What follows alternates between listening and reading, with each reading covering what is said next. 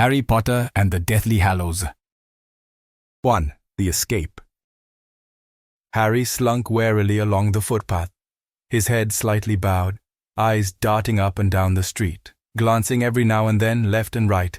His right hand hovered over the pocket in his worn-out, faded jeans, where his wand lay hidden, but within easy grasp. His fist was unconsciously clenching and unclenching. Most people would have found the misty, cool night air soothing, pleasant, but Harry was on edge. As he rounded the corner of Privet Drive, he stopped, his head turned to survey the street before him. There was nothing out of the ordinary, but he knew someone was there, somewhere, lurking in the darkest corners, or hidden by magic. He could feel their presence as sure as he knew he was standing there himself. He waited for someone to show. He never knew who it would be, but he could predict their appearance down to the last second. He stood for a moment, almost overwhelmed by his impatience. It had been the same every night ever since he had been at his aunt and uncle's. And tonight, as before, a figure gradually emerged from the nothingness. Harry was able to make out the features as it made its way towards him. It was Kingsley Shacklebolt. After scanning the area as soon as he had seen Harry, Kingsley had removed his invisibility cloak and given Harry a quick nod in greeting. When they were within a few feet of each other, Harry spoke. "What's happening? Who's here with you?" His voice was calm, but his look was determined. "Goldstein is at the other end of the street," Kingsley said in his deep voice, "but he'll be replaced by Tonks at midnight. I'm on until dawn." Even as he spoke, he never stopped surveying the area. "Nothing to report." This is how the quick exchanges between Harry and his guard had gone every night. "No, nothing." Harry's eyes barely met Kingsley's as he looked down at his shuffling feet. "So, when am I getting out of here?" "Nothing yet, I'm afraid." Kingsley was used to Harry's impatience. He had stood guard 5 out of the 8 nights since Harry had returned to Privet Drive. "Give it a bit of time," he said. "Things are not as easy as they were. It's going to take a fair bit of organizing. As it is, Podmore has to leave early." He brushed his hand over his bald head, "So I'm going to be here alone for about half an hour." Harry looked up suddenly, and then looked back at the ground just as quickly, his eyes seeming to be searching for something. This was it, he thought. This was what he'd been waiting for. It was only a short amount of time. He would have to cut it close, but he knew he could do it. With one guard gone, he could slip through. "Is there any other news?" Harry always dreaded asking this, but he had to know. If he was going to go through with his plan, he had to learn everything he could about what the Order knew. There was silence as Harry waited, eyes still lingering on the ground. He was sure if Kingsley caught his eye, he would see the guilt Harry tried so hard to conceal. Kingsley cleared his throat. "Some of the usual stuff," he said, though he seemed hesitant. "A few more missing people. They found Fudge's body late last night." Harry looked away in disgust. Fudge hadn't been his favorite person in the world. When Harry had returned from the graveyard, clutching Cedric Diggory's dead body during the Triwizard Tournament over 2 years ago, Fudge had refused to believe that Voldemort had taken form again, and in the year following, he had gone to great lengths to discredit Harry in every way possible, squashing most of Dumbledore's efforts to get people to believe in Harry and to prepare for Lord Voldemort's return. But for all Fudge's faults, he did not deserve the hand that fate had dealt him. Harry took a deep breath and turned back to Kingsley. Somehow this news had given him the push he needed. He now held such resolve that he was right in his plans, that he could look Shacklebolt directly in the eyes. "What are Voldemort and his Death Eaters up to? They must have a plan. You must know something from following the trail of blood they leave behind." Harry said this with such loathing that Kingsley barely grimaced at the mention of the name Voldemort, but pulled back slightly from Harry, seemingly more uncomfortable with his tone. "We don't know, exactly," Kingsley said evasively. This was the final straw for Harry. He could tell Kingsley was reluctant to say too much, and finally the pressure of the past 8 days sitting uselessly in his room at the Dursleys waiting for news. Biding his time, unable to rest as he waited for his chance, suddenly burst to the surface. "If you think," he said gravely, "that Dumbledore didn't know I was ready for this," his eyes blazed threateningly, "then you've already lost to Voldemort." His body was rigid with frustration. Kingsley seemed exceedingly uncomfortable, but Harry didn't care. If he was going to get out of Privet Drive tonight and take on the task Dumbledore had left him to do, then he needed information, and he needed it now. Harry had no intention of going after Voldemort yet. He had to find and destroy all of the Horcruxes, the artifacts that contained the pieces of Voldemort's shattered soul. Before he could do that, no. He needed information so he could avoid detection. If he was going to do this, he was going to have to do it alone. And the last thing he needed was for Voldemort to find out what he was up to. With the exception of Ron and Hermione, no one would know where he was. Not the Order, not Mr. and Mrs. Weasley, not even Ginny. "Look," Kingsley said. He was fidgeting with the invisibility cloak hanging fluidly in his left hand. "I don't know what good it will do you to know too much right now anyway. You can't leave until you turn 17 in a few weeks. It's safer that way. You will be better protected here than anywhere else until then. Now that He trailed off with an awkward hand gesture. "Well, you know what I mean." He gave Harry a steady look. It's what he would have wanted.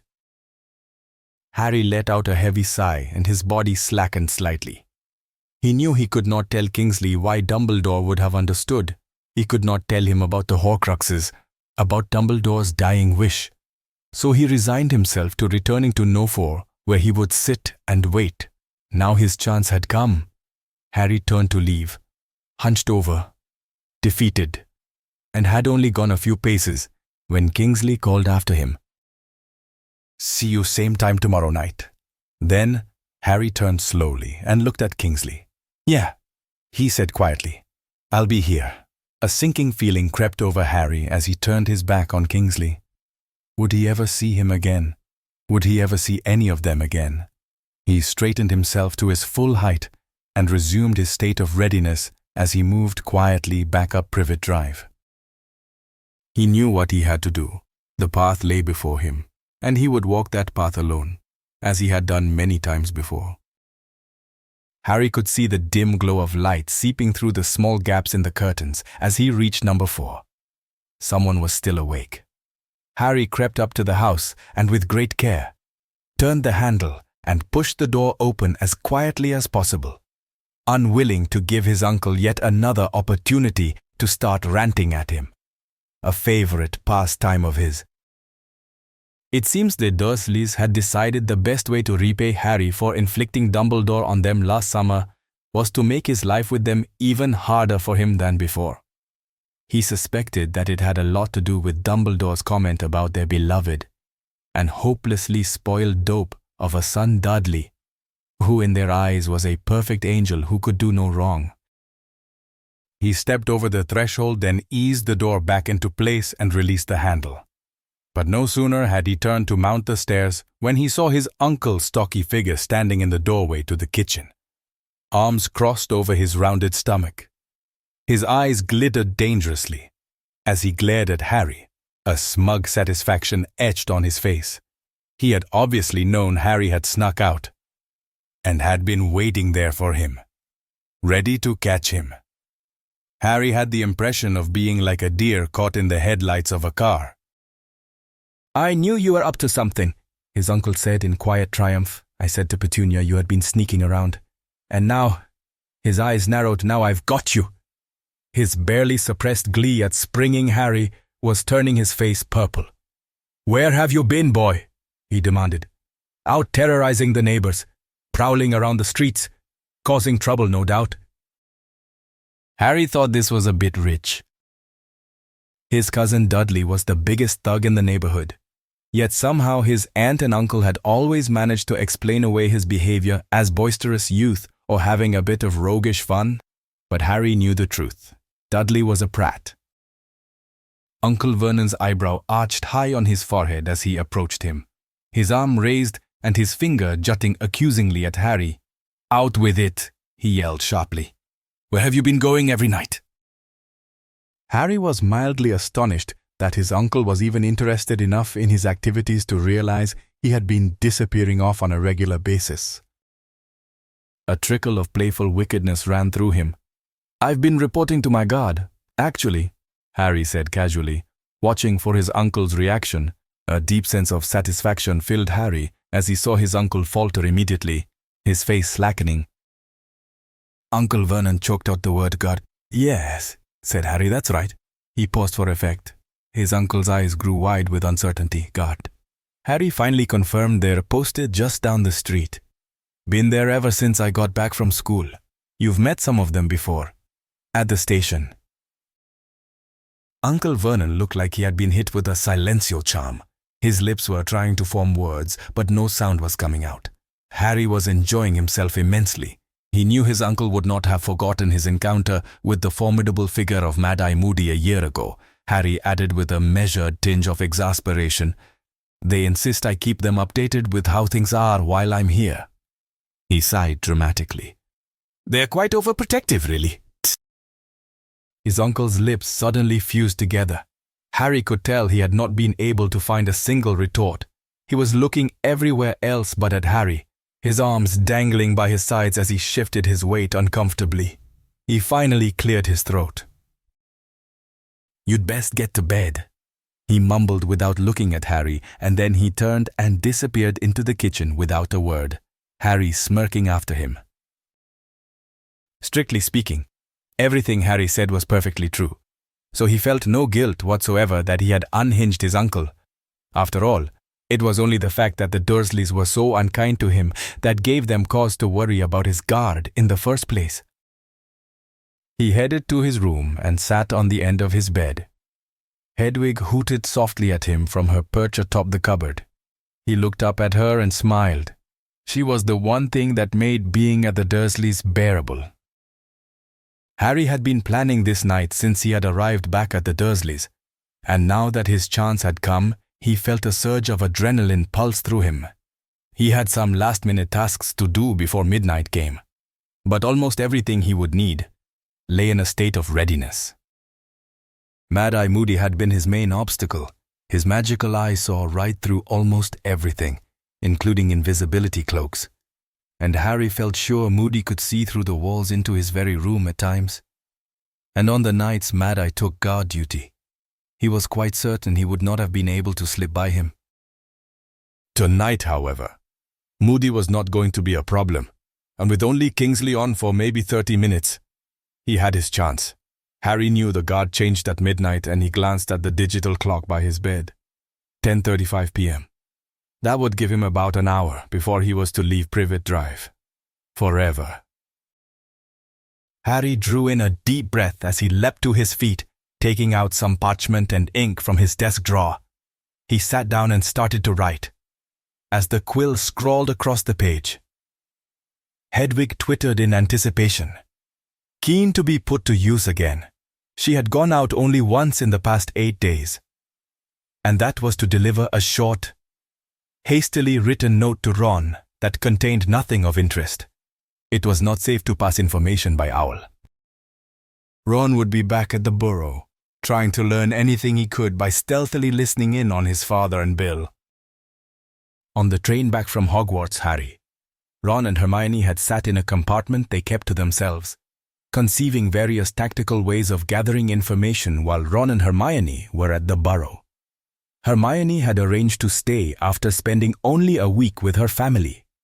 They occasionally looked up when interrupted by Order members who were patrolling the train, or fellow students like Neville who wandered in, but they were, for the most part, left alone. The loss of Professor Dumbledore had imparted a somber mood upon the Hogwarts Express. Every time the compartment door had slid open, Harry expected, hoped, to see Ginny's face. He sat through the train journey back to London feeling like part of him was missing. It was the beginning of the end of what had been for Harry the most wonderfully comforting thing he had ever known, His heart would have liked nothing more than to have Ginny sat beside him, the smell of her hair drifting lazily in the air and the comforting warmth of her body leaned against his. But he knew she could not be with him.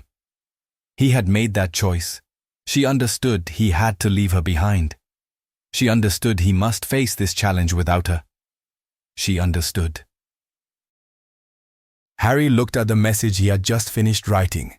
It was as bland as the one he had sent Ron, but its purpose was far more important.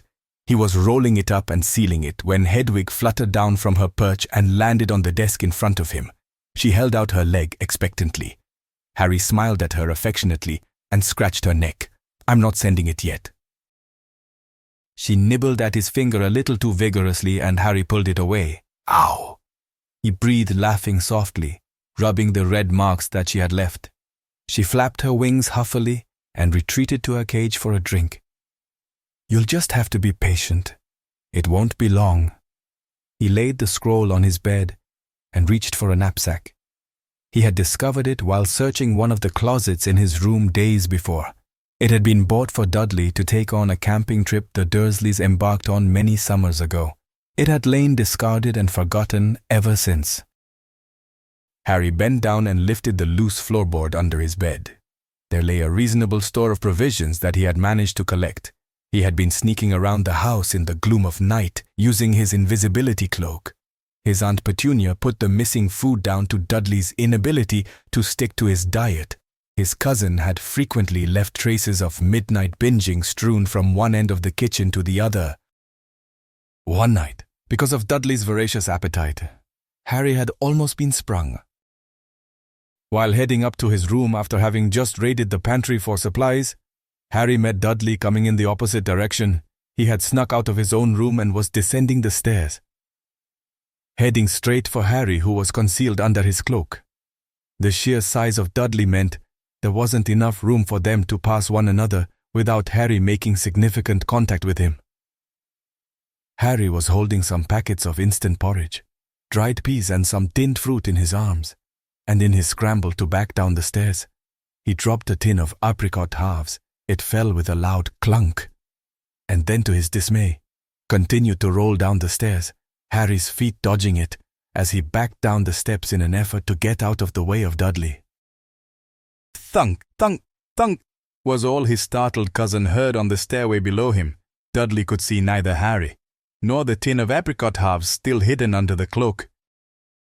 When Harry and the tin came to a halt at the bottom of the stairs, he looked up and saw in the gloomy light from the street lamp outside the look of sheer terror on his cousin's bloodless, white face.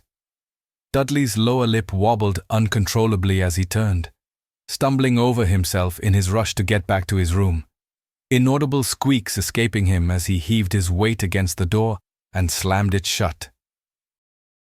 He did not venture out in the small hours of the morning again, which turned out to be very convenient for Harry indeed. Harry shoved some clothing and a bottle of water on top of the food he retrieved from the cavity, and then packed several other items carefully in the outside pockets of the pack. It was now heavily bulging as it lay on the bed. He reached in the closet for his broom and placed it beside the scroll. He took out the invisibility cloak from his trunk and placed it over the back of the chair. And then lastly, he packed his trunk with everything else he owned. It took him some time to check and double-check that he had packed everything. He could not afford to leave anything behind this time, as he had no intention of ever returning. Hedwig had been watching him from her cage, her head swiveling this way and that as she followed him round the room. She let out a small screech as Harry sat down at the desk to write one last note. Aunt Petunia, I want to thank you, for you have done more than you know. Because of you, my mother did not die in vain. Harry. He placed the parchment squarely in the center of the desk, stood back and looked to Hedwig. Okay, he said quietly, raising his arm. Come here. She fluttered down and settled onto Harry's outstretched arm. I need you to go to the park and wait for me there, Hedwig, he said. Do you understand? She hooted softly and launched herself out of the window into the night. Harry locked his trunk, flung the pack on his back, grasped his broom, and swung his invisibility cloak over him. Harry entered the park, tense and alert. He hadn't needed to pass Shacklebolt because he was posted at the opposite end of the street. But he was half expecting Tonks to come materializing out of thin air on top of him, so he quickened his pace as soon as he left the path to number 4. The bulk of his pack and the awkwardness of his broom made it difficult to stay completely concealed under his cloak, but his need for urgency was overtaking his need for care as he scuffled along under his cloak. Harry's eyes were constantly on the move, searching for anything out of the ordinary. Though he suspected he was safe for the time being, the Order of the Phoenix would not be looking for someone leaving the Dursleys. They were primarily there to stop anything getting in. The street lamps glowing dully in the mist cast eerie sprawling shadows across the lonesome grass of the unwelcoming nighttime park. Hedwig was perched on top of the swings, her large eyes looking straight at Harry. She had extremely good eyesight at night, and had no doubt seen a part of Harry's foot or broom poking carelessly from under his invisibility cloak. He stopped in the shadow of the large, dense oak tree and removed the cloak, stuffing it into his jacket. Hedwig plopped down in front of him silently, and he bent down to tie the scroll to her leg. "Take this to Hagrid," he said breathlessly. "Don't stop for anything." "Okay." She trilled lightly and took off in a silent, feathery swoop. Harry mounted his firebolt and sped off after her, into the night. With any luck, the Order wouldn't discover his absence until the following night, when he failed to make his nightly report. There was a possibility that Moody would take a shift before then and discover him gone. But Harry had at least 12 hours under his belt in that event. It was the best he could hope for. A pang of guilt stabbed at him as he tilted his head into the wind. He knew the Order would be thrown into a state of uproar when they found out. He could picture Lupin's reaction when the news got back to headquarters. Over the past few weeks, Lupin had reluctantly tried to fill Dumbledore's shoes, and Harry had noticed the strain in his face when his ex-professor had pulled him aside on the Hogwarts Express to give him instructions for the summer. Lupin would be racked with guilt and worry when he heard, but Harry could think of no other way to do what he knew he must. The wind bit through his jacket as he soared over the hills below. Hedwig was an incredible flyer, and although Harry had no trouble keeping up with her on his firebolt, he couldn't help but marvel at her skill and determination as he tailed her. Things would have been much easier if he was 17 and confident with his disapparating. He could have apparated near his destination and been there in an instant, but using magic while he was 16 at the Dursleys would have brought the Ministry down on him immediately, which also would have alerted the Order, and Harry needed time if this was to work. Harry was chilled to the bone by the time he started the descent. He had been successfully led to Hogwarts by Hedwig, who was heading straight for the newly restored Hagrid's hut. But Harry could not risk flying over the castle walls, unsure of the enchantments they held. So he landed near the edge of the dark forest and pulled his cloak back on. The absence of the brightly lit castle torches, which normally sent light streaming out of the windows, made Hogwarts appear far less welcoming than Harry remembered, and it seemed to him that the castle itself was lamenting Dumbledore's passing. When he finally rapped on Hagrid's door, Harry heard Fang launch into a zealous round of barking, followed by the muffled sound of something breaking within. Hagrid opened the door only inches, his beetle-like eyes staring suspiciously through the gap. "Who's there?"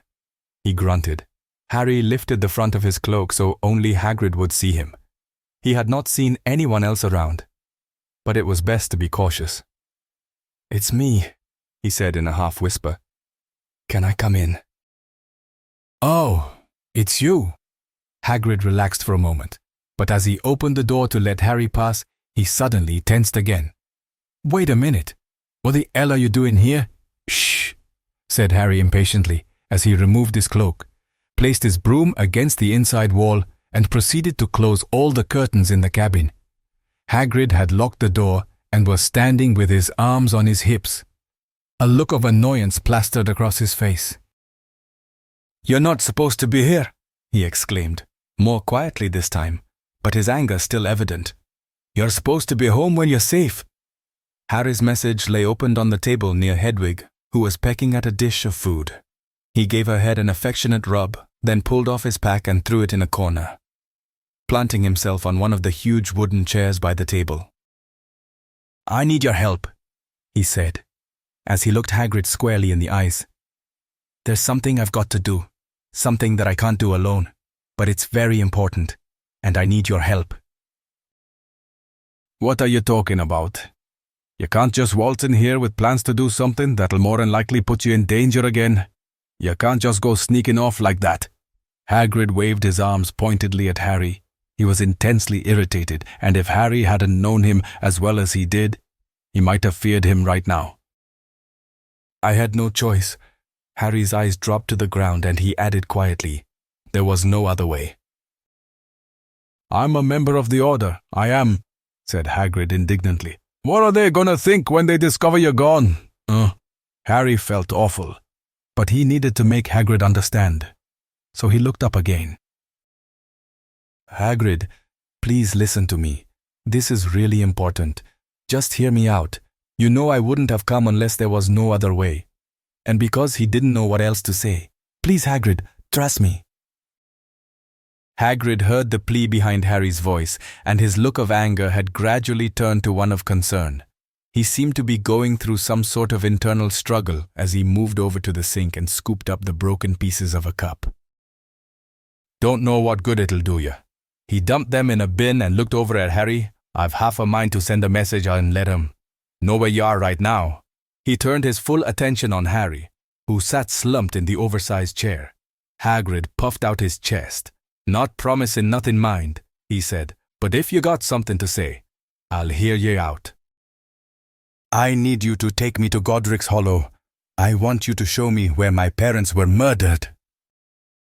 Harry watched Hagrid where he stood, and for a moment he wavered. The thought struck him that Hagrid would never agree to this. Hagrid's eyes closed for a fraction of a moment as he sighed heavily. Then he pulled out a chair and sat down opposite Harry. He was looking intently at the tabletop, as if searching for the right words. "I knew you'd want to go there one day. Been expecting it for a while." Harry had imagined all sorts of reactions from Hagrid, but not this. Hagrid finally met Harry's eyes ever since you returned from the graveyard. In fact, but it's not something you should be thinking about doing right now. Hagrid's eyes swelled with tears, and he looked away again. "Not now that Dumbledore's gone. It's not safe, Harry. It's the sort of place they'd be waiting for you to turn up." "I have to go, Hagrid. I have to know what happened." Harry was trying to catch Hagrid's eye. "I need to see where it all started." Hagrid was listening to Harry as though he knew exactly what he was going to say before he said it. "I need to see what's left behind," Harry added quietly. Hagrid frowned as he looked back at him. "What do you mean, left behind?" Harry was trying to read the look on Hagrid's face in an effort to decide what he should say next. "What's left of my parents' house?" "It's just as it was the night it happened. The place was pretty much destroyed after Sirius returned, and that Pettigrew blew up the street. There weren't much left, but nobody was allowed to go near it after that. Tell you the truth, nobody much wanted to either. So, no one's been through it since Voldemort was there. No one at all?" Harry asked. "Dumbledore went there to put a block on it. Magic to stop curious folk from wandering in there. Guess he thought it might be dangerous still. Or maybe he thought it was a fitting memorial. I don't know. But like I says, Harry, it's not the sort of place you want to be rushing off to now." Harry sighed and looked away. "I have to go. It's something I've got to do." He was talking more to himself as he studied Hedwig, but then he looked back to Hagrid, "And I'll go with or without your help, if I have to." Hagrid was slowly shaking his head, his eyes on the table again. "You're going to stay here until the Order come and get you. I can't let you do it, Harry. I'm sorry. I understand why you want to go, but it's not safe. I'll send them a message and let them know you're here." He started to rise from his chair, but Harry leapt to his feet and had his wand out so fast that Hagrid stopped, one arm still resting on the table, eyeing the slightly shaking wand now aimed at him. "I'm going, Hagrid, one way or another." Harry's voice was shaking, but he was determined to see this through. Hagrid drew himself to his full height as Harry gulped before adding, "You can either help me or step aside." Hagrid did not seem perturbed by Harry's wand. On the contrary, he was looking at Harry with what looked like pity. They stood across the table from one another for a time, neither speaking, but a change was gradually overcoming Hagrid. "Firstly, I know you won't use that thing on me, so you might as well put it away. And secondly," Hagrid reached into a cupboard and pulled out a plate of rock cakes. "Better have something to eat. It's a way to the Hollow, and we don't know how long we'll be gone." A short time later, the two of them were hurrying across the grounds. The sun was almost up, and Harry, hidden under his cloak, was having a job to keep up with Hagrid's gigantic strides. When they arrived at a battered old wooden shed near the greenhouses, Hagrid pulled out a keyring that jangled loudly with what must have been over 100 keys, all of different shapes and sizes. He fumbled through them for a moment, then seemed to find the one he was looking for. As the old door swung open, they entered into complete darkness. Harry took out his wand and lifted the cloak. Lumos! There were no windows, and the atmosphere in the shed was thick and dusty, as if it hadn't been opened in years. There was an assortment of odd wooden carvings scattered across the workbench, and unusual leather straps dangled here and there from the ceiling. There were several rusty old cages of different sizes and strengths stacked against the walls, and in the very back corner stood a large dark motorcycle. Hagrid grabbed a scrap of cloth and brushed the seat. A cloud of dust and grit filled the air, and Harry spluttered, waving his hand around trying to disperse it. "The last trip this bike did was to take you from your parents' house to your aunt and uncle's." Hagrid looked down at Harry. "And now 16 years on, it's going to take you back to the beginning again." Hagrid raised his eyebrows dubiously. "If we can get it going, of course." "This is Sirius's bike." Harry looked at it as a pang shot through him. "Yup, kept it here all these years. Don't have much use for it myself. Don't go anywhere I might need it. Still there it is." Hagrid patted it fondly. "You know, come to think of it, it'd be your bike now." He leaned over it and winked at Harry. "You want to drive it?" "No," Harry said quickly. I mean, I don't have a license." "Well, you're in good company then." Hagrid smiled. "Nor do I." Minutes later, the bike was rumbling loudly and Harry scooted onto its back behind Hagrid. "Nox," he said as he replaced his wand, careful to tuck his cloak around himself, keeping his feet well hidden. The bike jerked suddenly, then rolled out into the early dawn rays, Harry grasping the pillion bar tightly.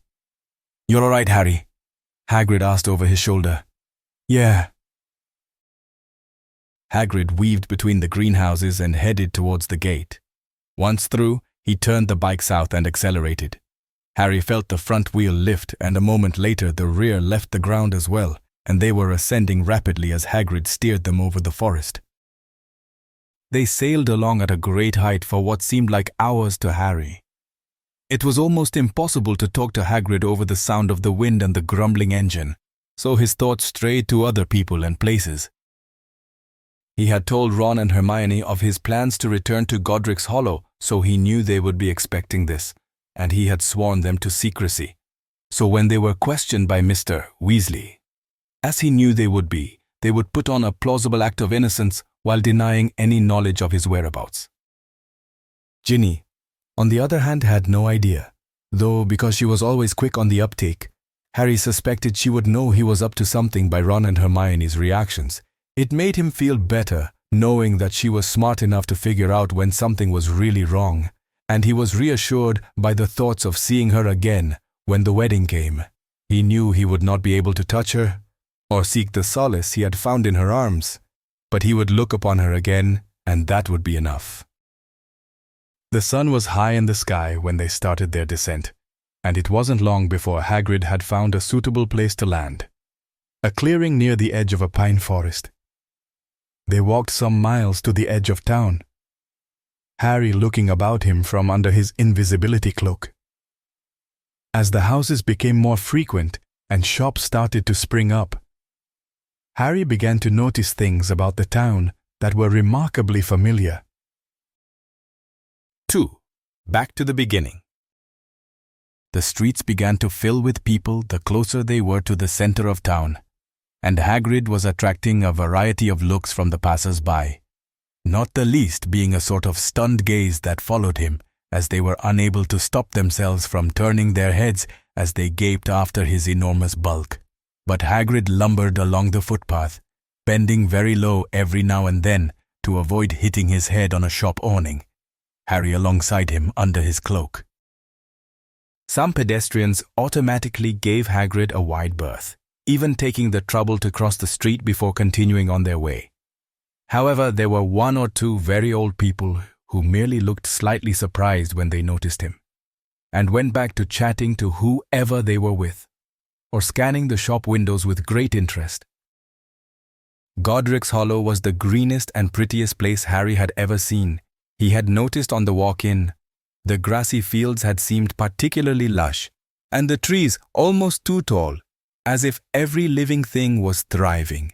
Closer to town, every nook and cranny was filled with the richest lush foliage, or peppered with an array of dazzling colorful flowers. Even the people looked unusually healthy and bright. You couldn't have asked for a cleaner-looking hub, and although many of the buildings were obviously very old, they were lovingly looked after. None of the flaking paintwork or cracked bricks that you might ordinarily expect. It was almost as if the buildings were in some sort of time warp while everything else carried on around them. But it wasn't just the beauty of this town that caught Harry's eye. The "Welcome to Godric's Hollow" sign was the first hint of what lay in wait. It was in the form of a shield, painted richly in red and gold, with the formidable Gryffindor lion rearing up on hind legs, mouth open and teeth bared in mid-roar with its claws outstretched. Population 2297, it said in gold lettering across the bottom. Over some of the oldest buildings, molded into the keystone brick that was common in the archways, was the distinctive mark of the lion once more. Some had abandoned the red and gold color scheme, but many were very much still icons of Gryffindor. Small bronze lions were mounted atop railing ends, and the shield was repeated several times throughout the street signs. In the very center of town was a marble statue. It would have been close to 15 feet in height, and was surrounded by a garden bed of vibrant red and golden yellow flowers. The bearded man stood proud and tall, wearing what could have been a traveling cloak, and a hat with a wide brim, which tapered up to a point that sagged gently to one side. His left arm was held aloft, his hand cupped loosely, as if holding something of great importance. His right hand rested on the hilt of a sword, the tip of the blade on the ground. Harry did not need to look at the plaque at the base of the statue to know that this was Godric Gryffindor. As they neared it, Hagrid spoke. "Guess you know who that is," nodding at the impressive stone figure. "Yeah," said Harry, as he looked around him to make sure no one was close. "This was a wizard town once, wasn't it?" "Yep, long time ago though. Been muggles here for centuries now.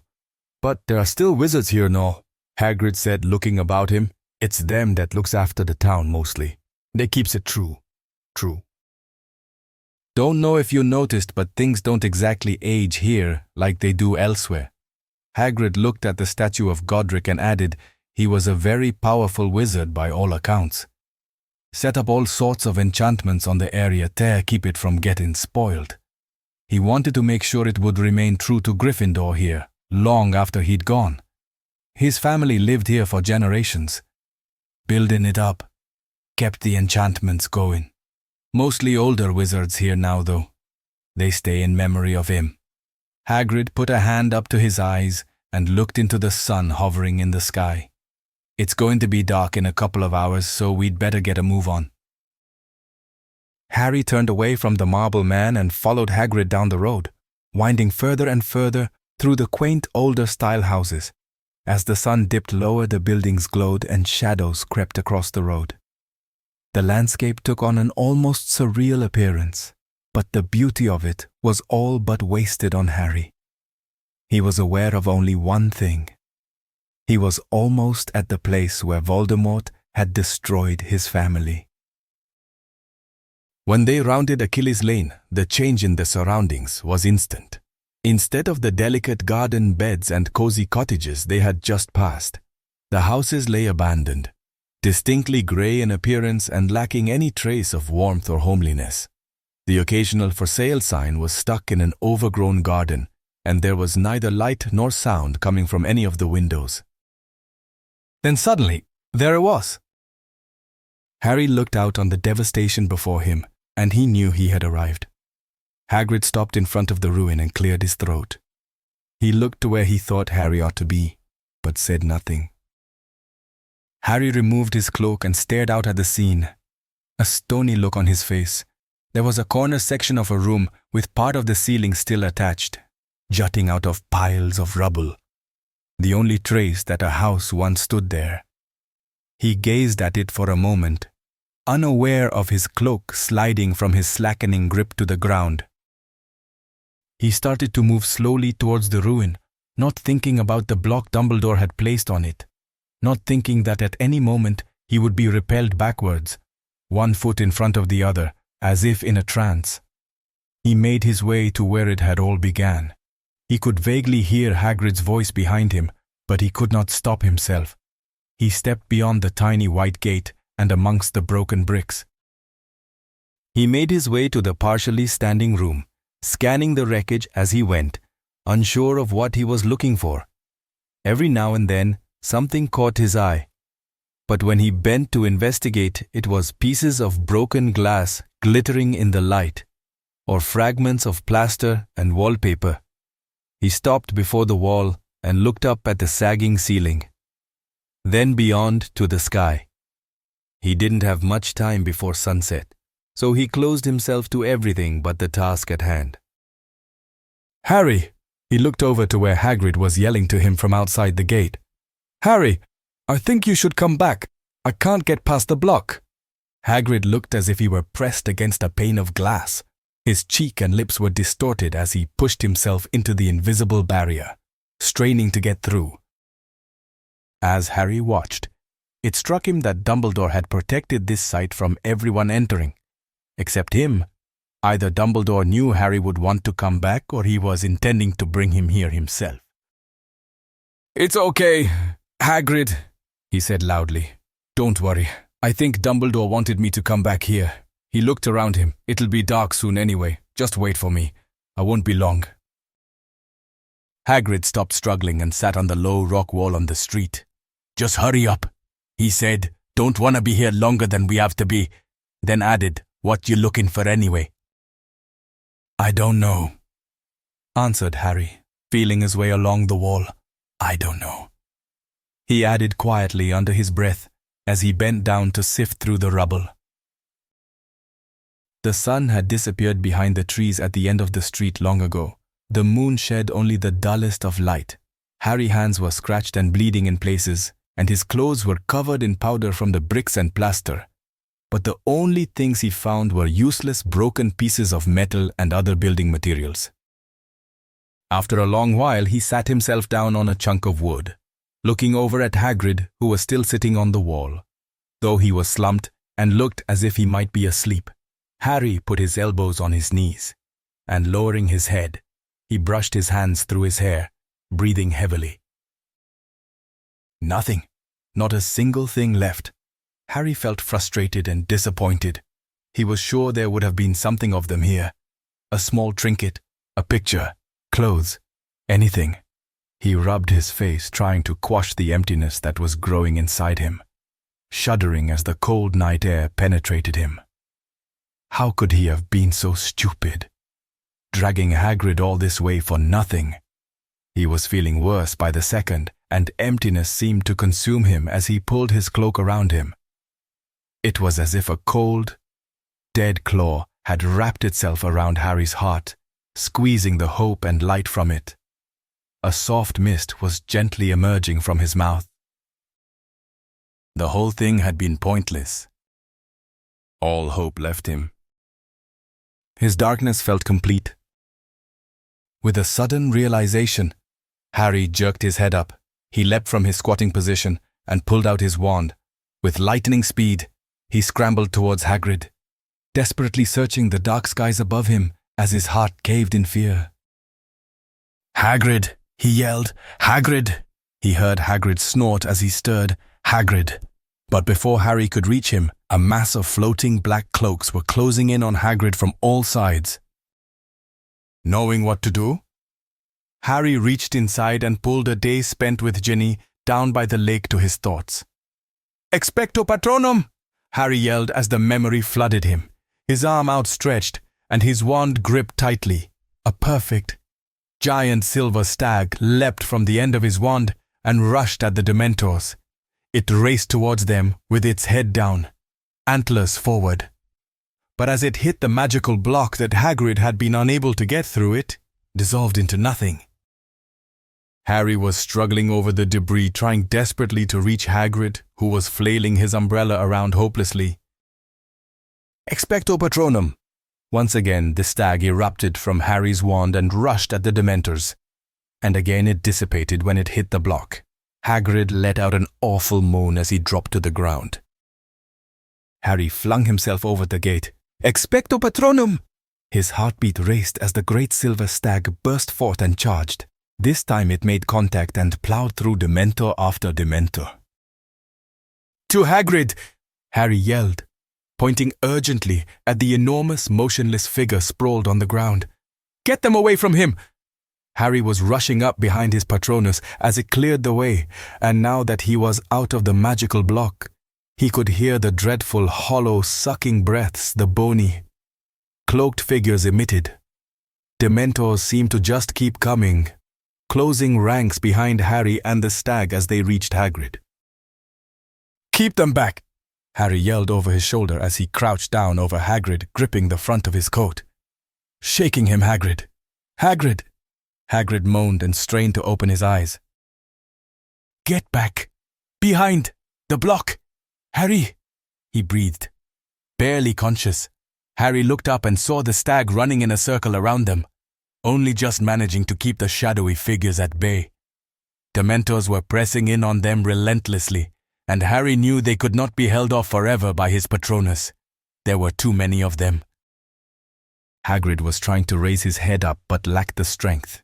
His eyes were only half open as he looked out at the flowing black cloaks, and his body trembled from the icy coldness the Dementors inflicted. "Get back!" He was struggling to talk behind the block. "It's all right. It's okay," Harry was saying to Hagrid. "They can't get to us." But he looked back out at the hooded figures swarming all around them. It was only a matter of time before his Patronus would fade, then they would be sitting ducks. He wouldn't even have enough time to conjure another one before they swooped in on them. He looked down at Hagrid. "Harry, get back. I'm not leaving you, Hagrid." Harry cut in abruptly. Then more softly he added, "Stop trying to talk." His mind raced. He had no idea how he was going to do it. But he was not going to let Hagrid have his soul sucked out by a Dementor. He was going to get them both out of there. Crack! All of a sudden, several loud popping noises sounded beyond the black swirling dome that enclosed them. Harry's stomach lurched as a feeling of dread flooded him. Death Eaters. He heard loud voices but couldn't make out what they were saying. He closed his eyes. I should never have come. I should never have persuaded Hagrid to come. He trusted me. He opened his eyes again and stood up. A new strength took hold and any fear abandoned him as he set himself to defend his friend with his last breath. It appeared the Dementors were being called off so the Death Eaters could take over. The ones on the outer edge were falling away rapidly, and it wouldn't be long before Harry would be face to face with Voldemort's cronies, or maybe even Lord Voldemort himself. For a moment, it seemed the Dementors had been caught by surprise. They jerked suddenly, like swarming fish avoiding circling sharks, turning their backs on Harry. And then a change came over them. They scattered, some darting away up into the sky while others appeared to be dropping away. As if knocked down, a gap opened up before him, and Harry realized what was happening. A large silver animal, A goat Patronus was charging down Dementors with ease, and to Harry's left and right he caught sight of more silver Patronuses, one that looked like a large wild cat, the other an enormous vulture. All of them clearing the way as 3 very old wizards in white robes, 2 with long silvery beards and the other almost completely hairless, rushed up to where Harry stood over Hagrid. "Are you all right?" The skinny bearded one panted breathlessly, bent over clutching his knees. "I'm fine, but they attacked Hagrid before I could get to him." Harry watched the other 2 wizards recall their Patronuses now that the last of the Dementors had gone. Harry's stag turned to him, but faded into the darkness as it approached his outstretched hand. Finally, at the end of its power, the biting cold eased to a mild, calm night once more. He turned back to Hagrid and crouching over him said, "It's all right, Hagrid. They're gone now." Hagrid was beginning to recover, his giant blood providing far more resilience to the Dementors than ordinary people. Harry looked over his shoulder. "Don't suppose you have some chocolate handy?" "What was all that about?" wheezed the dumpy-bearded wizard in a grainy voice. Looking at Harry, slowly comprehension dawned on his face. He had probably recognized Harry from his photo in the paper. Harry doubted his scar was visible in the dim light. "You," he breathed. What are you doing here?" His eyes wide. But even before Harry had a chance to answer, the little bald wizard cut in. "Now why would you be needing to ask a question like that for FUD?" He had a look of exasperation on his face as he threw his arm in the direction of Harry's parents' house. "Eh?" Fudd said, screwing his face up and cupping his hand behind one ear. "What you say?" "Look where we bleeding well are. For goodness sake," the other wizard answered loudly. "What you think he's doing here? On holiday doing a bit of sightseeing," he said gruffly and rolled his eyes, doddery old bludger. He added not too quietly, "I heard that," said Fudd. "Oh, so you heard that all right," said the second man, giving Fudd a sideways glance. What?" The plump man was making it obvious he was having trouble hearing again. "What was that?" "Never mind," the bald man said loudly in frustration. "I do not think it is wise to stand here bickering amongst ourselves," interrupted the thin-bearded wizard. His voice was old and cracked but firm. "We had best leave here as soon as possible." He gave the other 2 wizards a silencing look. "They may very well return, and in even greater numbers. Meister, Potter, you and your friend will come with us for now," he said, motioning the others to help get Hagrid to his feet. "You can go no further tonight, I think."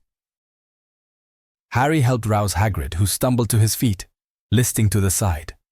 He was grey behind his bushy beard and looked very weak, so Harry did his best to help support him.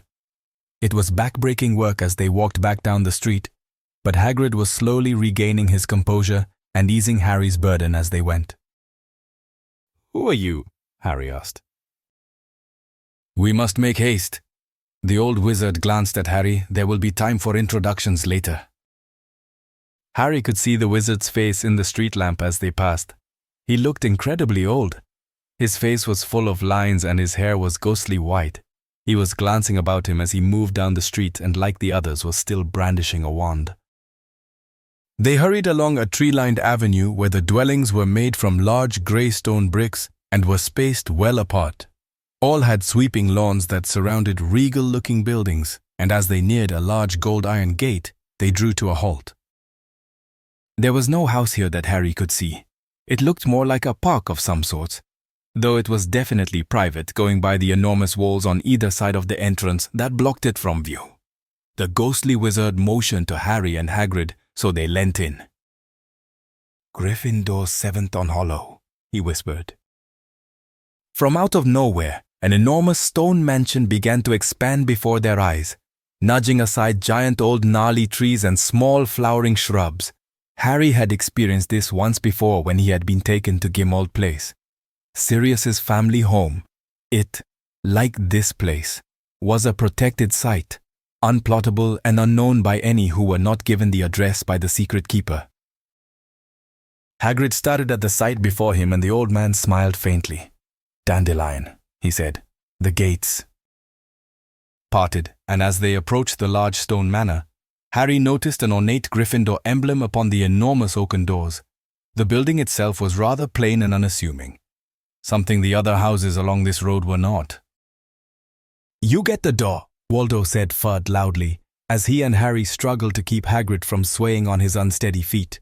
The little bald wizard muttered something under his breath and ran the tip of his wand lightly along the crack where the double doors joined in the middle of the two massive cast-iron handles shaped like lions. There were several loud clunks, and the doors swung slowly inwards, creaking loudly as Harry guided Hagrid through the entrance. "This way," said the thin bearded man, motioning his hand as he entered a small room just off the entry. Hagrid dropped onto a bench seat that lay beneath the main window, and Harry sat himself down on the arm of a leather chair nearby, surveying the scene. The room had a distinctly cozy feel to it. Harry gave an involuntary shudder. His brush with the Dementors sat in stark contrast to the welcoming surroundings he now found himself in.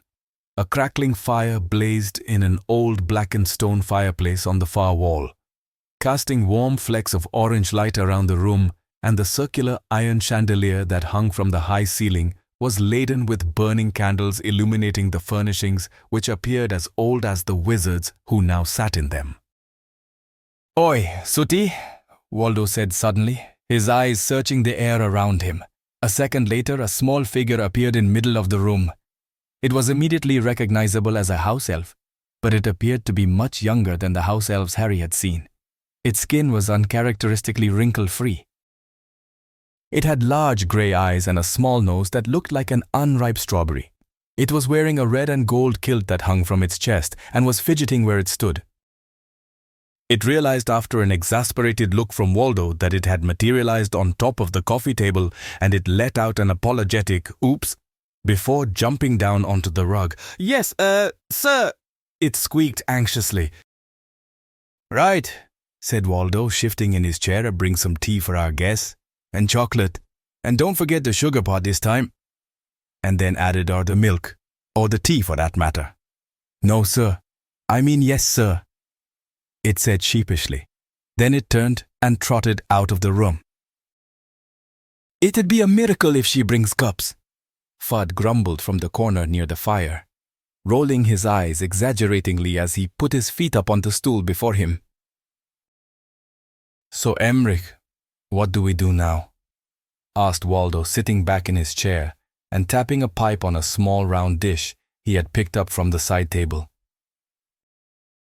The thin-bearded wizard who had remained standing walked over to the fireplace, bent down and began prodding the fire with a metal poker, sending sparks soaring up the chimney. He turned and looked at Hagrid and Harry. "Sooty will make you a room each for the night. You will be safe here until morning at least. However," he looked directly at Harry from under his brow, "you know who will be aware of your presence here by now, and there will almost certainly be some of his minions in the Hollows seeking you. I advise you not to attempt to return to Achilles' Lane under any circumstances." Harry dropped his eyes to the worn rug at his feet. Disappointment washed over him again at the thoughts that his search had turned up nothing, and he was beginning to feel extremely guilty for bringing Hagrid with him. He was beginning to see it as a rather selfish endeavor after all. Emmerich turned and stared into the flames. The glowing flickers danced across his face. "We were fortunate tonight. You must have caught them off guard.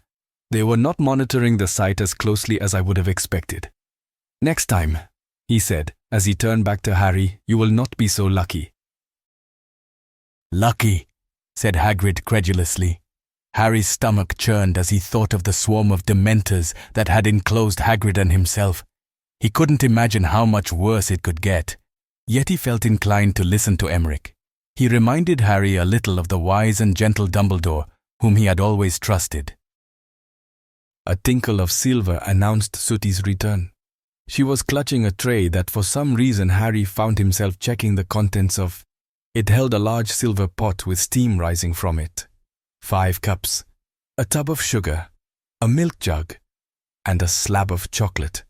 He felt some relief that she appeared to have remembered everything and was turning back to Emmerich when her rather large foot caught the leg of the cloak stand. and with an almighty crash, Sooty went flying face down onto the floor, the stand tumbling over behind her and burying her in clothing. The contents of the tray spewed out over the rug. Harry automatically jumped to his feet to help her. He yanked the clothing off her, pulling her up by the arm. She was tittering nervously, and Harry could hear Fudd mumbling, "Useless. Couldn't dry a dish in a desert." Emmerich had pulled out his wand, and with a double wave the tray right-sided itself, and the tea set jumped back into place.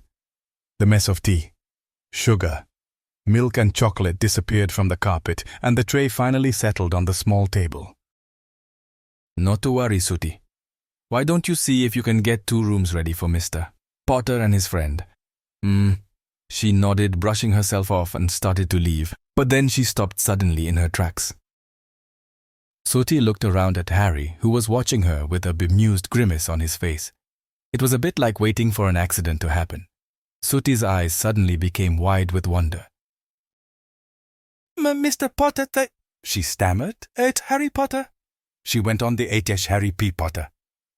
She seemed unable to grasp the enormity of it, and although Harry had gotten used to people's reactions to him, he was feeling slightly uncomfortable at Sooty's awe.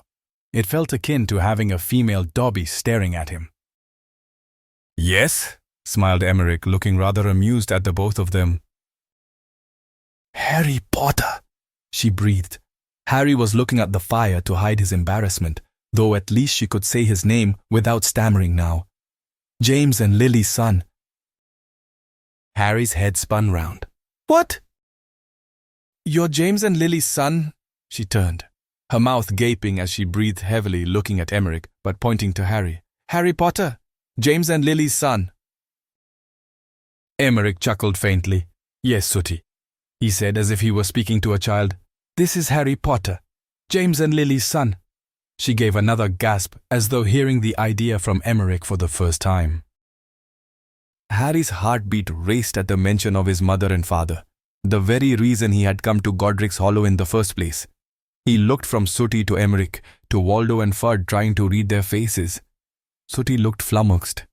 Emmerich was smiling faintly, and Waldo and Fudd were regarding him with interest, but neither had moved.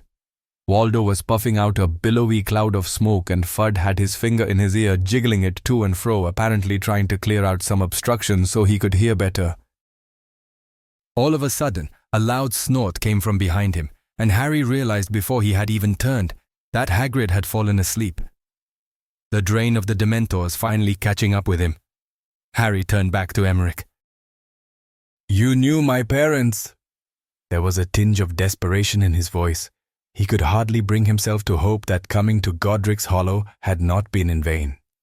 "Yes, Harry said Emmerich, myself in particular, knew your mother and father rather well." Harry undressed carelessly in the silvery moonlight and slipped under the cool white cotton bed covers. He lay with his hands behind his head, gazing up at the flickering shadows on the ceiling as an ancient willow outside the open window swayed gently in the breeze.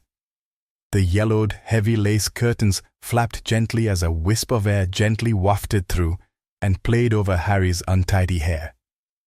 Somewhere in the distance, a chorus of frogs were trying to outdo their cricket counterparts, croaking and gurgling fervently. He breathed deeply as his thoughts churned. He had expected to be overcome with emotion at what Emmerich and the others had told him. He had expected to feel elated or sorrowful at what they had to say. But instead, the time spent listening about his parents had left him numb. Harry turned his head to the small black chest that crouched on the bedside cabinet. When Emmerich had handed it to him at the foot of the stairs, Harry had assumed it contained nightclothes and wash things for the morning. Instead, Emmerich revealed it contained all that was salvaged of his mother and father's things after Voldemort had murdered them.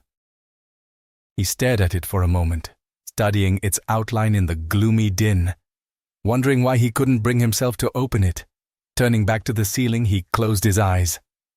Nothing had gone at all like imagined. Hagrid had put up far less resistance than he had expected. Harry alone had been able to walk straight through the magical block to gain entrance to the ruin. They had both been swamped by countless Dementors in the middle of the street and then rescued by 3 ancient wizards who, as it turned out, knew his mother and father personally. And then just when he'd given up hope of ever finding anything of his parents' possessions, out of the blue he had been handed the very thing he had struggled so desperately through all this for. What confused Harry the most was how he could lie there feeling so detached from everything. Emmerich had spent some time recalling his visits with Lily and James. Waldo and Fudd chimed in with little details every now and then, as apparently the three of them were his parents' only regular visitors during their time in hiding at Godric's Hollow. They had in turn spent many an afternoon keeping Lily and her baby company when James was absent. Emmerich had remarked several times on what an extraordinarily talented witch his mother was, and Fudd had said she was the sweetest lass he had ever had the fortune to meet. He said Lily had an excellent sense of humor, which made visiting with her one of the things he most looked forward to. Waldo had told how she doted on her baby boy, who was always smiling incessantly up at her, and Emmerich said she was often to be found in the sunroom, sitting in a large armchair with her sleeping baby curled into her chest, staring out the window waiting for James to return.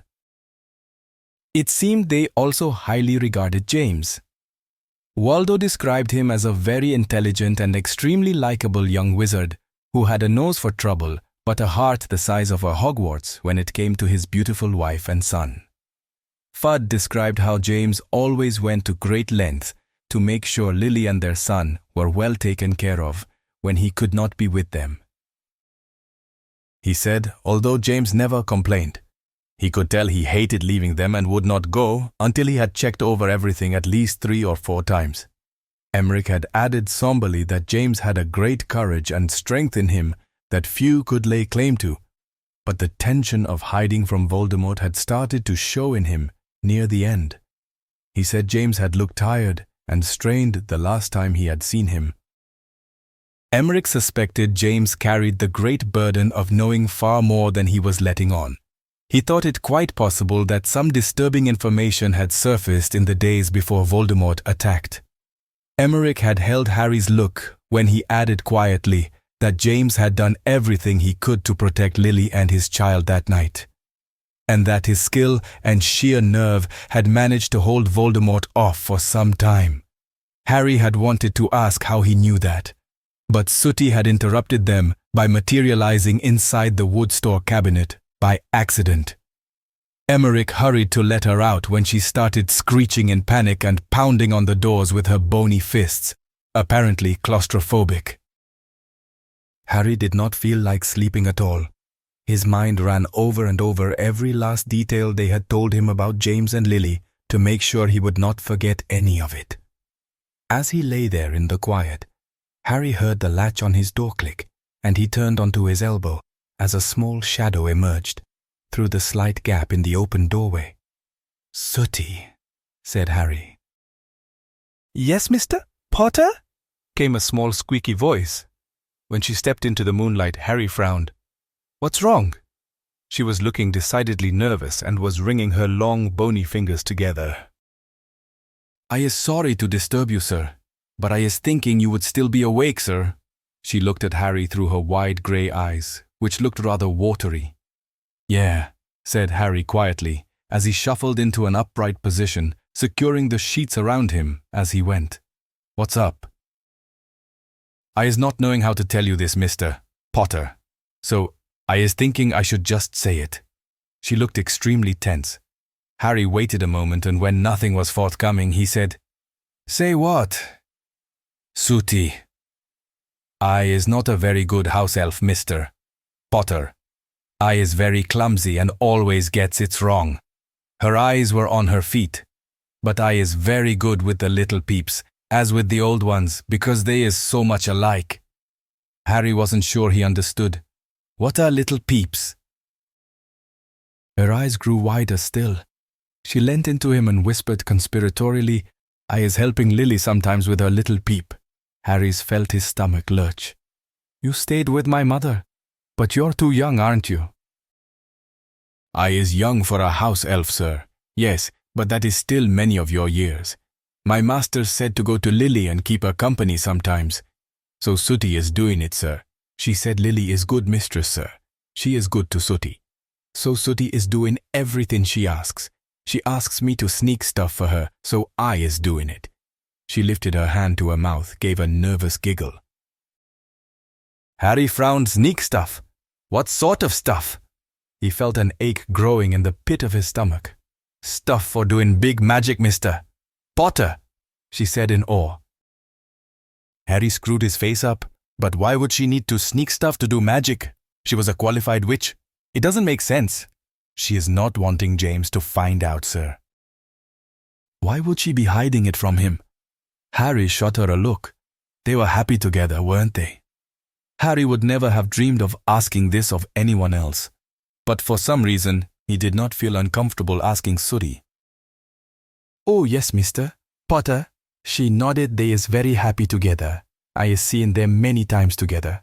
She blushed and added with a whimper, Lily is loving James more than anything. And he is loving her back so much he is crying once. Harry swallowed hard, crying. He is crying once when he is alone, sir. He is scared for Lily and little Peep, sir. Her eyes filled with tears. He is good man, sir. He's not knowing Sooty is there at first. Then he is telling me not to say anything to Lily. So I says nothing. She waved hands despairingly. Harry's insides felt like they were dissolving. He felt guilty that he had intruded on his father's grief. He turned his eyes to the bedsheet and searched for something to say so he did not have to think of his father crying. What was she hiding from him?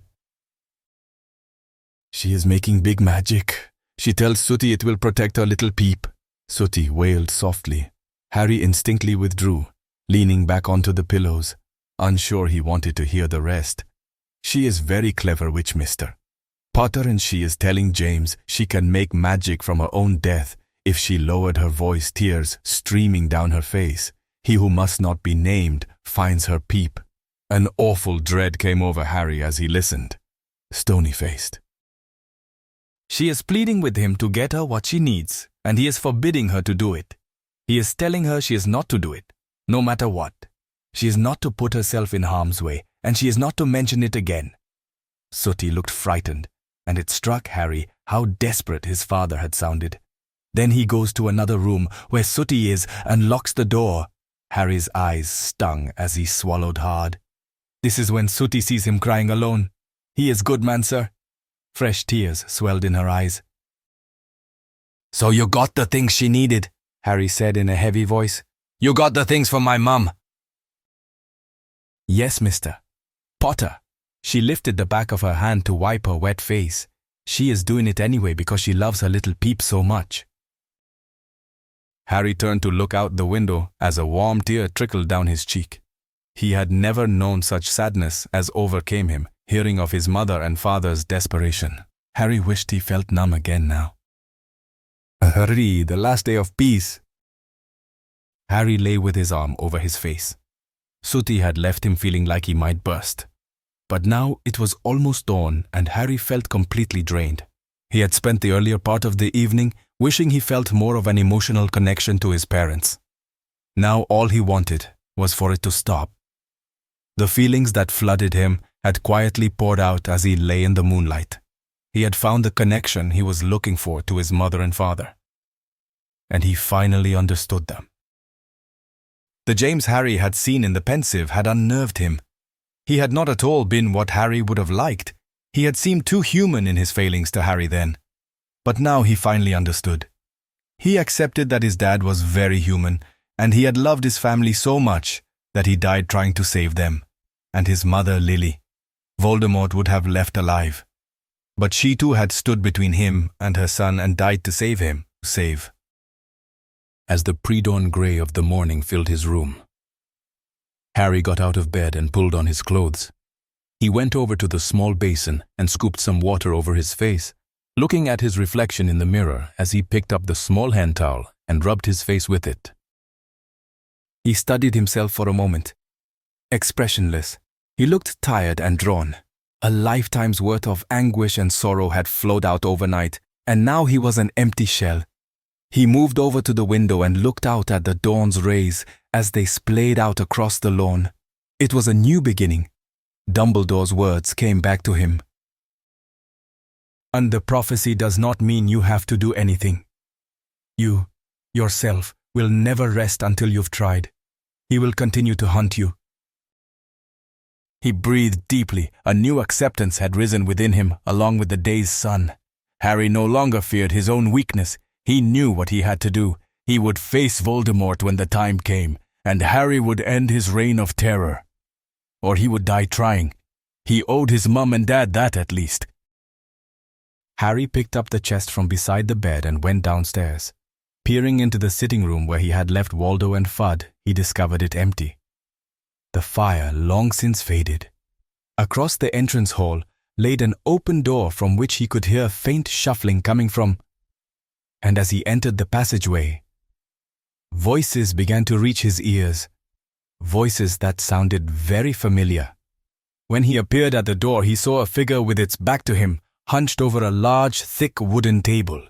Harry slipped the chest onto a bench top beside him. Harry. He was suddenly swamped by an anxious-looking Hermione. She threw her arms around him, breathing heavily. Harry had grown used to her displays of affection, and he wrapped his arms around her and hugged her warmly. It felt good to hold her. He had spent last night feeling very alone, and having Hermione here made him feel less empty. He smiled down at her as she pulled away. When we heard what happened, her face was searching his, her mouth struggling breathlessly to form words. Are you all right? Her face full of concern. I'm fine, Hermione, really. He said, but she was still holding onto his arms. Really? He nodded in reassurance. And Hagrid, is he okay? She said urgently. He's fine too. Don't worry, he said as he plucked her hands off him. I'm glad to hear it. Harry looked over Hermione's shoulder. Lupin had turned around and was looking at him from the table. He looked grey and sickly. Lupin, Harry said guiltily. I'm sorry, he began, but Lupin held his hand up and shook his head softly. Don't, he said gravely. I know why you came, Harry. Hermione took Harry by the arm and led him to the table opposite Lupin. Harry looked around with a wry smile. His ever-present guard had caught up with him again. Sturgis Podmore and Hestia Jones were standing by the window, deep in a whispered conversation, frequently sending glances in Harry's direction, and Elphias Doge was standing at the old-fashioned stove giving Sooty instructions on how best to cook scrambled eggs. Fold, he wheezed. See, don't stir. What are you doing here? How did you know? Harry asked as he sat down. Emmerich sent us a message, told us you were here, Lupin said, studying Harry. He knew we'd be looking for you once word of the Dementors got out. His voice changed. What he didn't know is that we had already been looking for you since midday yesterday. His face was very stern. Harry sighed and closed his eyes briefly as Lupin continued. If it wasn't for Moody dropping in to deliver Tonks a message, we probably wouldn't have discovered you gone until it was time for you to check in. He was frowning and looked like he was daring Harry to retort. But I'm sure you already know that. In fact, you were counting on it, if I'm not mistaken. I knew you wouldn't let me come here otherwise, said Harry, suppressing his rising anger. He was fed up with being treated like a child, tired of having everyone else around him thinking they knew what was best for him. Have some breakfast. Harry. Hermione butted in, pushing a plate of eggs under his nose, doing her best to avoid a confrontation between them.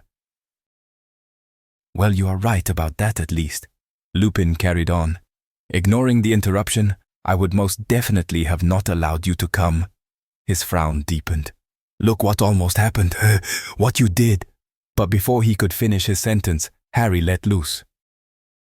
I would have thought out of everyone. You'd understand. Harry said furiously, you were one of my mum and dad's best friends. You would have done the same thing if you were me. And don't tell me my mum and dad would have expected any different either, because I'm too much like them to think they wouldn't have understood. Lupin had a strange expression on his face, like he was looking at Harry for the first time. You are like them, Harry. Very much indeed, which is one of the reasons I'm here now. His frown had faded and his voice was tinged with sadness. Harry sighed heavily and looked down at the table. I know. Harry, we all have to look out for each other. For you especially. But you must understand. He paused as a tense Hermione put a plate down in front of him. You are Voldemort's #1 target. He will stop at nothing to get to you. He met Harry's eyes. I am not Dumbledore. I cannot protect you like he could. He shook his head gently. None of us can. Harry looked directly at Lupin. I'm not afraid anymore. Something in the way he said it made Lupin smile slightly. I've never doubted your courage, Harry. Elphias let out a frustrated grunt as Sooty folded the scrambled eggs all the way over the edge of the pan and onto the hot metal surface. I said fold, not shovel. Hermione immediately went into a flutter to rescue Sooty, reassuring her repeatedly that it was okay and that they had plenty more eggs to go round. Harry noticed Sooty was regarding Hermione with great caution, as you might an escaped patient from the psychiatric ward. But Hermione seemed not to notice, being too busy shooting scowls at Elphias. Emeric entered the room not long after and gave Harry a smile and a nod as he settled next to Lupin and chatted in between mouthfuls. Hagrid came down a little while later and was back to his usual self.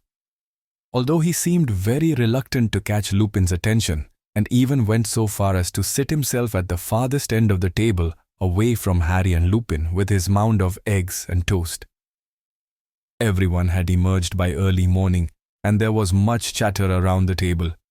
It seemed Waldo and Fudd rarely left the Hollow much anymore, and they were using a kitchen full of wizards to catch up on the latest happenings. Harry caught snippets of conversation here and there, and he strained particularly hard to hear what Lupin and Emeric were discussing, but they were difficult to hear over Hermione's repeated attempts to quiz him. At one point, he snapped at her a little impatiently when he thought he had heard Lupin say Tom Riddle's name, but she had looked so offended that he gave up trying to eavesdrop and turned his attention to her. He gently put his hand on hers. Sorry, he said. I didn't sleep much last night. She smiled dully at him. No, I don't suppose you did.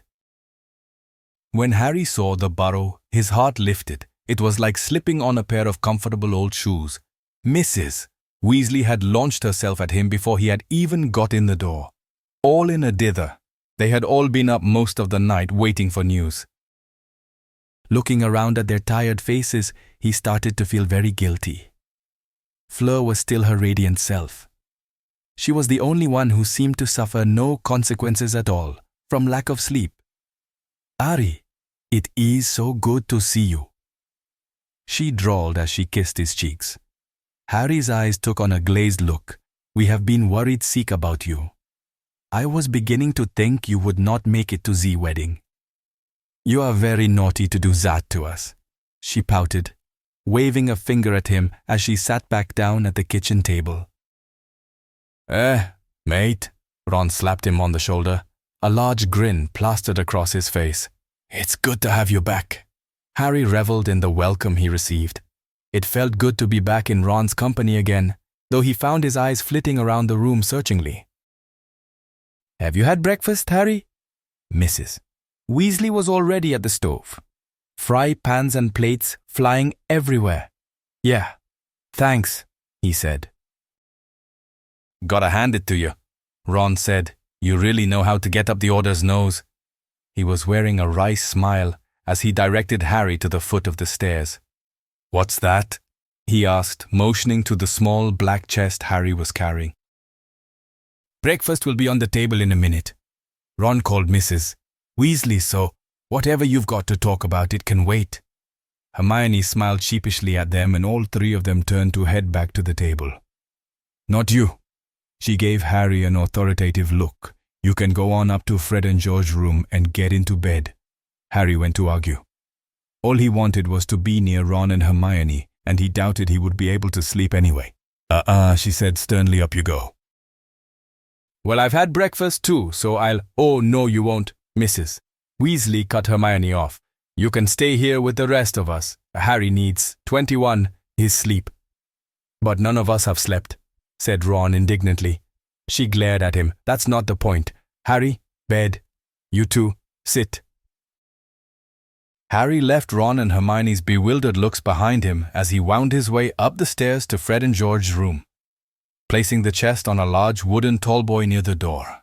His trunk was sitting at the end of the bed, so he walked over to it and stashed his father's old cloak away. Just before apparating back to the burrow, Hagrid had handed Harry the silvery parcel, having picked it up after Harry had dropped it, and stowed it in one of his many coat pockets. Harry had forgotten all about it until that moment and was glad Hagrid had thought to retrieve it. He knew he was going to need it again more than likely, especially if faced with a situation like at the Dursleys where he needed to slip away. It seemed as soon as Lupin had found out that Harry was missing from Privet Drive, he had pounded on the Dursleys' door with Moody in his wake to find out how long he'd been gone. This was pointless, of course, as the Dursleys didn't even know that he was missing and were in such a state over being harassed by two rather scary-looking magical madmen that Lupin had not been able to get even two coherent words out of them. In the end, he had given up trying and had transported Harry's trunk directly to the burrow before he and Moody had left, leaving three very stunned and frightened people behind. Lupin pulled Harry aside at Emmerich's and told him he was to stay at the burrow until further notice. He said they had spent a great deal of time trying to ensure it was safe for him there and would be bitterly disappointed if Harry chose to disregard that fact and scarper off again, leaving no clue as to where he was. Harry was all too aware he had no place to go anyway. At this point, he had no idea where to start looking for the remaining Horcruxes, so it hadn't been too difficult to set Lupin's mind at rest. Hagrid was to take the bike back to Hogwarts while Lupin and the others escorted Harry here. They had seemed in a great hurry to leave once they had seen Harry safely to the garden path, stopping only to give the briefest of waves to Mrs. Weasley as she flung the front door open. Harry sat on the side of his bed unbuttoning his shirt, staring thoughtfully at the floor, wondering why they had been in such a hurry. He was getting rather impatient with the fact that the Order still felt it fitting not to tell him what was going on. He would be 17 in a couple of weeks, and then he would tell Lupin he wanted in on it all, or else. Surely he couldn't deny Harry once he came of age, and for him, it couldn't happen soon enough. Harry suddenly became aware of someone watching him. He looked up sharply and there, leaning against the doorway, arms crossed over her chest and eyes full of doubt, was Ginny. He stopped unbuttoning abruptly. He felt a surge in the pit of his stomach as he looked at her. It had been her he was looking for when his eyes had strayed around the room downstairs. And seeing her now, he wondered how he had ever found the strength to leave her. "Hi." Her voice sounded like nectar. "Hi," he answered. "Stop it," he thought as he tried to rein in the emotions that flared uncontrollably within him. "Just wanted to see that you were okay." She frowned slightly. "I'm fine." His answer was stunted, not wanting his voice to betray him. Ginny nodded slightly, then without another word, turned and left. Harry pulled his glasses off and collapsed back on the bed, rubbing his face with his hands. His eyes closed. "What are you doing? Get a grip," he thought to himself. "It's not that hard. Just deal with it." He breathed heavily, pulled himself back up, walked to the door and closed it. Out of the blackness came an eerie apparition. It was Dumbledore holding his arm out before him in offering. Sirius was struggling behind him, his face contorted with effort, his hands gripping the mouth of a doorway. His body stretched out behind him as he was being sucked in. Harry reached out desperately, but was slowed by an unseen force. He was fighting against the air as if he were embedded in sand. Then Snape stood before them, the same ugly expression on his face as when he had struck down Dumbledore. He had both arms raised above his head, grasping a shining object, and then suddenly Sirius roared, "Harry!" Harry jumped up onto his elbow, his breathing ragged and his heartbeat racing, dripping in sweat. Snape's face still burned in his mind, a lingering residue of the dream he had been having. What time was it? He looked over at the window. The sun was streaming through the gaps in the curtains. Harry pulled himself up and swung his feet on the floor. He sat there with his head hung low, running his hands through his unkempt hair for a moment. Then he shook his head and stood up, grabbed his clothes and headed for the bathroom. The trio had spent the following days leading up to the wedding, exchanging what little information they had. Harry had told Ron and Hermione of Sooty and her revelations about his mother. Both of them had eyed Harry with a mixture of shock and awe, and though she tried to hide it, Harry was sure he caught a glimmer of excitement in Hermione's eyes. Ginny interrupted just then on Mrs. Weasley's orders to call them in for dinner.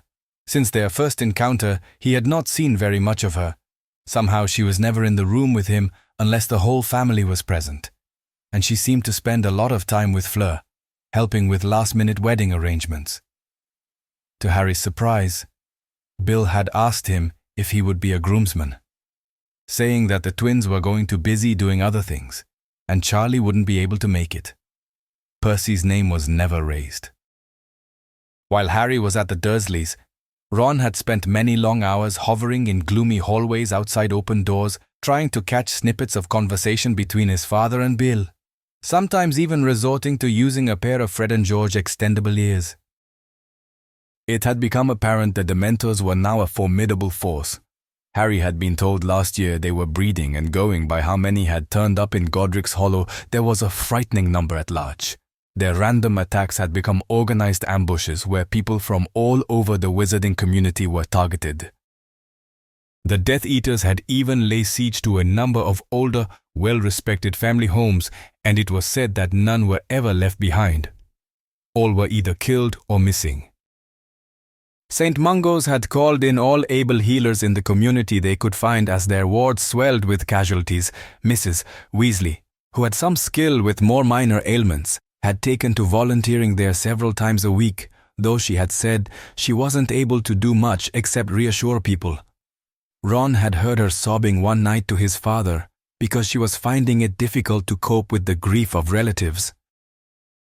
There was a report someone from the ministry claimed to have sighted Ollivander, the wand maker previously thought missing, hovering in the shadows of the abandoned shops in Hogsmeade one evening. However, when they had done a double take, he was gone. The information went on and on. All of it was pretty much as Harry had expected. But what he really wanted to know was Voldemort's plan of attack, and what the Order were doing to counter it. He was feeling incredibly frustrated as he sat in the Weasleys' backyard, turning the small golden locket from the cave over and over in his hand.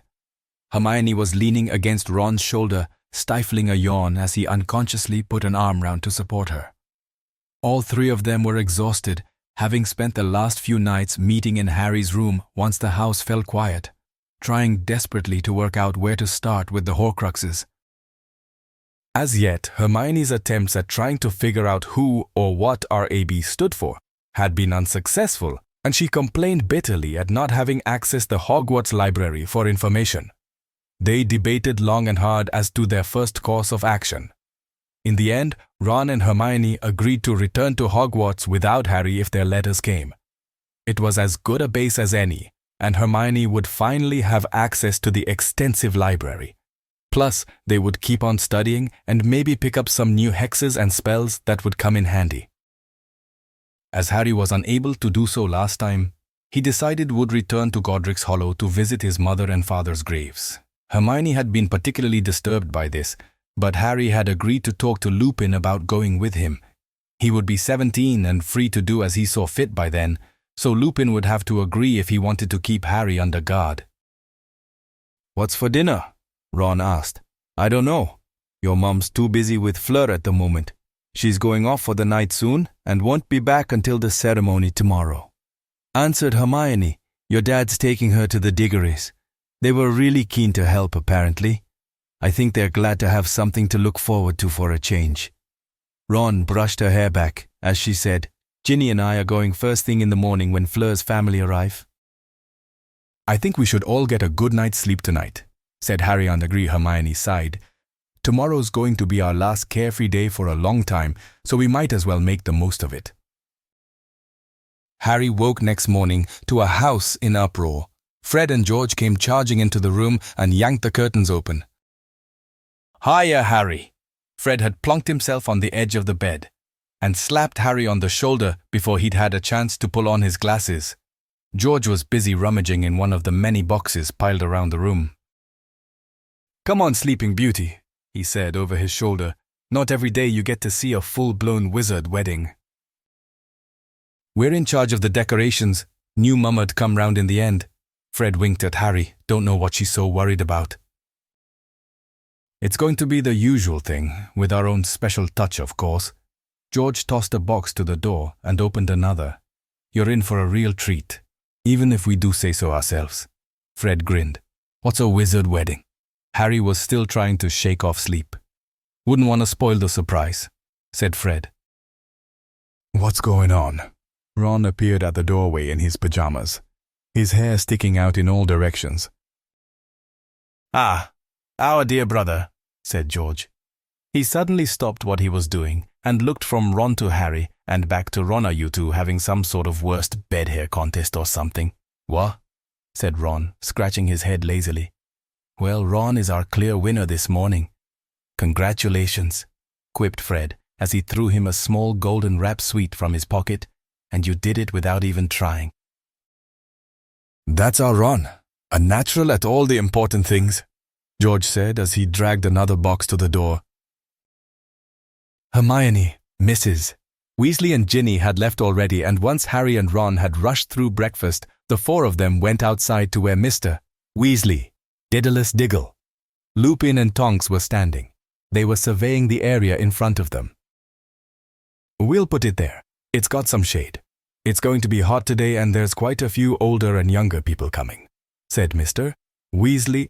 "Oh, yes," said Daedalus, bouncing excitedly on the balls of his feet. "Lovely spot right there. I'll get the others." And he darted off with amazing speed for a wizard of his age. "Watcha, Harry." Ron Tonks' hair was a long, curly mauve color, and she looked much happier than she had last time he'd seen her. Lupin had his hand in the small of her back. "Hello," he said with a smile. Harry was surprised to see how well Lupin looked, and a slight pang of guilt hit him as he reminded himself why he had looked ill last time. "Hello, boys," said Mr. Weasley. "Got a job for you and Harry." "Ron, right. We'll be off then," said George as Fred floated the boxes across the lawn. "Now, Fred, George, I don't want anything too over the top." "Right." "Master." Weasley was eyeing them warily. "More," said Fred innocently. "Father." "Really?" chimed in George. "Height of sophistication and understatement. That's us," said George. "Absolutely," exclaimed Fred, grinning. "Don't worry about a thing. Just leave it in our capable hands." Mr. Weasley watched them go out of the corner of his eye, doubt written all over his face. Harry and Ron exchanged grins as Mr.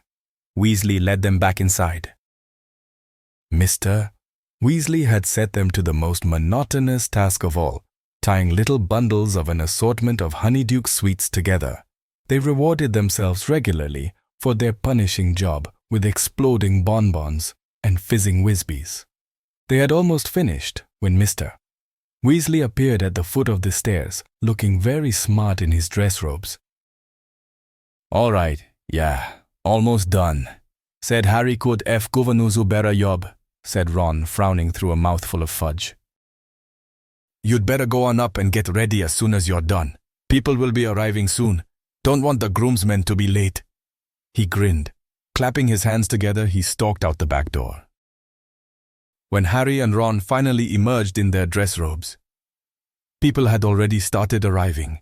Harry spotted order members spread throughout the grounds, all dressed up, but looking very much on duty. As he wandered around the grounds, he looked about him, amazed at the transformation. White flowers had been magicked onto every plant, bush and tree to form a spectacular curtain backdrop, and a golden silk carpet had been laid out to form a path through the middle of the white chairs that circled around a golden mesh dome raised off the ground on 6 thin golden pillars. The dome was also dotted with white flowers, and beneath it laid a small white platform where Harry presumed they would be standing. The shaded area outside the circle was packed with large white circular tables, and on the center of each stood a magnificent statue of a golden bird, wings half open and head held high as if about to launch into flight. The area was semi-enclosed by burning torches on golden stilts. As Harry moved through the crowd, he could feel curious eyes on him and could hear quiet whispers as he passed. But today he did not care. Today he would enjoy the celebrations and not worry about tomorrow. There were many people he didn't know, and some he did. To his pleasant surprise, he noticed Luna waving at them. So he and Ron moseyed over. "Hi, Harry. Ron." She had a broad, dreamy smile on her face. "Nice day for it, don't you think?" "Lovely," said Ron. "I didn't know you were coming." "Oh yes, we live not far from here. Just over yonder." She motioned her head. "I must say, I have been wondering how Bill is doing. Have there been any side effects?" This was typical of Luna Lovegood. She had an incredible bluntness about her, often to the slight embarrassment of others. Harry smiled. "Not yet, Luna. My father says he would have a good sense of smell now at least." Ron and Harry both laughed through their noses. "Maybe, haven't noticed it though," said Ron, composing himself. "Probably has acute hearing too, don't you know?" added Luna matter-of-factly, seemingly unaware her comments were amusing. Ron's hand went up to his mouth to stifle his laughter. "Could be," said Harry with a big grin on his face. "So are you going back to Hogwarts if you get a letter?" "Oh yes, absolutely. I can't imagine what else I would be doing otherwise." Neville came up behind her. "Hi, Harry." "Hey, Neville," Harry said. "What about you? Are you going back to Hogwarts?" "Yeah, Gran wants me to go, but I'd go anyway." He looked at them nervously. "You're going, aren't you?" "I am, and Hermione," said Ron. "Luna says she'll be going back too. I imagine Ginny will be as well." "Oh, good," he said with some relief. "What about you, Harry?" "No, I don't think so." Harry looked at his feet. Neville was bound to start asking questions, and Harry didn't want to lie to him. He was saved by Kingsley Shacklebolt's deep, resonant voice as held his wand to his throat. "Welcome on behalf of the Delacours and the Weasleys. If you would please take a seat, we can begin." "We'd better get into place." Ron tapped Harry on the shoulder and they headed for the dome where Bill was already standing. Whether it was the light or the fact that Bill had never looked so happy, it was impossible to tell. But his scarring seemed almost non-existent as he stood smiling nervously.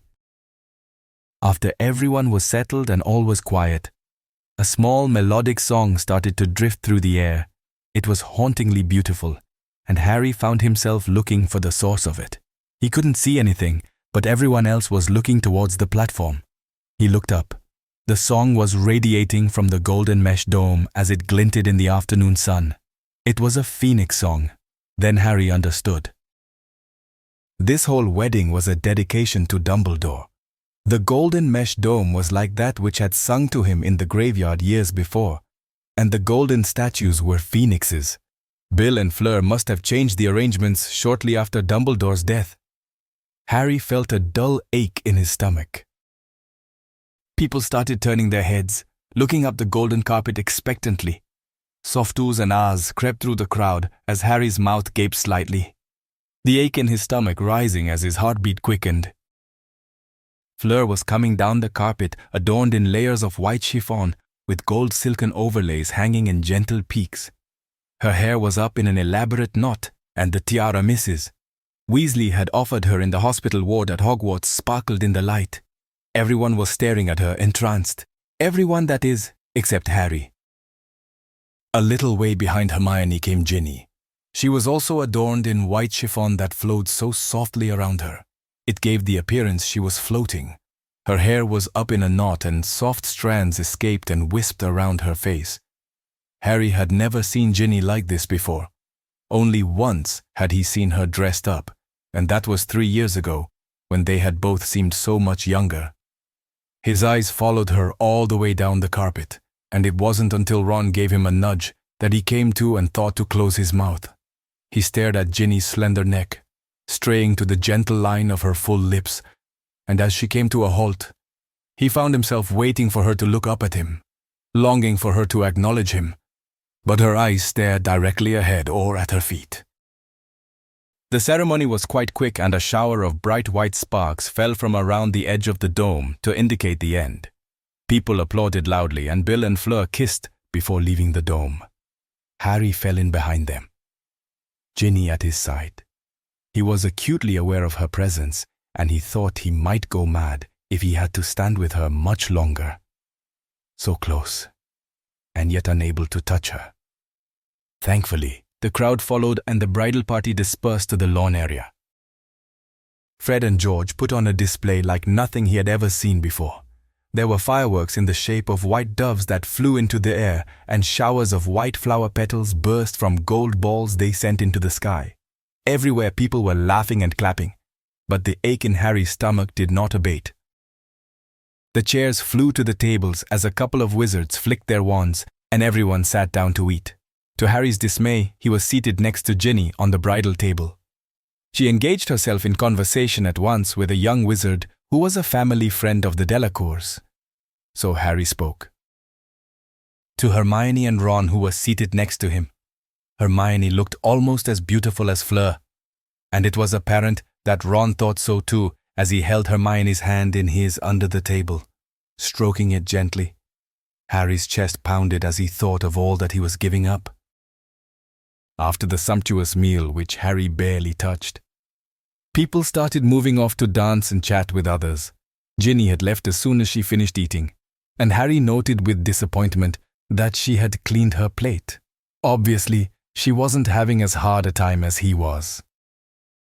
As the afternoon turned to dusk, Fred and George put on another brilliant display of multicolored fireworks that culminated in a big golden cylinder exploding over their heads that spelled out a rather mischievous comment about the impending wedding night, before showering the giggling crowd with golden glitter.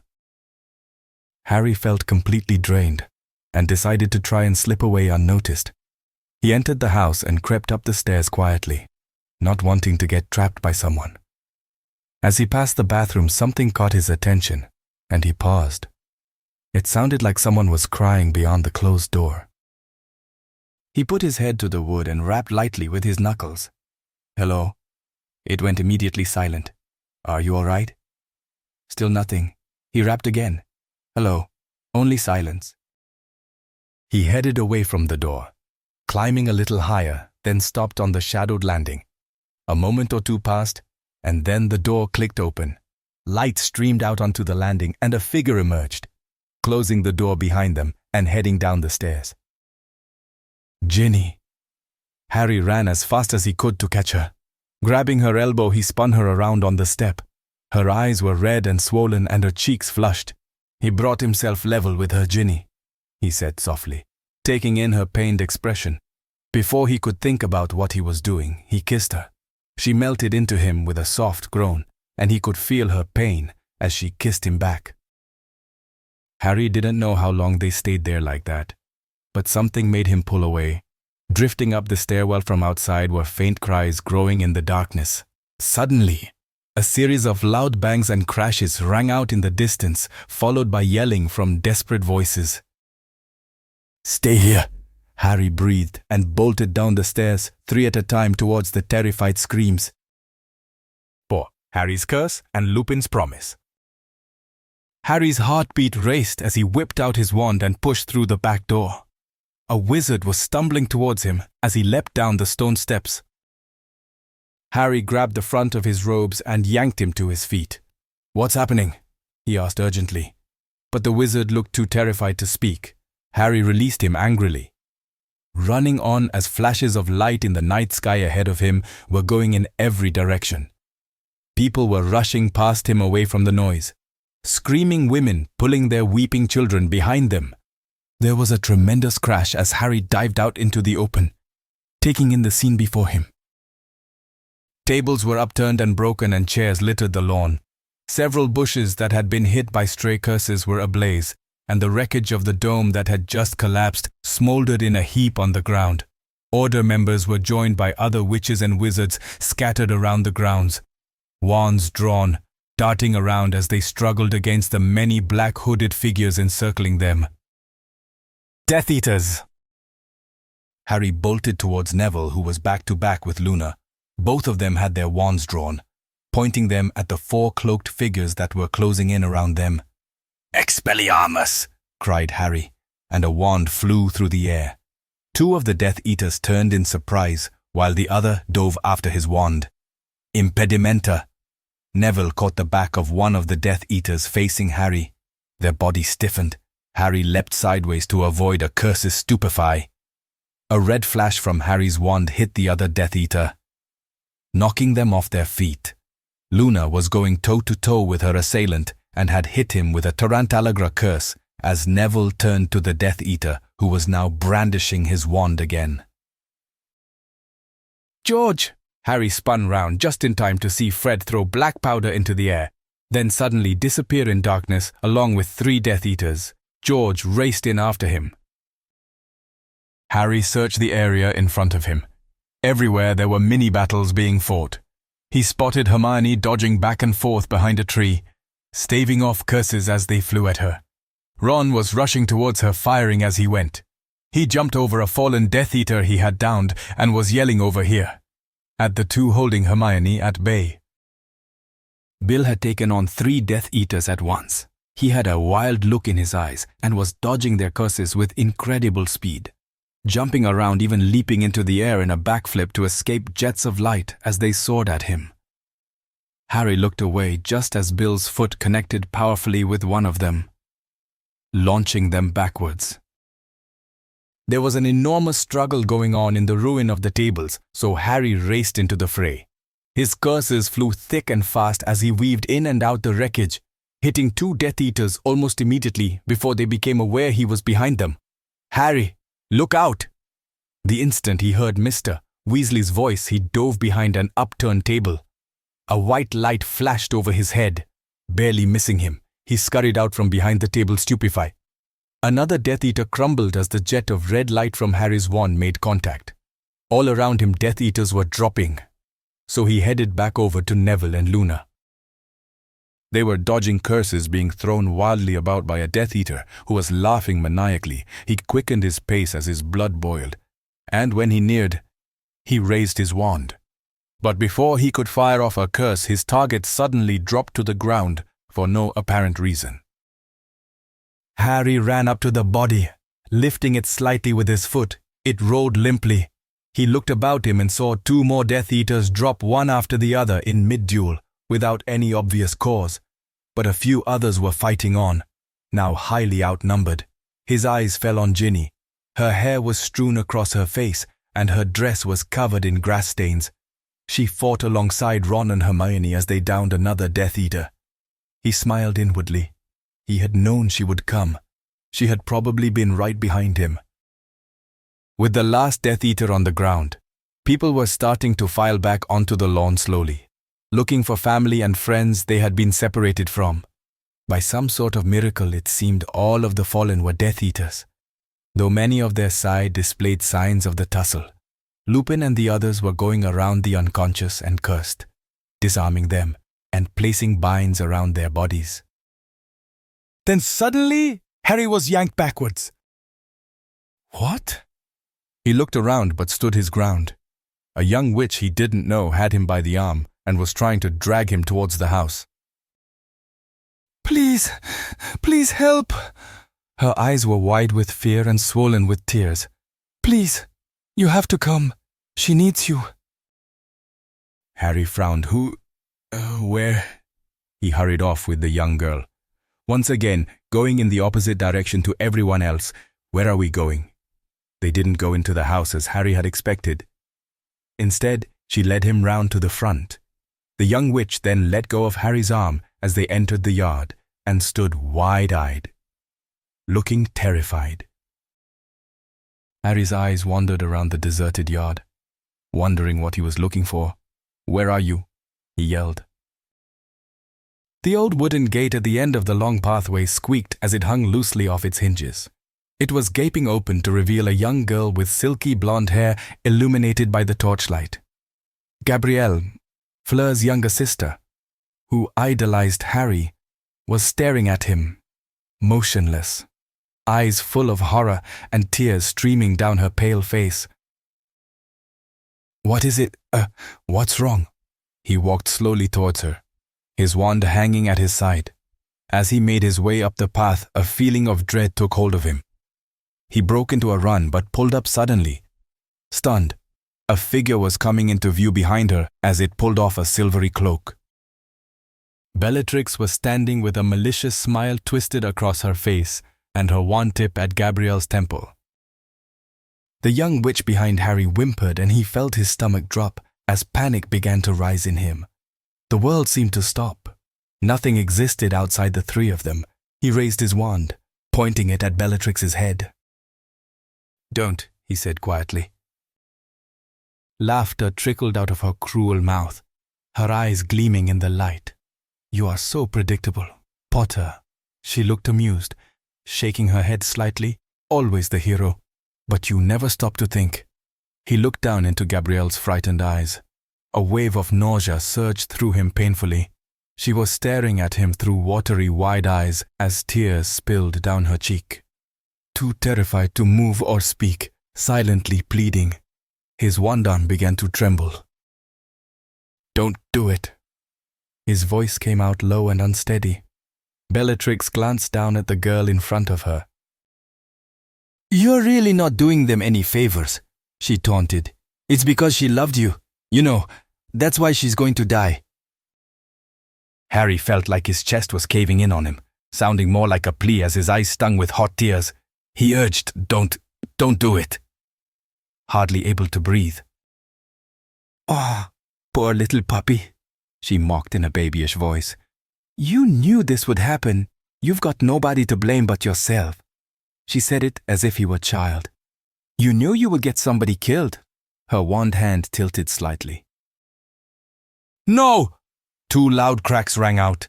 Gabrielle went limp as a red flash soared over her into the darkness. Bellatrix was gone, and Gabrielle crumpled to the ground.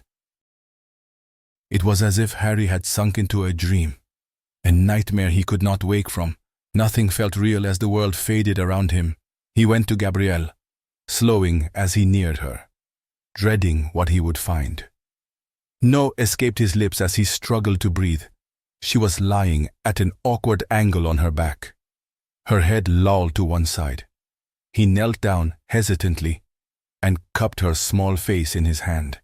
As he turned her gently to him, he saw the scorched area on her temple where the wand had touched it. No, he was sinking rapidly, sinking into the very earth with the weight of it. There were muffled sounds coming from behind him, but they seemed to him to be a great distance away as he stared at the lifeless face in his hands. "Harry! Harry!" Lupin's voice was swimming around his head, and he was vaguely aware of another figure on the ground opposite him. "Gabrielle!" It peeled his hand off the expressionless face. Then there were more shapes and more voices. "Harry! Harry!" He felt himself being drawn up by the arm, still staring at the sleeping face, unable to look away. "Take him! Get him out of here!" A faraway voice spoke. Harry dragged his eyes from her as he was pulled away. He felt sick and wanted to throw up. "Get him up to his room!" It sounded like Mrs. Weasley, but she was only faint. There was a loud wailing somewhere far off. "Open the door!" Hermione's voice came from the distance. "This way, mate." Harry felt Ron's hand on his shoulder as he mounted the stairs. When they reached the bathroom, he broke away and flung himself over the toilet.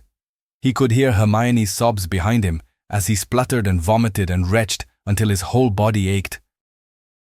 Then somehow he was in his room, sitting on the bed flanked by Hermione and Ron. He was weakened and shaking uncontrollably. "I killed her," he said in a voice that didn't seem to belong to him. Hermione whimpered softly as he stared at the floor. Gabrielle's lifeless face burned into his mind. "It was my fault." No, Harry, don't say that." Hermione's voice was raw with emotion. "It wasn't your fault, mate." Ron's calming voice echoed in his ear. "It was a trap." His hand was on the back of Harry's shoulder. "It was because of me?" That strange voice again. She's dead because of me.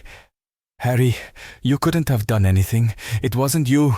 Hermione put her arm on his back. I knew this would happen. I knew. It was a trap. They weren't Death Eaters we were fighting in the backyard. Harry, it wasn't your fault. They set you up. Ron's voice was quiet. Harry lifted his head slowly and looked at Ron. What are you talking? Those people out there are not Death Eaters. They were just witches and wizards. Must have been under the Imperious curse. What? Harry felt lost, alone, and angry. So very angry.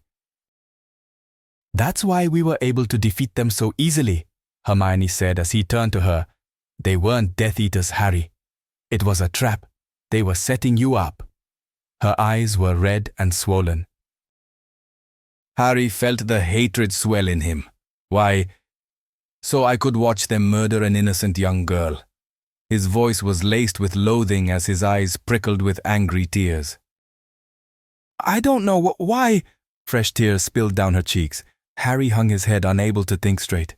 Staring at the floor, he rubbed his hand over his messy hair. He was shaking as the anger coursed through his body. A figure emerged through the doorway, and Harry knew who it was without looking up. Get out, he said quietly, not raising his head. There was a sharp intake of breath, and he knew he had struck her deeply.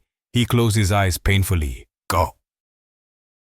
In a flurry of chiffon, she was gone. Hermione leapt off the bed, sobbing, and chased after Ginny. Come on, mate, Ron said hoarsely. I think you should lay down for a bit. Harry stayed where he was. He did not move. He would not sleep. His body ached and his mind was numb, and he had never felt as angry or as sad, or as guilty in his entire life. Harry stared out of the bedroom window. The morning's rays shone harshly down on the scene before him. Everyone had long gone. The fake Death Eaters had been taken to St. Mungo's under guard, and all that was left of the night's events were a few burn patches and some shrapnel strewn across the lawn. Several Order members and Aurors from the Ministry were planted around the grounds. The Ministry's Aurors had been conspicuously absent until now, probably because Harry had not agreed to Scrimgeour's request to be the face of the Ministry. As Harry unconsciously counted them, he saw Moody emerge from the side of the house, looking up at his window. He should have known Lupin would put Moody on him. Harry felt a stab of anger. Lupin would know what he was thinking. Realizing it was pointless trying to leave, he turned away from the window and sat on the bed. Gabrielle's lifeless face haunted him. He pulled off his glasses and rubbed his eyes in an effort to push the image from his mind. He was in no doubt what he had to do. One thought had overtaken him from the moment Ron had left the room. He had to leave. He endangered everyone around him, everyone he cared about. Voldemort would kill all of them, one by one, to get to him. Harry could hear movement somewhere downstairs. Mrs. Weasley would be fixing breakfast for the guard. She had come to him during the night with a potion for sleep. Though she had not tried to soothe him or hug him, for which Harry was thankful. She had looked at him pityingly and told him he should sleep, placing the potion by the bed before she left. And there the potion still sat, untouched. It would not have been right to sleep peacefully, to spend the night as if nothing had happened. He had seen Gabrielle's torment and knew she deserved better than that. There was a small knock at the door. Harry sat silently, not wanting to see anyone. His body was weary and he felt the lowest he had ever felt.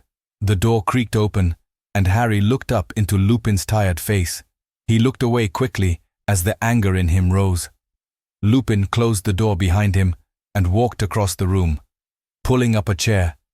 Harry avoided looking at him. He did not want to hear what Lupin would say. He would tell Harry it wasn't his fault. He would try to convince Harry that staying here was best. But Lupin did not know what Harry knew. He did not know about the Horcruxes. He had not been privy to the memories Dumbledore had shown Harry. He did not know that Dumbledore had expected Harry to go on alone. He would not understand. Lupin sat for a moment in silence. And then finally he spoke. "I won't pretend to know what you must be feeling, Harry," Lupin said quietly, "and I don't suppose anything I can say will make you feel any better." He sighed deeply. "No one should have to go through what you did last night." "It was nothing to what Gabrielle went through," Harry said bitterly. Lupin bowed his head. "I know this is the last thing you want to hear right now, but—" "Then don't say it," Harry said sharply, looking at the top of Lupin's head, his anger brewing inside him. Lupin got up and walked over to the window. He stood looking out at the wreckage below. "I don't know what to do anymore. Harry," looking at him. Harry thought his face appeared pasty in the early grey light. "If anyone is to blame, it's me." Lupin did not turn to look at Harry as he spoke somberly. "I was responsible for the safety of everyone here last night, Harry. Not you. I should have seen it was a trap as soon as they attacked. It made no sense for them to wait until there were so many people round. If Voldemort wanted to kill you, he would have tried when there were fewer of us to fight. Instead, he sent unwilling servants in under the Imperious Curse to fight a battle they could not win. Voldemort would not lose any of his valuable Death Eaters in the process of drawing you out, an extraordinarily elaborate scheme which must have involved a lot of manpower and heavy planning." Harry searched the floor in front of him. Taking in everything Lupin said, "I spoke to the young girl who led you to the front garden. She told how a woman at the wedding had approached her and Gabrielle, asking whom they were, whether they knew you. She was another one under the Imperious Curse, of course, except that she was a guest at the wedding. Gabrielle was only too eager to talk about you. She told the woman how you saved her from the Mer people more than 2 years ago, and how she had been very much looking forward to seeing you again at the wedding." Harry closed his eyes and sucked in his pain. "I found out later the woman had approached others, but after speaking with Gabrielle, she had found what she was looking for. When we were attacked, she lured the 2 young girls to the front of the house, and then all she had to do was wait until people returned to the backyard. She told Gabrielle that Harry Potter was hurt, that he was lying on the road in need of help. Gabrielle rushed out of the gate to find you, and that is when a real Death Eater grabbed her." "It was Bellatrix Lestrange," Harry said hatefully. Lupin lowered his head, and after a moment he continued. "She sent the other young girl to find you. She was told to go only to Harry Potter, or she would kill Gabrielle." Lupin turned to look at Harry now. He looked sicklier than Harry had ever seen him. "I made a mistake, Harry. A mistake that cost a young girl her life." "Bellatrix did it, not you," Harry swallowed, "and not me." It felt strange to say it, but Harry was beginning to understand as Lupin recounted the night's events, that there was no way either of them could have known what would unfold. It didn't dull his pain, but it helped to clear his head. She did it. She's the murderer, and she's the one who'll pay for it. Harry was seething inside as he looked up at Lupin. "I'm going after her," he said flatly. "She sent Sirius to his death. She put Neville's parents in St. Mungo's, and now—" He looked at his feet. "Now this. She has to be stopped." He looked back at Lupin before she gets the opportunity to destroy someone else's life. Harry was ready for an argument. His barely suppressed rage would be unleashed upon Lupin any minute. "She won't be easy to get to," Lupin said as he crossed the floor and sat himself down. "We've been trying for months. I've got a personal score to settle with her myself." Harry had not expected this. "Harry, I realize that you come of age next week, and I'm fully aware that you have no intentions of staying here after that." Lupin held up a hand. "I understand why." He rushed on before Harry could speak, "and I won't try to stop you, but you should be aware that everything that happened last night was to push you to make this choice." Harry frowned at Lupin as he continued. "Voldemort knows what sort of person you are. He has seen the lengths you will go to protect others. The trap was laid with the express purpose of convincing you to go it alone. Why? I can only guess that he feels it will make it easier for him to get to you. But Harry—" Lupin held Harry's gaze You do not need to do this alone. I will be there every step of the way to help you with this. And if you must face Voldemort, then I will have your back.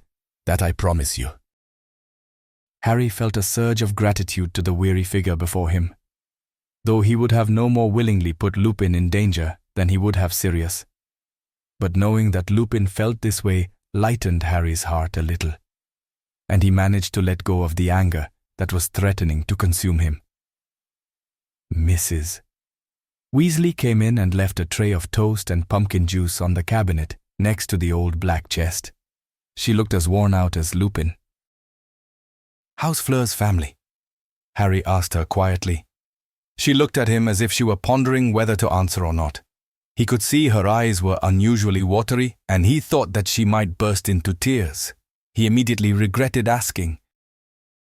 "I don't think you need worry about anyone else for the moment." There was that look of pity again. "People get through these things. They always do." Her voice was the softest he had ever heard it. "I want you to stay in here for today. You need your rest." Her eyes flickered over the cup that sat on his cabinet. "And I see you haven't taken your potion, so you won't have slept." A tear spilled down her cheek and she brushed it away hastily. Embarrassed. "You can't go on punishing yourself for something you had no control over." Her voice was decidedly shaky, so Harry, fearing she would start crying, looked down at his feet. Lupin got up and put his hand on Harry's shoulder. "Get some rest." Then he turned and left with Mrs. Weasley. Harry looked at the breakfast tray and felt sick all over again. So he threw a t-shirt over the food. He lay back on the bed, his hands behind his head, and thought about what Lupin had said. Voldemort may have wanted Harry to leave everyone behind, but he was unaware Harry knew his secret. He didn't know that Harry's best chance of destroying him was to be out there alone. Pain washed through him as he thought of Gabrielle. It sickened him as he thought of Fleur. It had been her wedding day, and he couldn't have imagined a worse ending. There was a soft knock, and Harry saw Ron's face peer round the door. "You want some company?" Harry nodded slightly. Anything to stave off those terrified eyes that crept into his thoughts. Ron walked over and sat on the chair Lupin had vacated. "Mum said you looked terrible," he said in agreement. "I suppose Lupin told you what happened last night." Ron was frowning as if not sure he should be asking about it. "Yeah." Ron nodded and sighed. He was wasting his time going to all that effort when you were leaving anyway. Ron spoke quietly as he stared off into space. Harry knew Ron meant well, but he was beginning to wish he hadn't told him to come in. "Have some toast, sir mate," he said, as he pulled the shirt off and lifted the tray down. Harry sat up and looked at the dry bread again. If it meant he didn't have to talk about last night and still have Ron's company, then he would eat. He couldn't bear the thought of putting anything on the toast, so he nibbled at the small cardboard-like pieces uninterestedly. Hermione came in while he was chewing a particularly stubborn piece of toast. It didn't seem to want to go down at all, so Harry gave up trying to eat anymore. Hermione regarded Harry closely and went to say something, but then seemed to think the better of it and sat gingerly on his bed instead. "You should try to eat more, Harry." She was looking at the pathetically nibbled edges of his toast. "I've had enough," he said and put the tray down. "So how's Fleur?" Hermione's frown deepened. "Mrs. Weasley spent all night with her. Mrs. Delacour was taken to St. Mungo's. Fleur's dad went with her. She was in pretty bad shape. She kept saying over and over that her baby was dead, and no matter what Ron's mum said, she couldn't calm her." Her voice trailed off as she saw the effect of her answer in Harry's face. He could feel the nausea building as he jumped off the bed and flew down to the bathroom, only just making it in time. There wasn't much to purge, so he spent most of his time dry retching.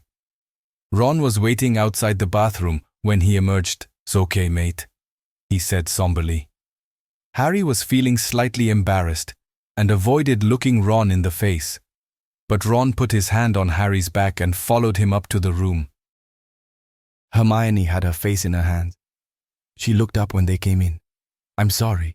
That was so stupid of me." Her eyes were leaking fresh tears. "Don't worry about it. Harry ached from the convulsions, so he sat back down on the bed. He was feeling so weak his body shook. I wish there was something I could do for you, mate, but I don't think it's gonna be that easy. Ron looked extremely sober. There is something you can do, said Hermione in an unsteady tone. Get him to drink that. She gestured to the potion on the bedside cabinet. Ron looked over at the cup and then at Harry. How about it? He said quietly. Harry looked at the cup and thought about what it held. Sleep. Peace. He took the cup and placed it to his lips, looking down at the purple contents. Peace, he thought as he tipped it back and swallowed it down. He pulled off his glasses and placed them on the cabinet as he lay back on the pillow and closed his eyes. Within seconds, he felt the drowsiness of sleep envelop him. Nothingness. 5. Leaving the burrow behind. Harry had not wanted to celebrate his birthday. He had waited impatiently for it to come for only one reason. He would be of age. He would be considered an adult in the wizarding world, which would entitle him to do magic where and when he saw fit.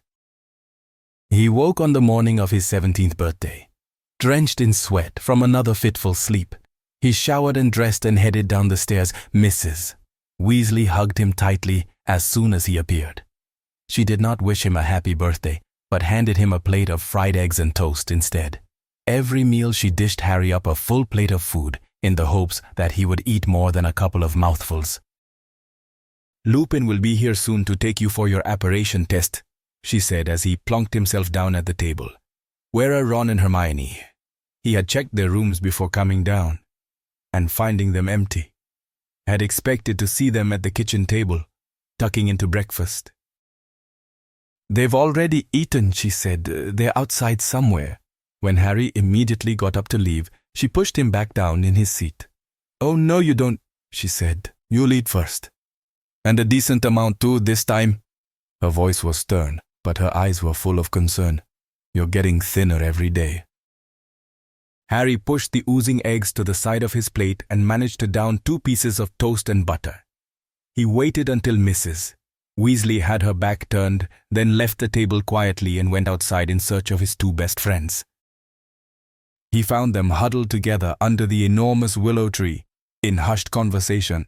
Several aurors were wandering the perimeter, eyeing Harry as he made his way over to Ron and Hermione. As he neared them, they stopped whispering and looked up guiltily. What's up? Harry frowned down at them. Nothing, they said in unison. Harry looked from one to the other. His eyes narrowed. Right to Lupin, not here yet then. Ron said quickly. No, not yet. What were you just... I know you'll be fine, Harry, Hermione interrupted. You've apparated a few times now, even conducted a side-along. You'll pass no problems, she said with a wave of her hand. Maybe. But what were you... And if I can pass, Ron said, you definitely can. Harry shrugged and opened his mouth to speak. Did he say what time you'd be back? Asked Hermione Lupin. I mean, no. He didn't. What? So how does it feel, knowing you can do magic whenever you want? Ron grinned at him. No different, really. Harry was beginning to lose his temper. What were you two? Harry. Harry looked over his shoulder at Lupin, who was coming down the stone steps with Tonks in his wake. He was carrying an empty milk bottle in one hand and his wand in the other. Ready to go? Harry turned towards him and nodded. Good. All right. Lupin motioned to 2 of the aurors nearby. Ministry orders, said Lupin in answer to Harry's frown. You've got to have at least 2 of them wherever you go. Harry recognized Dawlish as he jogged over and nodded at Lupin. He did not know the other man. Lupin tapped the bottle with his wand. Portus, the bottle glowed for a moment as it shook in Lupin's hand, then returned to normal. Harry went to place his finger on the portkey, but paused and looked back at Ron and Hermione and said accusingly, I'm not finished with you 2 yet. They raised their eyebrows as Harry turned his attention back on the bottle. He placed his finger on it, looking around at the 4 faces opposite him. He just had time register how over the top it seemed to have 4 escorts to the Ministry of Magic for his apparition test. Before he felt the familiar pull behind his navel and the world began to swirl around him. They were in the atrium in the Ministry of Magic. It was much less bustling than it had been last time Harry was here during opening hours. He noticed several wizards standing at the entrance to the golden gates, all dressed in the same emerald robes that bore a ministry badge on the right-hand side above the chest. "Ministry guards," whispered Tonks in Harry's ear. The golden statues of the wizard, witch, centaur and house elf that had been destroyed in the fight against Voldemort just over a year ago had not been replaced. Instead, only the platform remained. Still surrounded by the pond Harry had thrown numerous galleons into when he had been on trial 2 years ago. "What's that?" Harry leant to one side to avoid a small, silent black orb, no bigger than a golden snitch that glided past him, circled back, and then proceeded to weave through them. "It's a stalker," Tonks continued. "It's sort of a floating eye that can think for itself." Harry raised his eyebrows. "It's extraordinarily useful.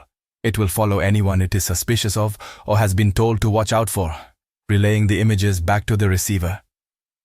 Tonks was smiling as she watched it zoom over to some new arrivals that had just entered through the Flu network. "They are extremely rare. The Ministry has one of only 3 known in existence." She glanced sideways at Harry. "The Order could use one of those on you permanently." Harry was silently grateful they did not have one. Once through security at the large golden gates, they headed to the elevators and disembarked at level 6 where the Apparition Test Center was located. They passed more of the Ministry guards as Lupin guided Harry along the corridor. Suddenly a familiar voice sounded from behind them. "Harry!" Harry sighed as he turned, preparing himself. "Can I have a word with you?" Scrimgeour said as he caught up to them. "In private," he added, looking at Lupin. Harry shrugged. "I still don't have anything to tell you." Scrimgeour frowned and said, "Maybe I have something to tell you." Harry eyed him for a moment before following him back down the corridor towards the lifts. "What?" he said flatly. "There is a fair bit of speculation going on, Harry. As to what you will do now, you've come of age." Scrimgeour spoke in a low voice. "And after what happened the other night, the death of that young girl, well..." Harry could just make out the telltale glistening of sweat on Scrimgeour's face quite frankly. "Most people believe you will disappear from public view." Harry could feel the anger creeping inside him, but he kept his voice even. "I don't see how that concerns you. Seems to me that's my business now I'm an adult." "Unfortunately, that is not quite true, young man. You're somewhat of a special case. As you well know, people would feel more secure if they knew you were around. After all, it is my job to make sure people feel safe." "I'm sure if you put the Death Eaters behind bars, find a way to stop the Dementors, and destroy Voldemort, you'd be well on the way to making people feel secure. You're being foolish." Scrimgeour's eyes narrowed, his voice suddenly growing cold. "You need my help, the Ministry's protection." Harry looked back at Dawlish and the other Auror. "Take them back. I don't want them. They'd be better put to use elsewhere. You won't survive a month on your own out there," Scrimgeour said unpleasantly. "Stan Shuntpike is still locked up, I take it?" Scrimgeour's scowl was enough of an answer. "As I've said before, Minister, you should concentrate on the people who do need you." Harry said it with deliberate pleasantness, then turned and left, leaving an angry Scrimgeour at the lifts. He then followed Lupin and Tonks through a door marked Apparition Test Center. It was as easy as Hermione had said it would be, although Harry still disliked the sensation. He returned to the atrium with the test instructor after Lupin spoke to him at length, and they took the Flu to Hogsmeade. Harry had to apparate himself in front of the Hog's Head and then do one more jump to the boarded-up Zonkos before they returned.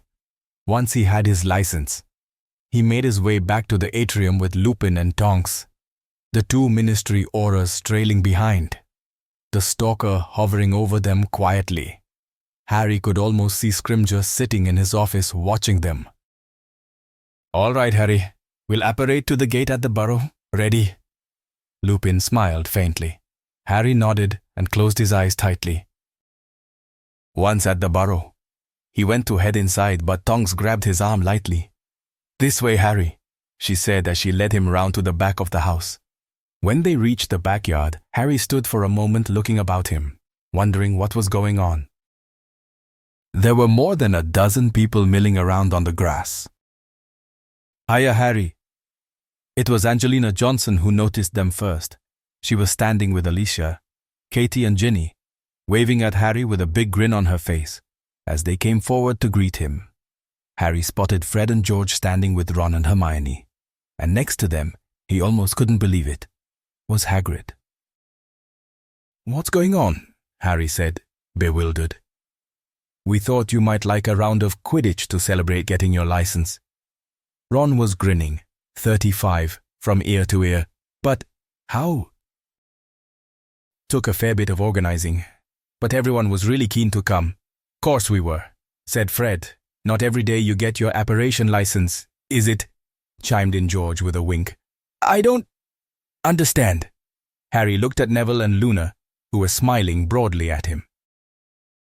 "Go and get your gear on," said Angelina, turning him back to the house. It was then that Harry realized she was in full Quidditch garb, along with all the other old team members.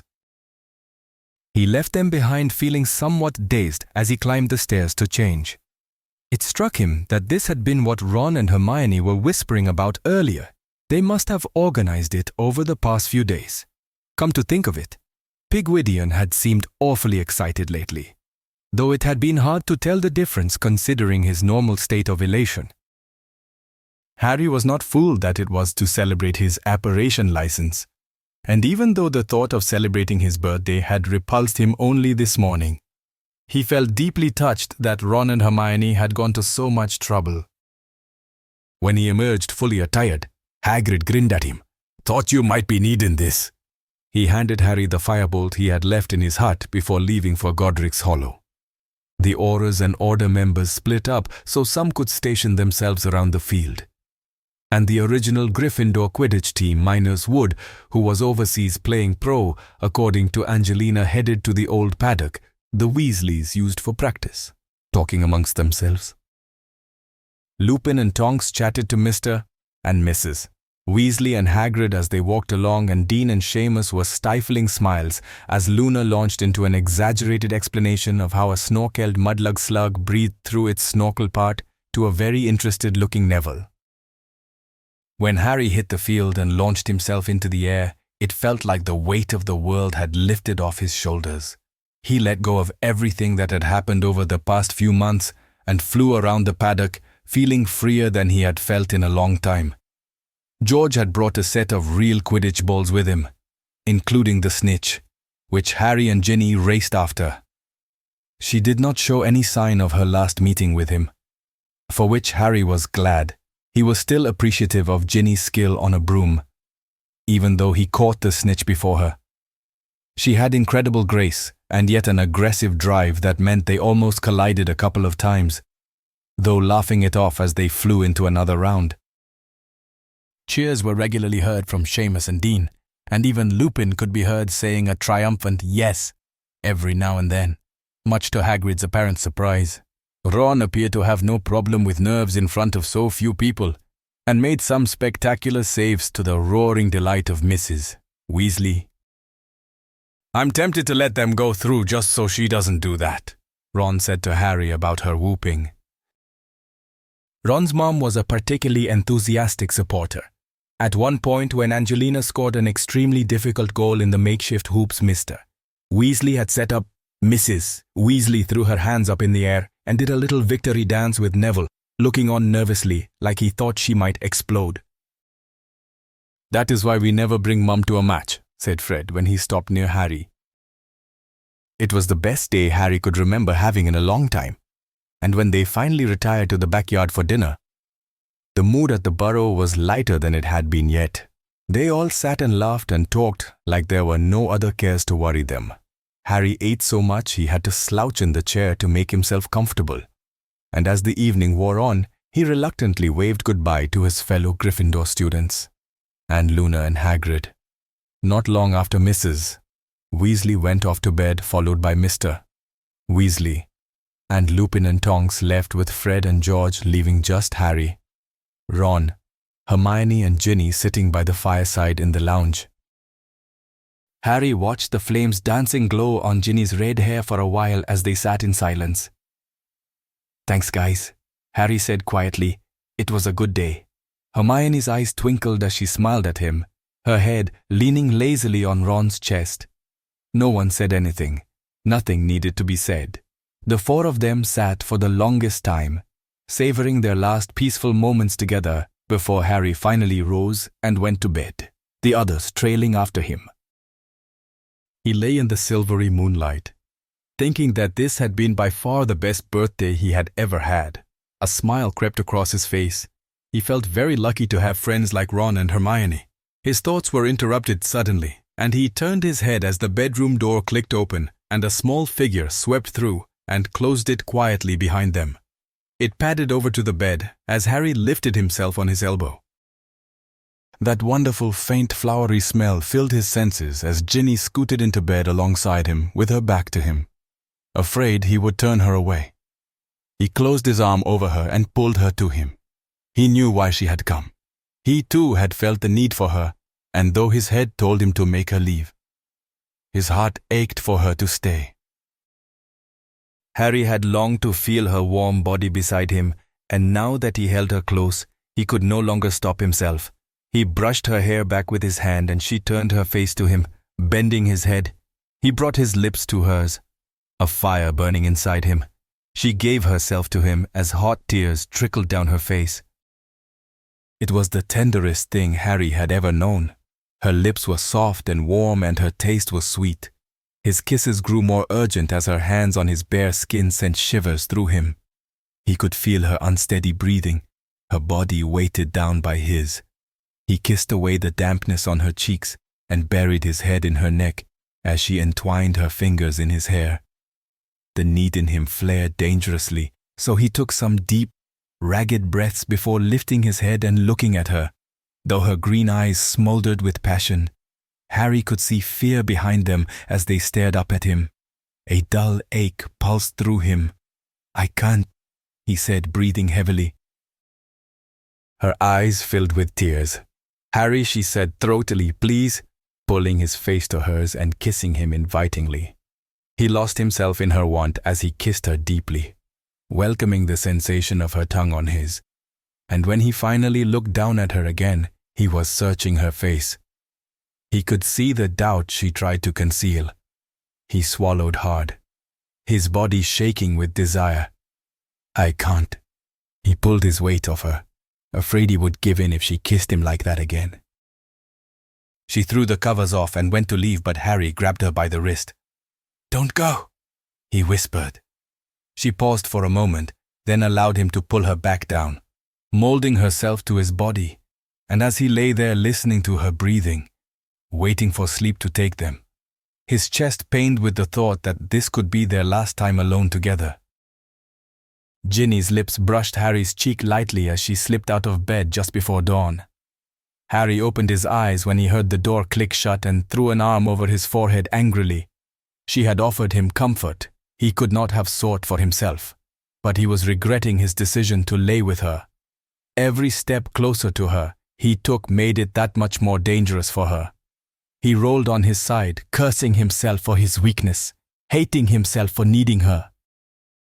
As he looked at the gloomy shadows around the room, his eyes fell on the small black chest Emmerich had given him. It had crouched there since he had first arrived at the burrow, unopened and unheeded. He flung his feet on the floor and pulled his wand from under the pillow and pointed it at the thick white candle on his bedside cabinet. He narrowed his eyes. Incendio, he thought. The room remained in darkness. Harry redoubled his efforts and narrowed his eyes further still, casting a piercing gaze at the deadened candle. Incendio. It ignited immediately, throwing off a gentle light that filled the room by which Harry dressed. He snatched up the chest and sat it down on the bed, examining the lock. It looked simple enough, so Harry pointed his wand at it. Alohomora, he thought. Nothing happened. Determined to practice his non-verbal spells, he tried again Alohomora. Still nothing. Frustrated with himself, he said aloud, "Alohomora," fully expecting the rusted old lock to spring open, but it remained firmly shut. Harry sighed and lifted the chest to the candlelight. He peered into the lock and could just make out something jammed deep inside it. He pointed his wand at the lock and stared hard at it. Wadiwasi! Something shot out of the lock, collided with Harry's head, then rebounded onto the floor. Ow! He rubbed his hand at the smarting patch of forehead while searching for what had hit him. He picked up what looked like an old bit of chewed paper. He tossed it onto the bed with a scowl and turned his attention back on the chest. Alohomora, he thought determinedly, the tip of his wand hovering next to the lock. It opened with a small flock. Harry rested the chest on his knees so that it was close to the light and lifted the lid. On top there was a small scroll, stained and tattered, and frayed around the edges. Harry picked it out and unrolled it carefully, studying the faded, patchy writing that remained. The words near the edge of the parchment were gone, but he could make out most of it. Arrest Lily. A home as soon as Merrick to deliver this to. Receive news of his Pele. Will be all hands on D. You is my little guy do. About you both. Day and in with Sooty to make member to use the meth. I will come as soon as says you my darling Lily. You need a hug from his da. He love, James. It was almost as though his father had spoken to him from the grave, as it must have been written during the time they were in hiding.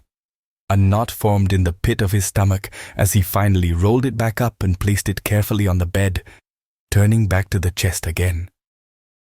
Harry pulled out a couple of small, badly tarnished, silver figurines.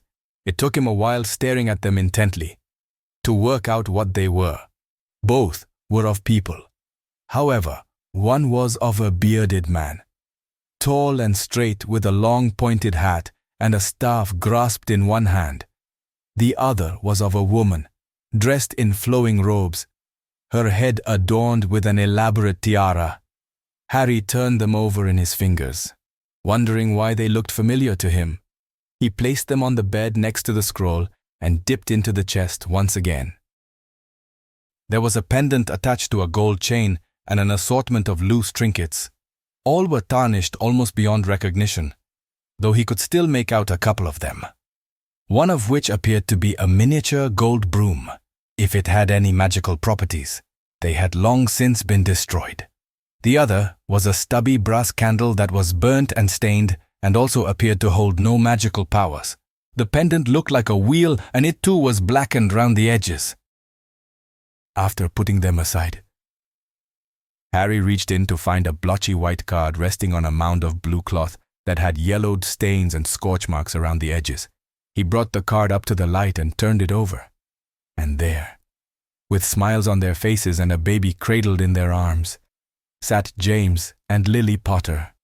But unlike other photos Harry had seen of his mother and father, this James and Lily's smile did not reach their eyes. They were sitting in a brightly lit room on a long floral couch, and Harry knew it was the sunroom Emmerich had spoken of, the room where his mother would sit and wait for James. He placed it face up on the bed, alongside the other bits and pieces, and then peered into the chest to remove the last item.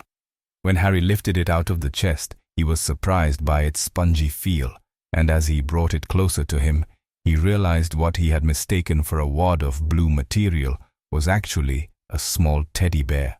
One of its ears was burnt off, and its shaggy blue fur was scorched and patchy in places. It only had one eye, and where a little red tongue should have been poking out, there were only traces of thin red threads dangling aimlessly. Harry pulled at the loose threads with a bittersweet smile on his face. It was grubby and tatty and worthy of the rubbish bin, but it was a small link in the chain that connected him to his past, so he placed it back inside the chest carefully before replacing the other items and closing the lid. The pendant dangled from Harry's hand as he stored the chest inside his trunk. He had unconsciously decided not to pack it away with everything else, and as he looked at it again, he thought of his mother and father, and wondered if either of them had worn it very often. He placed the pendant around his neck, tucking it into his clothes just as there was a knock at the door. Harry grunted, wondering who it could be as the dawn's light was only just beginning to creep across the floor. "Hey!" Ron poked his head around the door, and seeing Harry dressed, he entered and closed the door behind him. "Thought you'd be up early, so today's the day then." Harry nodded and smiled faintly. "You're not planning to go yet, though. I mean, this early. Mum and Dad'll want to talk to you first. I've been thinking about where I should go." Harry looked out the window and I want to visit my parents' graves, but I don't think it would be a smart thing to do right now. He could see the ministry's auras slouched around the yard. "Yeah," Ron joined him at the window. "There's always the headquarters," he shrugged. "I mean, it's yours now anyhow." Harry didn't relish the thought of returning there. Sirius had regarded it as a prison before he died, and it was one of the least homely places you could imagine. "I think I'll go back there, at least for now." He looked at Ron. "Maybe they finally managed to remove Sirius's mum's portrait," he said with a wry smile. "I wouldn't count on it, mate." Ron smiled as he led Harry out of the room. "Something tells me she's one stubborn old witch." "All right, Harry." Tonks greeted him as they entered the kitchen, dangling a bit of egg white from her fork. "You two, sit." "Mrs." Weasley said sharply. She was bustling about with the pots and pans, looking highly agitated. Harry tried to catch Ron's eye, but he seemed extremely concerned with where his feet were going as he moved to the table and sat without a word. "Mrs." Weasley unceremoniously plonked a large bowl full of scrambled eggs between them before she sent 2 plates flying their way. Harry had to duck and use his lightning reflexes to grasp his plate as it came close to taking his head off, and Ron's flew right past him and shattered against the wall behind. Harry pulled out his wand reparo. He handed Ron the newly repaired plate. "Oh," a dish piled high with bacon that Mrs. Weasley had been sending their way turned on its head as she blustered out of frustration. She waved her wand heatedly, and the spilled bacon flew to the bin. Then she turned her back to them and started frying a new batch, mumbling grumpily under her breath. "What's wrong with her?" mouthed Harry at Tonks, giving up on Ron, who seemed to be avoiding him. Tonks gave a non-committal shrug as she took another mouthful. Hermione appeared not long after, looking around at their faces sheepishly. She seemed to be aware of the tension as she sat at the table and watched Mrs. Weasley float the newly cooked bacon over to them while the pan in the sink cleaned itself. Before the bacon dish could land safely on the table, however, it began to spin wildly in midair. Pieces of bacon flew off in all directions as Harry, Ron and Hermione ducked for cover. And Tonks was on her feet, and with a wave of her wand, the now empty plate came to a rest in the middle of the table. Mrs. Weasley was beside herself. "Oh, not another one.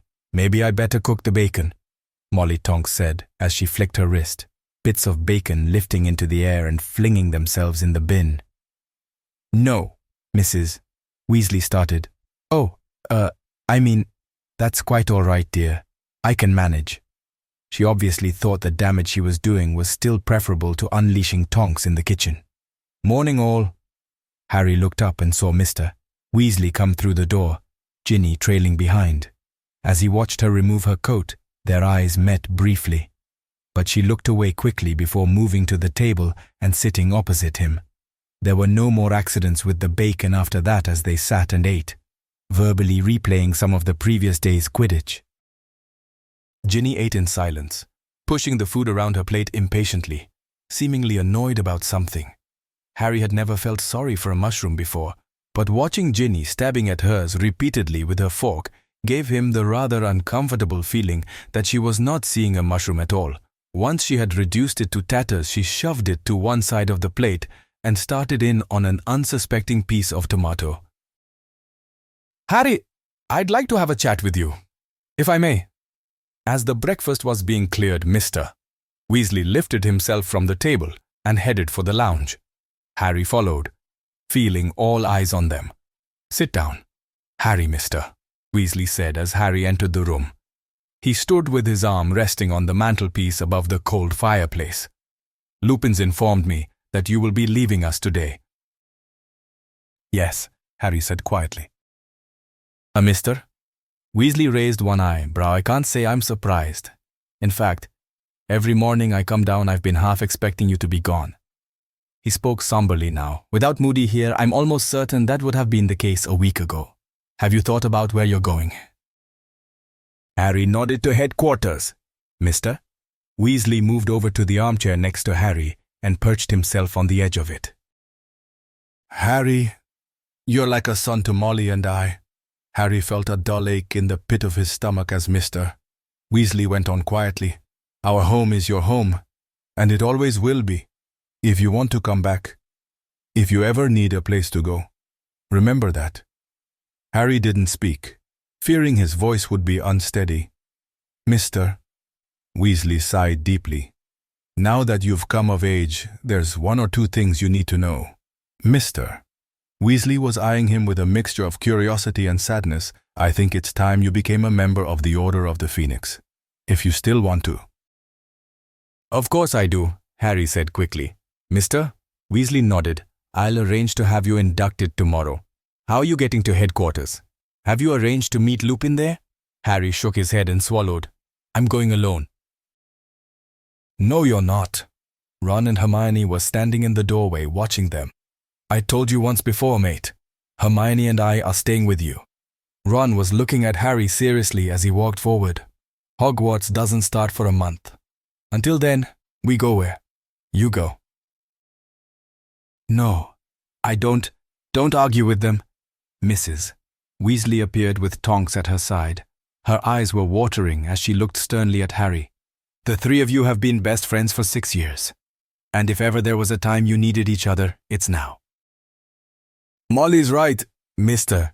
Weasley put his arm on Harry's shoulder as he peered from Ron to Mrs. Weasley, you might as well accept it. I don't suppose you have any choice in the matter anyway. Harry could see Ginny in the kitchen behind Mrs. Weasley. She was sitting with her elbows on the table and her face in her hands. Well, Harry began. Good. Glad that's settled, Ron said. Then turning his eyes on Harry, he asked briskly, When are we leaving? As soon as we can, Harry said slowly, never taking his eyes off her.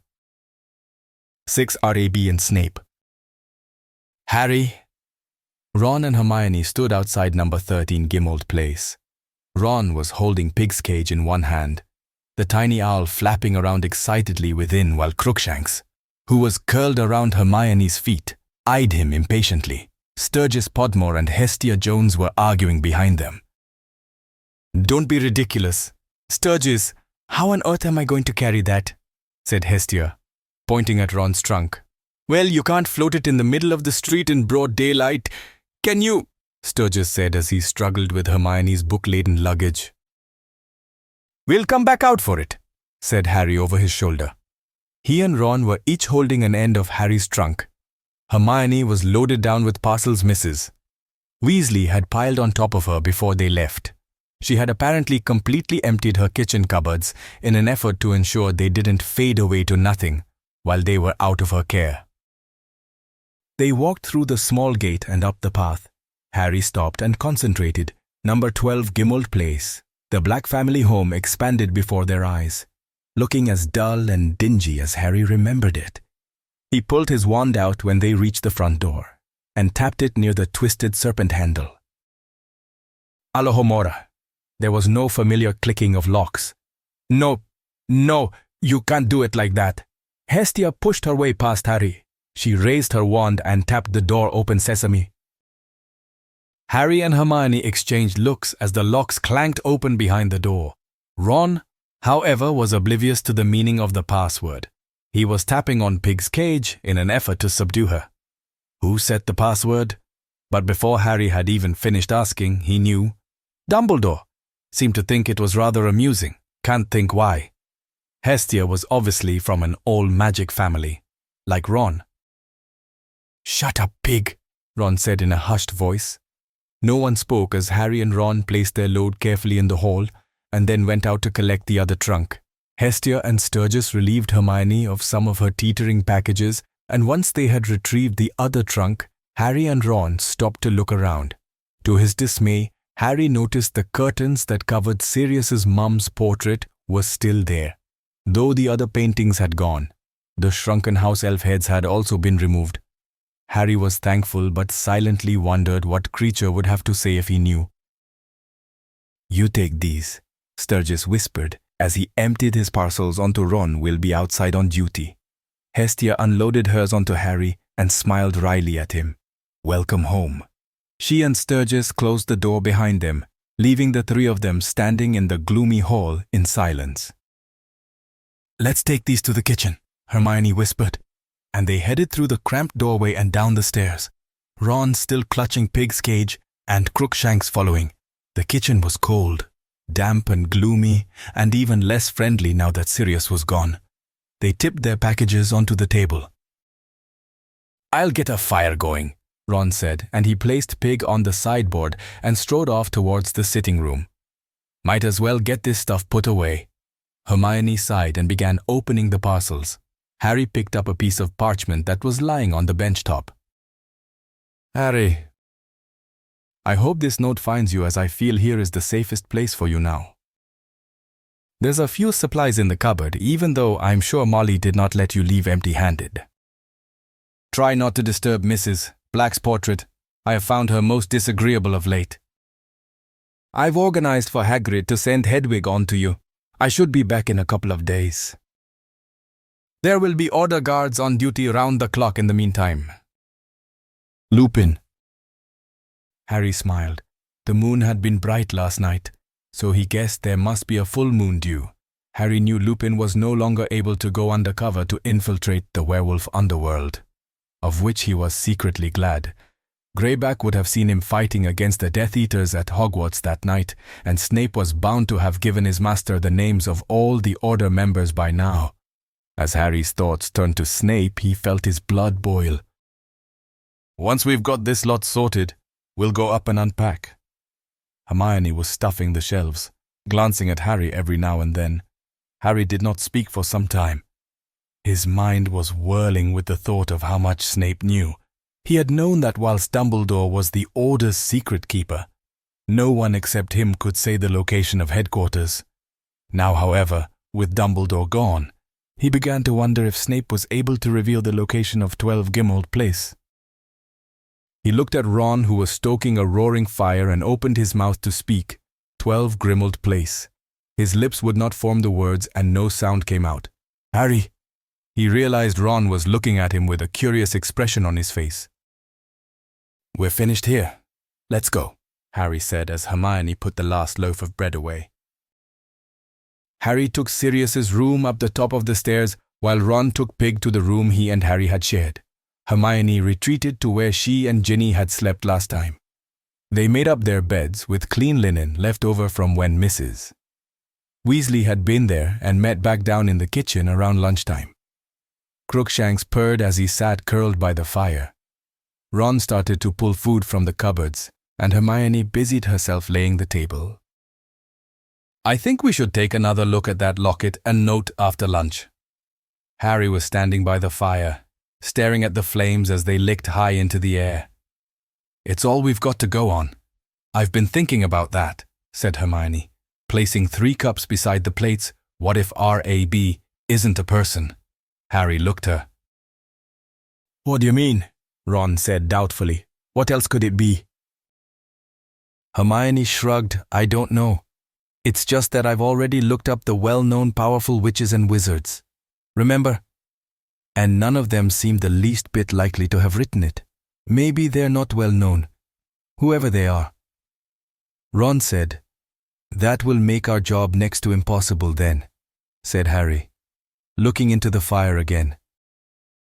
Harry remained quietly by the fire as Ron and Hermione launched into an argument over sandwich fillings. The enormity of the task ahead of him seemed insurmountable, and yet Dumbledore had trusted him to go on. He had believed Harry capable of overcoming the odds, but then Dumbledore had also trusted Snape. He felt sick to the stomach every time he thought about it, but he had no choice but to go on and do the best he could. Over the past week, Harry had developed a renewed sense of urgency. He was running out of time. He could feel it. Voldemort had wanted Harry to alienate himself for only one reason. He was coming for him. Harry. Hermione dished up a large plate of sandwiches and sat down next to Ron. Harry turned from the fire slowly, not feeling a bit like eating anymore. "Come on," said Ron. "You'll be hungry later and we're not going to stop until dinner." "That's right," said Hermione, gravely reading Harry's face. "We'll get somewhere with it today. I know we will." They sat and ate in silence. "Ah." Hermione let out a frustrated groan. "I'm going to need more parchment, but this is all I've got until we pick up some school supplies. Have either of you two got any?" She had been working through complicated permutations of the RAB letters, trying to figure out if they had hidden meanings. This was her last desperate resort to find something that would unlock what happened to the original locket. And now she had finally run out of space on her lone roll of parchment. They had worked through without dinner because none of them had felt like eating. Ron's efforts, scanning through books he had found in the study upstairs, had not yielded any results either. All their time spent troubling over the problem had come to nothing, and it was past 8 o'clock. Harry and Ron shook their heads in answer. "Might find some upstairs in one of the desks," Harry said as he stared into the fire again, feeling frustrated and useless. He hadn't been of any help at all. From the moment he sat down, it was as if a huge mental block went up around him. Hermione lifted herself off the rug by the fire and jogged up the stairs. "Don't suppose you've had any brainwaves?" Ron was looking exactly how Harry felt as he turned another book over in his hands. "No, nothing, you know. For all our efforts, I get the horrible feeling the answer is staring us in the face," Ron said. "Yeah, like we're missing something, or reading too much into it." Ron tilted his head to the ink-covered parchment on the floor. Harry didn't want to admit it, but he was beginning to think Ron was right.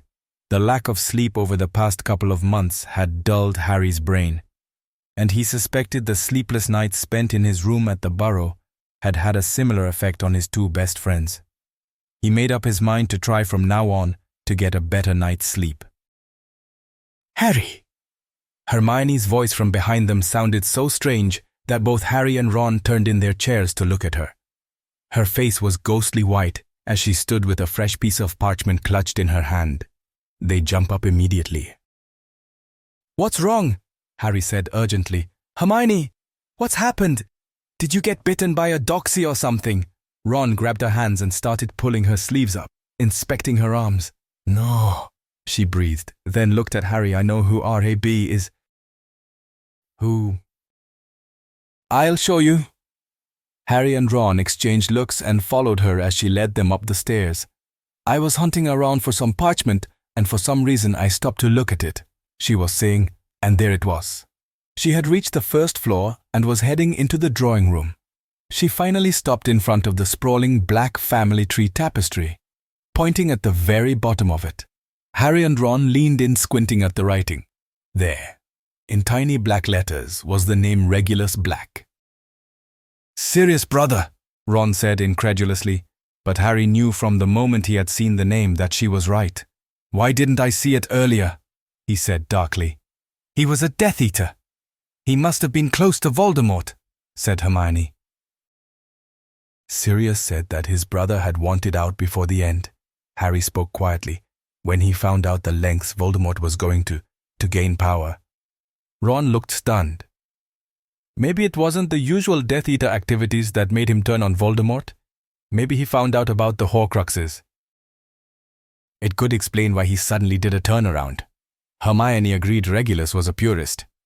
Harry said with distaste that's why he joined the Death Eaters. But if he found out about the Horcruxes, he would have realized Voldemort's true agenda: total domination and immortality. Not just elitism, Hermione added. It all fits, Harry said gravely. "But Voldemort killed Regulus, didn't he?" Ron asked. "Yeah, or at least his Death Eaters did. But he must have had time to retrieve the locket before they found him. RAB was pretty sure his own death was imminent." 43. "Well, that's it then," said Ron confidently. He found the locket and destroyed it before the Death Eaters got to him, but he didn't know how to destroy the locket. Hermione put her hand out to Harry. "Give me the note." Harry pulled it out of his pocket and handed it to her. She unfolded it. See, he wrote that he was going to destroy the locket as soon as he could. So, did he destroy it before they caught up with him? Ron looked to Harry, who was deep in thought. "We won't know until we find it." Hermione frowned. "But how did he get it?" Harry said aloud. Then he looked between the two of them. "I mean, it was protected by very powerful magic." His voice went flat. "Even Dumbledore had trouble. And it took the two of us. Dumbledore said it couldn't be done alone." "Maybe he took a fellow Death Eater along who wanted out too," Ron suggested. "No, Voldemort made it so that only one wizard could get to it," Harry said darkly. "And then he enchanted it so that only two people could actually remove it. He hated thinking about what he had done to Dumbledore in the cave. It had all been for nothing. The locket was a fake." Their state of excitement was slowly being replaced by disappointment. The answer they found had raised even more questions. They left the room and headed back to the warmth of the sitting room, discussing the possibilities. Hermione made some tea, and they slouched in their chairs sipping it dejectedly, Crookshanks curling into her lap. Their conversation seemed to take them in circles. Always the same questions popped up.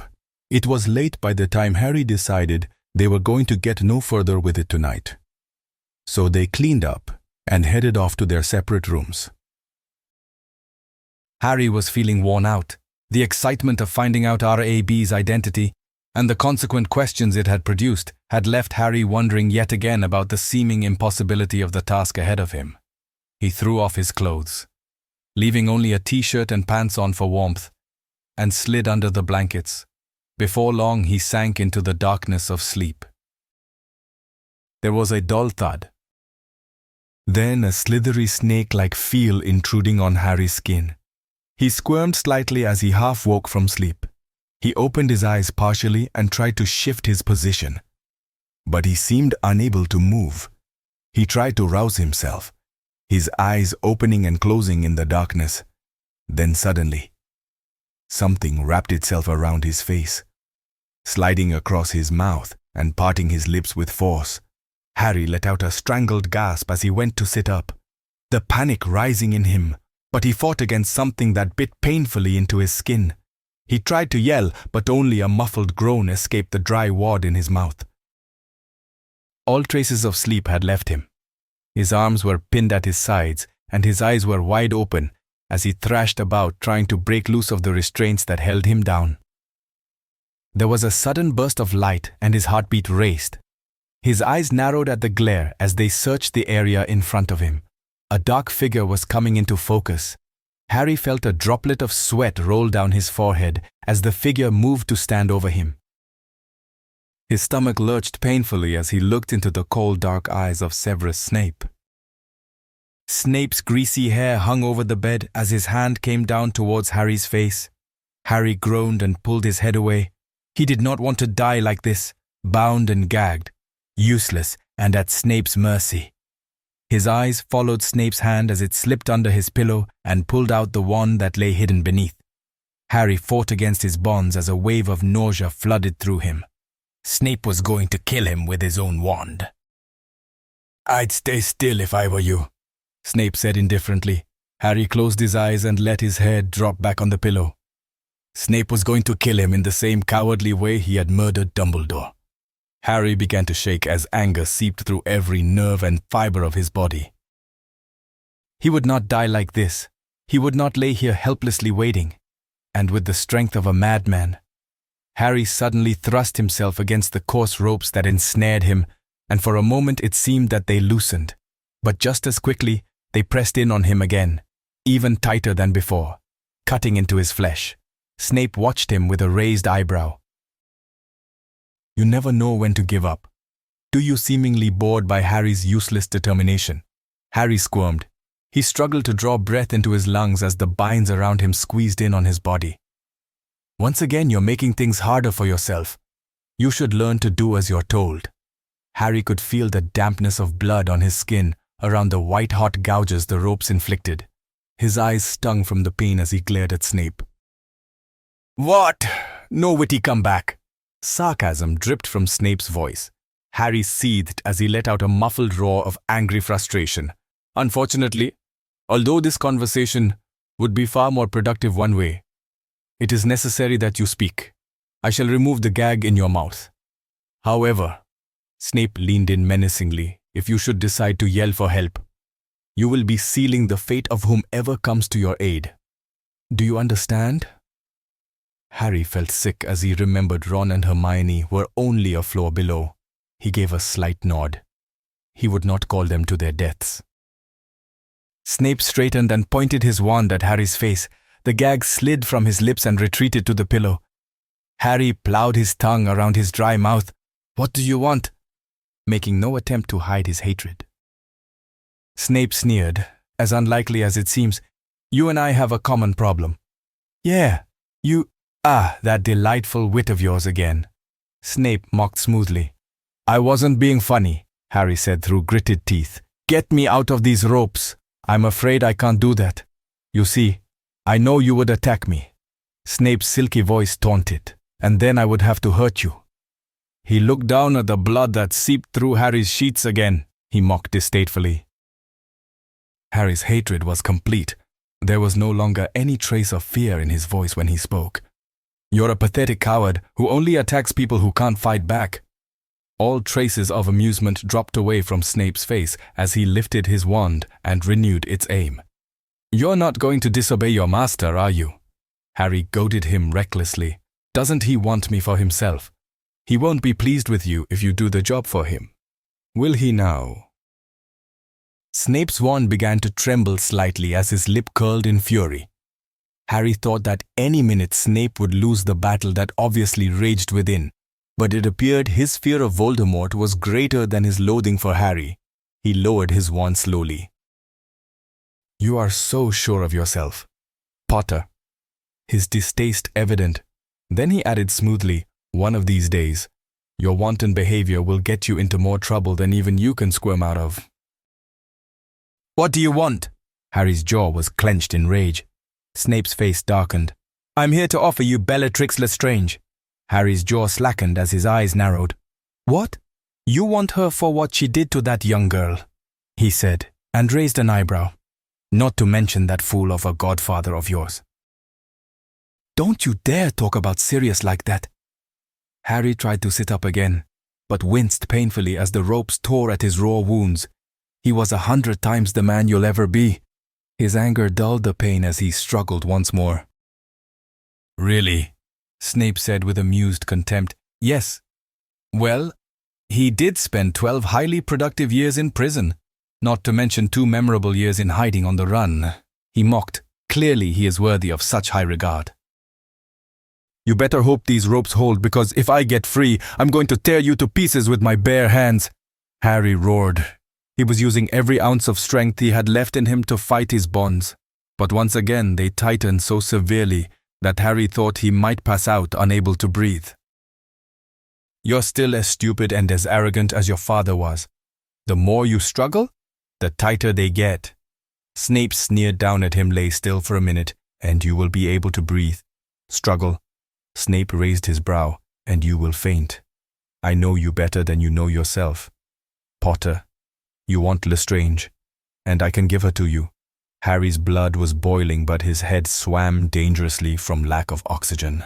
Sweat dripped into his eyes as he forced himself to relax, and after a moment, his lungs could expand more easily. "Some sense at last," Snape said lightly. Harry could tell Snape was enjoying the control he had over him. "Why Bellatrix?" Harry panted. His anger had not abated. It coursed through him, suppressed only by his want to hear Snape out. "My reasons are my own," Snape said coldly. "I will tell you where and when, and all you need to do is not mess it up." He scowled. "If that is at all possible." "You're even madder than I thought if you think I would trust you after what you did," Snape scoffed. "I do not expect you to trust me," he said contemptuously, "but you will do as I say. It's the only way you will get Lestrange. And you want her. I know you do," he added darkly.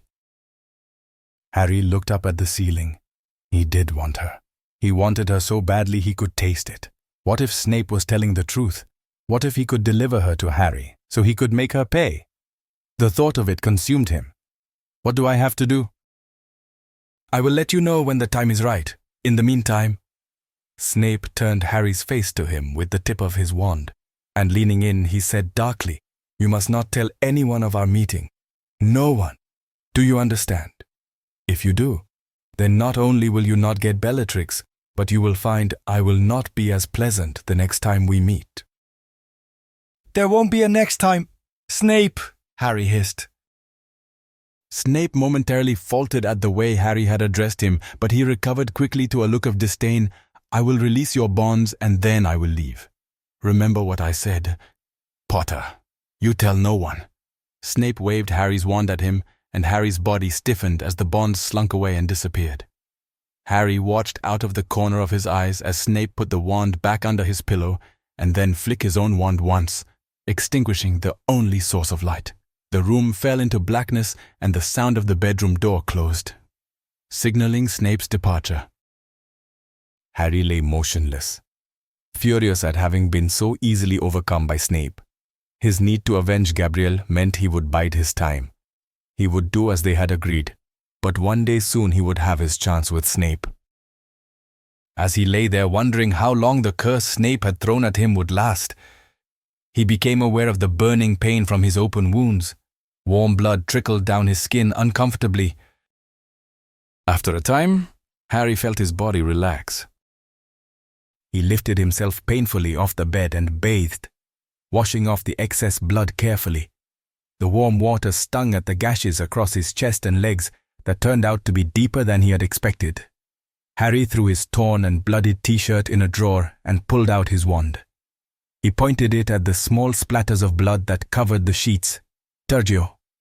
Hermione had used the spell to clean blood from his face last year, but the sheets remained stained. Harry concentrated harder. This time the blood siphoned off, leaving starkly white sheets again. Seeing that his wounds had started bleeding again, Harry wiped them off impatiently and summoned some dressings. Though basic as he was not well versed in healing to quell any further bleeding, Ron and Hermione must not find out he was hurt. Harry knew what their reactions would be. They would be horrified and try to convince Harry to report it. Then his chance to bring Bellatrix in would be gone. Harry was looking around, inspecting the room for traces of blood he might have missed, when there was a sharp tapping at the window. He automatically spun round. Clutching his chest as it protested painfully, he breathed heavily, wincing as he looked to the source of the noise. There was a flurry of snowy white feathers hovering outside the window in the morning gloom. Harry walked over to the window somewhat gingerly and opened it. Hedwig fluttered in with a gentle hoot, carrying the backpack Harry had left at Hagrid's. Though Harry was glad to notice it looked much less full than he had left it. She let the bag drop on the floor and landed on the dressing table, looking somewhat pleased with herself as she lifted her leg for Harry to remove the small scroll that was tied there. He gave Hedwig an affectionate scratch that she seemed to enjoy even more than usual. "I missed you too, girl," Harry smiled warmly. "I'm glad you're with me again. I'll get you something to eat." He dug out some owl treats and placed them on the top of the cupboard, letting out a small gasp of pain as he stretched. Hedwig stayed where she was, eyeing Harry reproachfully. "It's all right, Hedwig. It's nothing." She still did not move. "Go on. Go." He laughed softly at her concern. She fluttered up to her perch atop the cupboard and trilled gently. Harry gave her a bowl of water, then sat down carefully, mindful of the pain as he read the message. "Hello, Harry. Hedwig has been dying to get back to you. Been pestering me ever since I got back from the Hollow. Grob says hello too. Hope you're somewhere safe. Don't go doing anything dangerous. Say hello to Ron and Hermione for me. Hope to see you soon. Hagrid." It warmed Harry's heart to hear from Hagrid, and for a short time he managed to forget about the night's events. Turning his attention to Grob, he wondered how Hagrid was getting along with his giant brother. From what he had seen at the funeral, it appeared Hagrid had managed to get Grawp under control. Although he had not mentioned anything about the giants and whether they were yet teamed with Voldemort. When he heard shuffling coming from downstairs, he threw on his clothes and went down to the kitchen. Hermione was busy making porridge in a large pot on the stove. She had already lit the fire, so Harry went over to warm himself after greeting her. Crookshanks was lurking around her feet, but as soon as Harry sat down, he jumped into his lap, purring as he rubbed his head along Harry's chest. Ow! Harry pulled Crookshanks away from his wounds and held him aloft. Not today, Crookshanks. Sorry, he said quietly. He plunked the cat on the floor and went over to help Hermione. Ron joined them as the breakfast was laid. Had the strangest dream last night, he said, scratching his head. I was watching the Weird Sisters play a concert, but their music was really off. It sounded really flat, like the same note right through. Everyone was booing and throwing stuff on the stage. In the end, they broke all their instruments and stalked off the stage. Harry frowned. Now you mention it. Hermione sat down next to him. I remember dreaming I was on the Hogwarts Express. Can't remember any of the details though. Just the awful monotonous drone of the engines. Harry looked between the two of them. Snape had used the Muffliato charm on Ron and Hermione to ensure they would not be heard. What? Ron was watching Harry. Nothing. He took a spoon and filled his ball Hedwig arrived this morning. Any news? No, just a note from Hagrid. He said to say hello. As the morning drew on, Hermione turned their conversation back to R.A.B. We need to find out what he did with the locket. Harry, I think you're right. The first thing we need to figure out is how he managed to get it. Yeah, I mean he wasn't anything special. Was he? Ron frowned. What do we know about the defenses that guarded it? She asked Harry. Like I said, only one wizard could cross to the island in the boat. And once there, Harry's voice lowered at the memory. It would take 2 people to remove it from the potion. But you went across in the boat with Dumbledore, didn't you? Ron puzzled. Yes, but he said that didn't count because I wasn't considered a proper wizard until I was of age. What else happened? Hermione prodded delicately. Dumbledore made me promise to make him drink all of the potion protecting the locket, he said grimly, no matter what he said once he started drinking it. Why? Ron asked. Because he knew it was going to be impossible for him to do it himself. He knew that whatever it was, it would cripple him. Harry was unable to look either of them in the face. Dumbledore's desperate pleas swamped him painfully. I fed him that poison, glass after glass, until he was almost dead. You did what you had to, mate, Ron said quietly, watching him. Ron's right. He made you promise for a reason, Harry. Once the potion was gone, the Inferi attacked because I had to use the water from the lake to give Dumbledore a drink. Harry looked up into their horrified faces. They came up out of the water and grabbed me. They would have pulled me in if Dumbledore hadn't used fire to scare them off. Oh, Harry, that's horrible. Hermione's eyes watered. They were silent for a moment until Harry spoke again. Point is, you'd have to have some powerful magic behind you. Not only to get through Voldemort's defenses, but to detect magic as well. Harry explained how Dumbledore had felt traces of magic. Regulus would have to have had someone along who was powerful enough to detect traces of magic and defend them against the Inferi. He wouldn't have been in any state to do it himself after drinking the potion, Harry said gravely. Regulus couldn't have been anywhere near as powerful as Dumbledore, Ron added. So, Hermione recounted Regulus took someone along who wasn't a wizard so they could get across the lake, but who had great power of their own to detect magic and defeat the Inferi, and who would also do exactly what they were told to do even under incredible circumstances. The 3 of them looked into the fire for a moment, then one by one, they looked at each other creature. Ron spoke what they had all been thinking. 7. Ginny's other and Harry's excuse. They were interrupted by a loud crash followed by a shrill screeching coming from above. They pulled out their wands and ran across the room. edging quietly up the stairs. "You pond scum! Intruders in my noble house and traitors to your blood!" Something had obviously disturbed the portrait of Mrs. Black. She was screaming at the top of her lungs. "Mudbloods and traitors, get out! Where is Creature and that ungrateful brat child of mine? Get out of my house! Stay away from me! Get away!" Mrs. Black's scream suddenly became more hysterical as Harry peered out from the stairwell. "Shut up or I will curse you until you are nothing but a blob of paint," Ginny said threateningly. "And don't think I don't know how." Harry and the others emerged from the doorway to find Tonks battling her way out from under a heap of bags, apologizing profusely, and Mr. and Mrs. Weasley looking on dumbfounded as Ginny stood in dueling stance, one pointing at Mrs. Black's portrait. Mrs. Black was hunched in the corner of her painting with her elbow in front of her face. "No!" she wailed pitifully. Harry and Ron rushed over, and to their surprise, the curtains pulled shut with no resistance. They turned to look at Ginny. Her eyes were glittering dangerously. Where did that come from? Ron was looking at his sister with a mixture of shock and awe. "She's a horrible old bat who deserves a bit of her own back," Ginny said angrily, pulling herself up straight again. "Yes, well, Mrs. Weasley was eyeing Ginny uncertainly. "I think it best if we get this stuff upstairs before she starts up again." "Somehow I don't think that will be a problem," Harry said, eyeing Ginny appreciatively.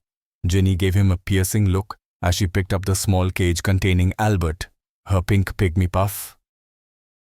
"I'll put some tea on then. Shall I?"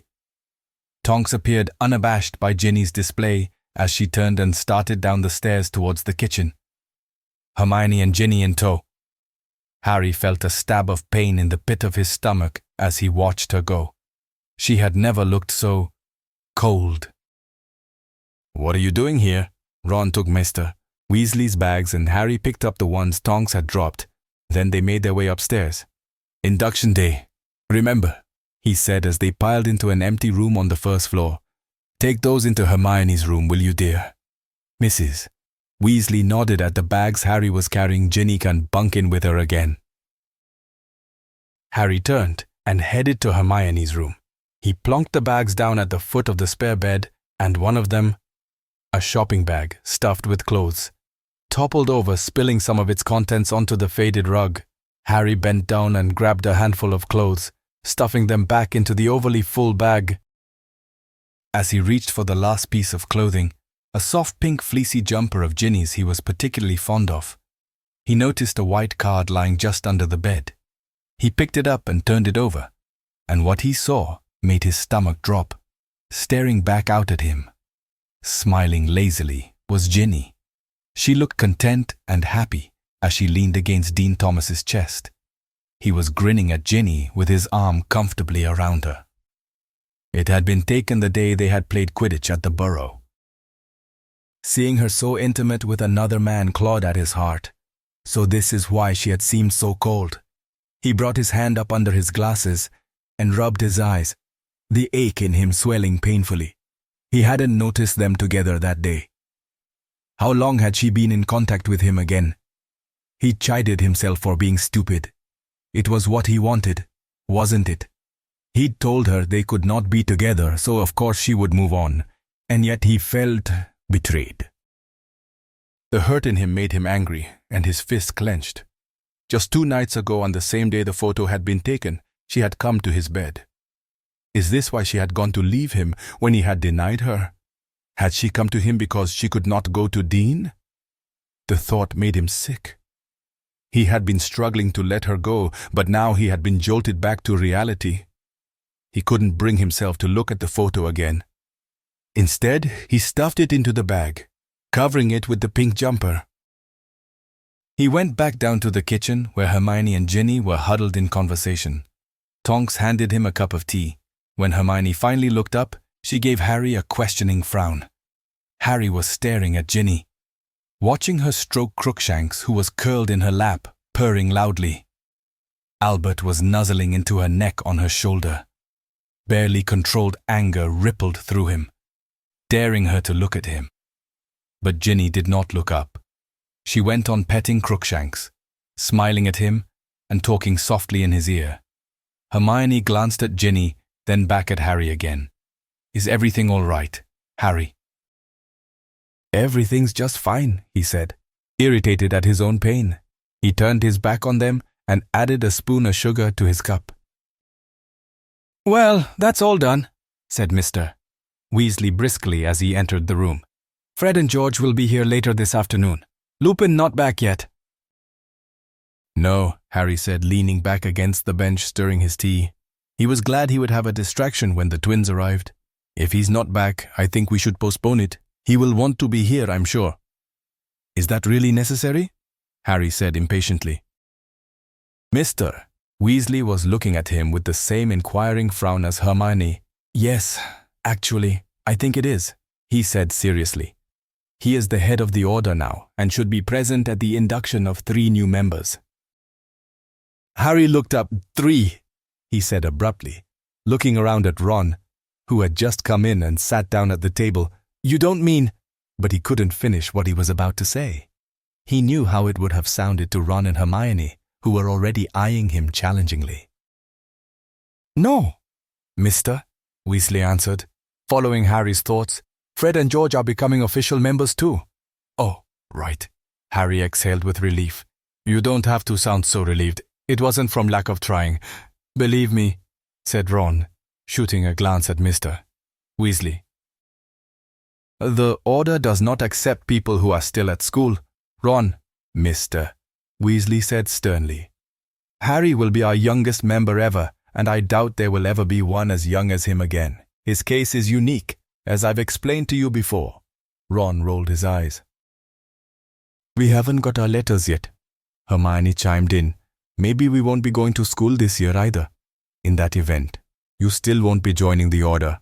I am sure there are other things for which you could be put to use." "Like what?" Ron said defensively. "We'll cross that bridge when we come to it."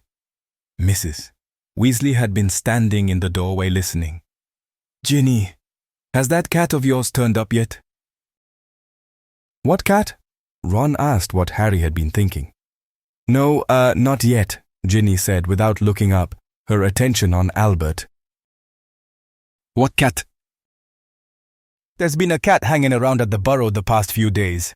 Mrs. Weasley reached into the cupboard and pulled out some potatoes. "We've seen it on occasion before, but it's been around a lot lately. She fussed about getting knives out of the drawers, comes and goes as it pleases. Seems to spend most of its time looking for Ginny. At least it's always in her room. Why she'd want with another pet, I don't know." "Why don't you just boot it out?" Ron asked. "Because I've adopted it," Ginny said angrily. "And if you harm it in any way, I'll steady on. I wouldn't do anything to it. I just thought if you wanted rid of it, well, I don't. And if it turns up, you leave it alone," Ginny said, her eyes blazing. "Fair enough," Ron shrugged. "What does it look like, so I know not to kick it out the door?" Ginny scowled at him. "It's got rusty-colored long fur," said Mr. Weasley, who had been following the conversation behind his copy of the Daily Prophet, with white patches on its face and feet. "Quite a young cat, I think. Rather smart, too." He smiled appreciatively. "It frightened a gnome out of my boot that would have given me a nasty bite had I have managed to put my foot in it." "Hermione and Ginny, you can give me a hand with lunch." Mrs. Weasley had knives chopping speedily as she poured a sauce into a pan on the stove. "I'll be outside then." Tonks appeared to have given up offering her help in the kitchen, and she left to relieve for guard duty. Harry gulped down his tea and went up to his room. The last thing he wanted to do was eat. He stood by the window and looked out at the overgrown grass in the front yard. He felt petty and selfish at his own jealousy. He should have been glad for Ginny. She was moving on and doing exactly as he had asked. But the ache within him would not abate. He was embarrassed to think part of him had held some hope that she would wait for him, even pine longingly for him. He walked over to Hedwig and, wincing, reached an arm up for her to sit on. She fluttered down and blinked at him expectantly. "Looks like it'll always be you and me, girl," he said softly. stroking the feathers above her beak. He opened the drawer and pushed aside his bloody t-shirt to get at the owl treats. Grabbing a handful, he sat on the bed and let Hedwig perch on his knee. As he sat feeding them to her, he heard footsteps coming up the stairs. Expecting Ron or Hermione coming to get him for lunch, he said, "It's okay. I'm not hungry." The shadowy figure did not speak as it came to a stop in the doorway. "I'll eat later." His voice trailed off as he saw Ginny standing there watching him. His face immediately changed and he turned back to Hedwig. "I'll be down later," he said gravely. His heart was pounding in his chest as she stepped into the room. "You didn't even say goodbye." Her voice was little more than a whisper. "At the burrow, I thought at least you would say goodbye." "What was the point?" Harry said callously. "Concentrating on Hedwig, you're here now, aren't you?" He wanted to hurt her. He wanted Ginny to know how he felt. She hesitated for a moment, then slowly and uncertainly walked further into the room, running her hand along the dressing table.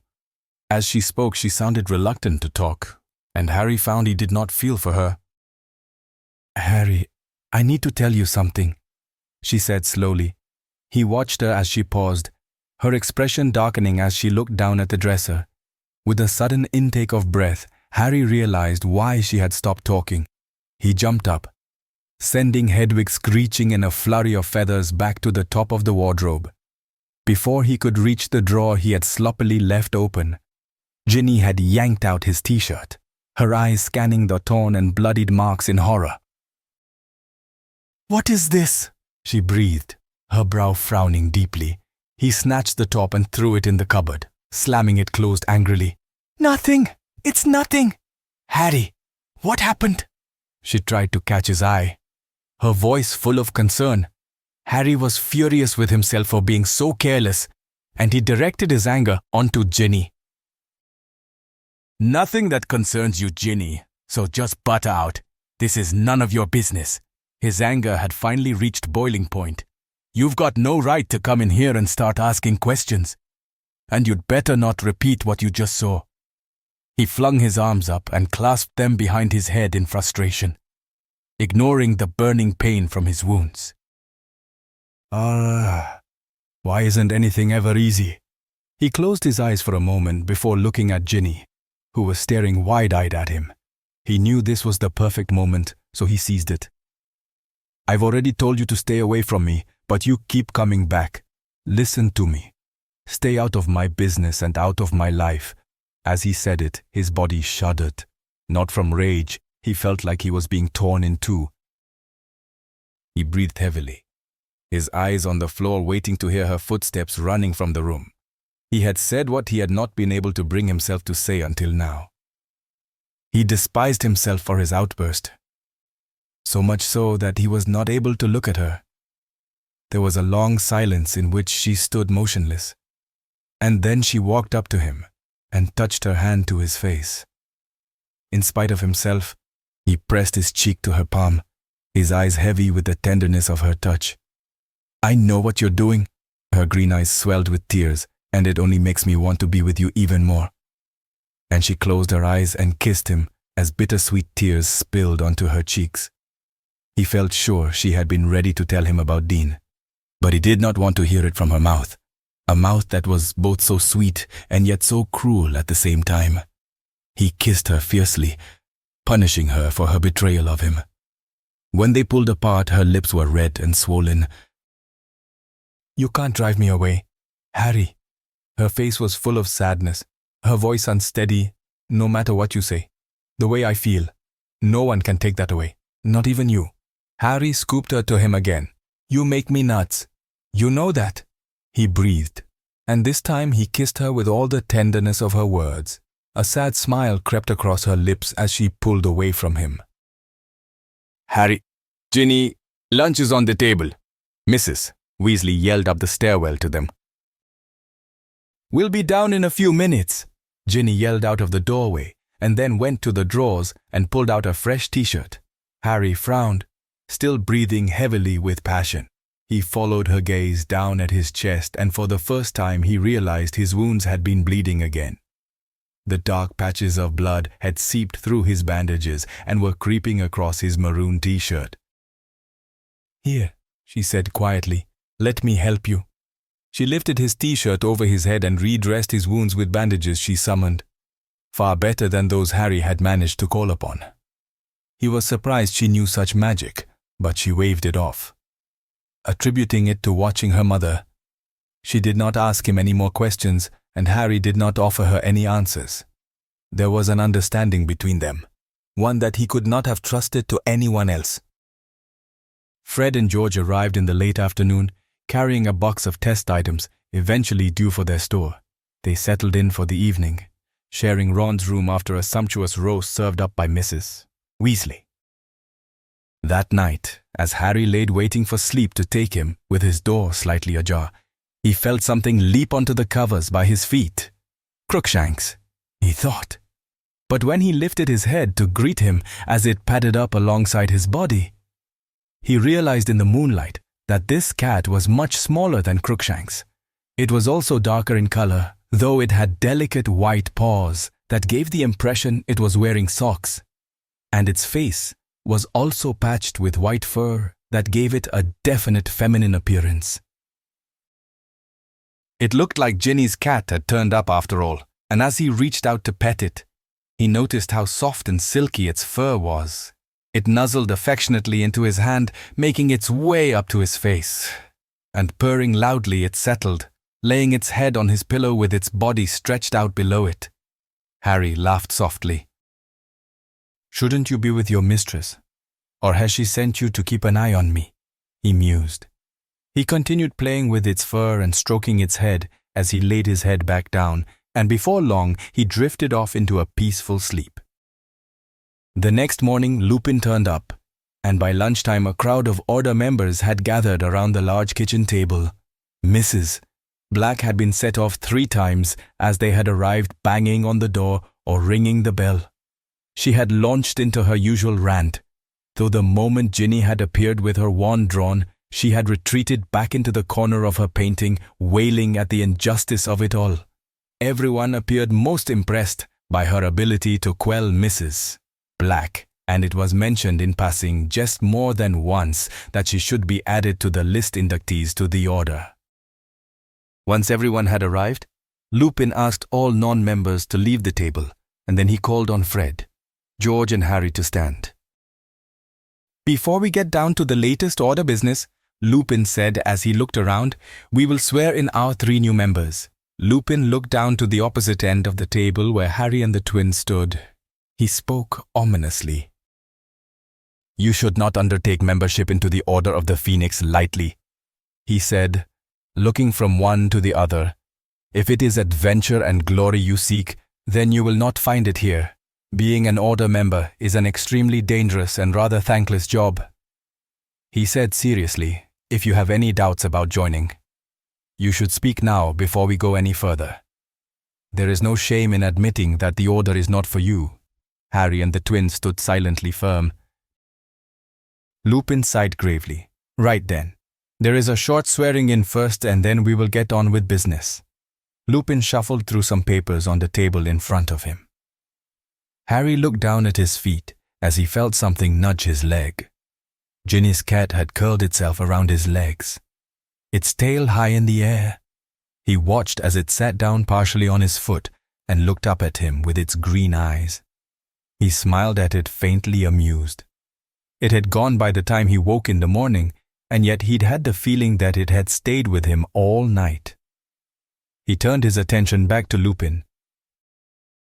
He was holding a piece of parchment in his hand, from which he started reading aloud in the monotonous tone of someone going through the motions. "You will now be asked to swear an oath of allegiance to the Order of the Phoenix. In doing so, you will become privy to all knowledge the Order has already accumulated, and you will also be able to partake in any sharing of new information as it comes to hand. As a member of the secret society, you will be expected as individuals to uphold to the same truths and ideals as the Order itself." Harry swallowed. He had a rather uneasy feeling of where this was going.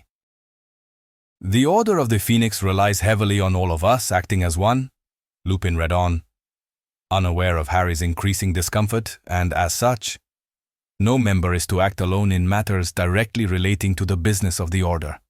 As a member, you will be required to share any or all information that may be relevant to our cause, of which you either presently or in the future have knowledge of. Lupin had said it, exactly that which Harry had feared. Lupin looked over the top of the parchment at the three of them. Do you understand the terms thus far before we continue? Yes, Fred and George said in unison. Harry stood with a frown on his face, an internal struggle raging within him. He had wanted to join the Order ever since he knew of its existence. But how could he under the circumstances? As the long silence stretched out, the Order members, who had been staring at the table or looking out the small, high window disinterestedly, started to turn their heads to look at him. Harry was eyeing them all uncomfortably, aware he was backing himself into a corner with his silence. Harry, Lupin's tone was one of doubt as he leant his hands on the table in front of him. Do you have something to say? Harry's mind was racing. Why hadn't he thought of this? He was unwittingly full of secrets that he had absolutely no intention of revealing to any of them. Dumbledore had told him to tell no one other than Ron and Hermione about Voldemort's means of immortality. And to get to Bellatrix, he knew he was going to have to keep Snape's little visit to himself as well. Harry could not, in good conscience, join them on a lie. I've changed my mind. Harry could think of no other way out of it. I don't think I'm ready to join yet. He could feel the color rising in his cheeks. I'd like to think about it. Maybe join later, like you said. Harry thought the guilt he was feeling was written all over his face. I'm sorry. I don't mean to waste your time. And without looking at them, he moved quickly out of the room and climbed the stairs, leaving a stunned silence behind him. He went straight on up to his room, not wanting to face anyone. He knew Ron and Hermione would understand once he explained the situation. After all, they too shared the Horcrux secret. But Ginny, she would think he was a coward and he would not be able to explain. As he went to close the door behind him, the small red and white cat darted into the closing gap and ran past him, jumping onto his bed. Hedwig watched the cat from her perch with interest as Harry walked over to it, picked it up, and holding it aloft in front of him, sat down. Back again. What's your name anyway?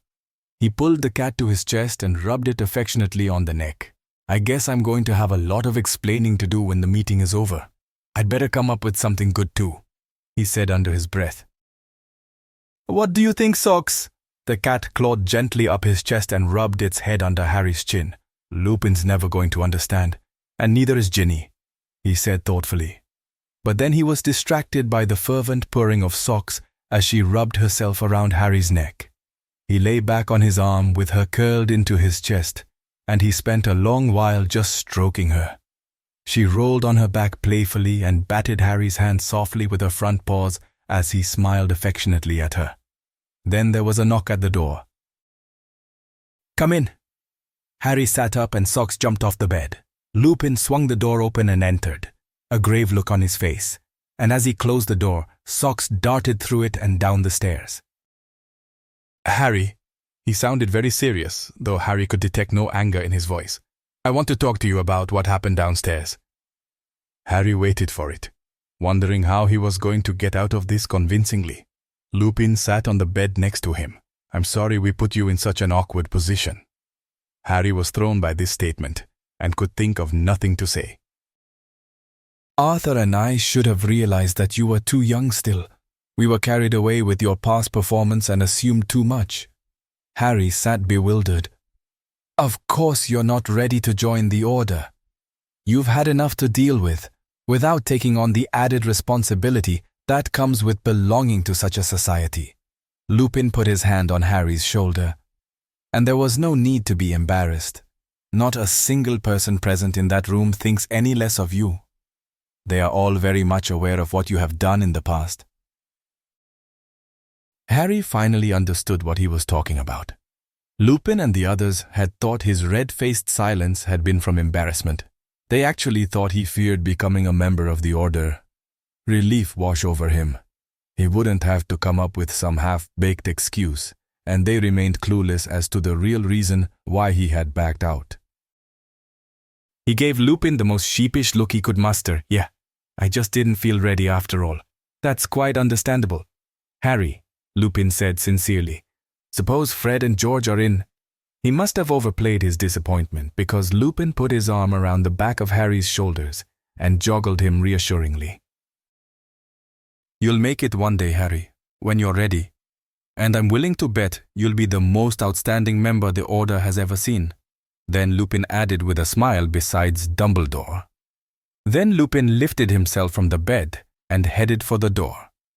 Would you like me to send Ron and Hermione up? Lupin was being rather tactful about Harry's supposed embarrassment, and although Harry had been glad it had worked out this way, he couldn't help but feel miffed that Lupin had believed Harry afraid of joining the Order, but he swallowed his pride. Yeah, thanks. When Ron and Hermione entered the room, Harry could see by the look on their faces that Lupin had told them his version of events. Hermione approached him as she would a sick pygmy puff, and Ron looked just plain uncomfortable. It irritated Harry even more to think his own two best friends would believe it of him. Are you okay, Harry? Hermione sat down next to him and touched his arm reassuringly. Harry tilted his head at her and gave her a sarcastic look. Before you both start, he sighed. The reason I didn't join the Order is because you are bound to reveal all information pertaining to Voldemort that you know, which means that I would have had to tell them about the Horcruxes. All right, Lupin and the others just assumed I was scared, and I didn't correct them because it would have led to all sorts of questions that I couldn't answer. Oh, Hermione removed her hand as her cheeks went pink. I knew it had to be something like that. Ron sat down on Harry's other side and grinned at him, didn't believe a word of what Lupin said. Oh, really? Said Hermione as she raised an eyebrow. That's why you wanted me to come up here on my own to talk to him first, was it? It was Ron's turn to turn pink. Look, it doesn't matter now, Harry said. We've bought some time, so let's spend it going over what we've learned so far about the locket. Good idea, said Hermione, shooting Ron a disapproving look. Well, we're all in agreement that it could have been Creature who helped Regulus obtain the locket, right? Ron nodded as Harry picked up Socks, who had wandered into the room again, tailing Ron and Hermione. He stood up and carried her over to the door, pushing it closed, then sat down on the rug and placed Socks in the crook of his crossed legs.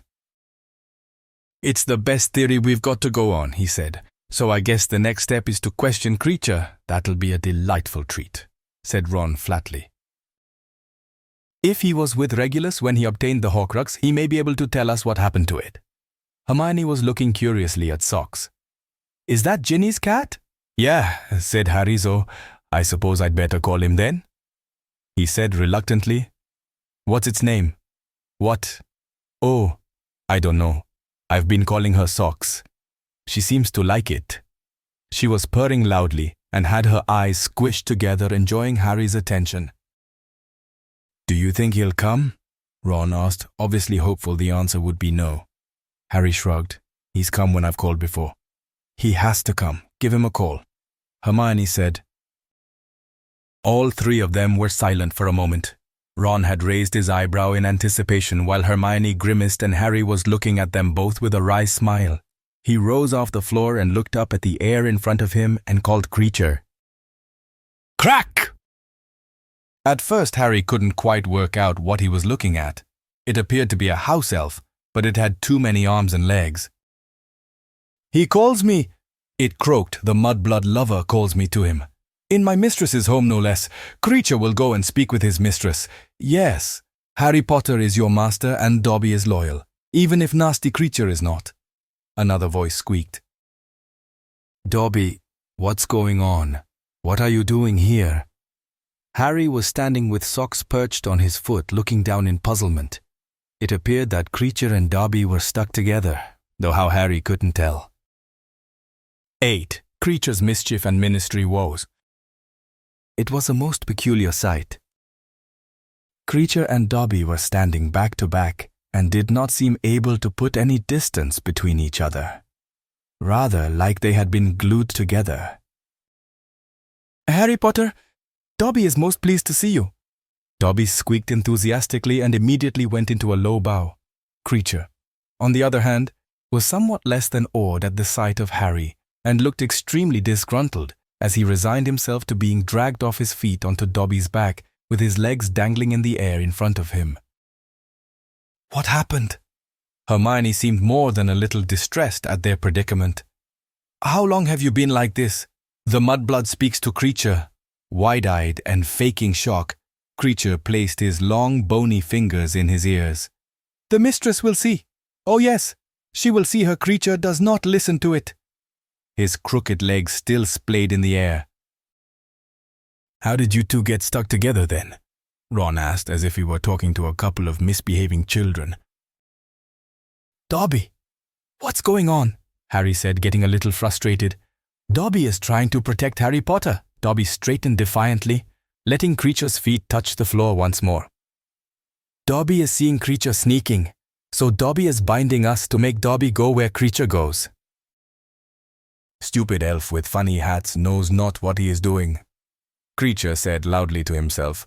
"Creature will find a way to break stupid elf's bond." "What do you mean, sneaking?" Harry frowned, eyeing Creature. "Dobby knows Creature is up to mischief."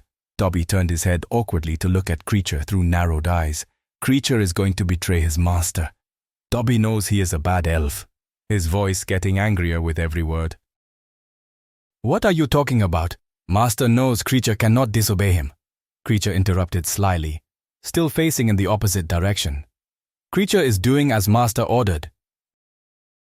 "Dobby, you can't stay stuck together like this." Hermione sounded exasperated.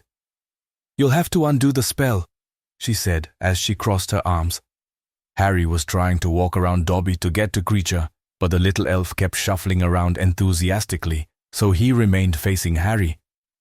Eventually, Harry grabbed his bony little arm to make him stay put and crouched down in front of Creature. Harry looked into his bloodshot grey eyes. "What have you been up to?" he said suspiciously. Creature seemed rather pleased with Harry's reaction. Creature is only following his master's orders. His continual emphasis on the word master glowed with contempt. Harry narrowed his eyes. "What did I tell you to do?" he asked slowly. Master cannot remember his own orders. Creature is indeed unfortunate to serve under such a lowly wizard. Harry clenched his jaw as Ron and Hermione looked on in anxious silence. "What did I tell you to do?" "Creature!" Creature bowed dramatically, leaving Dobby flailing as his legs left the floor. "You had Creature follow the brave and daring Master Malfoy," he said treacherously. There was a sudden knock at the door and Harry, Ron and Hermione looked up sharply. "Just a minute!" Harry threw at the door urgently as he stood up. Socks scattered and jumped onto the bed. "You're both going to have to leave," Harry said quietly. But before he could finish, the door flung open and Fred and George stepped into the room. "Told you," Fred said triumphantly, pointing at the two elves now struggling with each other to get the best view of the doorway. "Knew he wouldn't disappoint us." "What are you doing?" Harry was angry at having been caught. "Didn't honestly expect us to believe that tripe you told Lupin, did you?" George raised his eyebrows, not ready to join the order. Pulled the other one. "This coming from the kid who swiped an egg from a brooding horntail," Fred chimed in, "and destroyed a basilisk to rescue our little sister, not to mention the Death Eaters." "All right," Harry said impatiently. "So you caught me. Suppose now you're bound to tell the rest of them." "Don't be daft. Whatever you've got going on. If it's important enough to stop you from joining the order, then we're not going to tell them," George said. "Right. However, we do want in on it," Fred said unabashedly. "Absolutely. Anyway, they made it quite clear in the meeting that we were not going to be allowed out in the field as order members. So basically, we now hold the unofficial title of Order Mascots, which is not what we signed up for. Is it?" George swept into the room and crouched in front of the elves, studying them curiously. "What happened to these two?" "They're stuck together," said Ron flatly. "Leave it to you to state the bleeding obvious." Fred walked over to Creature and pointed his wand at the elf. There was a flash of white light and a whooshing sound, and then Dobby and Creature broke apart, scowling at one another. "Well, that's that. So what's going on then?" George said as he stood and faced Harry. The trio exchanged looks before Harry slowly spoke. "Creature has been following Malfoy." "What?" Fred looked flummoxed as he looked back at Creature. "Well, where is the little toe rag?" asked George. "I don't know. I was just about to ask before you came in. Don't let us stop you." Fred ushered Creature over to Harry. Harry felt it was a reasonable trade-off, involving Fred and George in the news about Malfoy rather than giving them the real reason he had called Creature. "Well, Creature," Harry said expectantly, "where is he?" Creature cannot say. The wrinkly little elf bowed extravagantly once more. Creature has been unable to follow the noble and handsome Draco all the way to his location. "The what?" George said dubiously. "Never mind," said Harry with a sigh. And then turning back to Creature, he asked, "Why?" Creature lifted his head smugly. "Because the stupid elf with clothes will not let me." Fred caught Dobby's arm as he tried to throw himself at Creature. "Dobby is not stupid," he squawked angrily, arms flailing madly. "Creature cannot be trusted. Creature is a bad house elf." "Hang on. So, have been following him or not?" Ron was looking extremely confused. "Creature humbly follows in Draco's aristocratic wake when he is at Hogwarts." "Hogwarts, Fred," George and Ron said in unison. "Are you telling me that Draco is wandering around the school undetected whenever he feels like it?" Harry said doubtfully. Creature did not say that. He smiled slyly. "Then tell me what he's doing there," Harry said, losing his patience with Creature. "And I want you to be specific. How often and which rooms he goes to." "Master is cunning." Creature's smug expression dissolved as he realized his game of verbal cat and mouse was over. Creature has been privileged to watch the dashing young Malfoy twice as he has made his way into the headmaster's office. "He's been inside Dumbledore's office," Hermione said as she stepped forward. Creature covered his ears to block her out, but before he could say anything insulting, Hermione leant down and yanked his arms away from the side of his head in frustration. Her enormous patience with Creature had finally worn thin. "What was he doing in there?" she demanded. "The mudblood touched Creature. What was he doing in there?" Hermione's eyes blazed. Creature still did not acknowledge her. "Answer her!" Harry commanded furiously. "He spoke with one of the portraits." Creature bit back defeated, and then with a crack, he was gone. "Dobby, will you keep an eye on him for me? Don't try to stop him, but watch him, okay? Dobby would be proud to do as you ask." "Harry Potter," Dobby answered, lifting his head to its full height. And with a crack, he was gone too. "What's all that noise up there?" Mrs. Weasley's voice echoed through the door. "Just showing Harry one of our new lungbuster bubblegums." Fred opened it a crack and yelled back as Socks darted through and down the stairs, apparently scared off by all the noise. "For goodness sake, I've told you about chewing those in the house," she yelled back. "All of you can come on down anyway. I'm serving up an early dinner now everyone's gone." They didn't get a chance to discuss any further the bombshell that Draco had been back to Hogwarts over the holidays. Lupin had left and missed her. Weasley was leaving on an assignment for the ministry the next morning, and Mrs. Weasley insisted they spend the remaining time together as a family.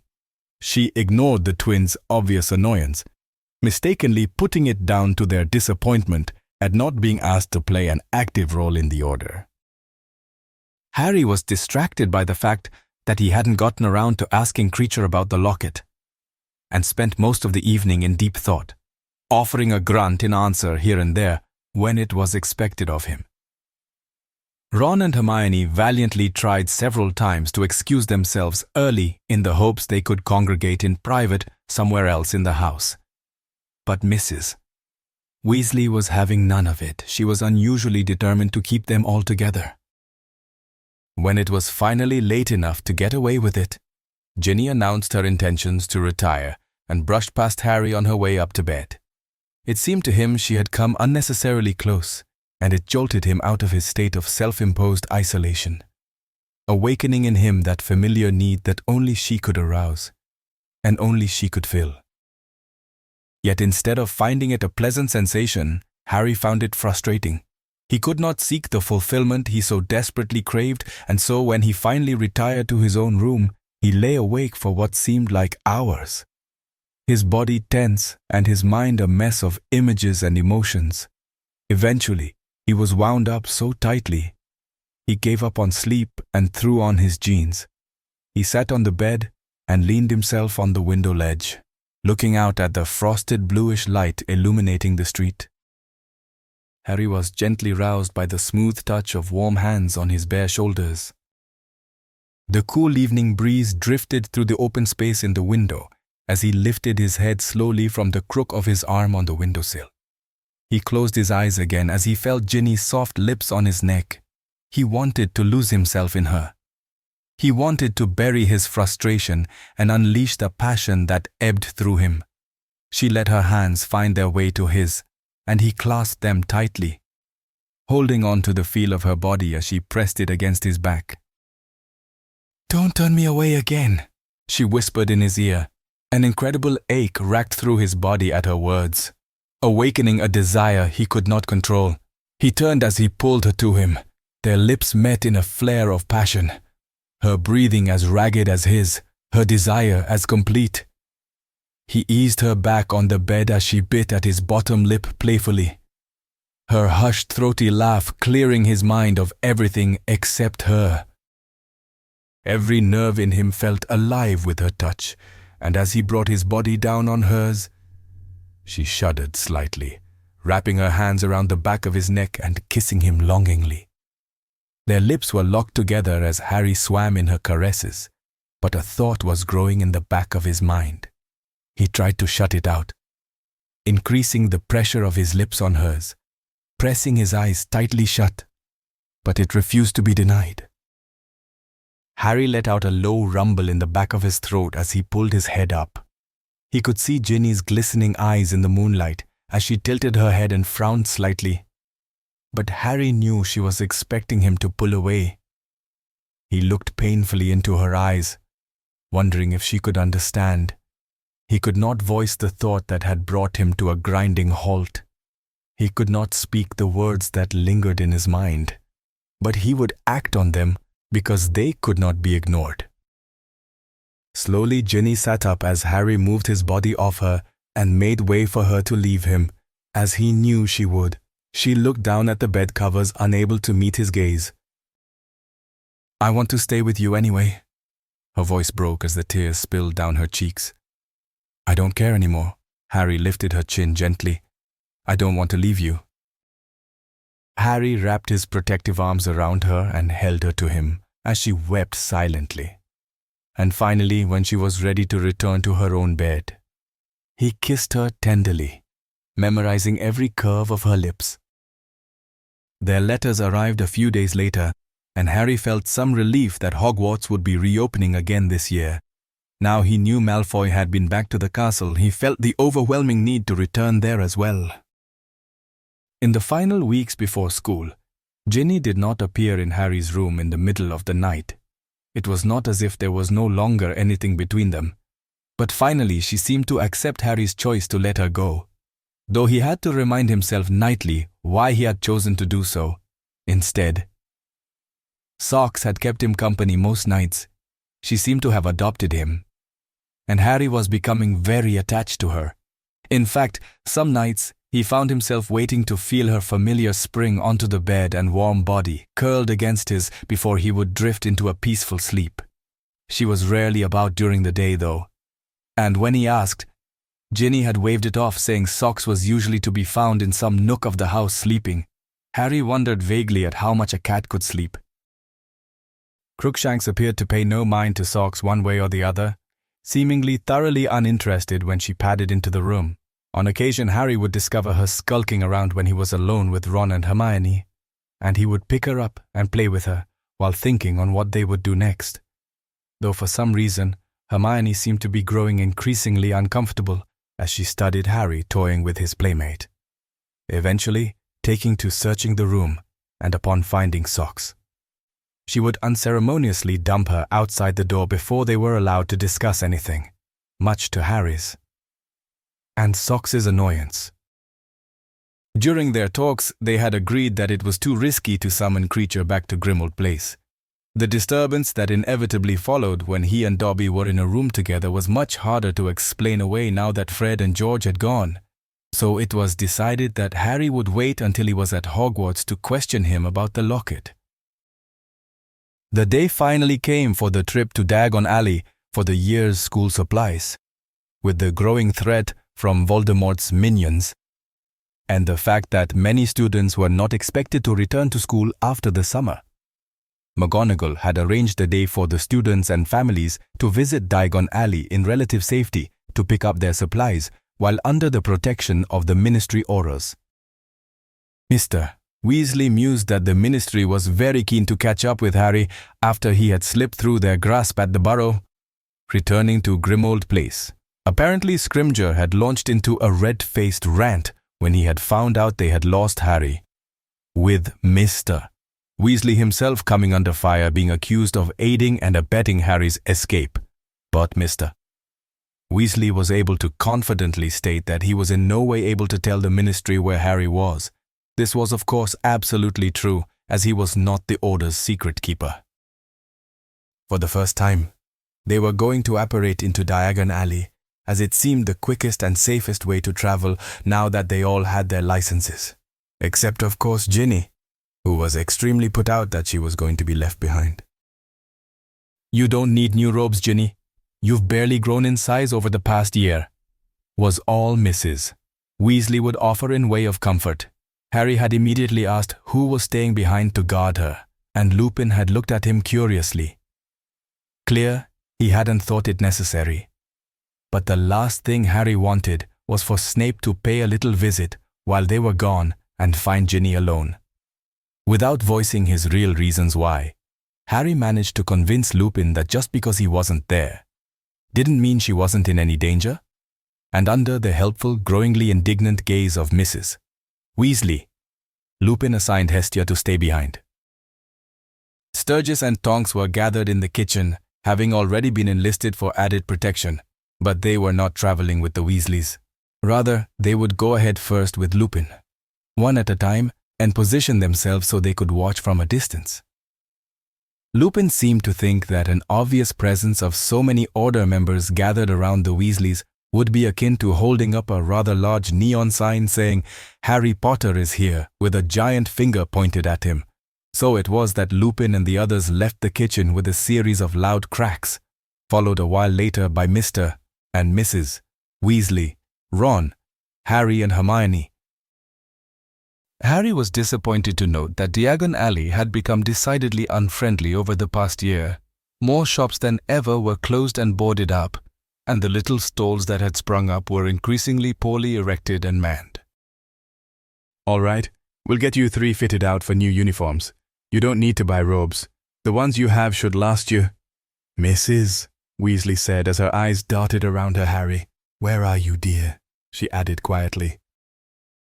"Here," he said as he moved to stand near her elbow. Lupin had taken Harry aside before they left and insisted he wear his invisibility cloak the whole time they were out, also advising him not to make contact with any friends he might come across in case someone was watching. Harry thought it strange, but it seemed he was almost as worried about the Aurors discovering Harry's presence as he was of Voldemort's cronies. "Good. Stay right by us. Don't go wandering off or we'll lose you."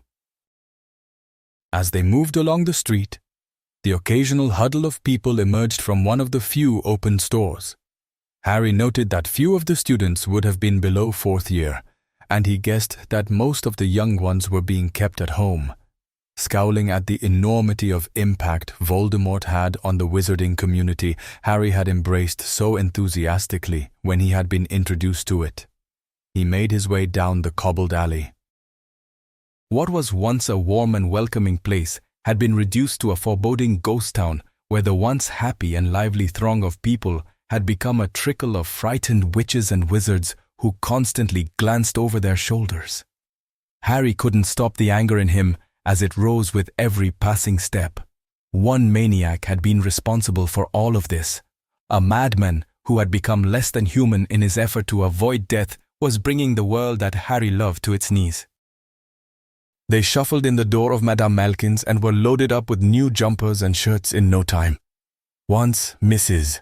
Weasley had parted with several galleons, they headed to Flourish and Blots, which must have closed since their previous visit, but appeared to have been opened specially for the occasion. The windows were still boarded up, making the interior very dank indeed, and dust that had been kicked up by billowing cloaks drifted in the sun's rays that had pierced the cracks between the planks of wood.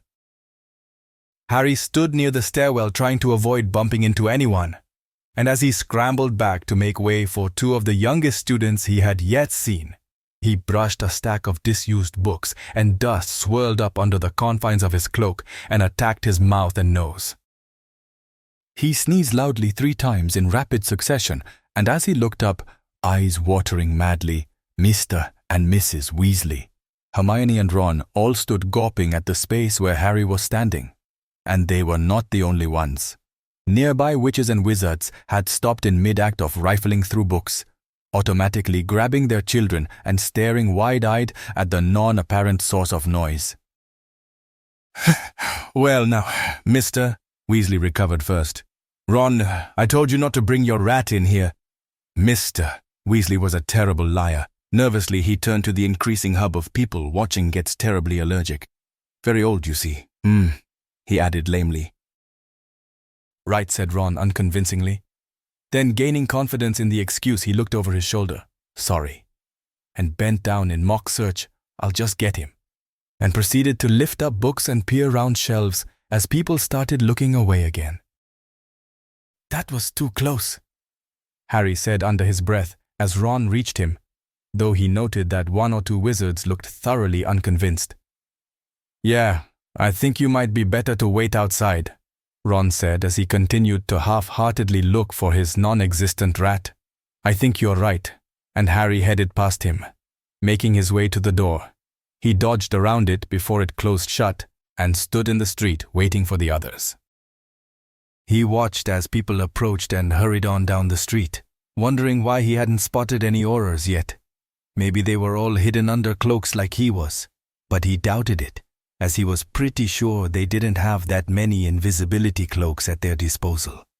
He started searching more earnestly for some sign of them, looking in the tiny darkened alleys between shops, and even scanning the rooftops as he walked slowly around in a circle. Suddenly, he was knocked off his feet, and he hit the ground with a thud, his cloak underneath him and something lying on top of him. "Neville," he croaked as he tried to heave his friend off him. Neville looked startled as he scrambled to pick himself up, eyeing Harry apologetically. "Sorry, Harry. Didn't see you there." "Yes. Well, that was the whole point," said Harry, exasperated, pulling himself off the ground, looking at Neville's anguished face. "I'm really sorry, Harry." "It wasn't your fault. I wasn't watching where I was going," he added, swinging his cloak over his head. But before he could cover himself with it, it was ripped from his hands, and he was being thrust face first to the ground. "Get off!" he yelled as he struggled to get his hands free. He could hear Neville's urgently high voice. "Let go!" Harry, his heart pounding, squirmed under the body that was pressing down on him. He managed to twist onto his back and finally pulled his hands free. Automatically, his left fist made contact with his assailant's face, and his right had found his wand. Levicorpus! With lightning speed, he had raised the man off him and dangled him in the air by his ankle. "Give me that!" an angry voice said, and Harry spun onto his knees. "Stupefy!" he shot at a wizard who was struggling with Neville's wand hand, trying to disarm him. The flash of light hit the man's chest and his eyes curled backwards into his head as he was thrown off his feet by the force of the curse. Then several things happened all at once. A woman who was coming out of Flourish and Blots started screaming, battling her way back against people who pushed forward out the doors to see what was happening. The man who dangled in the air was spluttering threateningly at Harry as blood dripped from his nose, and many loud cracks resounded in the street around Harry and Neville, signifying the arrival of a number of apparatus. Harry, who was spinning around on his feet, one directed straight out in front of him looking for someone to target, suddenly threw himself at Neville and pushed him to the ground as several jets of red light soared past them. He aimed a curse at one of the wizards that now surrounded him as he scrambled to his feet. But he felt a white-hot jolt in his back that threw him forward. His body skidded along the ground, but he still had his wand arm free. Impedimenta. Without speaking, as he struggled to catch his breath after being winded, he sent a curse that caught the man approaching him off guard. His body stiffening, Harry groggily picked himself up, his eyes watering from the pain, trying desperately to locate Neville and see if he was all right. But before he could straighten his body, 2 blasts pelted excruciatingly into his side, hurling him off his feet, his head hitting the cobbled stones with a sickening crunch. Harry heard Lupin's voice roaring furiously. He felt the breath leave his lungs, and then everything went black. Harry's body felt stiff and sore when he finally opened his eyes. His head swam as he tried to sit up. Everything blurred, and the pain shot through his skull, so he let his head drop back down onto the thin pillow. He kept his eyes closed as nausea threatened to overcome him. What happened? He tried, but he couldn't remember what had brought him to this point. As he clutched his head, he felt a lumpy wet patch above his left eye. He pulled his hand away and squinted at it. The blurry image of his fingers was smeared with blood. That explained why his head was spinning at least. But why wasn't it bandaged? Why hadn't someone fixed it already? A sense of urgency grew in him. Something was terribly wrong. With his eyes only half open and his head feeling like it was splitting in two, Harry slowly eased himself off the bed onto his feet. Nausea swept through him again as the blood left his head, and the darkness that had barely retreated closed in on him.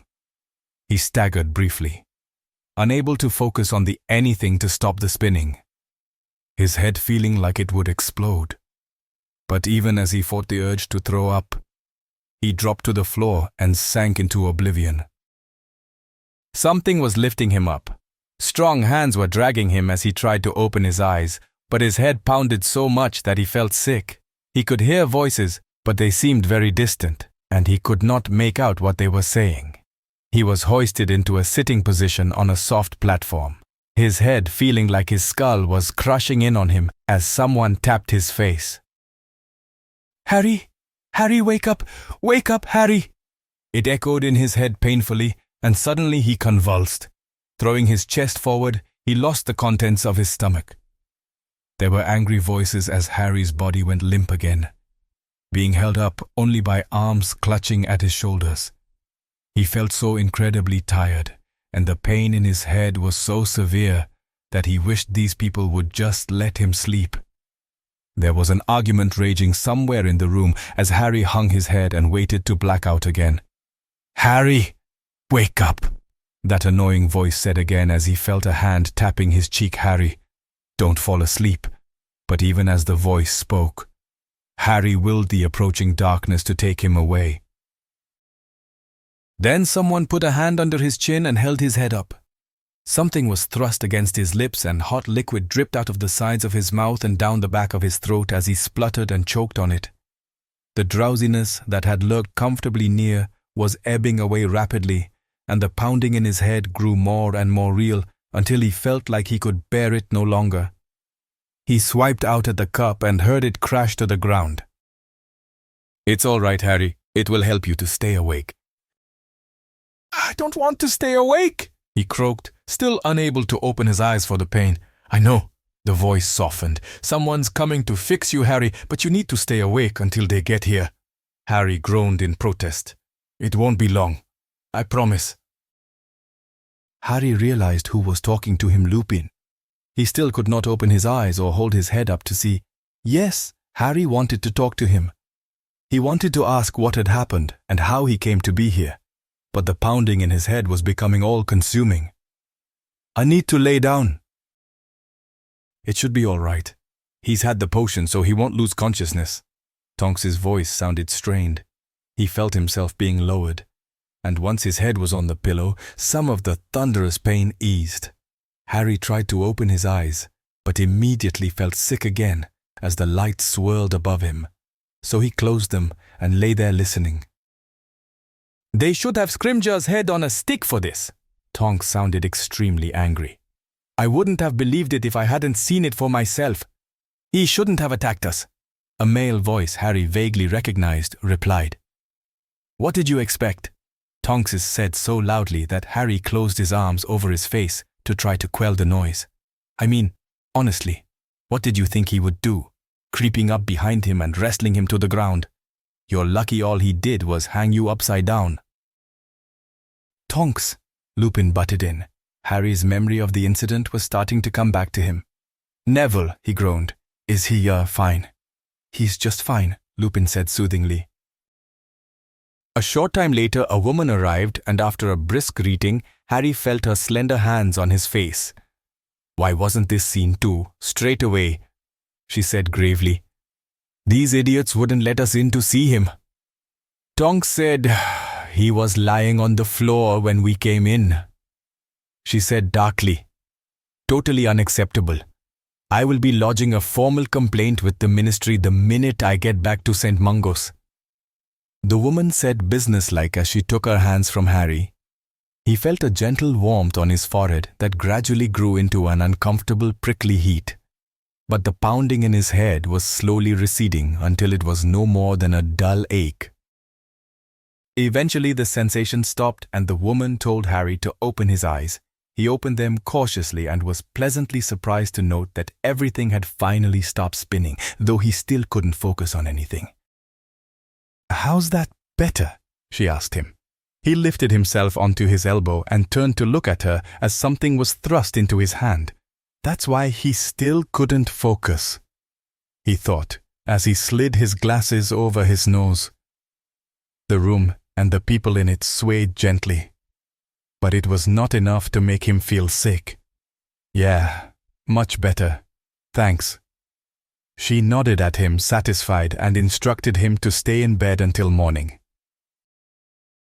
Lupin followed her and spoke to her quietly outside the room as she left, before coming back and sitting down on the edge of Harry's bed. The man Harry now recognized as the one he had punched on the nose and hung upside down in Diagon Alley was standing just inside the doorway, studying the three of them nervously. Over his shoulder hovered a small black orb.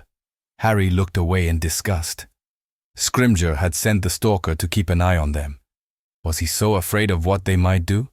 The cold room was bare except for the bed he now sat on and a small table that was propped against a pale green wall. You're in one of the ministry's holding cells, Lupin said, watching him. Harry gave Lupin a stony look. Are they going to let me out? They can't keep you here, Harry, Lupin said. If people find out the ministry is holding the chosen one in their jail cells, there will be a massive outcry. Scrimgeour can be sure of that, he said as he looked over at the stalker. But as you are not well enough to be moved, you'll stay here for the night anyway. No, Harry cut him off. I feel fine and I want out of here. Lupin looked down at the floor gravely. Harry, I don't think you realize how close you came to. I'm fine now, Harry abruptly. I can understand why he doesn't want to stay, Tonks said with a raised eyebrow. Lupin gave him an appraising look. You'd have to walk all the way to the atrium before we can leave, Harry. Not a problem. Harry felt weak, but his need to leave here was greater. We're in the furthest part of the ministry, Lupin added. Doesn't matter. Molly will be relieved to see him, Tonks added. You'd have to go straight to your own bed when we got back, Lupin said, happily. Harry sounded anything but happy. See, we just need to decide how are we going to take him. Tonks said confidently. I suppose we could go via the flue. I don't think you're up to apparating. Fine, said Harry. All right, Lupin said resignedly. Standing up, I'll go and speak to Scrimger. I'll be back soon. And he turned and left, Tonks smiling after him. I'll head back to let them know you're coming. Harry, she said, and followed him out the door. Harry had found the walk to the atrium much more tiresome than he had expected. By the time he stepped into the kitchen at Grimmauld Place after the whirling trip through the flue network, his head was hurting so much he was wincing with the pain again, but he was glad to be back. Hermione and Mrs. Weasley were looking at him in shock, but they both gave him overly tight hugs before Mrs. Weasley sent him straight upstairs with watery eyes. Ron looked extraordinarily pale as he accompanied Harry up to his room. Harry sat on the bed with his head in his hands. It was feeling like it might burst at any minute, so Ron closed the curtains and then left, closing the door behind him. You've got an interesting relationship with the Ministry, haven't you? Harry looked up in surprise. Ginny was walking towards him with a crooked smile on her face. Where'd you come from? I was waiting for you, she said as she sat beside him and lifted her hand to his forehead to inspect the damage. Harry hadn't seen her when he came in. He was about to mention the fact when Ginny spoke again. It doesn't look too bad now. She dropped her eyes to his, though from what Hermione said, you were in pretty bad shape for a while. How would she know? Tonks told her they found you on the floor, lying unconscious in a pool of blood. Ginny was frowning slightly as she stood up looking at his shirt. For the first time, Harry noticed the dark patch of dried blood on the shoulder. So that explained why Mrs. Weasley and Hermione had looked so shocked and the blood had drained from Ron's face. Here, Ginny handed Harry the basin which normally sat below the mirror. He rested it on his knees as she dipped the small towel in and wiped the dried blood from his face and neck.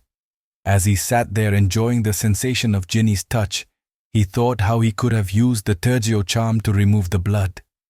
But he found this way much more pleasant, so he allowed Ginny to clean him up and strip him of his old shirt, replacing it with the black t-shirt she had once told him suited him very much. Then she told him to lie down and promptly left him before Mrs.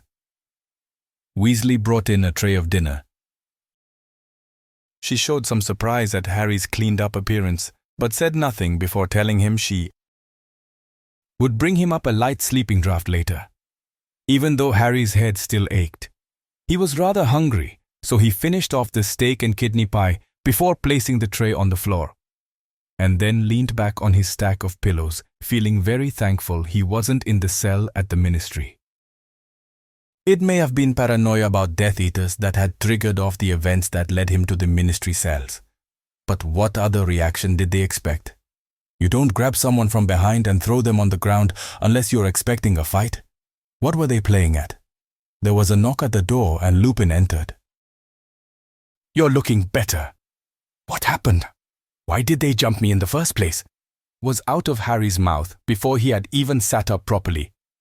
Because they're idiots, said Tonks as she appeared from behind Lupin. Lupin couldn't help but smile. Yes, well, that does certainly seem to play a part in all this. Then he pulled up a chair as Tonks plonked herself down on Harry's bed. Starring role if you ask me. She looked sideways at Harry. They were under orders to detain you if they found you. Kingsley warned me yesterday. Lupin sighed. What? Why? Harry said, feeling his temper rise. Since the Ministry lost contact with you, they have been under a barrage of public pressure to produce you. Harry looked at Lupin in angry bewilderment. It didn't take long for the rumors to start that you were not missing, but dead. Stupid gits almost killed you trying to prove you were alive. Tonks rolled her eyes. So they watched for you at Diagon Alley, and when Neville knocked you over and your cloak came off, the two closest Aurors moved in. They tried to stop you from putting your cloak back on, and the scuffle that ensued brought the rest of them down on top of you, Lupin said gravely. So they thought that the best thing to do would be to leave me to rot in one of their cells, Harry said through his teeth. Prats, said Tonks. "They're afraid of you, Harry," Lupin said quietly. Harry scoffed as Lupin went on to explain. "They never expected you to be so hard to detain. They had no idea how skilled you are. So when they realized they had nearly killed you trying to defend themselves, they panicked. They got you back to the ministry and in the holding cell before I could see how much damage they had done." I'm so sick of it.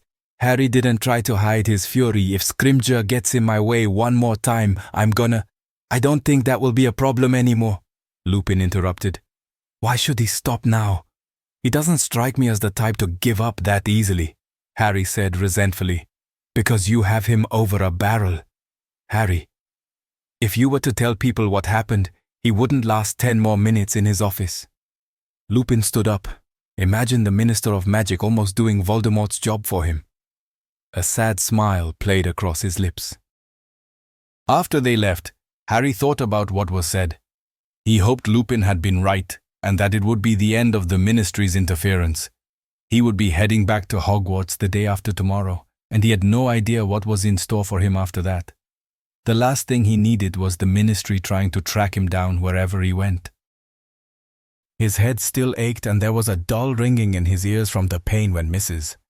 Weasley came in briefly to give Harry a sleeping draught, not leaving until he had drank it all down. He really didn't mind having some help to shut out the pain. And it wasn't long before he was feeling very light-headed indeed. Eventually, the draught seeped through him and he could feel no pain at all, so he closed his eyes and enjoyed drifting lightly between states of consciousness. He felt something hop on his bed, and he immediately grinned, thinking that socks had come to keep him company yet again. But when he opened his eyes, Ginny was sat on the side of his bed, looking down at him, smiling. "What are you grinning at?" she laughed playfully. "You," he said with an even broader smile. "Really?" Her eyes sparkled. "I'd take you over socks any day." He felt blissfully intoxicated as he reached his hand up and brushed her hair back off her face. "Is that so?" She chuckled. "Yeah, but don't tell her I said that," he said softly. "Oh, somehow I don't think she'd mind." Harry gazed up at the most beautiful thing he had ever seen. "I'm going to marry you one day, Ginny Weasley, you fool." She laughed softly. "It's the potion Mum gave you. You're completely out of your head." "And what a wonderful place it is," he said dreamily. Ginny smiled sad and slightly as she looked down at his mouth. "It'll be over one day, Harry." Her finger brushed across his lips as he opened them to kiss it gently. "One day, you'll be free." He leant up on his elbow and kissed her softly on the lips. "I'll never be free," he whispered. Then he bent his head and grazed his lips on her neck. "Not from you. I wish you would say that to me some other time." She barely spoke, but Harry was close enough to hear it. He breathed her in, feeling even more intoxicated by her scent. He kissed Ginny's neck lightly again before looking at her drowsily through heavy eyelids, expecting to meet the same desire in her eyes, but she was looking at him with a smile on her face, highly amused at something. "Come on, lover boy. I think it's time you went to sleep." And she pushed him back down on the pillow, curling into his body beside him. Harry hung his arm over her and nuzzled into her slender neck. She chuckled lightly to herself as he brushed his lips over her skin, thoroughly enjoying himself, though he had no idea what she found so amusing. Before long, he had trouble keeping his head off the pillow, so he relaxed back, and as Ginny turned in the crook of his arm to face him, he opened his eyes for just long enough to see a tear drop to the gentle smile on her lips. Before he had time to register it, he was gone. 9. An end to division and a new position for Harry. Harry spent the next day rather uncomfortably. For the first time, he was glad to have the distraction of getting all of his gear washed and packed into his trunk ready for the following day. He was acutely aware of how he had behaved towards Ginny under the influence of Mrs. Weasley's so-called light sleeping draught. What was worse, he remembered everything he had said to her, A couple of times, he caught her looking at him with a slight smile playing across her lips, but she tactfully said nothing. The next morning, they all piled into ministry cars and headed to King's Cross Station. Although Harry was loath to have anything to do with the ministry, Mr. Weasley had made it clear before he had left for work that they were under instruction from Kingsley and should prove quite manageable. Harry was sat in a car separate from the others, squished uncomfortably in the back seat between two of the biggest Aurors he had ever seen. Kingsley Shacklebolt was in the passenger seat.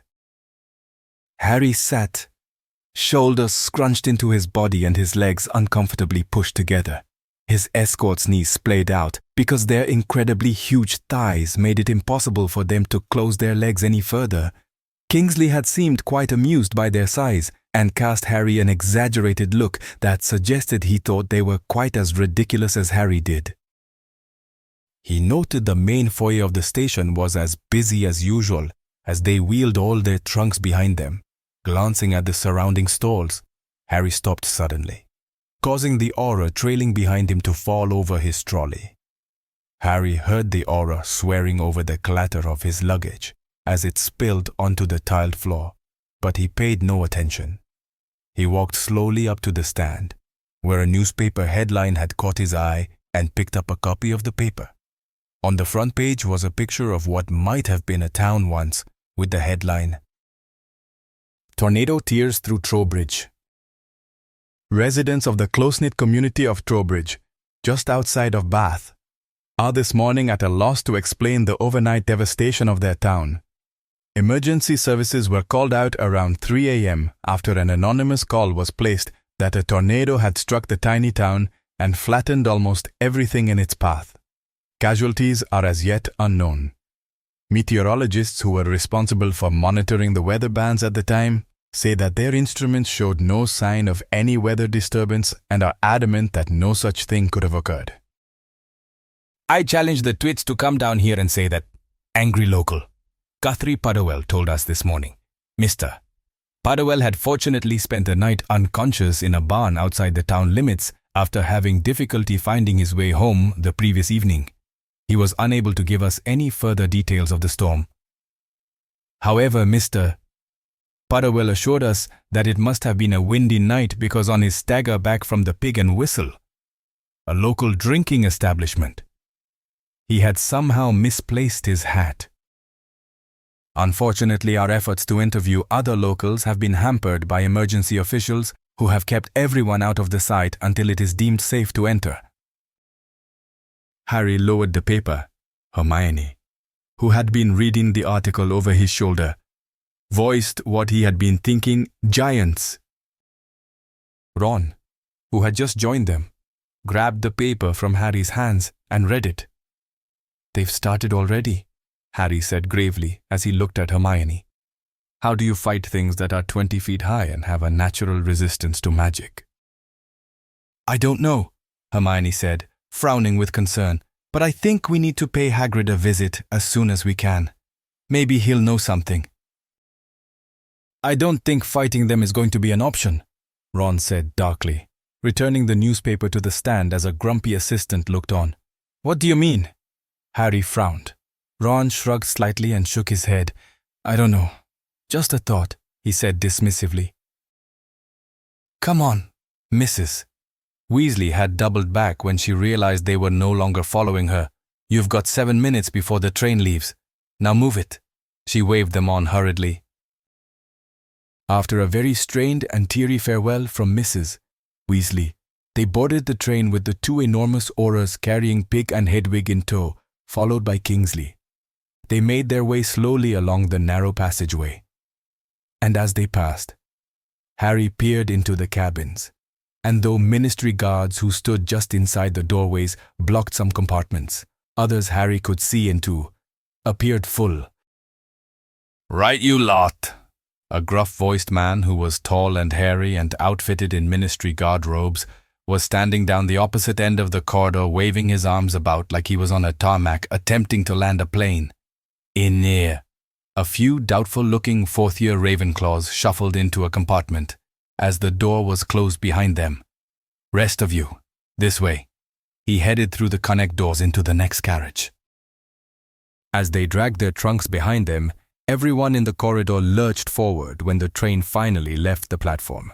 Harry watched as people were sorted. He picked out Neville and Luna entering a compartment with some sixth-year Hufflepuffs, and also spotted Colin and Dennis Creevy joining some other students he didn't know. They were all compartmentalized gradually, until just the four of them and two very small first years were left. "You lot can take this one." The gruff-voiced man barred their way and opened the compartment door. As Harry waited for Ron, Hermione and Ginny to pile in before him, Kingsley called to him from behind the two massive auras, "I'll be up the other end. I'll leave these two here with you." He raised an eyebrow comically, peering over one of their shoulders at Harry, then disappeared behind the Hulk as he walked away. Once inside, Harry stowed his gear, relieving the guards of their cages and slouching down in between Ron and one of the small boys sitting by the window. His brown curls gave his already pink-cheeked freckly face an even younger appearance. The other boy who sat opposite had black hair and very low-set eyebrows and looked thoroughly uninterested as he sat staring out the window. The train rattled along and Harry watched as the curly-haired boy's eyes roamed around the cabin, stopping on Hermione and Ginny, the color in his cheeks rising when Ginny looked up and smiled at him. Harry smiled to himself as the boy looked away nervously, continuing on to Ron, who had his attention on Pig, and then finally Harry. The boy's lips curled in a brief smile as he met Harry's gaze. Then his eyes did the flick up to his scar. Predictably, his face changed immediately, draining of all color. Even his freckles seemed to pale as he gaped open-mouthed, seemingly unable to look away. The dark-haired boy noticed the change in his companion and turned his head to look at Harry. His eyebrows lowered even more, and his beady eyes glittered as his mouth curled downwards into a furious pout. He stood up abruptly and with all eyes on him. He crossed to the door and flung it open. "You there," he said rudely as he peered around the enormous guard. "I'm not staying in here with him," he said as he pointed at Harry. "You're going to have to move me." "What's all this about?" The gruff man strode in to view him. He looked accusingly at Harry. "I'm not staying in here with him. And why not?" The boy scowled in wonderment because he's the chosen one. He's the one the Dark Lord's after. "I don't want to be caught in the crossfire when he gets attacked," he said indignantly. Harry and Ron exchanged glances as Ginny scoffed and shook her head. The man looked at Harry briefly and sighed. "You're not moving. Everyone stays where they are. Now get back to your seat before I set one of these two on you." He waved a finger at Harry's escort and turned away, the conversation clearly over. The boy turned around red-faced and paced back to his seat. He plonked himself back down next to Hermione with an angry sigh and folded his arms across the front of him as he went back to staring out of the window. This time, however, he looked anything but disinterested. As the houses and landscape flew by, he appeared to be looking very intently for any sign of an impending affront on the compartment containing Harry Potter. "Well, isn't this nice?" Hermione said, looking around as their eyes flitted from one person to another. "Yeah, right cozy little group," Ginny said, eyeing the dark-haired boy. "There's one upside, no prefect duties." Ron smiled at Hermione's disapproving look. The train journey was proving monotonous beyond compare, and because no one was allowed to leave their compartments to mix with friends, it meant that Harry, Ron and Hermione were unable to talk in private. Harry resigned himself to flipping through Quidditch quips and clueless commentary. An amusing little handbook Ron had bought in Flourish and Blots. It was bound in leather and gold leaf and was filled with quotable quotes from some of the most famous people in the league, as well as some other less memorable folk who had made it in because of their game-stealing commentary. Harry turned each page half expecting to come across something of Luna's efforts from last year. After they had donned their robes, the train grumbled to an uneventful halt, and they all piled out heading down to the awaiting carriages. Hagrid was not there to greet the first years for only the second time since Harry had been at Hogwarts. It wasn't surprising, though, considering there were so few of them. So Hermione appointed herself to shuffle them along the platform to the awaiting transport. It was then that Harry really noticed the difference in the number of students to previous years. In the full moonlight, it was easy to see that the usual mass of heads bobbing up and down as they descended the stairs had been reduced to around 150, and few, as Harry had suspected, were below 4th year. Harry went up to an awaiting thestral and gave it a pat on the nose. It stared out at him through its ghostly white eyes as it nudged his palm. "My last ride with you?" he said quietly. He then joined Neville, Luna, Ron and Hermione as they sat waiting to leave. As his guard positioned themselves, one up front on the would-be driver's platform, and one standing on the stoop at the back. Harry looked around the carriage.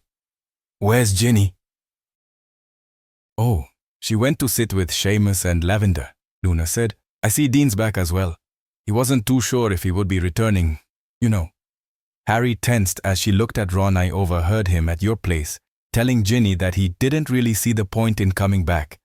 Of course, she was quite adamant that he should return." Harry felt his stomach drop painfully as the carriages started along the road. "Looks like she managed to talk him round.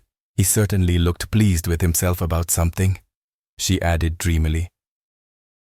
As Luna spoke, a painful heaviness grew in Harry's chest, making it hard for him to breathe. He stared out the window to avoid the looks he knew Hermione would be throwing him. So Ginny had wanted Dean to come back. She had convinced him it would be worth it. The thought made him sick, along with the hurt. Harry's temper started to rise. Is that what she had found so amusing when she was in his bed? Had she been thinking about Dean then? Harry brought his elbow up to rest on the window ledge and rubbed his fingers on his forehead. He thought about what he had said to her and swallowed hard, trying to ease the rising heat in him.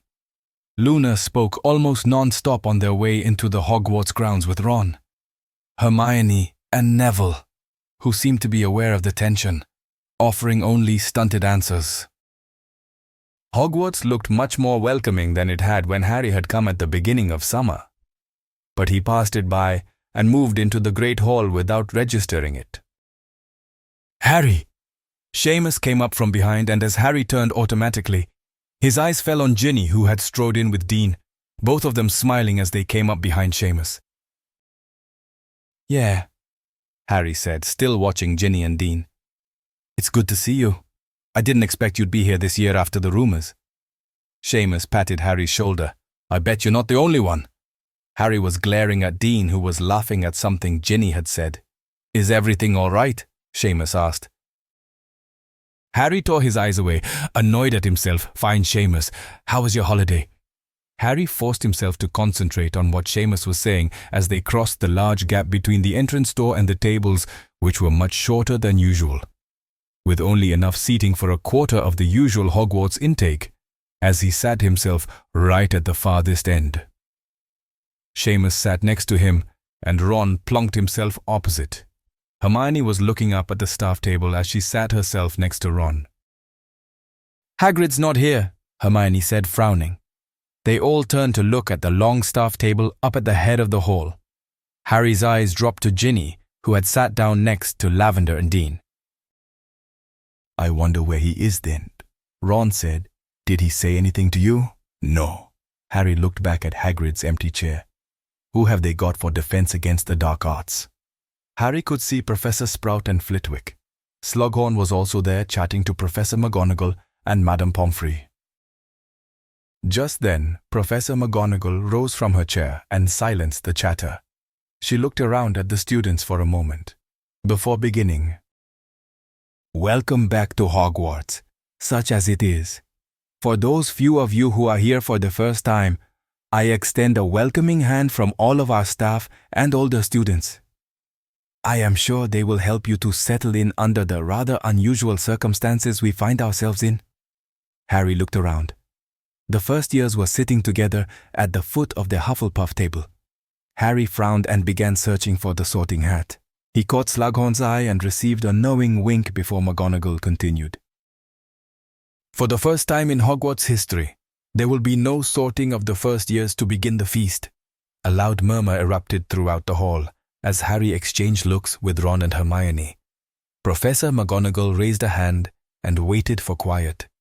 Amongst other changes being made for this year at least, our staff has been reduced, and your lessons will combine all students within your year who are taking the same subject. You will be made aware of the full changes tomorrow morning after breakfast when you receive your new timetables. Also, McGonagall seemed to hesitate for the longest time before continuing. There will be new sleeping arrangements explained to you after dinner. Everyone abandoned any pretense of hush, and they all started talking rapidly amongst themselves. McGonagall looked out at the din over her spectacles, but she did not try to quell the noise. The other teachers were exchanging knowing glances as Harry looked back at Hermione and Ron, who were talking along with everyone else. "You mean they're going to mix the houses?" Ron asked, seemingly horrified at the thoughts of it. "Well, it makes sense when you consider how few students and staff there are," she pointed out. "But they can't do that. That means we'll be sharing passwords and—" Ron was trying to find the words and everything, he finally said. "So long as we don't have to share with Slytherin, I don't care," Seamus said darkly. Hermione frowned slightly at him. "I don't think it would be such a bad thing." "What?" Ron accidentally knocked over his empty goblet. "You're joking, aren't you?" "No," she said seriously, and before Ron could say anything else, she put her finger to her lips and turned back to McGonagall. "There are still a couple of items that need to be covered. Firstly, there will be no Quidditch this year." There were multiple loud groans, especially from the Gryffindor table, though Harry, Ron and Ginny sat in silence, and we will not be appointing any new prefects as I see enough have returned to adequately perform the required duties. There were a couple of quietly disappointed groans from the Ravenclaw table. "However, the time is right to inform you of your new head boy and girl." Harry noticed Hermione tense, and a small smile crept across his lips. He knew how much she wanted this and figured she was a shoo-in. Ron, on the other hand, looked down at the table, frowning to himself. Harry wondered if Ron really wanted the job after all, even though he had basked in the glory of being a prefect in the beginning. He wasn't exactly keen on the duties that came with it, and this year especially, being head boy would probably involve even more of the sort of work Ron liked to avoid. Harry looked back at McGonagall. "This year, we are pleased to announce our new head girl, Miss Hermione Granger." Hermione exhaled and her shoulders relaxed almost immediately. Harry could tell she was holding back an enormous grin, and he was most impressed at her composure considering what must have been going on inside, and head boy, Mr. Harry Potter. Harry had been watching Hermione, but at the mention of his name, his head swung round to look at McGonagall. He sat bewildered for a moment, then looked back to Hermione as if waiting for her to tell him it was a mistake, but she was smiling encouragingly at him, Ron grinning next to her. What just happened? Harry was frowning. He was trying to get his head around what McGonagall said when someone started to clap. As Harry looked around at Ginny, who was smiling and clapping her hands gently, others started to join in, slowly at first, but then the applause grew. And before he could speak what was on his mind, the whole room, bar a few Slytherins and the dark-haired first year, was clapping loudly and enthusiastically. Harry looked back at Hermione. Her eyes looked slightly watery as she flushed, but she showed no sign of the shock he had expected. Harry felt intensely awkward. It hadn't occurred to him that he would be in the running for head boy, as he wasn't a prefect. And there was no way he could accept the position because he had no idea how long he would even be at Hogwarts. As the applause died down, Professor McGonagall spoke once more. We will now begin the feast, and as usual, huge dishes piled high with delicious-looking food appeared on the tables before them. As everyone tucked in, Harry leaned over his plate. What does she mean by making me head boy?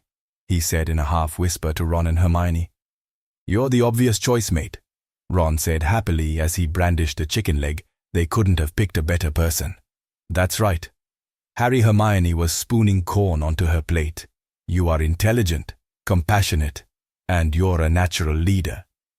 She stopped and looked at him. I don't know why you're so surprised. Harry was looking at them as if they knew something he didn't. Seamus spoke up. I know I'd rather have you as head boy than anyone else, he said, especially with things the way they are. Me too.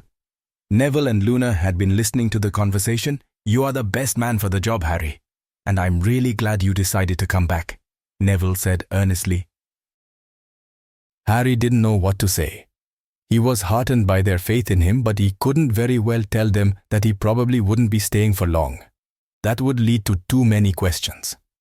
So he lifted a couple of lamb cutlets onto his plate and resigned himself to having a private conversation with Professor McGonagall when he could.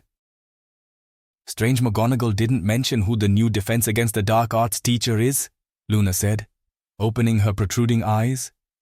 There was much speculation throughout the meal about who it might be, and Professor McGonagall came over briefly to give Harry the new password to the common room, though when he tried to engage her about his position as head boy, she held her hand up and told him whatever he had to say. It could wait. After all, the pudding plates vanished. The students settled, whispering expectantly about the new sleeping arrangements. As McGonagall stood, a hush spread through the hall. The sleeping arrangements have been made with everybody's best interests in mind, so no further discussions will be entered into. Eyes were darting this way and that at McGonagall's ominous tone.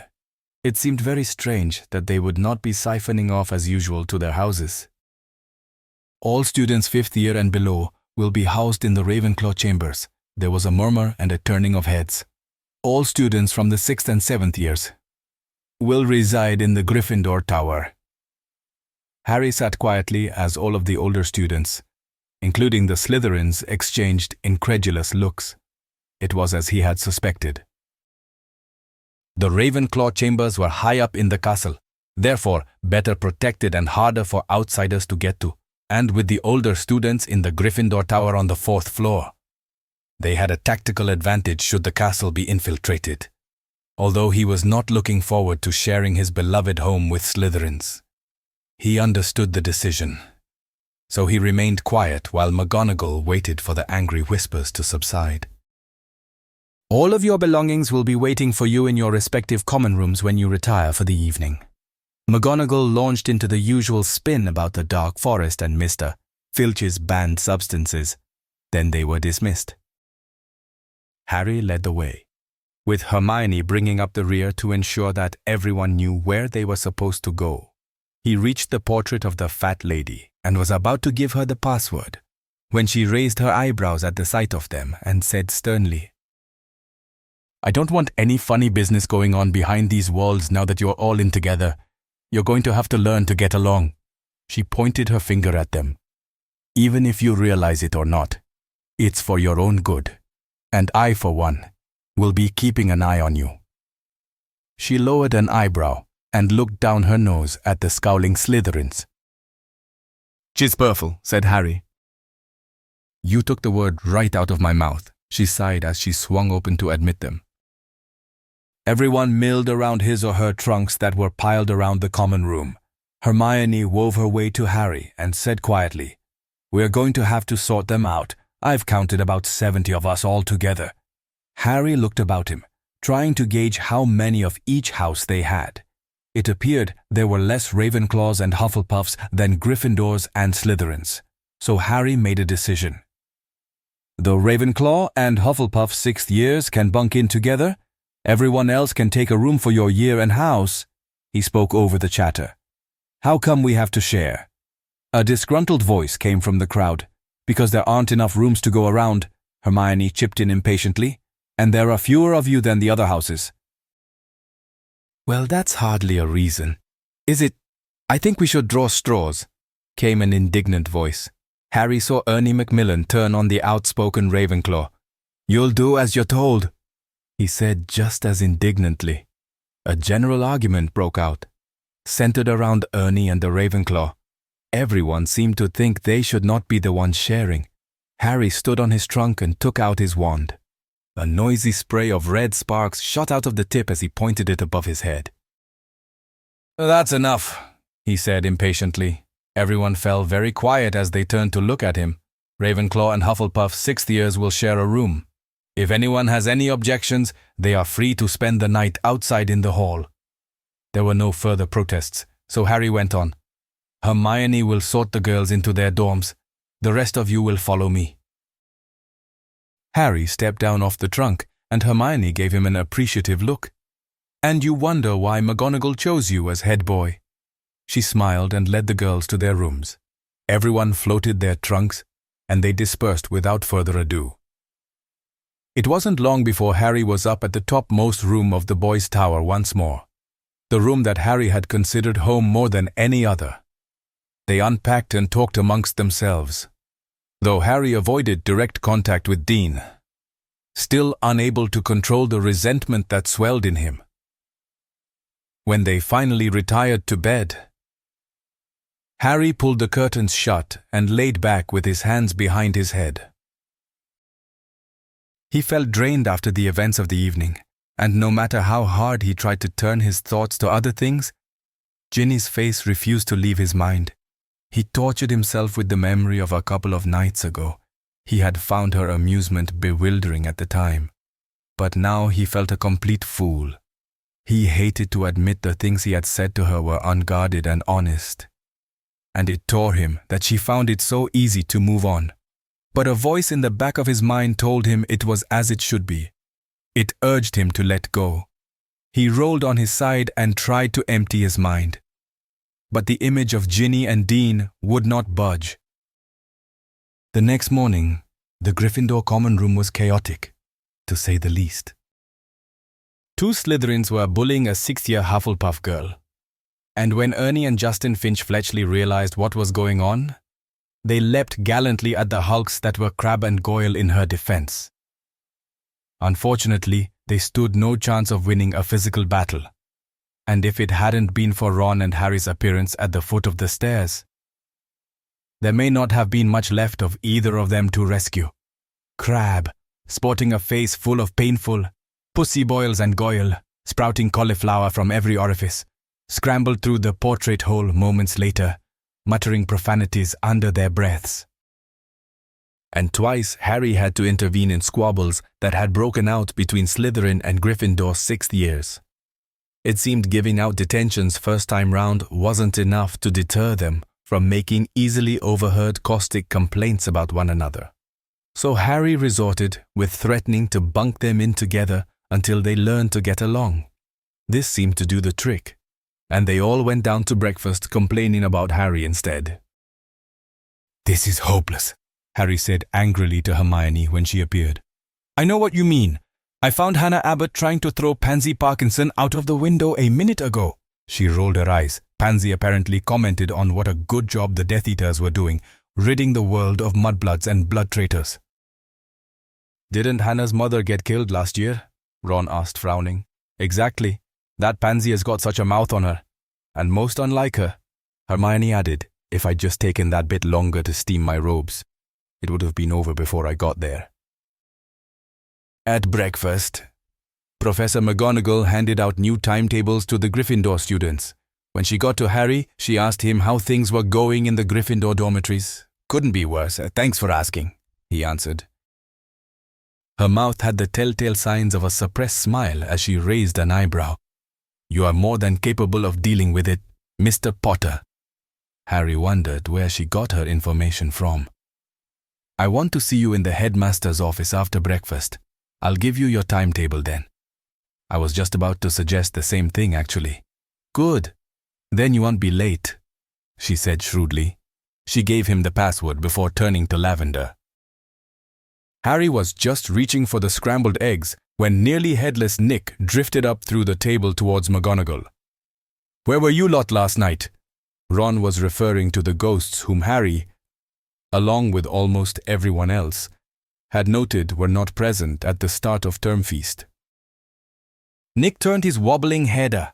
the insatiable curiosity that is the wonderment of youth. We were on castle business, if you must know, that of which pertained purely to the ethereal entities residing in these grand and historic walls, and does not warrant an explanation to the likes of you," he said, looking very self-important. In other words, mind your own business, Ron said glumly. Nick turned his nose up and floated to where McGonagall stood. He spoke briefly to the professor before heading down through the floor again. Mr. Potter." Professor Slughorn appeared at his side. He appeared slightly thinner than Harry remembered. "Looking forward to another year of outstanding potions from you." His face was crinkled into an indulgent grin that did not meet his eyes. "Though I feel you may not be as keen as you were last year. Your performance lagged somewhat towards the end. I'll do my best. Barely need to, Harry, mum boy. As I said, it's in your blood. Just like your mother. Well, must be off. I am sure I will see you soon," he said with a wink. But Harry had the distinct impression he was not as eager to be in Harry's company as he tried to portray. Harry spent the rest of breakfast stealing looks at Ginny, who was sitting with Luna at the other end of the table. His thoughts turned to the book that currently sat in the room of requirement. If he was going to have any chance of living up to Slughorn's expectations, he was going to have to retrieve the prince's copy of Advanced Potion Making. But did he really want to use it again? "Harry!" He was roused immediately from his thoughts by Ginny's voice. "Have you got a minute?" He nodded and stood as casually as he could while his insides burned, and followed her out of the hall. When she reached the marble staircase, she turned, looking slightly worried. "Do you still have that book?" He did not need to ask what she was talking about. "Maybe? Why?" "I think you should use it." Her eyes had a glassy appearance, and she spoke as if the very words leaving her mouth hurt. "It might help you, you know, in the future." Harry nodded stiffly. "Why the sudden turnaround? You weren't so keen on my using it last year?" he said quietly, looking at her through narrowed eyes. She closed her eyes for a fleeting moment before looking away from him. "It's better to know what can be used against you, Harry." He was silent for a moment as he watched her discomfort. She couldn't even look him in the eye. Harry found it hurt to be this close to her again. He turned and headed for his meeting with McGonagall. Fwooper! The large stone gargoyle slid aside and Harry mounted the stairs as they spiraled up to the office. Enter. McGonagall was sitting behind the desk where Harry had seen Dumbledore sit so many times before. She was placing a message into a tiny envelope. She glanced up at him as he walked slowly up to the desk. "Sit down." He glanced around and saw the sorting hat perched on the bookshelf, the Gryffindor sword in its glass case, gleaming not far away. He also noticed the office was still full of Dumbledore's things, though they no longer whirred busily or puffed with smoke. Instead, they sat quietly, uselessly, dead. The portraits appeared to be sleeping, but Harry had too much experience with them to take that for granted. His eyes fell on Dumbledore. His chin rested on his chest peacefully as he sat in a large, comfortable chair. Harry felt an acute emptiness at the sight of him. As he slouched into the chair opposite McGonagall, it struck him that he had thought Dumbledore would always be at Hogwarts. It seemed impossible to imagine the school without him. Yet here Harry sat, more alone now than ever. He could never again seek the guidance of his longtime mentor and friend.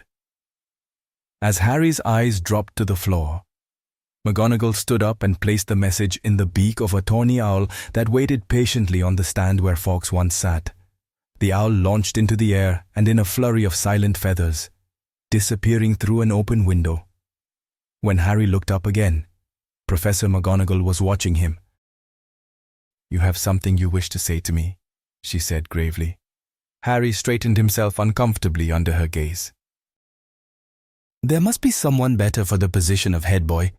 He waited for her to say something, but she only nodded as she sat down and folded her hands on the desk.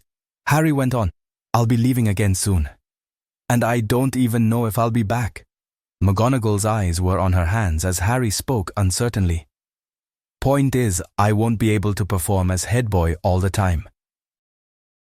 I see. She looked at him, her expression as stern as usual. And how do you expect to keep up with your classes under those circumstances? Harry felt slightly annoyed that all she seemed to be worried about was his homework. I'll manage, somehow, and if I can't, I'll leave anyway, permanently. McGonagall nodded and stood up. She walked slowly around the desk and spoke without looking at Harry. This is how it will work. Potter, you will be free to come and go, though I will ask you to inform me when you leave so I can make other arrangements. And I think it is a good idea that you drop at least 2 of your subjects. You can pick them up again at a later stage if necessary. She frowned as she finally lifted her head. You shouldn't be taking on too much if you are to do the defense against the dark arts classes for the younger students as well. Harry was silent for a moment, not sure if he had understood what Professor McGonagall had said. He decided he must have misheard her sorry. You heard me correctly, Mr. Potter.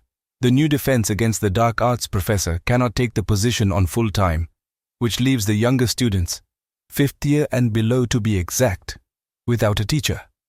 This is not an acceptable situation given the threat we currently live under.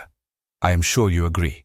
You have already proven your teaching abilities by the results your Dumbledore's army students received in their owls, and I think it would benefit the children greatly if you were to take the lessons. But I just finished telling you that I won't always be here. Harry was certain he was missing something, which is why I've asked you to inform me of your leaving. You will agree that some defense against the dark arts classes is preferable to none. But I wouldn't know where to start. Miss Granger would be an excellent candidate to assist you in planning. She said it will not take up too much of your time. The classes will be combined and you will be given the Great Hall to conduct your lessons.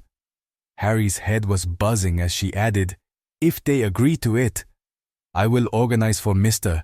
Weasley and Miss Granger to assist you in class. The students are all at different learning levels, so you will need the help. She motioned Harry to stand. Harry stood up, completely flummoxed. He had come here with the intention of giving up his head boy status, and instead had somehow wound up as the defense against the dark arts teacher to boot. I'll send you a new timetable at lunch. Until then, your time is free. Here is a list of all the passwords you will need as head boy. McGonagall handed him a piece of parchment as she herded him towards the door. If you could pass them on to Miss Granger when you are done. You can also inform Mr. Weasley he will be acting head boy whenever you are absent from the castle. But I don't...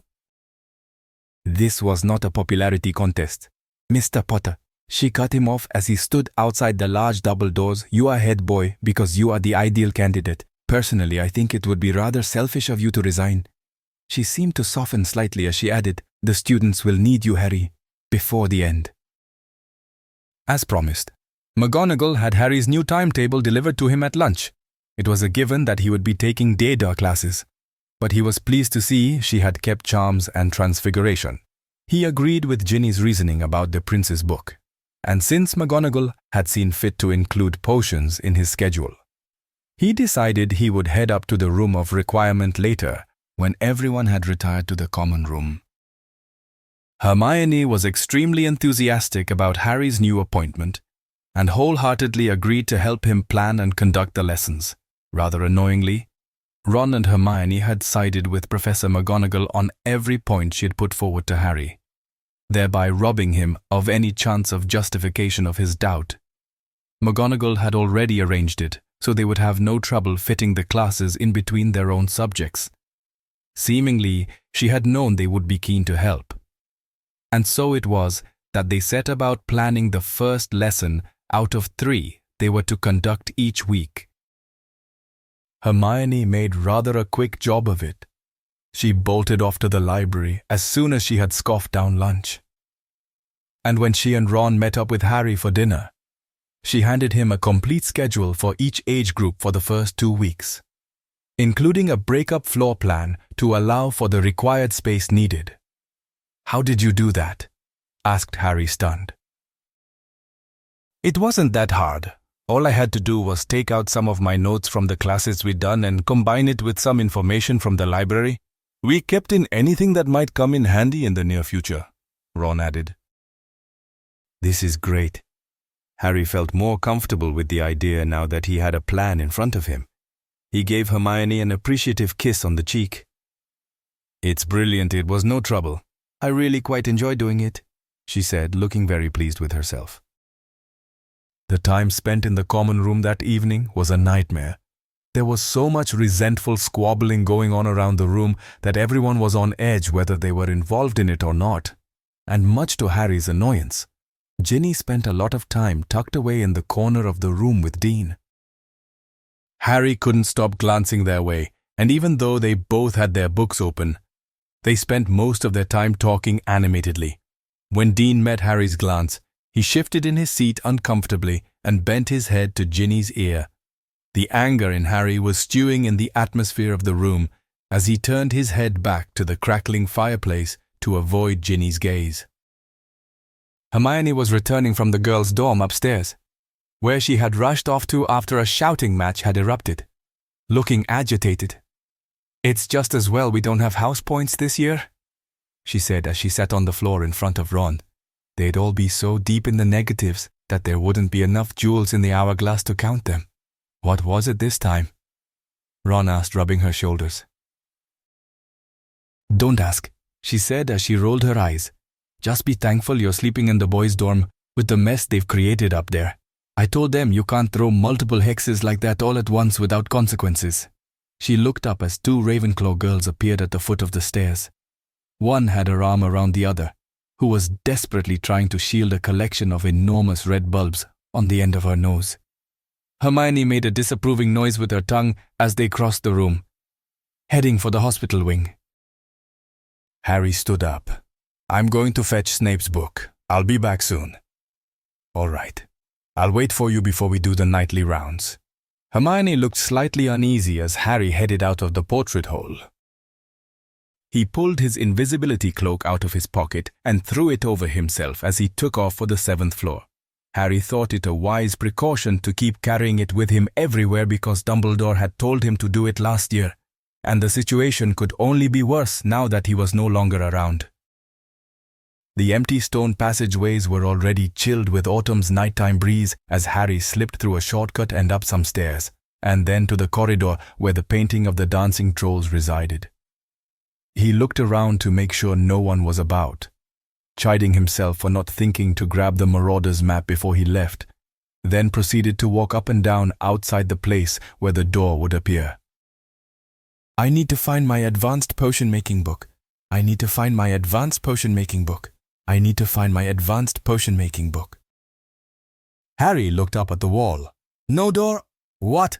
So he tried again. "I need to find my copy of advanced potion-making that I hid here last year. I need to find my copy of advanced potion-making that I hid here last year. I need to find my copy of advanced potion-making that I hid here last year." He looked up and frowned. Still nothing. How can that be?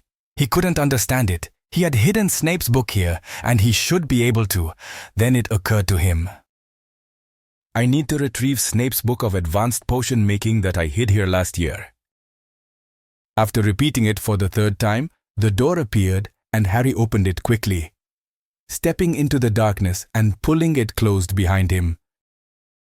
10. The locket. Tall dark shadows loomed in on Harry as he pulled off the cloak, tucking it back into his pocket. He pulled out his wand and lit it. The vast room looked entirely different. The first time he had visited it, light had streamed through the tall windows that looked out over the grounds. Now only the waning moon's light, obscured by gathering cloud, pierced the mass of paraphernalia that filled the room. Harry made his way slowly in the direction he had run, book in hand, desperately searching for a hiding place last year, impatient, but sure he had turned right at some point. He passed the mountains of broken furniture, books and banned substances, waiting for a sign of recognition. something that might trigger his memory and point the way. He felt like he had been walking too long, and his anger, which had been simmering below the surface in the common room, threatened to boil. The distant rumble of thunder accompanying the outside cloud adding to his growing frustration. The openings in the alley he followed meant nothing to him. He was beginning to think he must have missed what he was looking for when an enormous, ugly, and fierce-looking stuffed troll came into his wan circle of light. This is it. With renewed confidence, he turned right and continued on. The occasional flash of faraway lightning illuminating the high arched ceiling as he searched for another familiar landmark. Then his stomach lurched painfully. The vanishing cabinet Draco had spent most of last year restoring stood on the corner of the aisle that Harry stumbled into months ago. Harry walked slowly up to it, regarding it darkly, as if it might suddenly spring open with Death Eaters spewing forth from it, but it lurked silently in the shadows now forgotten. Having served its purpose, his mouth went dry as a nurtured and unrealized anger born of guilt swelled within him. How had he forgotten that he had seen it the first time he came through? He should have stopped to look at it more closely then. Maybe he could have prevented. He stopped the thought angrily. He dragged his eyes away from its dark bulk as he turned into the alley and started searching for the marker he had left behind. Using his wand light, he scanned the aisle until its light fell upon a bust sitting atop a blistered cupboard. It was the ugly warlock bust wearing the scraggy old wig and tiara Harry had put there. He stopped in front of it as another searing flash of lightning flickered across the room. Reaching a hand up, he turned the cold brass handle. The door creaked loudly in the quiet darkness as it opened, and pointing the glowing wand tip inside, he bent down and pulled the book from its hiding place behind the cage. Harry turned it over in his hands as another, louder rumble of thunder rolled overhead, rattling the contents of the room. It was just as he had left it. This was the first time he had looked upon the book since discovering the identity of the prince. The thought that the prince had turned out to be Snape sickened him. If he had shown Dumbledore the book, if he had turned it over to him, would he still be alive? He would have recognized Snape's handwriting. Would it have been enough to prove his trust in Snape was horribly wrong? Slamming the cupboard door shut, he headed back in the direction he had come. The anger and guilt that he had harbored for so long seethed restlessly in his body, heightened by the sight of Dumbledore's doom as he passed the cabinet, unconsciously giving it a wide berth, and traced his way back along the alley, breathing heavily as his insides shook. The troll lit up briefly as another more severe flash of lightning illuminated the surroundings, and as he rounded it, he spied a glint of silver out of the corner of his eye. He stopped, just as a rumble of thunder vibrated the windows, and looked down at a large, heavy steel instrument. He paused for only a moment before picking it up and turning back into the alley he had just come from. He strode with purpose, his mind now set on one all-consuming course of action, unable and unwilling to stop himself. When he came upon his target, he stowed the book and his wand mindlessly onto the nearest surface, and in the gloom, eyeing the vanishing cabinet vengefully, Harry lifted the huge silver axe back behind him. He drew breath angrily through his teeth before he swung the bloodied blade with all the strength that his gathering hatred could muster. The booming crash of the blow echoed in the high ceiling as the cabinet's side buckled with the force. Harry put his foot against the treacherous wood and levered the axe out. A brilliant flicker of lightning forked across the sky outside as he leaned back, pulling it behind him again. His eyes stung, and his face contorted with pain as a thunderous clap shook the windows. He brought the axe forward with incredible force, sinking it into the cabinet again. The wood folded in on itself as it shattered, sending stabbing splinters in all directions, one scoring him across the face, but Harry barely felt it. Again. He pushed his foot against the broken wood, his arm muscles straining and beads of sweat dripping down his forehead as he pulled the axe head free. All of the anger, all of the hatred, and all of the guilt he had clung to and silently nurtured since Dumbledore's death, coursed through his veins as he stepped away and brought the axe back behind him again. He threw his weight forward and let the silver blade fly crushingly into the now bent cabinet, again and again, with a strength he hadn't known he possessed. The harsh sounds of shattering wood were mixed with the deafening cracks of thunder until finally the cabinet hung broken and defeated. The axe came easily free of the limp wreckage as Harry pulled it to him one last time. Hot, bitter tears were running down his face as he lifted the axe above his head, and with both hands he delivered the final devastating blow as the last clap of thunder rang out. Finally, Harry was spent. The storm was passing, leaving behind a gloomy stillness. Panting in fury and pain, he dropped to his knees, still clutching the axe. His body was racked with weariness, and his mind was dark and torturous, and his heart was desolate. He hung his head low and his shoulders slumped forward as his grief overwhelmed him. He thought of all those he had lost, the people he had loved and who had loved him back. Of the struggle that awaited him, the impossible task he was left to do. And of the fears he had for those he loved, the thought of losing them too much to bear. His pain poured out silently in the dim quiet. He might have knelt there for an hour or more, alone with his pain, but when he finally lifted his head in the darkness, it was with the resolve that he could wait no longer. He would find out what creature knew about the locket, and he would hunt down the first of the 4 Horcruxes. He would not stray from his path again. He would not give in to the temptation of ignorance.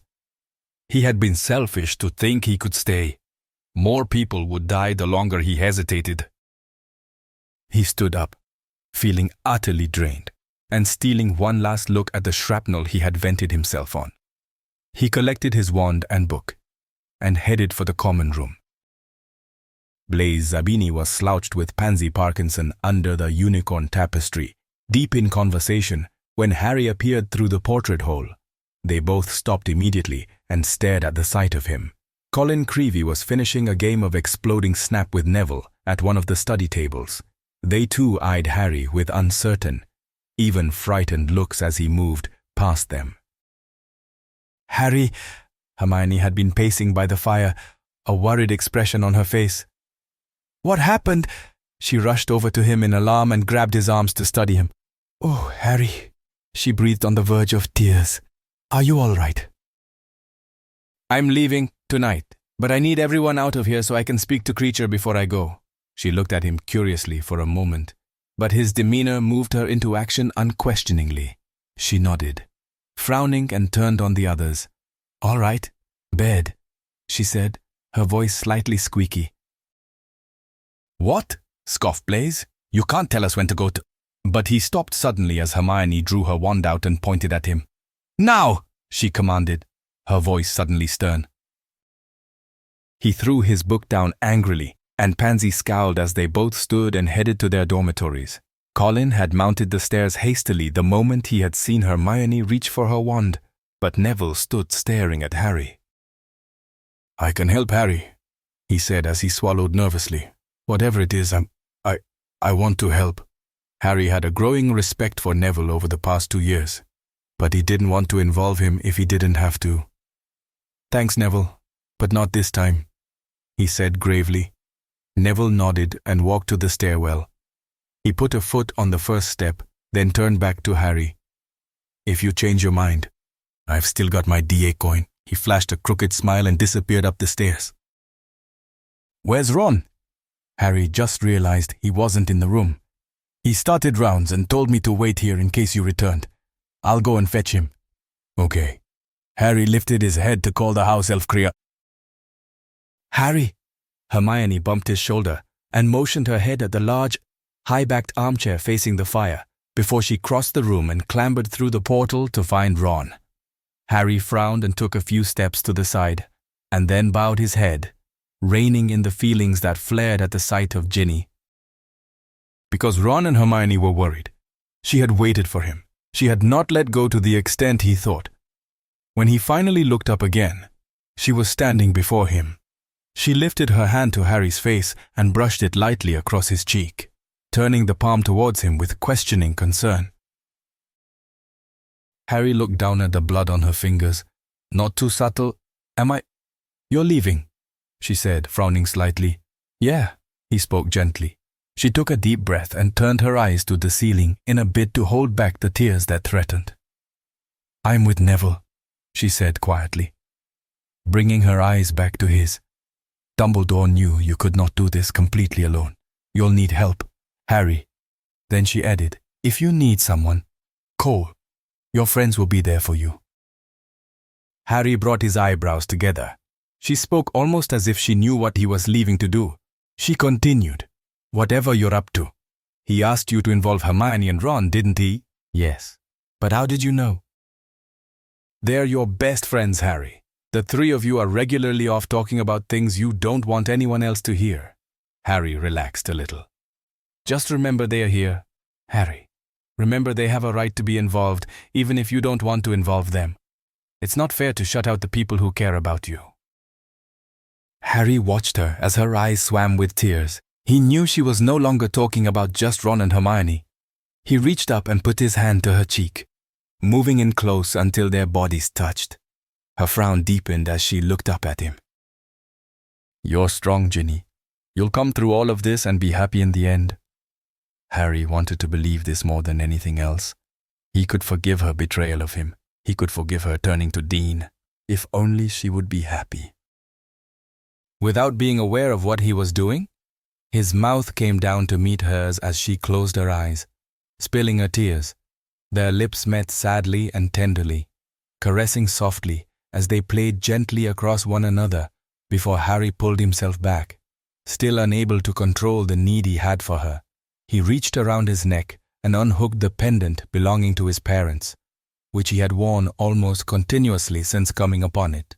He lifted her hand and placed it in her palm, gently closing her fingers over it. Keep this for me.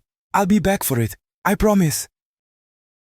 Her eyes were full of doubt as she searched his face. She kissed him quickly before turning from him and heading up the stairs. As he watched her go, his whole body ached for her. He turned to the fire and stared at the dying flickers of light. He could not bear to see her unhappy. He would let her go completely when she was ready. He would spare her the pain of being with him. Hey, Ron and Hermione were coming towards him, both looking painfully worried. Harry nodded in acknowledgement. Why the sudden change, mate? I thought you'd be happy here for a bit. Ron said with concern. I can't sit around and wait while more people are being killed. Harry stayed staring at the glowing embers. I can't pretend that I can go on like normal. None of this is going to go away until I do something about it. We'll go with you. Harry, there's a No. He cut Hermione off abruptly in his urgency, but then added, You're both needed here. You'll be able to keep an eye on things, and at least I'll always know where you are if I need help. Harry, I've told you before. If I thought it was the best thing to do, I'd agree with you, Ron. He had to convince them to stay. We still haven't worked out what one of the Horcruxes is. And we have no idea where to find the Hufflepuff cup. You two have to find the answers, or we're already lost. Harry's voice faded as he looked back into the fireplace. There was a long silence before Ron spoke. What are you going to do? Harry looked at them, a cold creature, and find the real Slytherin locket. Ron nodded with his eyes on the floor. All right, check the stairwells first, just in case. Good idea. At Harry's instruction, Hermione mounted the stairs that led to the female dormitories, and Ron disappeared up the boys' entrance. They came back moments later with the all clear. Creature! The house elf appeared before them with his arms flailing as if in the middle of a fight. What's this? It croaked, looking about. The trio stared down at him in silence. Creature was splattered with wet, slimy-looking black mud, and the cloth he draped over himself, which was already shabby, appeared to have fresh tears in places. Have you and Dobby been fighting again? Ron shook his head as he raised an eyebrow, but as Creature gave Ron a scowl, Harry grabbed his arm and swung him round to face him, summoning all his anger as he looked into the little elf's eyes. I'm going to ask you some questions, Creature, and I want straight answers. Do you understand me? He was stony-faced as Creature squirmed. Master knows Creature is... Creature was about to launch into his usual routine when Harry cut him off. Don't... Creature, I'm warning you, I'm not in the mood. Harry was eyeing the elf darkly. He waited until Creature stopped trying to wriggle free before adding, "Just answer my questions." The wrinkled old elf smirked oddly as he bowed. Master is more worthy than Creature has guessed. Creature will hear what Master has to say.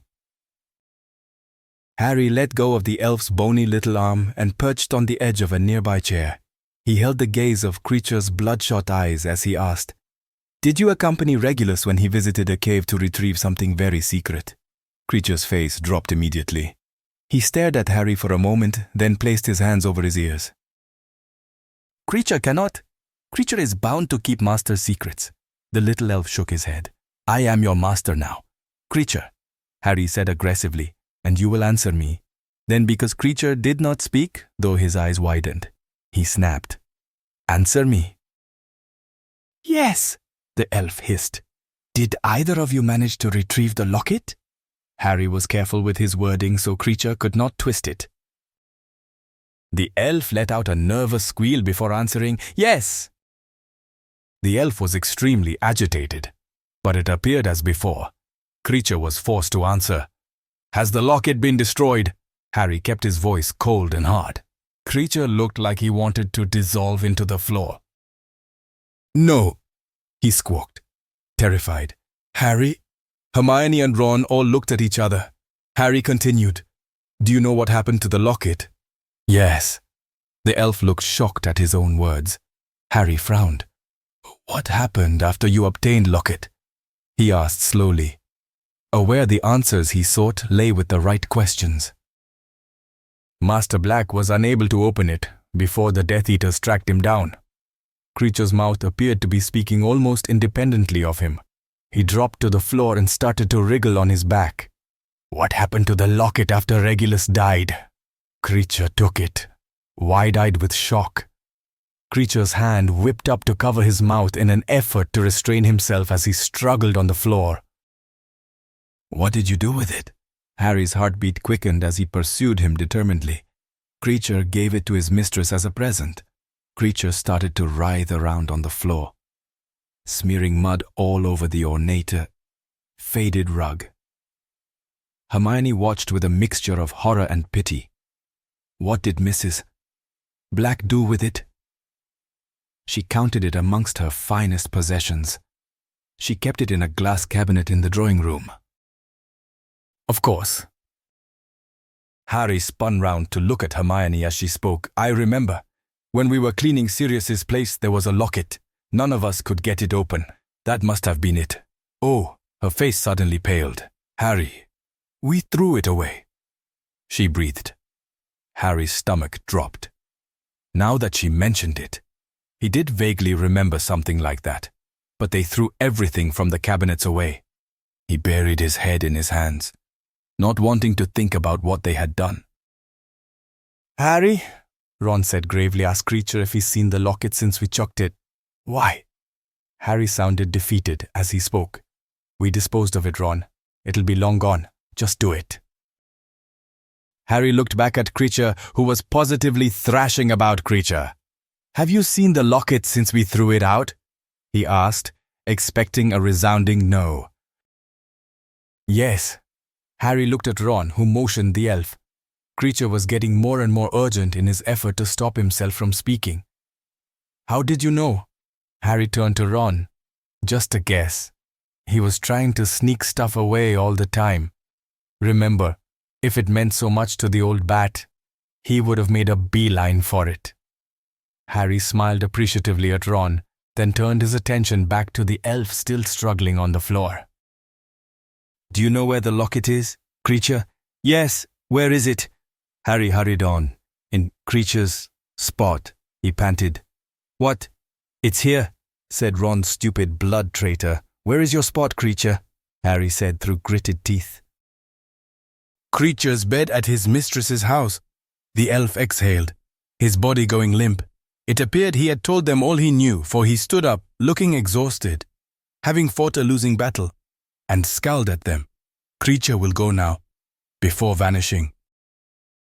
Harry stuffed his backpack with everything he thought he might need and hastily wrote a note to McGonagall, leaving the Marauders map with Ron, and then the three of them met back in the common room. "Stay out of trouble," Ron said. "I know that's asking a lot." He smiled awkwardly. "Wherever possible." He said quietly, "How are we going to stay in touch?" "Via these." Hermione handed Harry one of 2 small emerald books. "What's this?" Harry opened it and flicked through the blank pages. "It's a message log. Whatever you write on the front of a page will show up on the back of the same page in this book." She waved the one she held in her hand and vice versa. "That's brilliant." Harry shook his head. "How did you do it?" I took them from that box of test stuff Fred and George brought round over the holidays." Harry and Ron raised their eyebrows at her. Hermione flushed. "Well, they really do have some extraordinary magic, and I thought these would come in handy." Harry stowed the book away and swung his cloak over him. When he reached the large iron gates, he pointed his wand from under his cloak.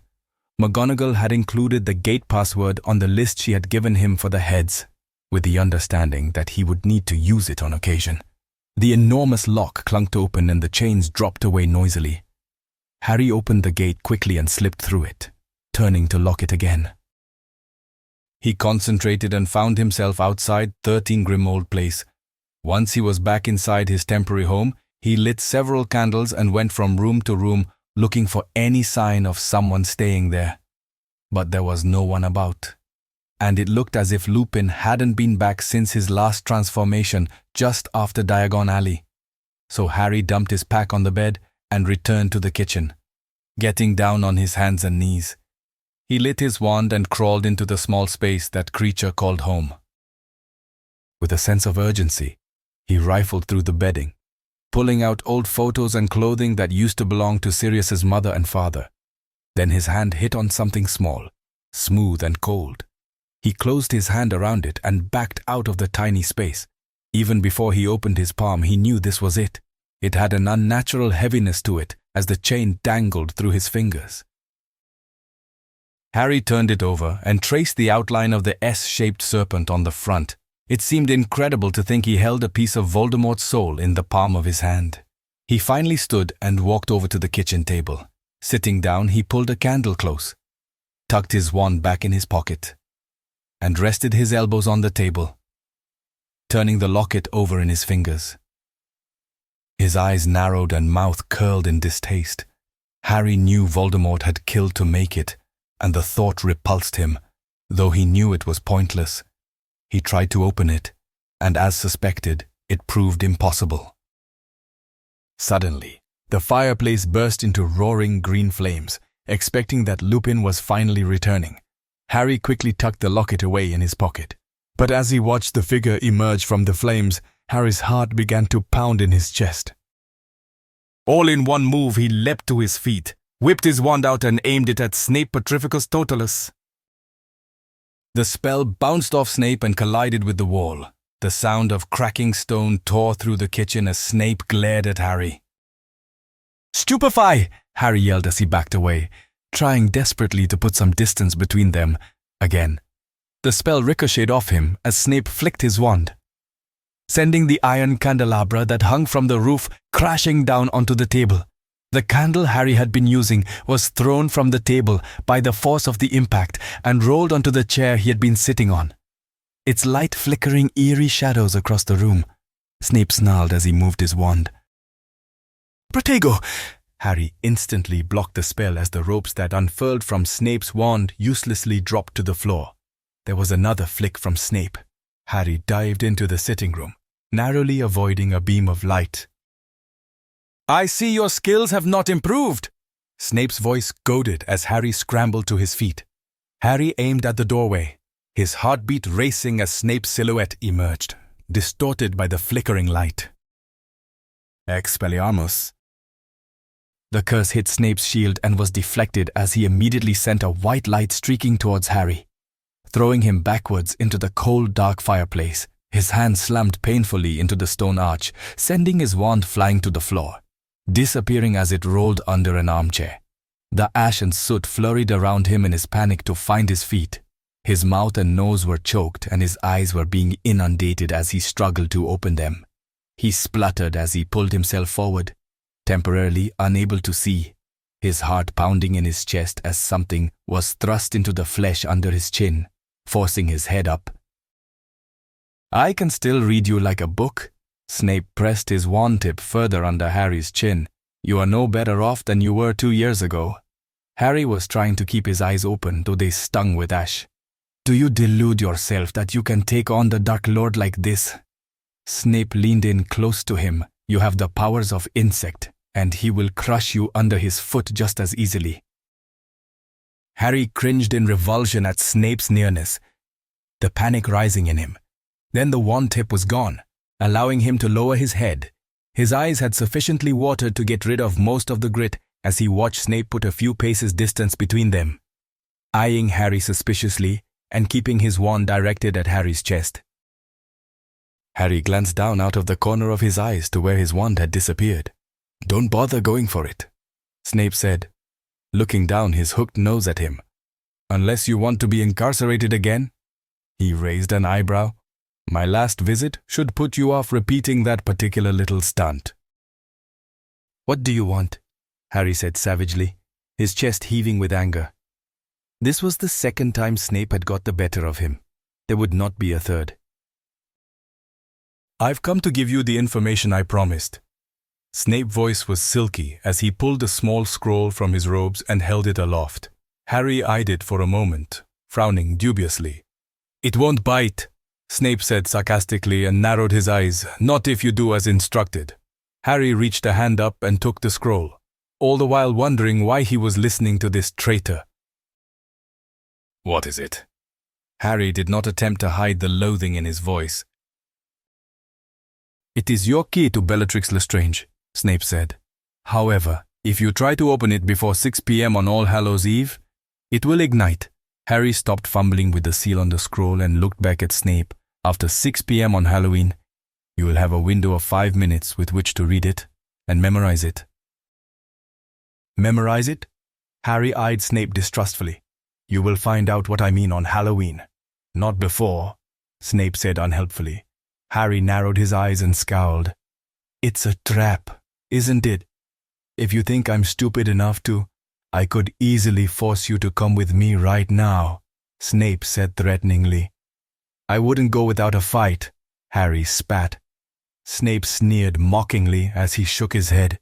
Then suddenly, his face was stony. "You'd follow me like an eager little puppy if I wanted you to?" Harry's chest was heaving as the anger coursed through him. "If you want Bellatrix, you will be in the Great Hall at the Halloween feast, opening that at precisely 6 p.m. Snape pointed his wand at the scroll in Harry's hand. "Why do I have to be at Hogwarts?" "Don't ask pointless questions. Potter," he snapped angrily. "You will know only when you read the note. I'm not going to endanger the school," Harry said with his jaw clenched. "If you do not do as I have instructed, believe me, the school will be under threat." A knot formed in Harry's stomach as his mouth went dry. What are talking about? "Just do as you're told for once in your life," Snape growled.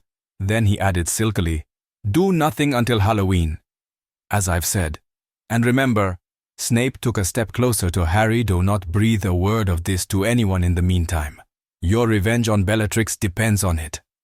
Harry struggled with his loathing and distrust for Snape, and the feeling of dread that had overcome him. He could not afford to ignore Snape's warning. Snape was staring at Harry questioningly through narrowed eyes, and as Harry stood there, the image of him destroying the cabinet suddenly flashed across his mind, followed speedily by McGonagall's stern figure in the head office. Harry was suddenly aware of what was happening, and he desperately tried to close his mind. Ginny's face appeared with tears in her eyes as Harry's heart lurched painfully. "No," he thought savagely, "not her." "Stop it!" he yelled as he tried to think of something else. Anything else. Gabrielle's tear-filled, horrified eyes swam in his mind. And before Harry could stop it, a sudden flash of gold streaked through his thoughts. "No!" Harry felt a sharp pain in his knees as they hit the floor.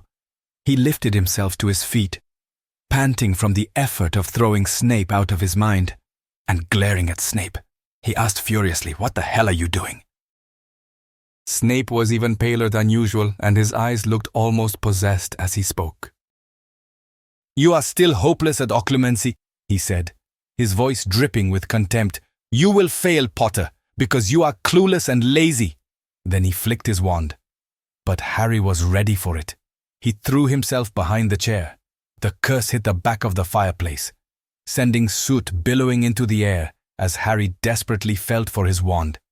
Snape's snide voice rang out, "Luck will not save you in the end." It sounded as though Snape had retreated back to the kitchen. Only a great wizard can defeat the Dark Lord. Harry's fingers pulled the stick-like thing towards his palm, closing over it firmly. He darted out from behind the chair and raced towards the kitchen, arriving just in time to see Snape's twirling black robe disappear up into the chimney. Harry slowly lowered his wand and breathlessly sunk into a nearby chair, surveying the damage. It was early morning before he collapsed into bed after cleaning up the mess. There were still some telltale marks on the walls, which Harry could not mend with magic. But that was the least of his worries. Snape had made it clear something terrible was going to happen, something that might be averted by capturing Bellatrix. But it confused Harry as to why Snape was so willing to share this information. Why was he sabotaging his master servant's errand? Was it possible that Bellatrix was acting alone and Snape had caught wind of it? No, Harry could think of no reason why Snape wouldn't just kill her himself. So why had he come to Harry? Then a thought occurred to him. Snape wanted rid of Bellatrix because she was competition. She was as evil and as cruel as he was. Harry had seen the Death Eaters cower before Snape on the astronomy tower, so he was counted as someone to be reckoned with. And Bellatrix had described herself to Harry over a year ago in the Ministry of Magic as Voldemort's most loyal servant. It made sense. That was why Snape had tipped him off. He wanted Bellatrix out of the way. Harry felt a certain amount of satisfaction at the thoughts that they were fighting amongst themselves, though there remained, of course, the possibility that this was still an elaborate trap of some kind. But he could not take the risk and try opening the parchment now. Nor could he ignore the possibility that Snape was telling the truth, not if Hogwarts was in danger. Snape's words repeated over and over in Harry's head as he lay in the dawn's light. He knew occlumency was important for him, especially now. He was hiding such an incredible secret. That should it get back to Voldemort, all hope would be lost. If Voldemort knew someone had successfully destroyed the ring Horcrux already, and that the locket was currently in Harry's possession, then he would reinforce his security around the remaining ones, making them impossible to obtain. Not to mention, he would hunt Harry down with a renewed urgency. It bit deeply that Snape was right about him. Harry had none of the power Voldemort had. Luck was the only reason he had escaped him in the past. He still struggled with the most basic of things, non-verbal spells. As he rolled over trying to shut out the morning's light, he came upon a decision. After he had destroyed the locket, he would return to Hogwarts and work ruthlessly to become the wizard everyone believed him to be. Over the next few days, Harry stayed in contact with Ron and Hermione via the message log. The speech was necessarily cryptic in case someone should come across one of the books, though Harry had nothing of importance to report since finding the locket. As each day passed, his notes were becoming shorter and more impatient sounding, until on the fourth morning, all he wrote was one sentence to say nothing new had happened. Hermione's notes, on the other hand, were far more detailed. It seemed she and Ron had started the Defense Against the Dark Arts lessons at McGonagall's instructions, but had found they were struggling to keep order among so many students. In fact, Hermione had sounded rather flustered upon returning from a 2-hour session on his third day at Grimmauld Place, saying that they were only still doing it because McGonagall wouldn't let them quit. As for the shared common room, Hermione had written that things had taken a turn for the worse since he had left, and Blaise Zabini in particular had become extremely antagonistic. Harry felt a pang of sympathy for his two best friends. But he found little time to wonder at the goings-on at Hogwarts. He had bent all of himself to the task of figuring out what to do next. He had tried to open the locket by force and failed miserably, even resorting to throwing it in the fire to see if it might magically spring open. But nothing prevailed, so his mood sank deeper with each passing day out of frustration and impatience. The Order members, who dropped in from time to time to check on him during their guard, would not discuss why Lupin had not yet come back, though Harry began to suspect he was working undercover amongst the werewolves once more, an extraordinarily risky thing to do after he had been present at the struggle with the Death Eaters at Hogwarts, a fact Harry would bring up with him the minute he returned. The fact that Snape had seen Ginny in his thoughts when he had invaded his mind also weighed heavily on Harry. It was exactly the kind of thing Harry had desperately hoped to avoid, and yet because of his lack of skill and his increasing need for her, it had come to pass anyway. The more Harry thought about it, the darker his thoughts became, and his growing unease and frustration meant sleeping was becoming more and more difficult. On the fourth day, Harry was sitting in the kitchen as he did every day, staring at the locket on the table before him, feeling utterly useless when he heard Sirius's mother's portrait start up. He hastily snatched the locket up and placed it in his pocket before hunching himself over his cold, half-empty mug of tea. He heard footsteps coming down the stairs, and as they neared, Harry resentfully hoped whomever it was would drink their tea quickly and leave. He didn't look up as they stopped at the foot of the stairs. Mrs. Black was still ranting in the distance as whoever it was made their way over to the table. And then Harry felt a slender hand on his shoulder. He looked up expecting to see Tonks, but instead he looked straight into Fleur's slightly watery eyes. It was a meeting Harry had been silently dreading since the morning after her and Bill's wedding. Even though Harry knew he wasn't responsible for what happened to Gabrielle, he couldn't help think that it wouldn't have happened if not for him. He had wondered if she would ever be able to bring herself to be in his company again, and part of him almost hoped that she wouldn't. She leant down and kissed him gently on the cheek. "It has been too long, Harry." Her voice was soft, though heavy with emotion. Her smile as she looked down at him did not reach her eyes. "You have been avoiding me, perhaps." Harry quickly looked down at the table. No, he forced Mrs. Black was finally silent again as Fleur continued. "Harry, we have been friends for a long time now, and I feel I can be honest with you."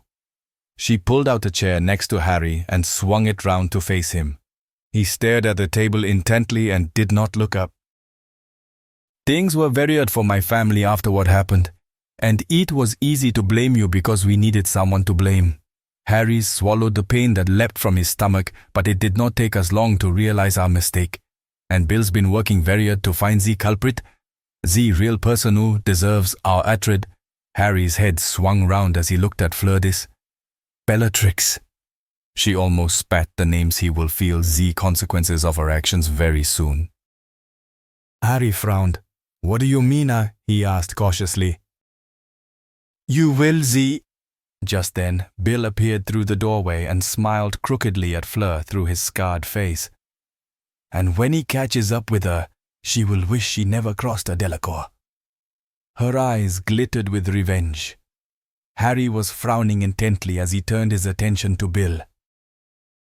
"What's going on? Have you found Bellatrix?" "Can't say.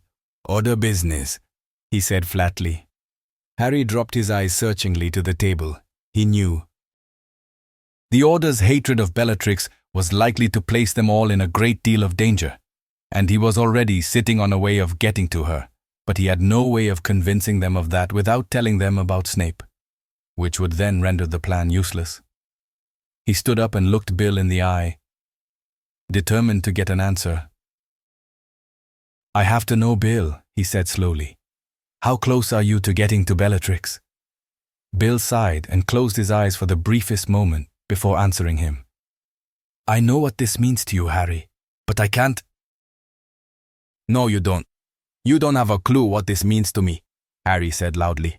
"I will not be pushed out of the loop on this one. Tell me how long until you move in on her." Bill looked taken aback by Harry's aggressiveness, but it was Fleur who spoke first. "I think he deserves to know," she said to Bill as she lifted her hand and touched it to Harry's arm. "He has suffered as much as anyone else's because of her." Harry stared stony-eyed, waiting for Bill to speak. "I can't tell you, Harry. You know the oath I took," he said gravely, "though I promise to bring it up with Lupin when he gets here tomorrow." Harry knew it was useless to push the point, so he slumped back in his chair and rubbed his face in his hands. "You look terrible," Fleur said as she took his cup away. "You haven't made yourself a proper meal the whole time you've been here, I expect." She stood up and walked to the cupboards. "I'll make her some lunch." "I'm not hungry. I already ate." She turned and eyed him shrewdly. "I think this is not true. She cooks an excellent shepherd's pie," Bill chimed in hopefully. "No, really." Harry got up and walked to the stairs. "I'm not hungry." Then he turned and made his way up the stairs and into the drawing room, closing the door behind him. He removed his obsession from his pocket, holding it before him. The lack of sleep and sheer frustration he had experienced over the past few days proved a volatile mix, and he squeezed the hateful Horcrux in his fist, turning his knuckles white. Why had Dumbledore entrusted this task to me? He thought angrily. What could he do against such magic? He wasn't a great wizard, as Snape had so eagerly pointed out. His chest heaved as the heat in him rose. He didn't have the experience or the knowledge to deal with this, he thought savagely. If it wasn't enough that Dumbledore had made the unforgivable mistake of trusting Snape, he had also erred beyond the ridiculous entrusting the destruction of Voldemort to him. Harry let out a heated roar, and with the strength that could only come from utter rage, he pulled his arm back and threw the locket across the room. It hit the Black family tapestry hard and bounced off, falling to the ground as solid as ever. Harry yanked out his wand and pointed it at the locket. How could the fate of the wizarding world be resting on his shoulders? Alohomora, Harry said through gritted teeth, feeling utterly useless. Nothing happened. How could Dumbledore have been stupid enough to believe in him? Open, he said angrily as he walked up to it. He eyed the serpent engraving, repulsed by its link to Voldemort. He was going to fail. Harry knew in his heart that Snape was right. He was beyond caring who heard him as he yelled with blind fury at the golden snake open. A hissing sound came out of Harry's mouth and a rumble like thunder grew from the locket, shaking the room. It reached a deafening level as Harry backed away from it, before there was an enormous boom and the locket sprang open.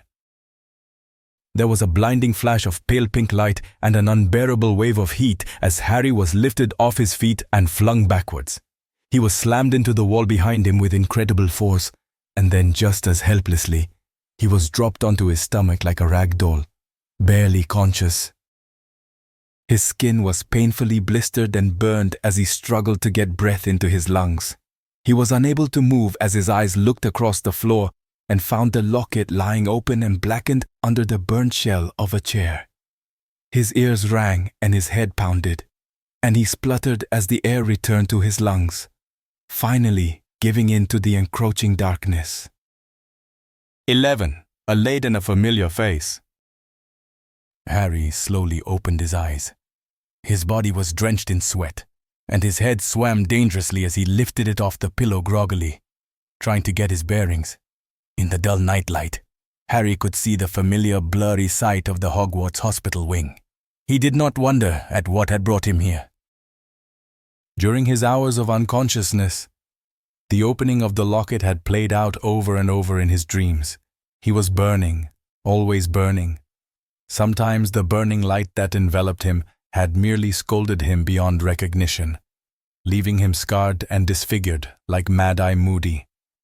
Other times Voldemort himself had appeared, springing forth from the opening locket, a green beam shooting from his wand as he hissed threateningly. The room lurched sickeningly as Harry tried to sit up, the sheets clinging to his damp body uncomfortably. He fought the nausea that swelled in him as he reached for his glasses, placing them on his nose. Socks was sitting at his feet.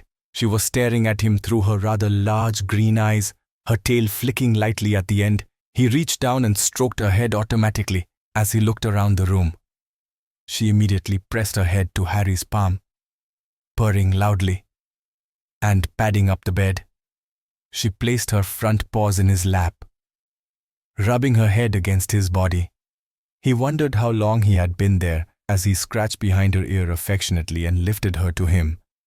Glad for the company. It felt like days. He was stiff and heavy as if he'd been sleeping too long. He wiped at his beaded forehead with the back of his arm and tried to moisten his dry, cracked lips with his tongue. A light flickered outside in the hallway and appeared to be getting closer as Socks wriggled free of Harry's grasp and jumped off the bed, slinking away into the shadows. "You're finally awake, Mr. Potter." Madame Pomfrey rounded the entrance, candle in hand. Looking pale yet relieved, she made her way over to the bed and put her hand to Harry's head. "Thank goodness." Harry watched her bustle over to a nearby cabinet and pull out an assortment of elixirs and potions. She poured and measured as Harry spoke. "How long have I been here?" he croaked. "Not long," she said quietly, "considering the condition you were in." Harry examined his raw-looking hands, not wanting to think about his face. "Will the burns heal?" She stopped mixing vials for a moment and turned to look at him. Harry watched her face and prepared himself. "From what Bill Weasley said, the room you were standing in was completely burnt out." Harry looked down at the sheets, wishing Socks were still there. "All I can say is you must have very sharp reflexes and an extraordinary shield charm." She eyed him with appreciation as she handed him a cup of mustard-colored potion. "Your burns are already greatly healed. The redness of the skin will fade completely within a week. Drink this. It'll get rid of that dry feeling in your mouth and help you to sleep." Harry waved the cup away. "I've slept enough. At least it feels like it." "How long have I been here?" Madame Pomfrey lifted her eyebrows. "A little over a week." "A week," Harry repeated. "You were brought here last Friday." "What's today?" "Early hours of Sunday morning," she said as she rolled back his blankets. "Why was I brought here and not St. Mungo's?" "You were brought here under Professor McGonagall's instructions." She stopped fussing and clamped her fingers together. "Whatever you are doing, Mr. Potter, you are very lucky to be alive. And I highly recommend that you do not attempt to cast such a spell again." "I didn't cast a spell," he said quietly.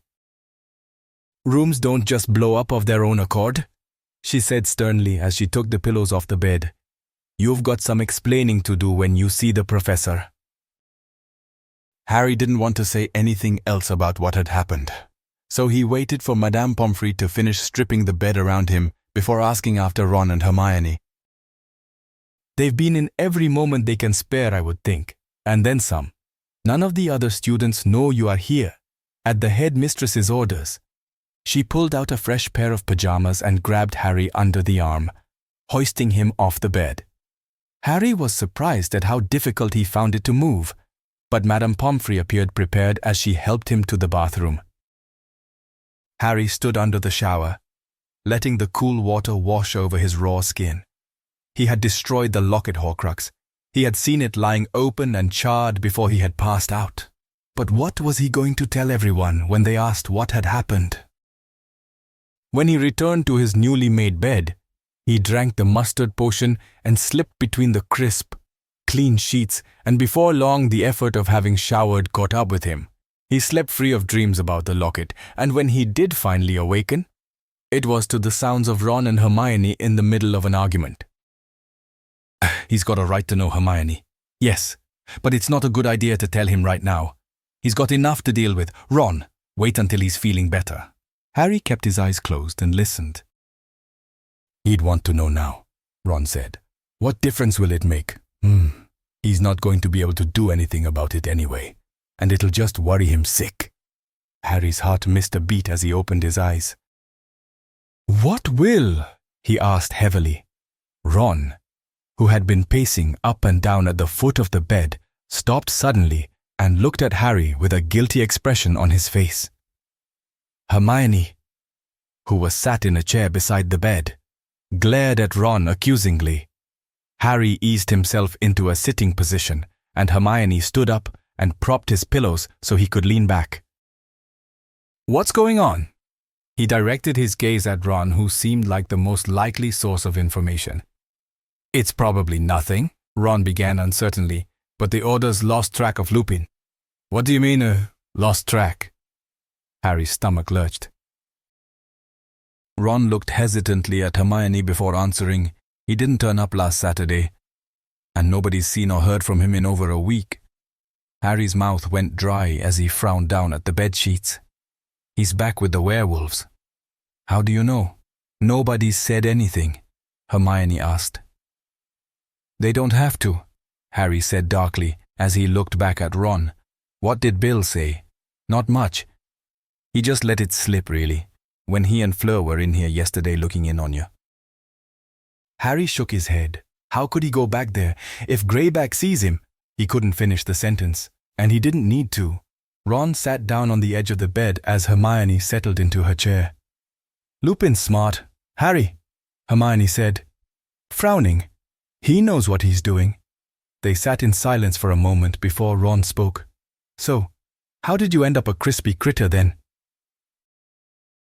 Harry told them both what happened, and watched as their faces darkened.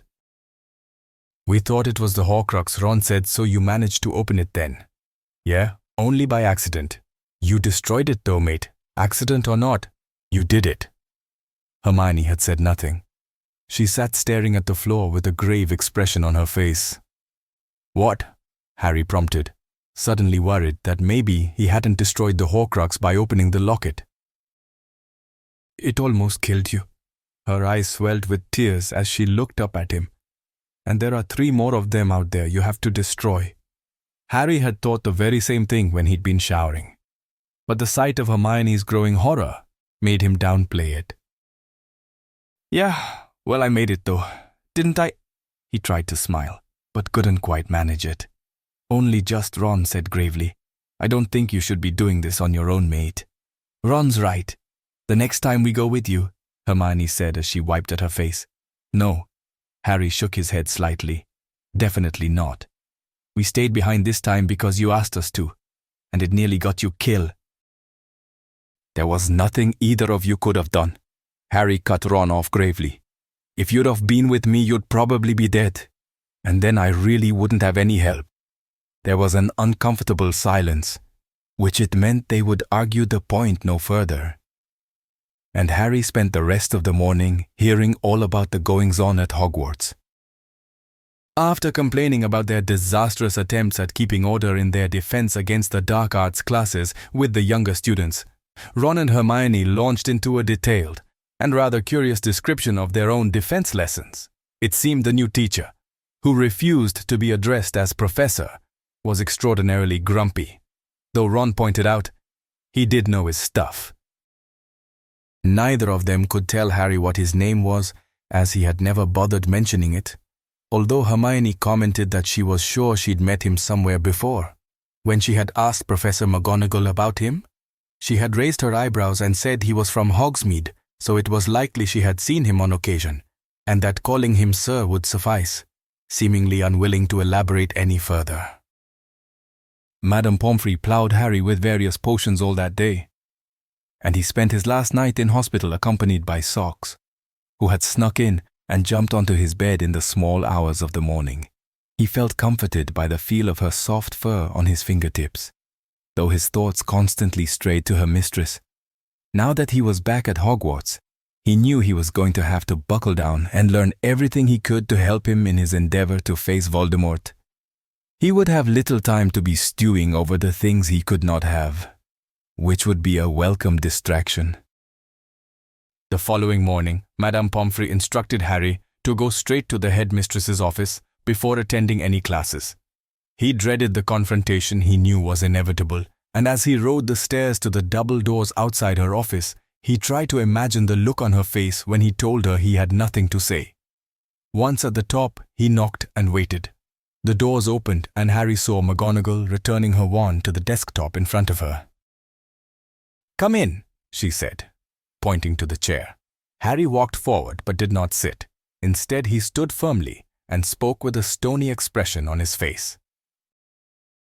"Professor, I know what you want, but I can't tell you what happened at Sirius's house." She looked at him over her spectacles. "Not unless you want me to lie." "There is no need to waste our time with untruths, Harry." The use of his first name caught Harry off guard, and he faltered slightly. "I did not ask you here to explain yourself." She rose from her chair and walked around her desk. Harry noticed she appeared to be shaking slightly. "I have arranged for you to start training with the Defense Against the Dark Arts teacher this afternoon. That is, of course, if you are staying with us." She did not wait for a reply as she continued. "It also seems Miss Granger and Mr. Weasley have been—" She paused and raised an eyebrow, searching for the right word, struggling with the younger students. "I expect you will have the situation under control when you take the classes tomorrow." She stopped in front of the portrait of Dumbledore. Harry watched as she lifted a slightly trembling hand to her glasses and adjusted them. "I am not ignorant of the fact that you are doing as Dumbledore wanted," she said, "though I will not pretend that I approve of what is going on." Her eyes dropped to the floor. Her usual stern facade seemed to be crumbling. "I find myself in a difficult position. Harry, I am expected to give you a free rein to do as you please. Yet it seems likely to be your end." Harry could see the worry etched across her face. "I'm sorry, Professor," he said, suddenly feeling a great deal of sympathy for McGonagall. "I don't really have a choice in this either." She let out an exasperated breath, and when she spoke, her voice shook. "Oh, this is ridiculous. You are not much more than a boy, and yet everyone is expecting you to be able to—" "Professor!" Harry started as Dumbledore's voice cut firmly across McGonagall's. His eyes darted up to the painting, and a pain shot through him as he looked at the now wide-awake figure. Dumbledore was sitting straight and tall in his chair, his hands no longer folded in his lap, but gripping the padded arms of the chair determinedly. The surrounding paintings were also startled out of their feigned sleep. McGonagall fidgeted her hands as she half turned her head over her shoulder. Though she did not meet Dumbledore's eyes, she turned back to Harry. "Be in the defense classroom at 3:30, Potter. That will be all." She moved back to sit behind her chair as Harry retreated uncertainly towards the door. As he took hold of the handle and turned to close it, he could see Dumbledore's grey face watching him as he pulled it to. Harry sat through his first potions class for the year with Ron and Hermione. Although he had Snape's potions book, he had no wish to use it in class, and he informed Professor Slughorn that he had misplaced his old potions book and would need to borrow a school copy until he could purchase a replacement. Slughorn handed him the copy that contained a brand new edition inside its tatty cover, the one Harry had swapped for Snape's last year. "I say, Harry, that's some case of sunburn you're sporting." Ernie spoke pompously. Harry saw Hermione tense. He raised his eyebrows non-committedly as he sliced into a shriveled-up sea cucumber. "Been holidaying in the south. Fell asleep in the sun," he quipped with an amused glint in his eye. Ron rolled his eyes and Hermione visibly relaxed. Something like that. Harry felt a certain satisfaction at his less-than-perfect potion results. Slughorn had approached his cauldron as if he were about to gleefully delve into a box of particularly delicious crystallized pineapple, only to withdraw hastily at the sight of the congealed khaki-colored gunge quivering dangerously as globulous bubbles oozed to the surface. Afterwards, the trio headed down for lunch in the Great Hall. While Ron piled his plate high with sausages and mashed potato, Harry spooned a small portion onto his plate and picked at it disinterestedly, ignoring the stares his still reddened appearance attracted. Neville sat down opposite him, his eyes flicking back and forth from his plate to Harry. He shifted uncomfortably in his seat, obviously burning to ask the same thing on everyone's mind. "Oh, it's not what you're thinking, Neville," Harry said. Immediately the surrounding chatter died. Though people still tried to appear busy with themselves, I wasn't attacked by anyone, Harry explained truthfully. Neville nodded slightly and flashed an awkward smile. When nothing else was forthcoming, the talk slowly started up again, and Harry followed Hermione's glance up to the staff table. "Have you seen Hagrid yet?" he asked, eyeing the empty chair. "No," Hermione said. "We asked McGonagall and she said they weren't doing Care of Magical Creatures this year."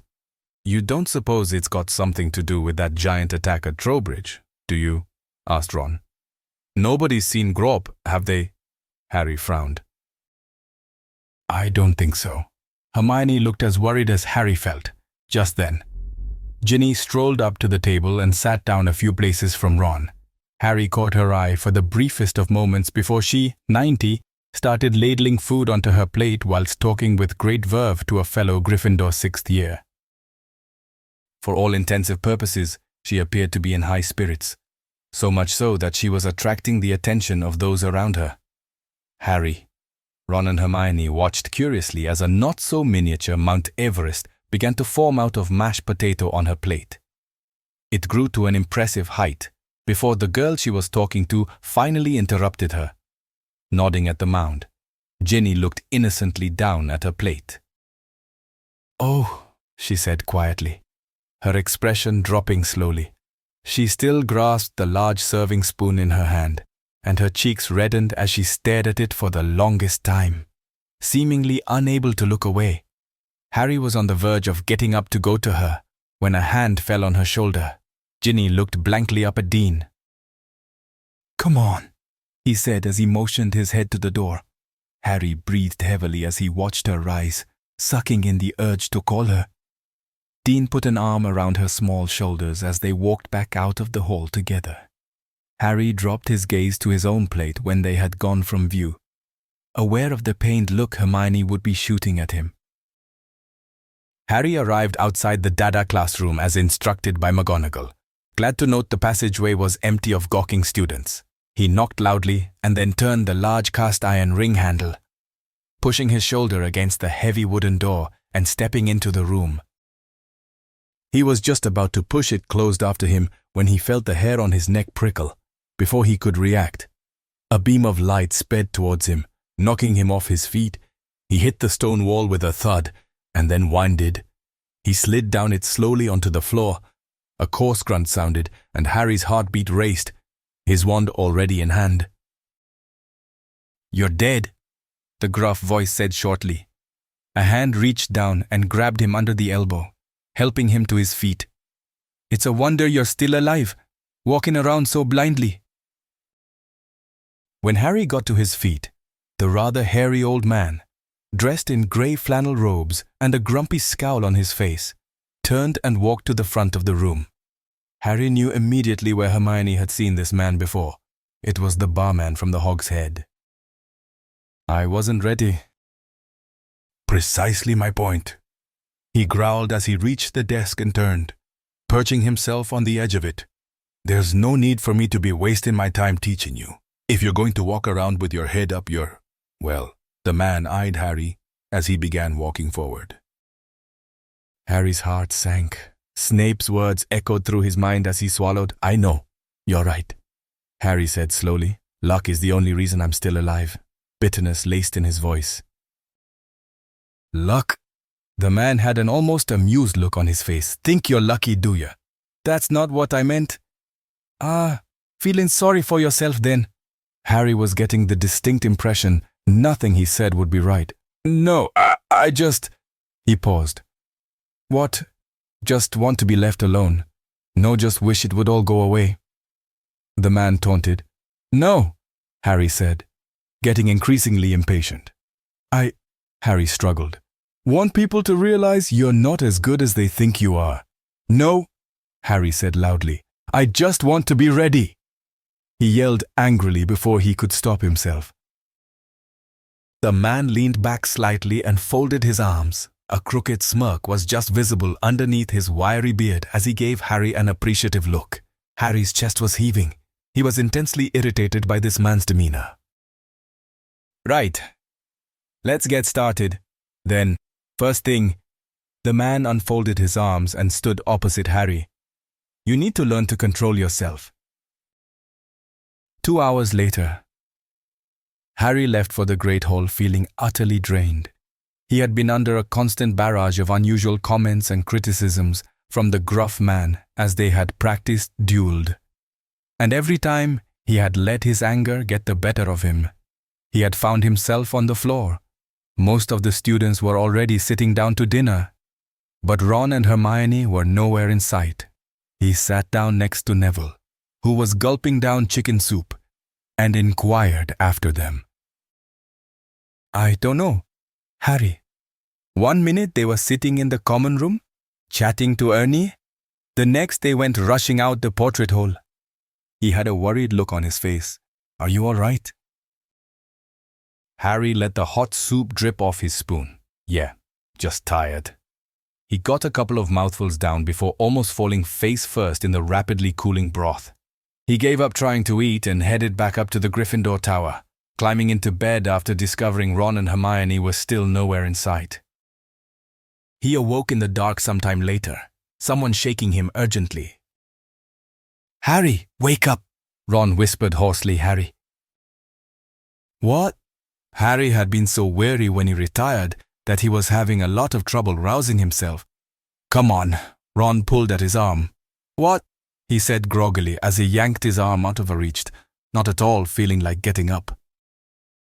Just get your butt into gear and come downstairs, Ron said seriously, and retreated behind Harry's drawn curtains. Harry tossed the covers off and threw his feet on the floor. He sat there for a moment, ruffling his unkempt hair, trying to shake off his stupor. Come on, Ron urged from the doorway. Harry sighed impatiently and stood, slipping his feet into his sneakers and throwing on his dressing gown.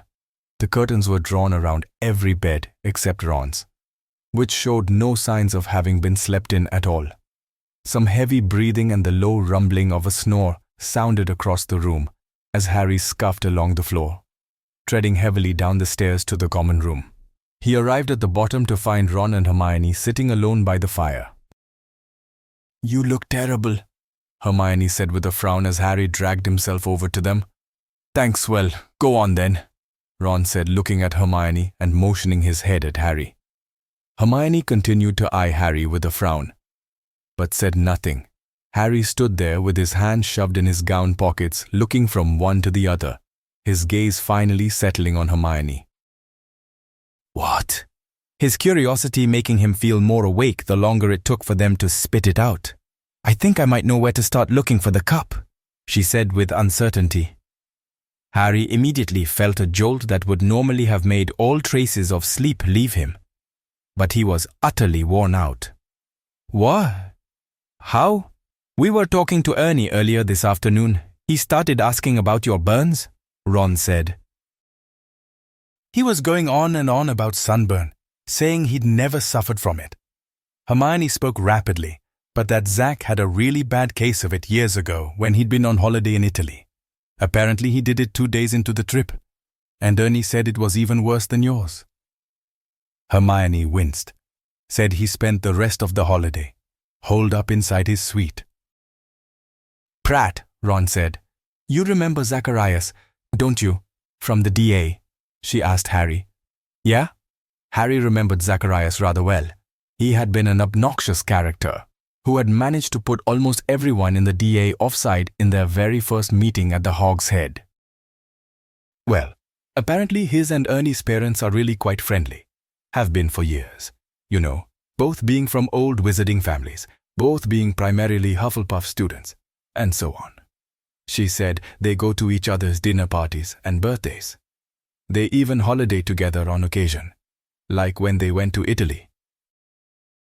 What's this got to do with the cup? Harry prompted, feeling not altogether happy about being woken up to hear about Zacharias's and Ernie's holiday mishaps.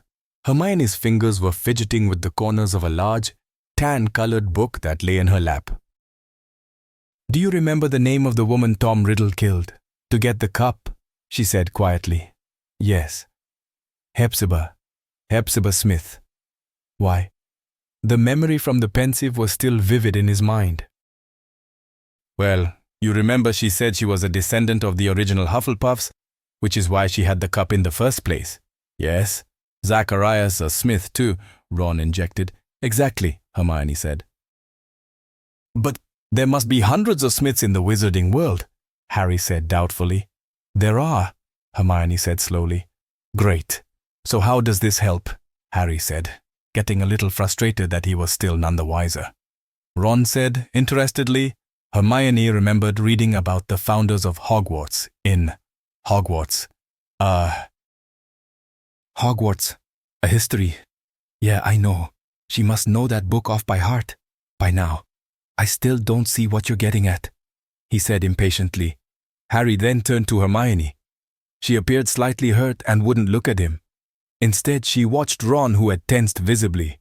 He frowned at Harry. I think it would be a good idea if you just heard her out, mate. There was silence between them as Harry and Ron stared at each other. Harry knew he had been harsh, and that his friends were trying to help him. So he breathed in his irritation. I'm sorry. I didn't mean it like that, he said quietly. Hermione nodded. I'm just tired. She eyed him with concern as she continued. Well, I thought it might be worth tracing the Smith families. There was nothing recent enough in Hogwarts. A history. So Ron and I searched for hours. And when the library closed, we brought the books back here so we could keep looking. And it seems that Zacharias' family is related to the Smiths that are the descendants of Hufflepuff. Hermione lifted the book and showed Harry the cover. I found a reference to them with some more help from Ernie. And Harry, they are the only Smiths left from that line.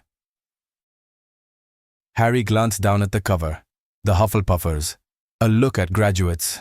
Volume 20 was inscribed in large grey lettering, above the badger symbol always associated with the name. I still don't understand. So what if he is? The cup was taken by Voldemort. The family doesn't have it anymore.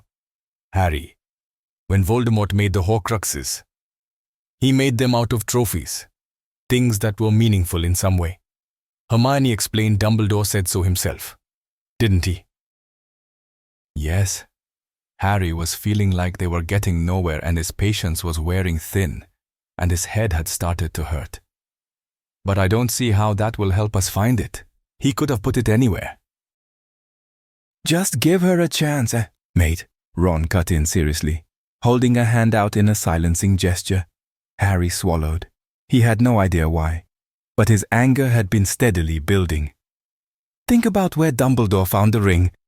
Harry, Hermione said abruptly. Obviously getting slightly irritated now too. Dumbledore said he had taken the ring from Marvolo's place. Riddle hid it at his grandfather's. Yes, Hermione said pointedly. He chose to hide it there because he thought it was a fitting place. The ring was a Slytherin heirloom, so he put it in the last Slytherin house. Harry narrowed his eyes as he started to make the connection. So the cup, he said slowly, is probably hidden somewhere that has significance to Hufflepuff, finished Ron. Which is where Zach comes in, Hermione said. It's just possible his family are sitting on the site of one of Voldemort's Horcruxes. Not particularly likely, I'll admit, but possible. She gripped the sides of the book firmly. He could show us the properties his family own, and he'd be able to find out from his parents if there are other places that are important to them. How are we going to do it? Harry said, raising his shoulders. He's not exactly a good friend of ours, is he? And he hasn't returned to school this year either. And he's a right nosy git too, Ron added. He'll want to know why we're poking around. Hermione was staring at the book in her lap. I might be able to get him to show me, and without having to answer too many questions. How? Ron asked.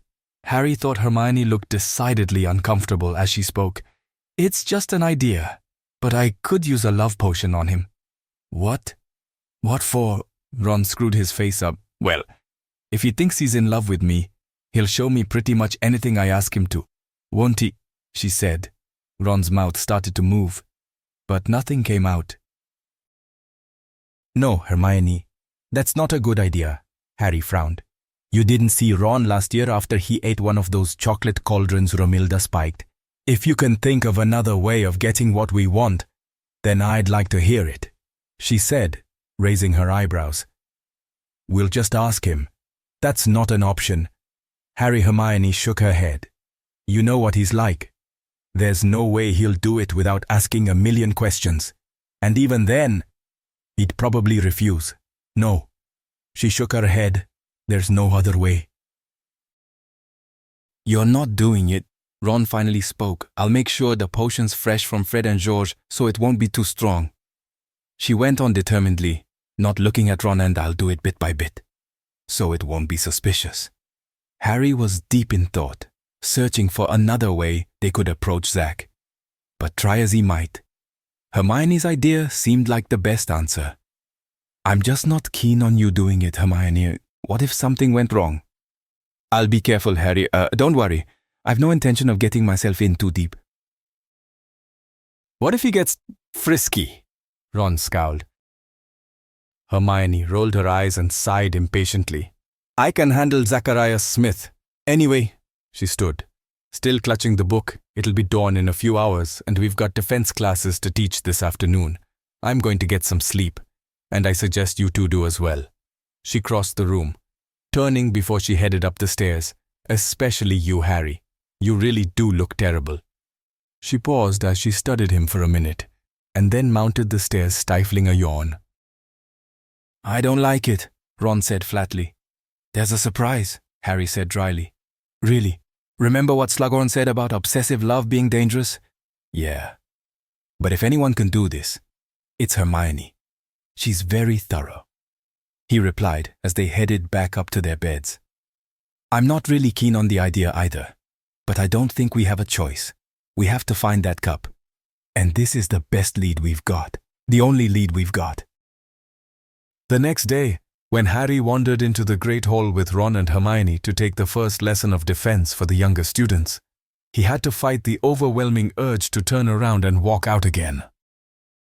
The hall itself was orderly enough, with desks placed exactly how Hermione had laid out on the piece of parchment she had thrust into his hand before entering. The students, however, were in supreme disarray. There were a few frightened-looking first years sat at their desks, but the rest of the hall was littered with small house groups of boisterously chattering students, milling around one another, some taking great pleasure at casting noisy jibes and scowling looks at those from houses not their own. Harry stopped just inside the doorway. I don't think they've seen us yet. Ron leaned into Harry. Wanna make a run for it? Coward Hermione said, as she shot him a slightly amused glance. As tempting as it sounded, Harry swallowed and walked determinedly to the teacher's table. As he made his way through the rabble, Ron and Hermione in tow, the students' heads began to turn. It was almost as though Harry was casting a silentio charm in his wake. The din died out behind him as he passed, and the silence stretched across the room, until he had reached the step up to the table. When he finally turned to the students, there was complete silence. There's advantages to being the chosen one, isn't there? Ron said, hardly moving his lips as he and Hermione pulled up alongside him. This was far more nerve-wracking than Harry had imagined it, and as he gathered his wits, he wondered how on earth he had let McGonagall put him in charge. He stood tall, lifted his head and took a deep breath. Right, he said out of the corner of his mouth to Hermione, off you go. Hermione looked at him dumbstruck for a moment, before regaining her composure and flying into headgirl mode. Harry could hear Ron suppressing a laugh as she gave instructions in an abnormally high voice. The students continued to stare at Harry, slowly taking their seats. There's something to be said for awe, isn't there? Said Ron under his breath, obviously enjoying himself. Hermione turned on him. Shut up. Then she looked at Harry. You can't just stand here looking impressive. This is your class, remember? And she promptly sidestepped so that Harry was left standing before a sea of expectant faces, as he looked out at them, wondering how he had managed to get roped into this. It suddenly occurred to him why he was here. McGonagall had chosen him not because he knew the subject or because he was necessarily a good teacher. He was there because she knew the students would listen to him. She knew they would want to learn from him. The responsibility of it finally hit home. He looked down at the piece of parchment he held in his hand, finally detailing the tasks each year was to undertake, and scrunched it closed in his fingers. Third, fourth and fifth years will be learning the shield charm, he announced resignedly. There was an immediate smatter of excited gasps as Harry continued, thinking of Hermione's gaze that would most likely be boring into his back. Split into pairs of mixed ages and houses to practice, a low murmuring swept across the room as students turned to look at one another. First and second years will start learning some of the basic hexes that can be used if you find yourself in difficulty. This seemed to go down particularly well with the younger students who normally couldn't hope to be learning such things before their fourth year. Harry turned, preparing himself for Hermione's disapproval, but was surprised to see her smiling at him. "I'll take the first and second years until you can get round to them," she said, and proceeded to instruct them out of their seats and herd them into a clearing at the back of the hall. "She took that well." Ron gave Harry a wry smile.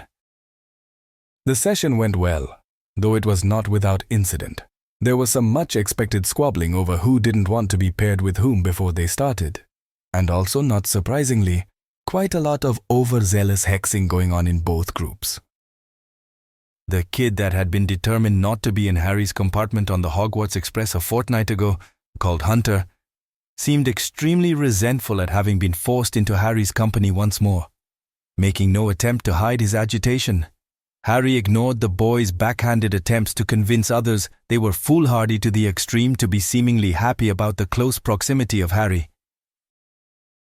That is, until he overheard Hunter telling the freckled, curly-haired kid Harry quite liked named Peter Taffy that if he were a faithful Death Eater, he thought it less likely he would come across the Dark Lord than if he was standing in the same room as Harry Potter. That was all he could take. Harry calmly leaned into Hunter and told him in a quiet voice that he would make sure he took the time to introduce the Dark Lord to him the next time Voldemort dropped by to attack him. Hunter did the rest of the lesson in silence. When the trio finally retired back to the common room, Harry took out Snape's potion book and flicked through it, looking for any spells he missed last year, while Ron and Hermione collapsed into a chair together, quietly arguing over Hermione's plan to drug Zacharias with love potion. At dinner, Harry shoved his beef casserole around the plate and then left 5 minutes after he had sat down, heading for the owlery. He hadn't seen Hedwig since he had arrived at Hogwarts, and started feeling rather guilty for neglecting her. He wanted to send for a new potions book from Flourish and Blots anyway, and he knew Hedwig would be glad for something to do. And as he climbed the stairs, his thoughts turned to Lupin. As much as he was clever, it seemed unlike him to disappear from all contact for so long. Especially now he was head of the Order, and they relied on him for leadership. Harry wished it were as easy as sending him an owl. But he knew he couldn't. There was nothing he could write in a note that wouldn't prove incredibly dangerous to Lupin if it was intercepted. So he made up his mind to go to the Burrow the following night and speak to Mr. Weasley and find out what they were doing to find him. Hedwig ignored Harry's first attempts at coaxing her down to him, keeping her back to him. With her beak in the air, she finally relented when Harry made to leave, fluttering down to him and perching on his arm. He stroked her smooth feathers fondly, moving over to one of the gaping windows and looking down at the grounds.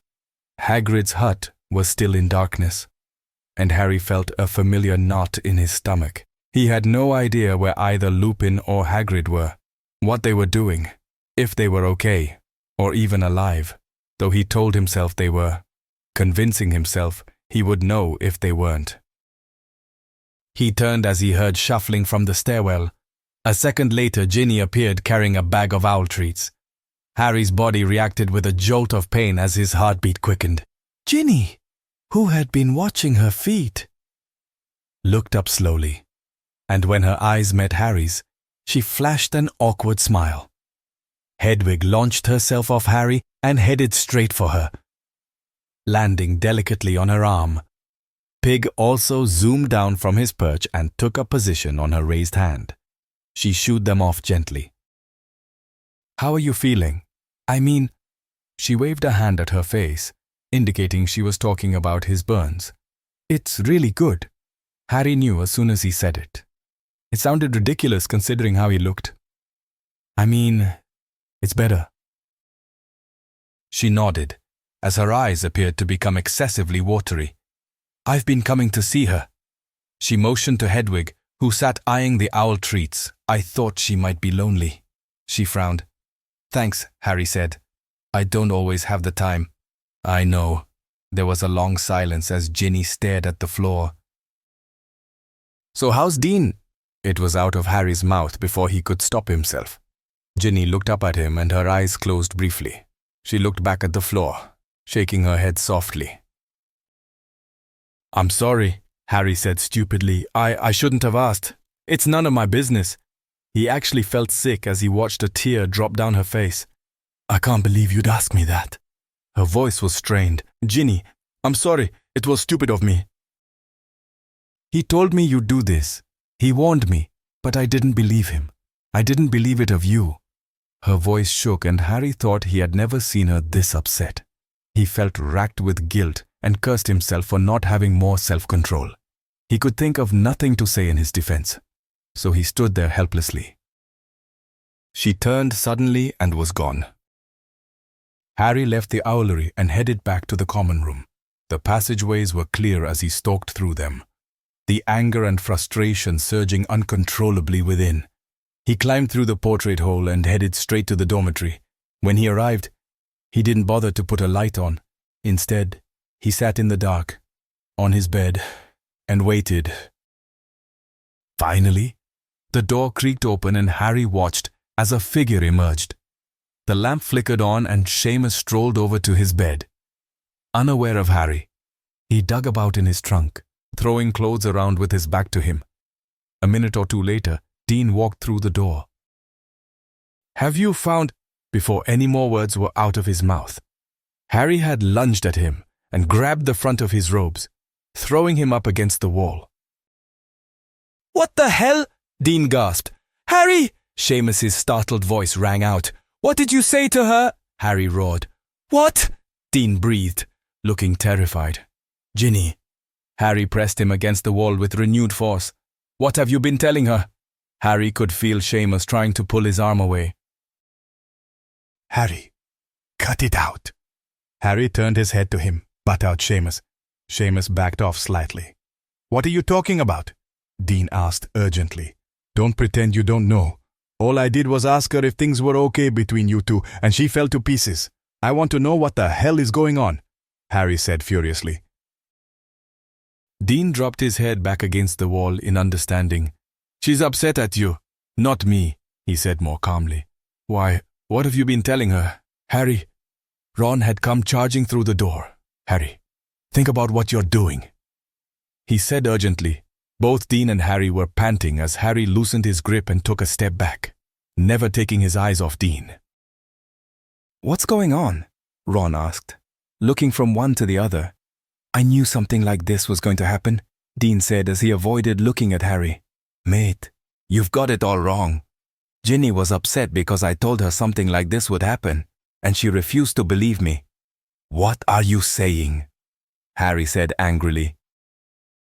Dean gave an exasperated sigh. "I warned Ginny that you would think her and me were dating again. I told her you wouldn't be able to handle it, but she said you would never think that. You would never believe she could be with—" Dean paused as he looked at Harry with someone else. He trailed off quietly. 12. Draco's Return. Harry listened as Dean spoke.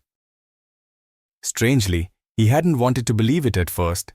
He was flooded with guilt over his stupid jealousy. So much so, he found himself desperately searching for a lie in Dean's words. But as Dean explained, it became obvious to him that he had made a horrible mistake.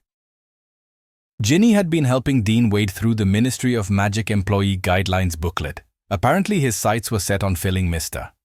Weasley's old shoes in the misuse of Muggle artifacts department, at the Ministry of Magic after he obtained his newts, a position that had yet to be filled since Mr. Weasley had been promoted. Dean had doubted his suitability because he wasn't from a wizarding background, but Ginny had convinced him to complete his last year of Hogwarts, telling him he would be perfect for the position, and proving a fountain of information on her father's old job. Seamus and Ron hovered awkwardly for a while, listening. Then they departed for the common room at Ron's suggestion, leaving Harry and Dean in an uncomfortable silence. Dean plonked himself on the edge of Neville's bed, obviously shaken by the altercation. It was a while before Harry spoke. "I'm sorry, Dean. I had no right to attack you like that," he said quietly.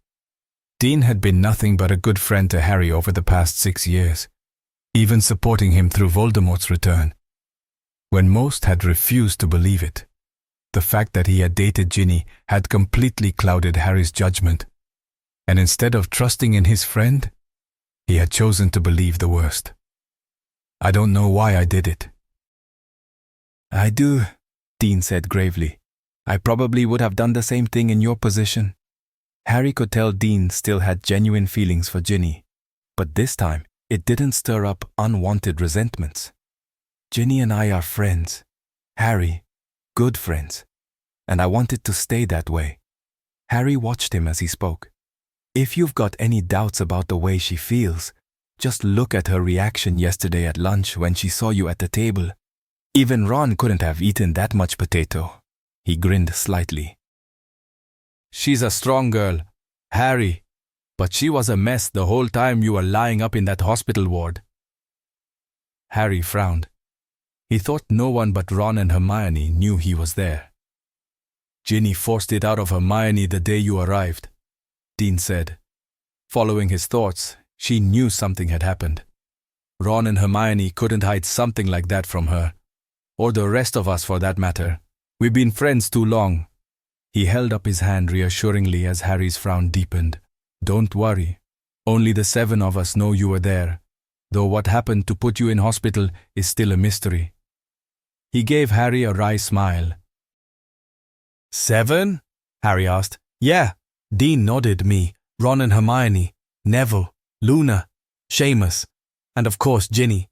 He counted off his fingers. "Just the old gang." He smiled. "Luna too," Harry said, feeling unusually glad for her. "Yeah," Dean said sheepishly. "Where would we be without her regular insights into the weird and wonderful?" Then he stood up and put his arm across Harry's shoulder, leading him to the door. "It's none of my business, but I reckon Ginny might be wanting an apology, mate." Harry stopped as Dean dropped his arm and opened the door. "Thanks. And I'm sorry, don't mention it." Dean nodded and left. Harry knew Dean was right. He had behaved insensitively and Ginny had good reason to be mad at him. He went to his trunk and fished out the Marauders map, determined to find her and try and explain his behavior. He couldn't leave things like they were. He opened the parchment and scanned it, looking first in the Gryffindor Tower and then the girls' bathroom. But her name was absent from both. Frowning, he checked the library and the Great Hall, but there was still no sign of her. He registered slight alarm as he searched the classrooms and the passageways, but Ginny was nowhere to be found. His heartbeat began to quicken as his eyes darted over the map checking the grounds. And then suddenly, he exhaled as a smile crept across his lips, finally spotting the small ink dot with her name above it, in Hagrid's hut. But, just as suddenly, the smile died as his eyes fell on a second dot in the room with her. Harry sickened as the bile rose in his throat. The map fell from his hand as he tore out of the room, his heartbeat racing as he leapt down the stairs 3 and 4 at a time, with only one thought on his mind, tearing across the common room. Heads turned and watched him as he charged through anyone who got in his way. He reached the portrait hole, clambering through it desperately, Ron calling after him. There was no time to explain, so he forced out Ginny's name over his shoulder, the only thing on his mind as he ran blindly on. panic, shutting out everything but his need to reach her. Cutting through every shortcut he could, he flew down the marble stairs and out the double oak doors into the blackness of a moonless night. What if I'm too late? He pushed on furiously. The cold night air blustered around him, biting through his clothing as he bolted across the lawns. He ran towards the dull light coming from Hagrid's window. Then, leaping up the stone steps to Hagrid's door in one bound, he flung the door open. His chest was heaving and his heartbeat pounded as he surveyed the scene before him, wand raised, searching for the target. There was a lone candle on the table, flickering in the strong draught that wafted through the open door behind Harry. Ginny sat with her damp cheeks glowing in the soft yellow light. She had turned at the sudden intrusion, staring wide-eyed in shock at Harry. "Where is he?" Harry said urgently as he walked slowly into the room. "What?" Ginny breathed. "Malfoy," Harry said, his eyes darting this way and that, making his way slowly over to her. His wand pointing around the room. It was obvious by her reaction. She had thought she was alone. "I saw him on the map. He's here," Harry said, not daring to look at her for too long. He grabbed her arm, helping her firmly to her feet. She pulled out her wand and turned her head to look around the room. It was bathed in shadow, the dark recesses impenetrable by the weak light. "Where is he?" she said urgently. They continued hovering around the spot, back to back, searching every shadowy area in the room with their eyes. "He's hiding himself with magic," Harry realized. "Stand still and don't move," he said, and he held his breath as he listened. There was silence for a moment, then a muffled sound, and the cane umbrella basket just inside the doorway tipped over. "Harry, the door!" It was gaping wide open, just as Harry had left it. He swore as he pulled Ginny with him, heading carefully over to it. The sound of voices began to drift across the lawns as they reached the entrance. Barring it, though Harry realized in angry frustration, it was probably too late. He shoved Ginny behind him and faced back into the room. "No, Ginny," Ron said urgently as he raced towards them. Luna, Ernie and Neville were pulling up in front of Dean and Seamus, their wands drawn. "What is it?" Dean panted, his robes fluttering in the strong breeze. "Malfoy," Ginny said hatefully. "Get the map. I left it up in the room." Harry yelled over his shoulder. He saw Neville turn immediately, eventually disappearing into the darkness as he ran back to the castle. "Keep an eye on the grounds. I think he slipped past us." "Where is he?"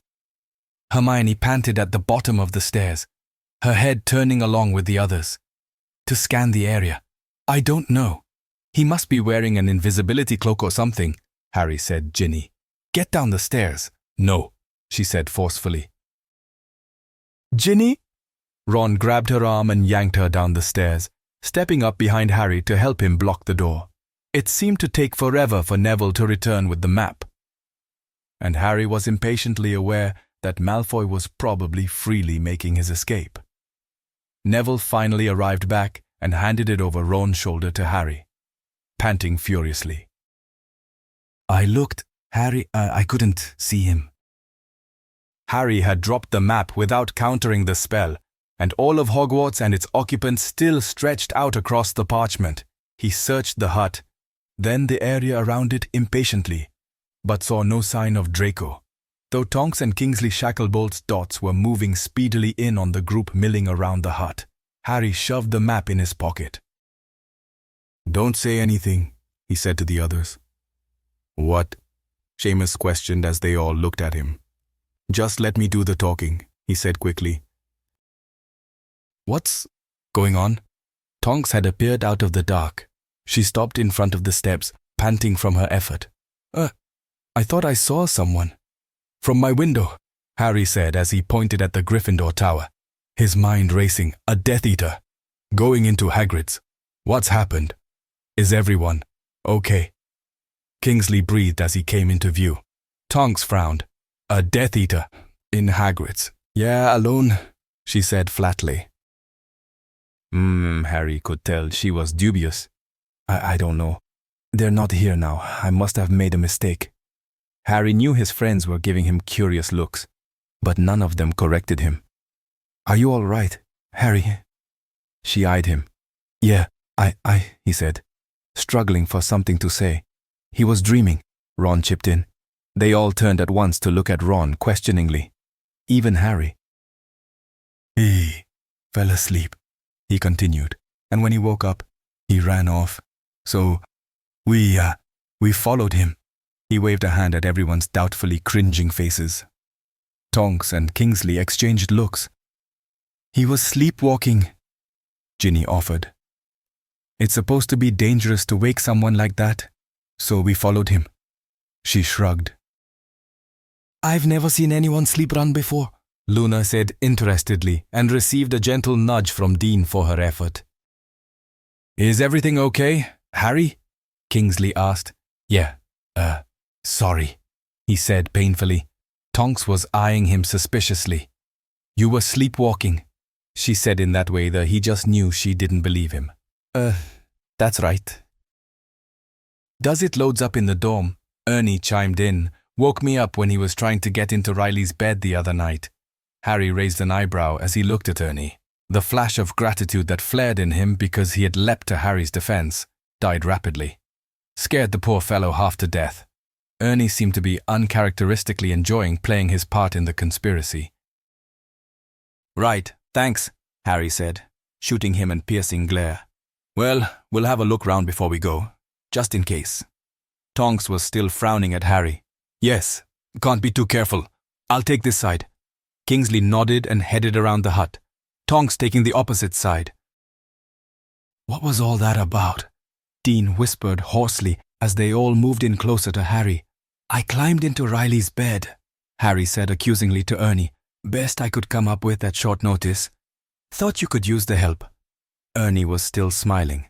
What is going on? Anyway, I'll explain later. Harry sighed. But for now, keep it to yourselves. Don't tell anyone what happened. I think we'd better get back, Hermione said quietly. There's not much we can do if he's gone. What was he doing here? Neville asked, turning his attention on Harry. I don't know, Harry said darkly, but whatever it was, we interrupted him. Ron stepped down to Hermione and put his arm around her shoulders, pulling her to him briefly. Come on, he motioned to Harry. I'll be up later, he said, his eyes dropping to Ginny, remembering why he had been looking for her in the first place. She seemed to be expecting it, and she waited until the others had set off, before climbing the steps and following Harry back into the hut out of the wind. Harry took the map out of his pocket and placed it open on the table. He doubted Draco would turn up again tonight after nearly being sprung, but he would watch anyway. It's cold. Ginny shivered and went over to the fireplace and pointed her wand at the wood that lay there. Incendio. Orange flames erupted and almost immediately started to cast their warmth around the room. Harry watched the golden light flicker across her intent face as she stared into the fire. I was wrong about you and Dean, he offered hesitantly. Yes, you were, she said without looking up. He breathed heavily as he slowly stepped to her, stopping at her back. He wanted to touch her, but he didn't dare. I just don't think rationally when it comes to you, he said. I saw the photo of you and him at Sirius and I couldn't help it. You looked so happy together. He's one of my best friends, Harry, she said, continuing to watch the flames dancing in the fireplace, and I was happy that day. Not because of him, though Harry's pain was growing with the intimacy of the situation. And you've been spending so much of your time with him, Harry went on, feeling the need to justify his behavior. I've been helping him. I know, Harry said. I know now. And I'm sorry. Neither of them spoke for the longest time. They listened to the fire cracking and hissing in silence before Harry spoke gravely. The worst part about all of this is that I should have been happy for you. She turned and looked at him.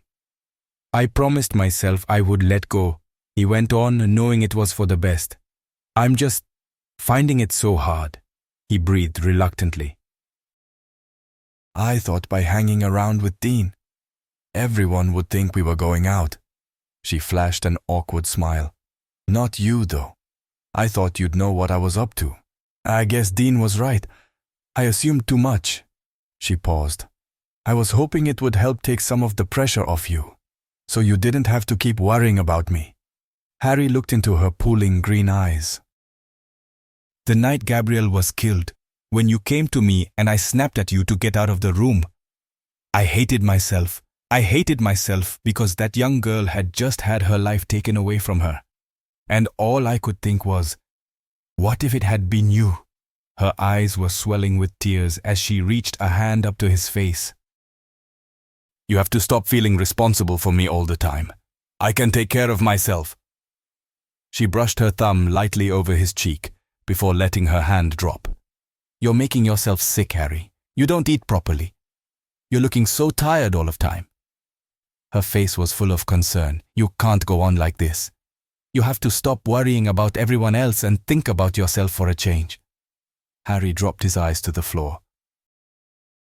I'm all right. I've just had a lot on my mind lately. Let me help you. She quietly pleaded. I can still be here for you without you having to worry yourself stupid. Especially if I keep it up with Dean. No one has to know. He met her gaze. You don't need to push me away. You don't need to be so unhappy. You don't need to be so alone. Her voice was heavy as she added, but you do need me, Harry. Finally, a wet tear spilled from her eye. Harry's breathing had become strained as she spoke, the pain twisting inside his chest. It would be so easy to abandon all his cares and pull her to him. Every part of his being wanted nothing more than to take her for himself, to enjoy all that she had to offer and lose himself in her. He ached to let go of the pain and find that place of comfort only she could show him. His body trembled as he fought the urge give in. He could not forget why he had left her. If something were to happen to her, if he was responsible for her being hurt, or worse, he could never forgive himself. He had risked everything when he had lain with her in the past, and he would not do it again. He took a half step back from her, fearing his own lack of self-control. I can do this alone, Gin. I have to do this alone. She looked at him almost pityingly as her tears ran freely down her cheeks. You need to let go too. At least for now, when it's all over. Maybe then if you still want to. She cut him off as she lunged forward and embraced him. His body remained stiff with resolve, though he closed his arms about her briefly. Then he gently eased her back away from him, his expression blank. She looked up into his eyes, but Harry forced himself to keep them free of emotion, suppressing all his turmoil for one last-ditch effort at putting an end to it. It's really time we grew up. There are more important things we need to be dealing with. He was surprised at the sound of his own voice. It came out almost cold. Ginny's reddened eyes dropped from him as she nodded, but didn't speak. She walked past him without looking at him and opened the door. Harry wanted to call her name. He wanted her to give him one last reassuring look before she left, but he remained quiet as he watched her pull the door shut behind her. He walked to the table and glanced down at the map to make sure she made it safely back to the castle. Out of the corner of his eye, he noticed a tiny dot moving near his own. His eyes fell on it automatically. I think I'm going to be sick. Harry's heart skipped a beat. He knew that sardonic drawl well even as the name registered. Harry turned his head slowly.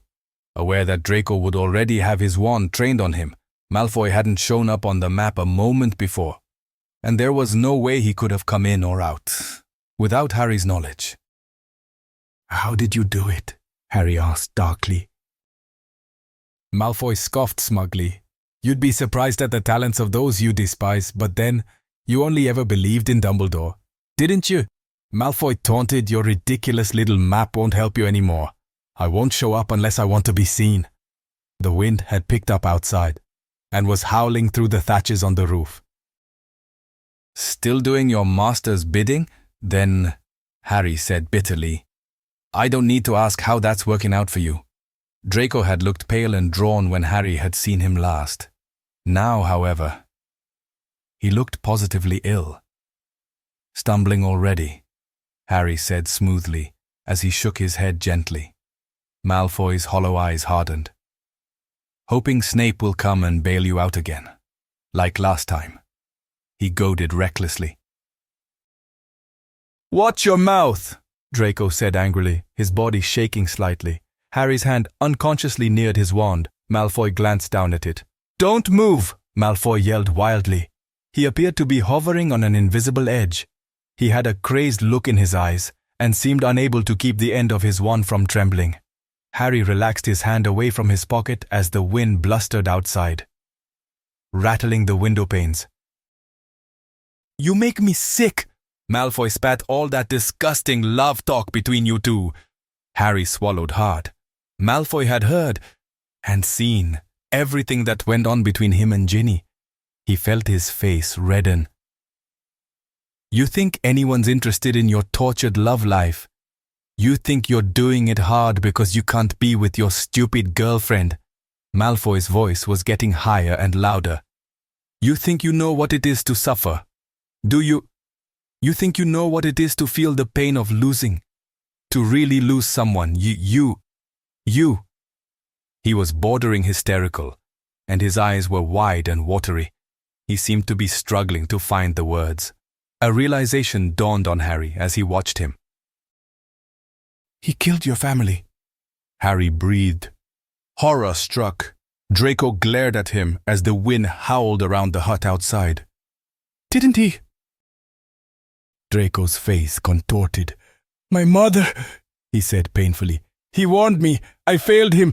He was right to take her." His voice shook. "He could have killed my father and me as well. He looked almost possessed. He showed us mercy." Harry felt a flood of sympathy for this shell of the boy he had loathed for so long. But it wasn't enough to hide his frustration at Malfoy's continued loyalty to the monster that had killed his mother. "Mercy!" Harry scowled.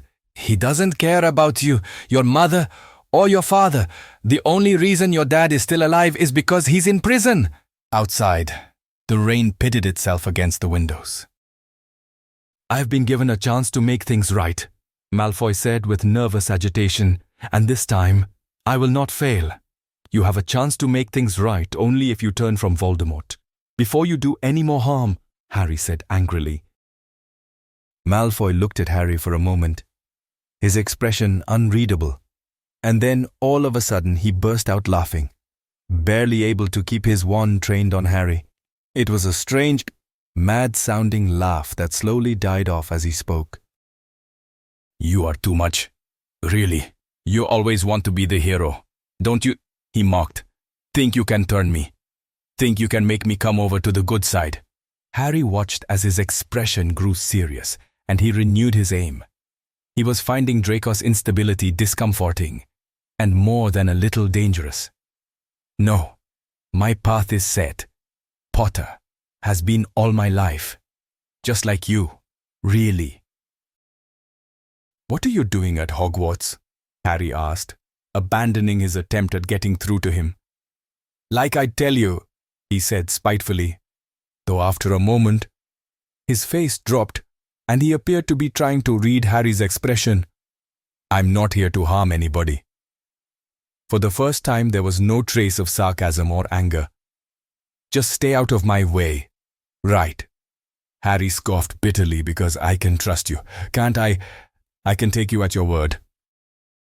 Draco eyed Harry over his wand tip. "It was you who destroyed the vanishing cabinet, wasn't it?" Harry tilted his head in a nod. "How annoyingly inconvenient of you." Draco sneered. "I had thought I could use it again. Then I'm even gladder I did it," Harry said. The front door was rattling along with the window panes, from the force of the wind swirling outside the hut. "It doesn't matter. I have a better way of getting in and out now. Sorry to deny you a good gloat." Draco was sounding like his usual self again. "I won't let you hurt anyone." "Draco." This appeared to upset Malfoy greatly. "I've already told you. I'm not here to hurt anyone. I'm He stopped abruptly, his breathing ragged with fury.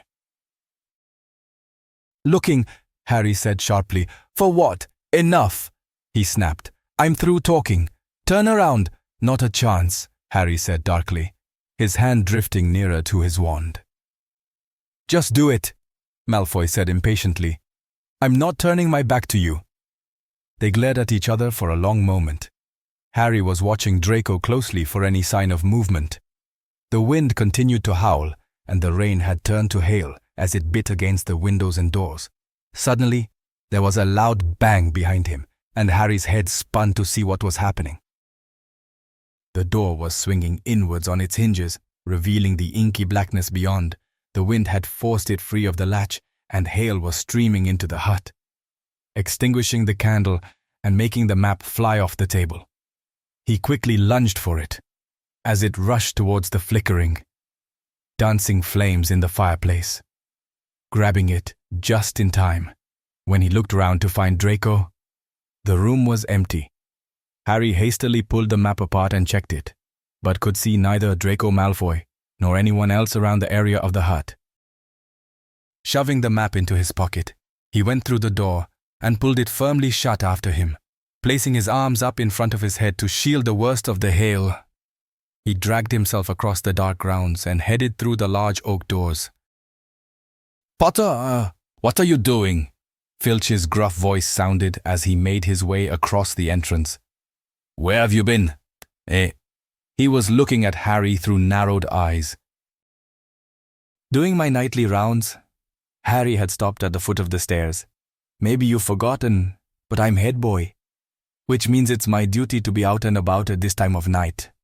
Filch looked thoroughly unimpressed. You're not supposed to leave the inside of the castle. McGonagall's gonna hear about this. Whatever, Harry said resignedly and turned to mount the stairs. You're not above the rules, Potter. Harry could hear Filch yelling after him. You're going down this year? Harry ignored the remarks, suddenly too tired to be angry. Once in the common room, he weaved his way over to Ron and Neville. Hey, what kept you? Ron asked. You're wet. Hermione gone to bed? Harry asked. Nah, she went to sort out some problem in the girls' bathroom. It's a bit strange, isn't it? He added. Changing the subject, I didn't expect Malfoy to show up here again. Maybe he's here to target someone else, Neville said. Maybe he's here for you this time. Harry. He was looking rather worried. Harry grunted. I don't think so. He is up to something, though. Just then, Hermione appeared, looking very bedraggled. She was soaked, head to foot, and her shoes were squelching as she walked. Did you go back outside? Ron said incredulously. No, Hermione said, obviously irritated. I had a run-in with Moaning Myrtle. She frowned at Harry's. She hasn't been at it in the boys' bathroom as well. Has she? No. Harry motioned his head for them to lean in, and he explained what happened with Draco. Neville had seemed particularly disturbed by the news of Draco's mother, Narcissa. I bet it was Lestrange, he said as he stared into the fire. I don't know, maybe, though I got the impression that it was Voldemort himself, Harry said. Then turning to Hermione, who was enveloped in an enormous amount of steam as she tried to dry her robes with her wand.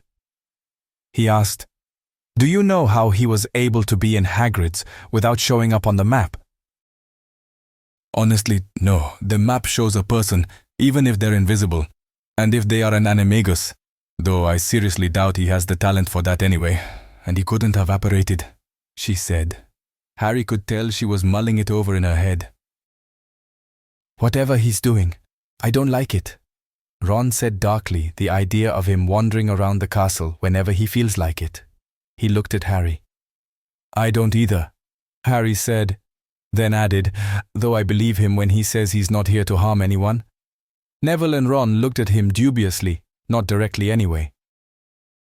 Let's face it, Harry, Hermione frowned. If he's here for Voldemort, it's hardly going to do any of us any good. Is it? Harry sat in the armchair next to Ron's and drummed his fingers on the armrests. We've got to figure out what Voldemort has set him to do, Hermione matter-of-factly. The fact that Voldemort has placed him, of all people, here. I just don't get it. It's like before. with Dumbledore. Seems to me Voldemort wants him to fail. Could be another angle. Harry whispered, Draco's fool enough to believe he is important to Voldemort still. He's eager to please his master to keep what's left of his family alive. And Voldemort knows now he doesn't have it in him to kill. Voldemort may have sent him back here on a task specifically suited to him alone. Can't imagine what though. Harry sighed. I think we should ready as many of the old DA as we can. Neville spoke with surprising strength of conviction. Hermione, can you make up more of those coins for the members who left them behind or lost them? I suppose so, she said with a vague shrug. How many and how long? Harry picked up on the idea. Hermione saw Harry's determination and thought about it for a moment. I'll have to find out who's left and who still wants to be involved. After that, maybe a week to get the coins organized, charmed and distributed. All right, it's a start, Harry said. He paused for a moment, frowning, and asked, Hermione, can you make us a batch of Felix's luck potion? I don't know. It takes such an incredibly long time. I mean, even if we start now, it won't be ready until March, she said. I'll lend you Snape's book. Follow his instructions and it'll come out better than ever. Harry was determined to get it underway, even though it wouldn't help them on Halloween. Some of the ingredients could prove hard to get. We'll borrow them from Slughorn's storeroom. All right, she sighed. I'll look into it tomorrow. Good, Harry said as he walked to the foot of the stairs. I'm going to bed. I've got another session with Sir tomorrow. Oh, and Harry, watch out up there, Hermione added. Apparently Myrtle overheard Crabbe and Goyle planning some sort of revenge on you for hexing them after they attacked Ernie and Justin. Harry sighed. Tonight? No idea. Just be careful, she said in her Mrs. Weasley way. 13. Harry's training and Lupin's wolf. Nothing came of Crabbe and Goyle's threat. In fact, Harry rarely saw them over the next few weeks, and as the days passed, he studied every spare moment he had, practicing non-verbal casting with Ron and Hermione and learning advanced spells, some of which he found in books Hermione had pulled from the library. Others his new Defense Against the Dark Arts teacher taught him. They were finally privy to the gruff old man's name when they overheard McGonagall call him Abe in the passageway one day, though of course, the students continued to refer to him as Sir, as he was not at all the type of teacher to be on a first-name basis with. He was particularly tough on Harry during his 2-hour lessons, which Harry shared with him twice a week. Considering how old he appeared, he had a lot of stamina, even though he wasn't particularly nimble on his feet. He was, however, very adept at firing curses and hexes Harry's way the minute he relaxed, or lost concentration, leaving him bruised and exhausted at the end of each session. But he was learning to live on his nerves, gaining confidence in his reaction time and his ability. Ron had visited Mr. Weasley instead of Harry because he was keen to check on his mother, who must have been spending a lot of time alone now that school was in full swing. He stayed overnight, and when he returned, he said Lupin still hadn't checked in, but Hagrid was accounted for. Though Mr. Weasley wouldn't enlighten Ron any further as to his whereabouts, he had, however, promised to let them know the minute Lupin resurfaced. Hermione had pointed out that with Lupin unable to make contact, it might be difficult, if not impossible, for Bill to continue his hunt for Bellatrix. Harry was secretly rather relieved at the thought, though he hoped daily for news of Lupin's return.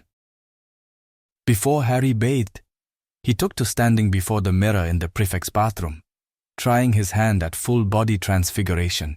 It seemed impossible for him to complete the transformation, many times finding himself staring back at some grotesquely half-formed part of his body, wondering if he was going to have to walk the halls to Madame Pomfrey's domain for all to see, to return him to normal.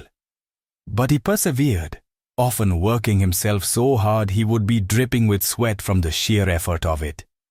At meal times, on the occasions when he didn't skip it altogether, he never lingered at the table, downing something to quell the ache in his stomach, then resuming his studies. When he slept, his dreams were full of dark and frustrating images, snakes and menacing shadows, and the people he loved, who looked completely normal one minute, laughing and chatting, suddenly dropping to the ground lifeless the next. One dream he had when he was still back at the burrow had begun reoccurring. It was always the same.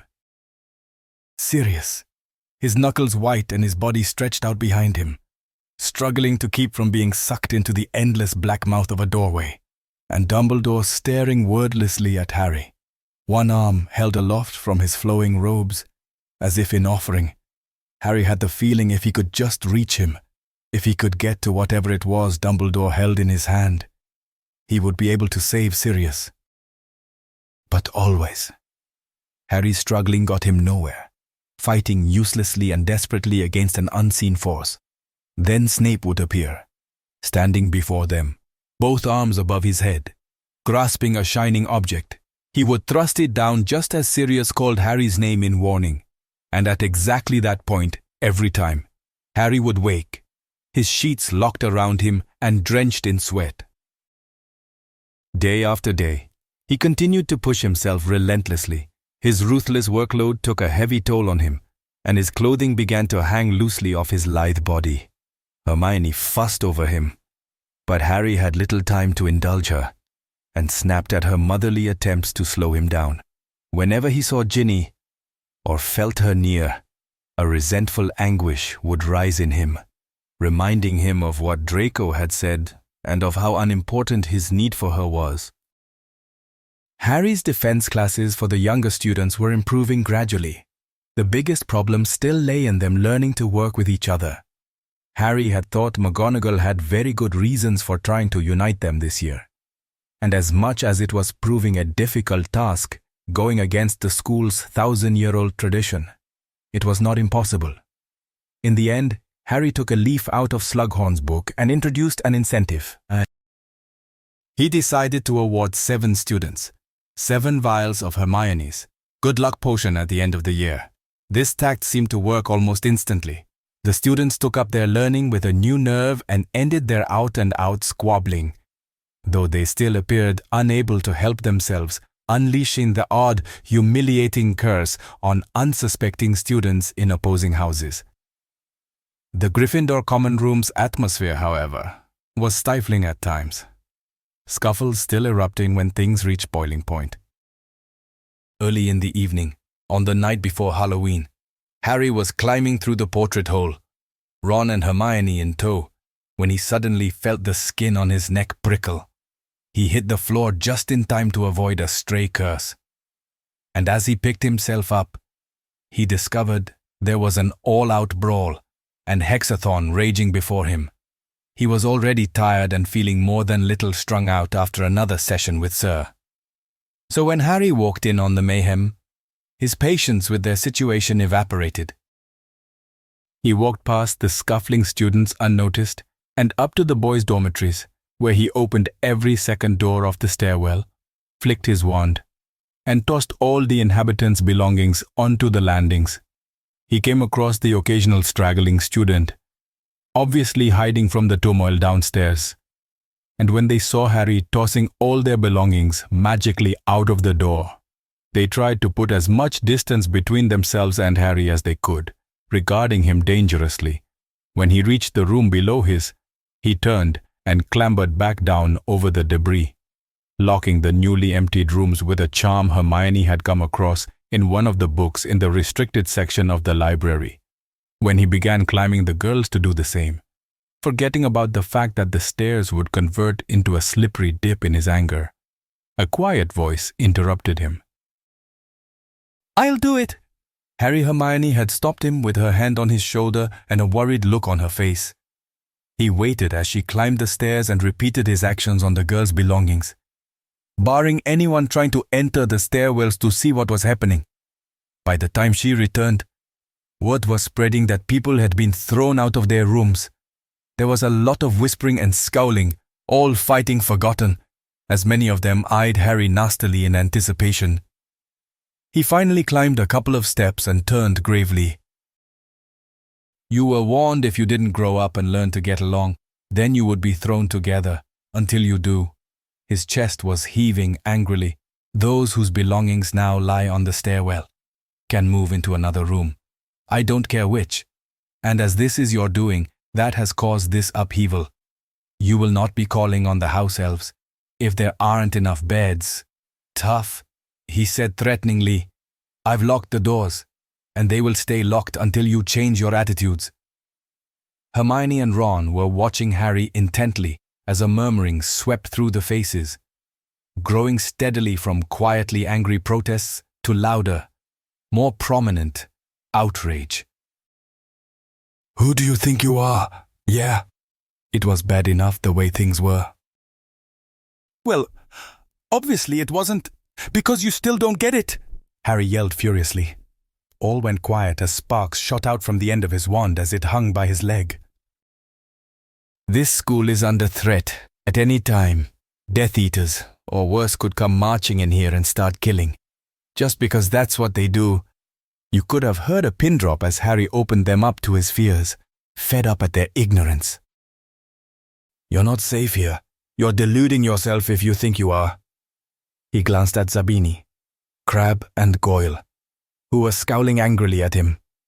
"No matter what house you are from." Harry was gradually calming as he went on. "Neither are you in any more danger than if you were at home. But your stupid, petty squabbling could actually get you killed. If we were attacked right now, almost all of us would fall."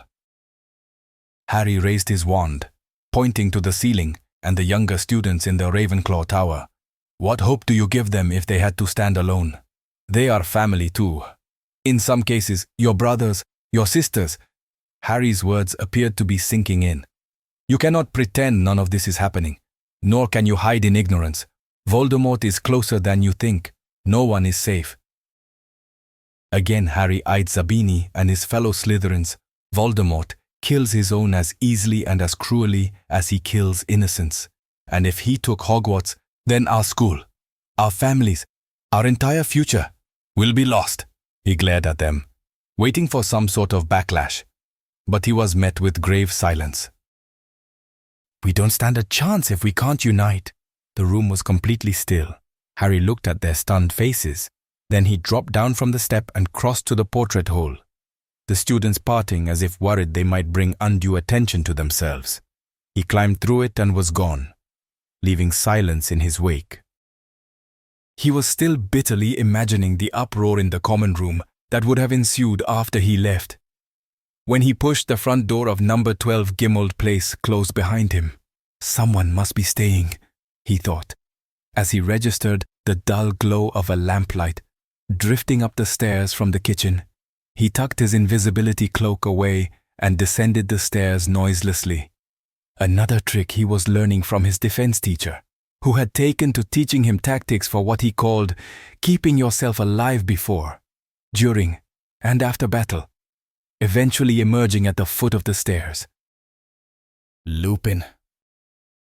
A figure was hunched over the thickly wooden table, the head turned slowly, menacingly, to look at him. Harry grabbed the doorframe to steady himself at the shock of finding himself standing under the gaze of a semi-transformed werewolf. Lupin's upper body was heaving slowly and heavily, and his hands were stretched out before him on the table, his long claw-like fingernails embedded in the wood. His robes were torn and matted with dark stains, and his bloodshot eyes glittered dangerously at Harry. Harry was frozen to the spot. He had not thought to note the moon was only just past full, and he certainly hadn't expected to find Lupin here suddenly, when they had no news for weeks. But he was here, and he was still partly transformed, and he was eyeing Harry in a most discomforting way. Lupin. Lupin didn't move, whether due to the pain of the transforming, or the slight, but very unlikely possibility he recognized Harry. Wincing, Harry realized the dark patches on his robes were blood. The stench of it had hit his nose. Harry took a half step backwards as he saw Lupin's face. It was distorted and animalistic. His mouth was bloodied and alien to Harry. He had no idea how to react. So after standing there for a while, he moved slowly and cautiously, 1 foot at a time, into the kitchen, keeping his eyes locked on Lupin. Lupin did not move, just watched Harry warily with heavy eyelids. After a few uncomfortable minutes, Harry decided to make some tea in the hopes that the normalness of the action would settle his nerves.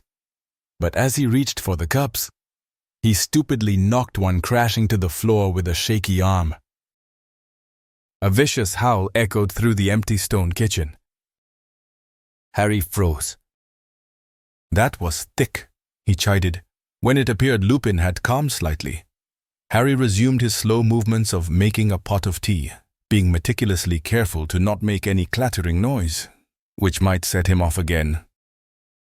Finally, Harry placed the teapot and cups on the table, and then hesitantly sat down opposite Lupin, alert to him, but not looking him directly in the eye. They must have sat there for close on an hour. Lupin slowly losing his wolf features, his breathing becoming more natural. Harry could even hear the sound of his bones crunching and reforming every now and then. As Lupin's face contorted with the pain, the occasional gasp escaping his lips. It was a slow and horrible process, and it pained Harry to watch his friend have to endure it. A new appreciation of loathing and disgust for the beast that did this to Lupin, Fenrir Greyback, grew inside of him, at one point near the end. Lupin had looked in so much agony his eyes rolled back in his head, and he let out a long, strangled moan. Harry automatically reached out for his hand, whose claws had finally retreated to fingernails, and clasped it firmly. Lupin gripped his fingers, squeezing them painfully for a moment, and then releasing them. It was over. I made some tea. Harry pushed an empty mug across the table and heated the pot with his wand, then poured them both a drink. Is it always like that? He asked gravely. If I'm lucky, and I have someone to sit with me. Lupin looked up at Harry from under his eyebrows.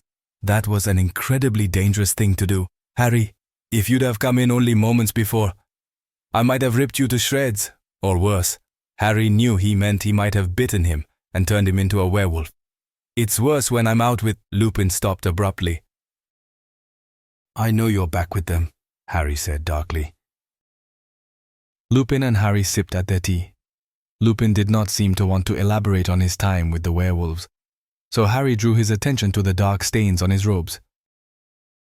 What's all the blood? He asked hesitantly. Blood? Lupin said blankly. He followed Harry's gaze to his chest and pulled at his robes, trying to see what Harry was talking about.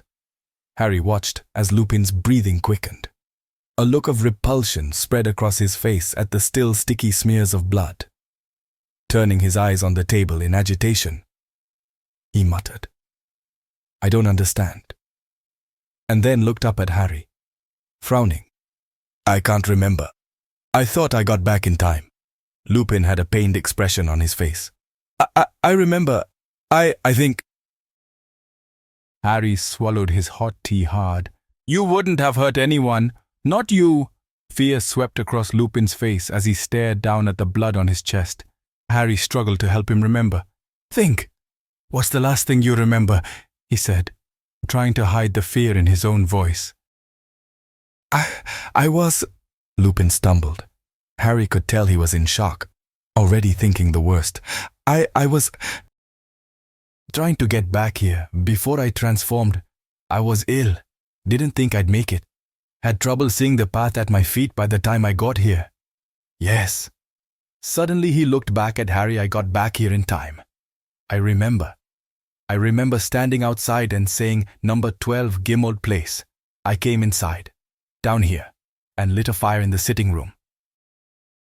His face dropped as he glanced over his shoulder to the doorway behind him. Harry looked beyond into the semi-dark room from where he sat. A strange sense of foreboding came over him, so he stood and walked slowly to the sitting room.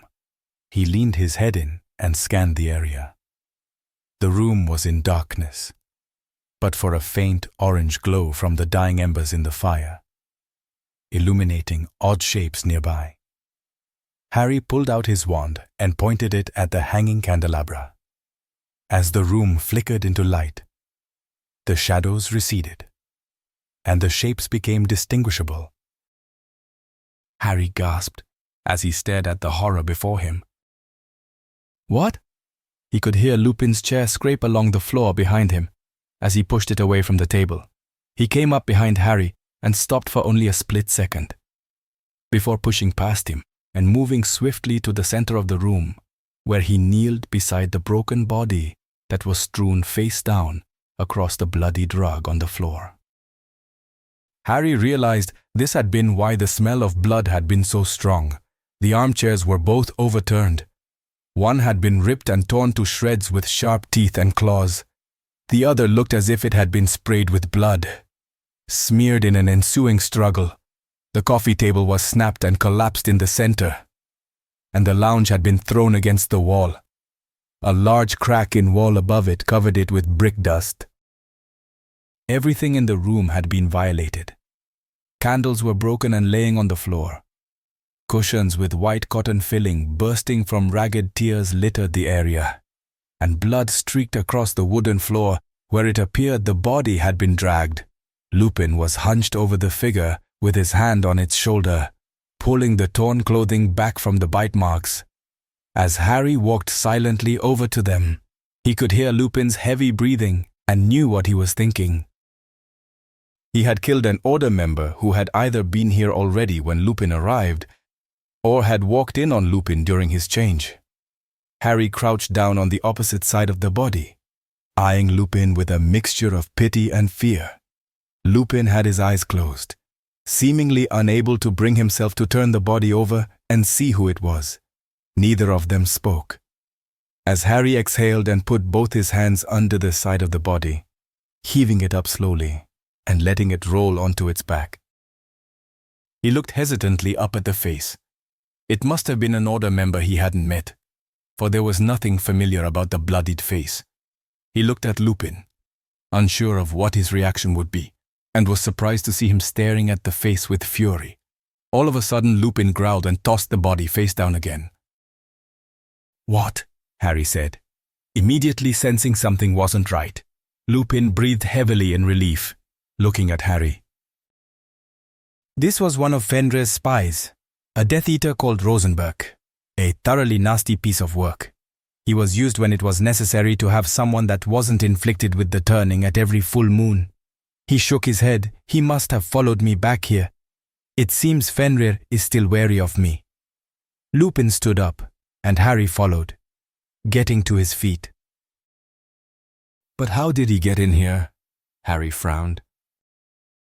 "I stupidly said the location aloud when I came here to enter. The password to the door, I suspect, too. I was almost out of my mind by that time. As secret keeper, Harry, I'm not restricted the same way you are." He was shaking his head again. "I left it too late to seek solitude before I turned. And in doing so, I risked Voldemort finding out where the headquarters is. If Rosenberg had have reported back to Fenrir, everything would have been exposed. Eventually." Lupin ran a shaky hand through his hair. "A stupid risk that could have destroyed all the progress we've made so far, not to mention the lives of everyone who comes in and out of here." He looked pityingly down at the body again.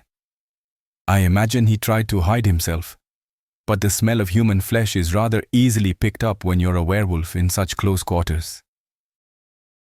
Considering he's rejoiced in watching Fenrir hunt firsthand, even set people up for him in the past, he should have known better. Unfortunately, he will be missed when he doesn't check back, which means I'm going to have some explaining to do." Harry's sympathy for Rosenberg was rapidly disappearing. "I'm going to get cleaned up." Harry could tell he was disturbed by what he had done. Lupin left the room and returned a short time later, washed and in fresh robes. Harry helped him clean up the mess, though they still had to decide what to do with the body. "I think we'll put it in one of the rooms. I'll send for Bill and Sturgis. I need to find out what they've been up to while I was gone anyway," Lupin said, and released a silvery Patronus out of the high, tiny, slit-like kitchen window. He levitated the body and floated it up the stairs. Harry had removed the last of the blood from the floor when Lupin reappeared and stopped at the foot of the stairs, watching Harry as he picked the cups off the table and placed them in the sink. "I think we need to have a little chat. Harry," he said sternly. Harry looked at him blankly, and then suddenly understood the change in Lupin. He had seen the burnt-out drawing room when he was looking for a place to put Rosenberg. "Leave that, and come and sit down," he commanded as he walked back to the table. He stood with one hand on the back of a chair, eyeing Harry's guilty expression knowingly. Harry sat down with a sigh. He knew this moment was coming. He had been dreading it ever since Dumbledore had died. "I think we've both skirted the issue of what you and Dumbledore were up to long enough." He leaned both hands on the back of the chair and glared down at Harry. "Whatever it is you are doing, it is proving far more dangerous than I am sure even Dumbledore could have bargained for." "No, it isn't," Harry said flatly. "It is exactly what he expected." I find that very hard to believe. Harry, he sounded angry now. I have played along with this thing between you two. It's gone against my better judgment. But I've given you the room you've asked for. I haven't pressured you because McGonagall told me that you made it quite clear you had no intentions of telling anyone what's going on. She said Dumbledore had instructed you to say nothing. All of this may well be true, but look at you, Harry.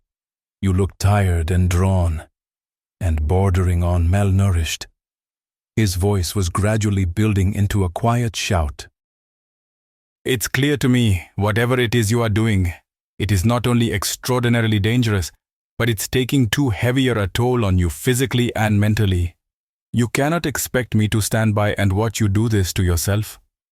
He was frowning as he added, "I assume you are responsible for what is left of the drawing room." "Yes," Harry answered, feeling his own temper rise. "Am I also correct in assuming you were in the room at the time it was destroyed?" "You are." They were glaring at each other, the atmosphere between them electric. Harry could feel himself readying to do battle. It infuriated him that Lupin seemed to be insinuating he was behaving irresponsibly.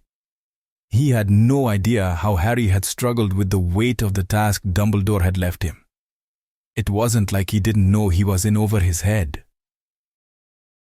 Lupin's eyes scanned Harry's face. He appeared to realize the reaction he was provoking, and closed his eyes before taking a deep breath and exhaling it wearily. "Enough is enough. Harry," his anger slowly dissipating. He pulled the chair out and sat down with his elbows on the table. "Help me to understand what's going on." Harry's anger also ebbed, aware Lupin was acting out of concern. He lifted his hand to his face and rubbed at his forehead, wondering how to answer. He could feel Lupin's eyes boring into him. He would not lie to him.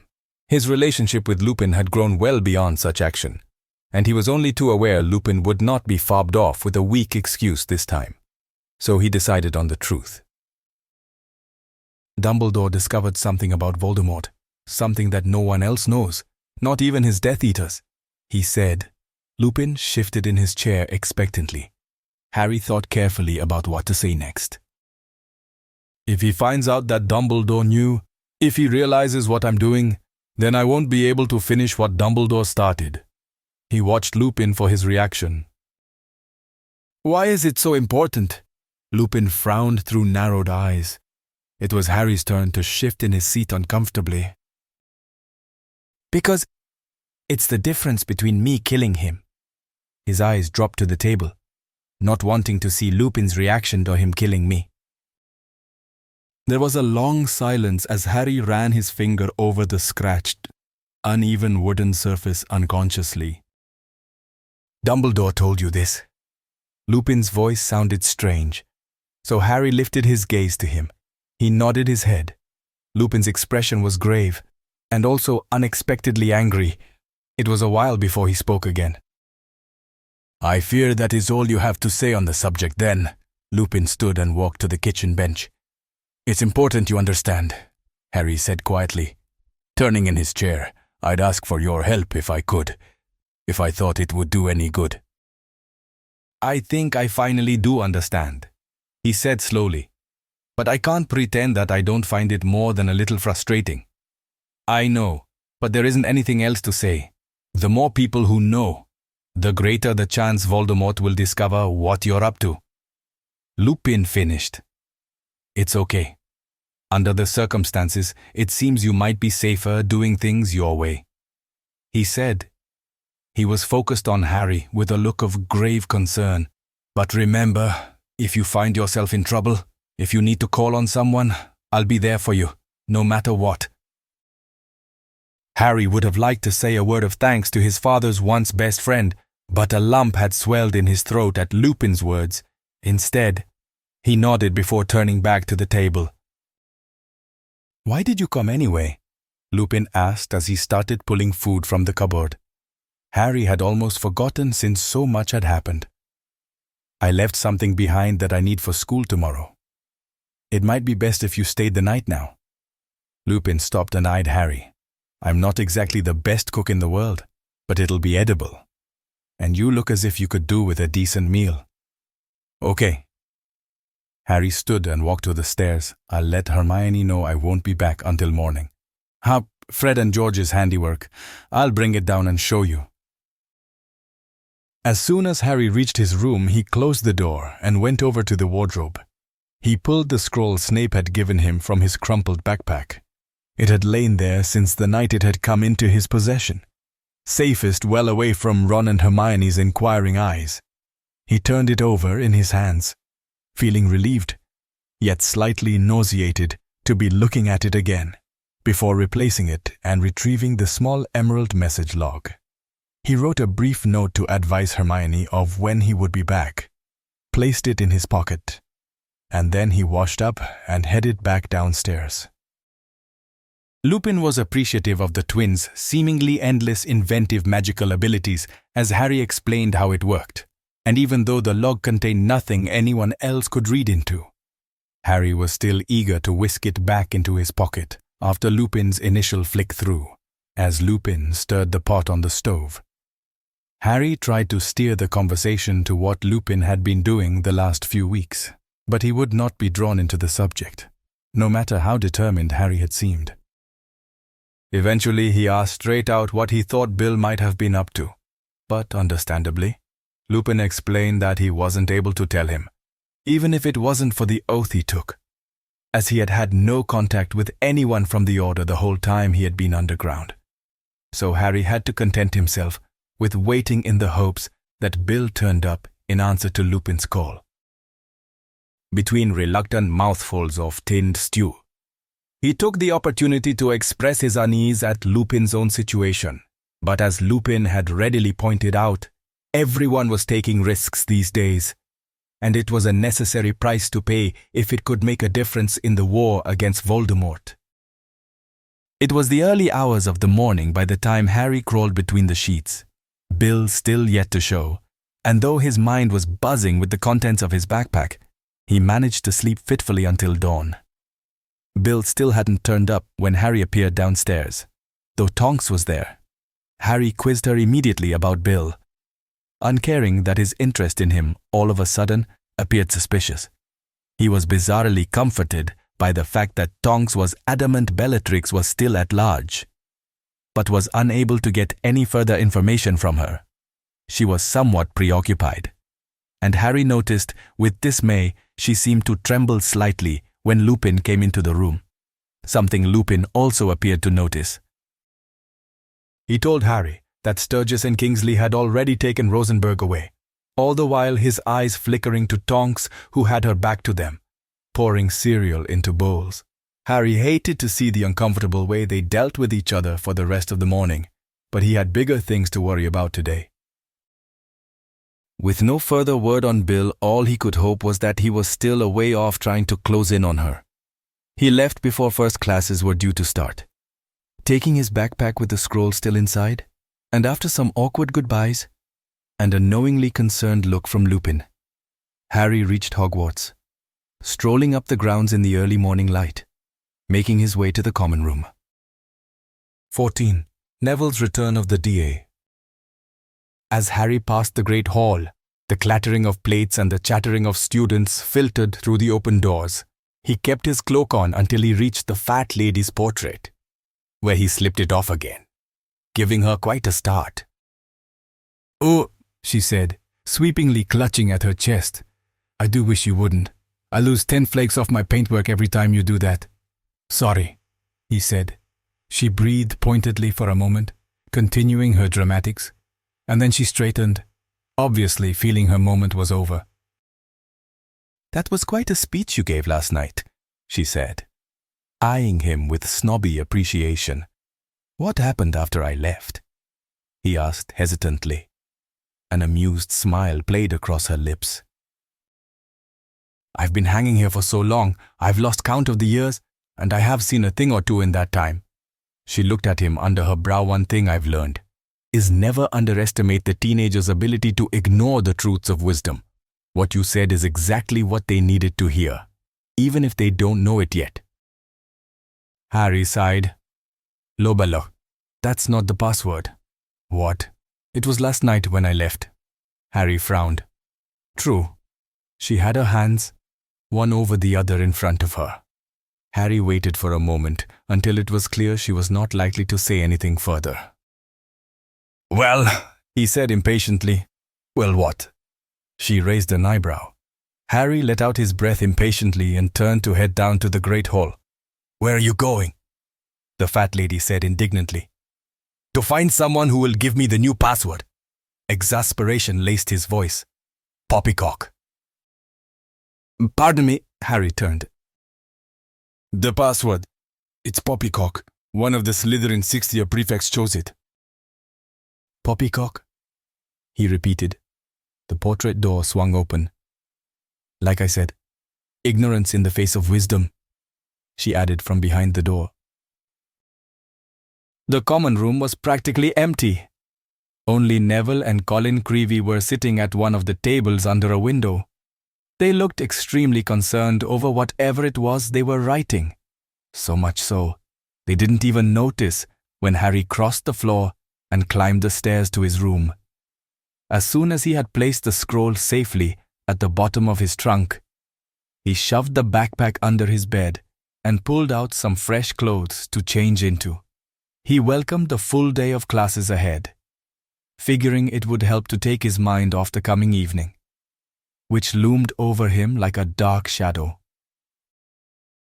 When he finally caught up with Ron and Hermione outside Charms class, they both looked tired and hassled. Harry was grateful they didn't start in on him for leaving them behind to deal with aftermath of his speech. But he couldn't help feeling guilty anyway, as he tried to fill them in on his conversation with Lupin. It proved awkward, however, as Neville, Seamus and Dean kept hovering in the hopes that Harry might start sharing some of his information with them now as well.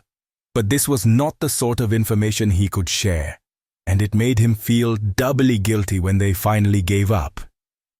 Taking the hint, he decided to not tell any of them about Lupin's attack. Not even Ron or Hermione. He knew how Lupin felt about it.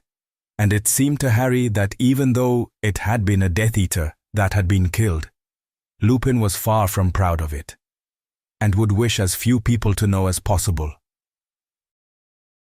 Charms class seemed to drag, the normalness of it grating on Harry's nerves, making him moody and snappy, after waiting impatiently for weeks for his moment with Bellatrix. Harry was finding these last few hours unbearable. He wanted Bellatrix stopped and brought in to pay for her crimes, but the fact that it was Snape who had handed him the means to do it left a bad taste in his mouth. It was an understatement that something about it all didn't sit well with him. But what choice did he have? Bellatrix was destructive to the core. She held little or no regard for human life, except possibly her own.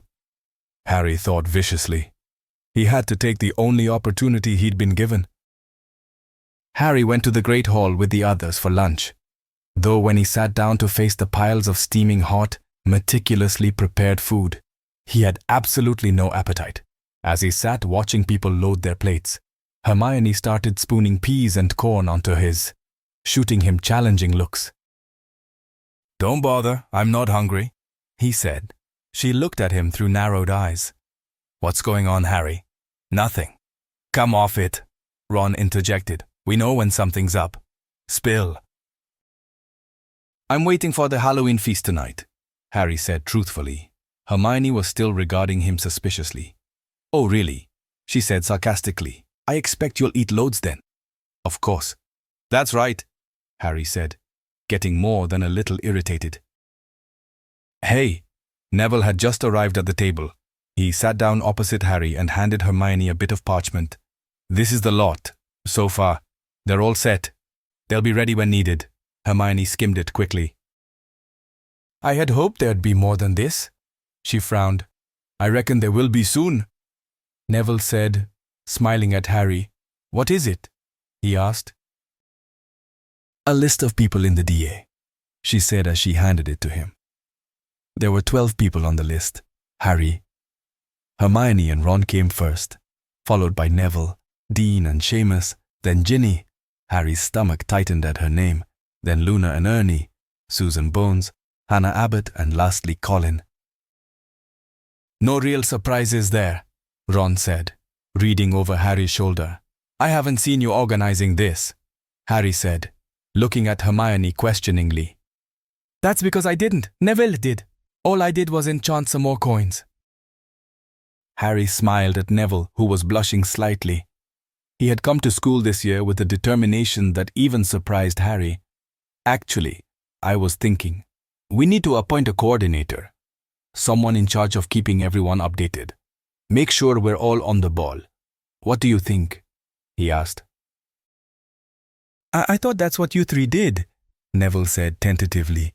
"Harry's right," Hermione chimed in. "We're swamped, what with the defense classes and everything. You'd be perfect for the job." "Well, I guess. Excellent." Ron interrupted. "That's settled then. Let's eat." Hermione prodded her finger at Harry's plate. "All of us," she said sternly. Maybe it was Neville's pleasure at his new assignment, but Harry was suddenly not in the mood to argue. He picked up his fork and pierced a piece of cauliflower coated in cheese sauce, and lifting it under Hermione's watchful gaze, he shoved the whole thing into his mouth defiantly.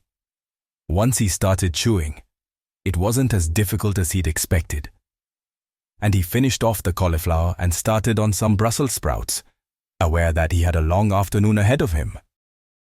Neville rushed down his food and then jumped up from the table and made a swift exit as Harry put his own fork down with still half a plate full of beefsteak and mushrooms left. He looked to the staff table. McGonagall's eyes were roaming over the students, and Harry automatically followed her gaze. Everyone was chatting and tucking into their food as always, and it struck Harry how vulnerable they all were, sharing the Gryffindor Tower with the whole of the 6th and 7th years, and conducting the younger students in defense against the dark arts classes, meant that, unlike previous years, he recognized everyone's faces as he looked around. Things had changed so much that he couldn't help wondering if Hogwarts would ever be the same again.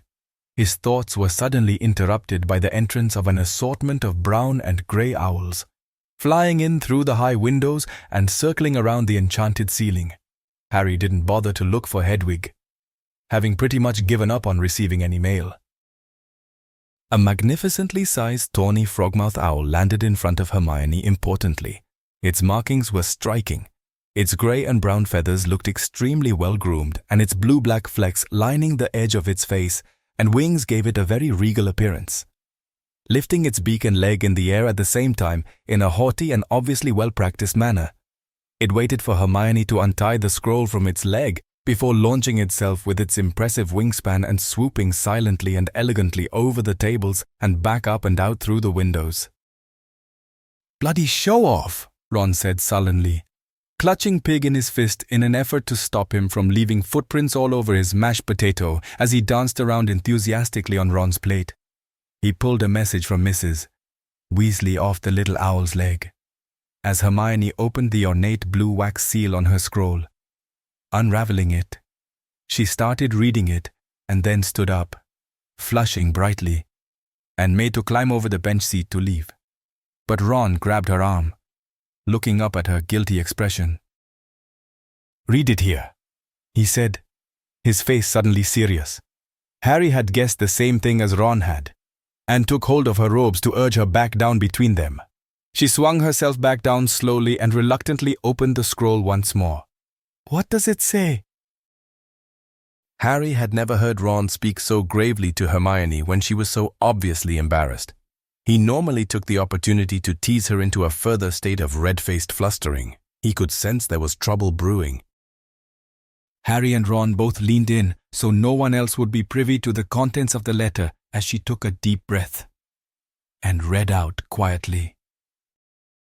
"Dearest Hermione," she spoke in a squeaky telltale voice that she was very uncomfortable sharing this with them. After reading ahead a couple of lines to herself, she seemed to decide she could not go through with reading it aloud, and held the letter away from her so that Harry and Ron could peer over her arms. "I was rather surprised, and yet somewhat delighted, to hear from you. I always suspected there was a little spark between us. You were frequently attentive to me in our DA classes together. I will admit, of course, I noticed you too, though I have to say, your abrupt manner was a trifle off-putting." "Prat," Ron said ungraciously. "Never figured out it was just him you were abrupt with then." "You obviously tried to catch my eye on more than one occasion last year, but I always rather thought you had another target for your affections in mind. Still, it is said you should never try to second-guess a woman in love." "Git," Ron scoffed, obviously cheesed off. Hermione was cringing in her chair. "Friends of the family are hosting a champagne and lobster dinner party next week. There will be a number of young suitors attending, both male and female. And although I am one of the most sought-after bachelors that frequents these suppers, I have yet to procure myself a partner. I am prepared to take you as my date, though you must remember we move in high social circles and your conversation and dress standard would need to suit." What an insufferable snob, the distaste in Hermione's voice unmistakable. "I await your reply, though don't leave it too long. I am likely to be snapped up soon by some other lovely young lady otherwise. Yours most sincerely, Zacharias Smith." "Doesn't sound like he's exactly head over heels." Ron muffled a smirk with his hand. "Maybe you haven't made the love potion strong enough." "I haven't used it yet." Hermione scowled at him. This is just his own delusional take on things. Ron suddenly didn't seem to find it so funny anymore. "What? You mean he likes you anyway, without the potion? Is that so hard to believe?" she said a little angrily. "Well, no. It's just, we didn't bargain on that, did we?" Harry watched Ron as he gradually turned pink. "I mean, it's going to make the potion's effect stronger, isn't it? And what happens when you're finished with him? He might not be easy to get rid of. What are you going to do then?" "Ron, it's a potion. When it's worn off, he'll go back to normal. Normal for him anyway," Hermione said, rolling her eyes. "Yeah, but he likes you. And by the sound of things, the only reason he hasn't approached you because you treat him like the pretentious boob he is." He frowned. "It won't be a problem, Ron.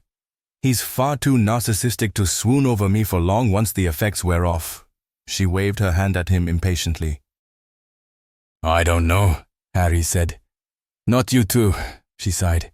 "It could be difficult, now that he's already shown a genuine interest you. A love potion's usually used on people who lack those feelings, isn't it? Don't you think it will heighten the effect?" Harry said cautiously, knowing Hermione wasn't in the best of moods now. "Maybe, until it wears off, but it's only for a short time. Don't worry," she said, looking from one to the other. Ron did not look as if she had put him at ease at all, and Harry couldn't blame him.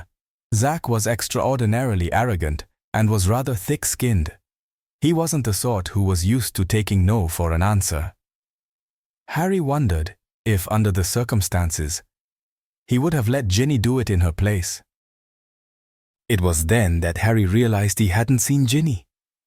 He looked around searchingly. Lunch was almost over, and the plates would be cleared any minute. "Where's Ginny?" he asked of no one in particular, his voice louder than before. "I saw her up in the common room before I came down. Lavender, who was sitting nearby, offered. I asked her if she was coming, but she said her and Luna had something to do." Harry frowned.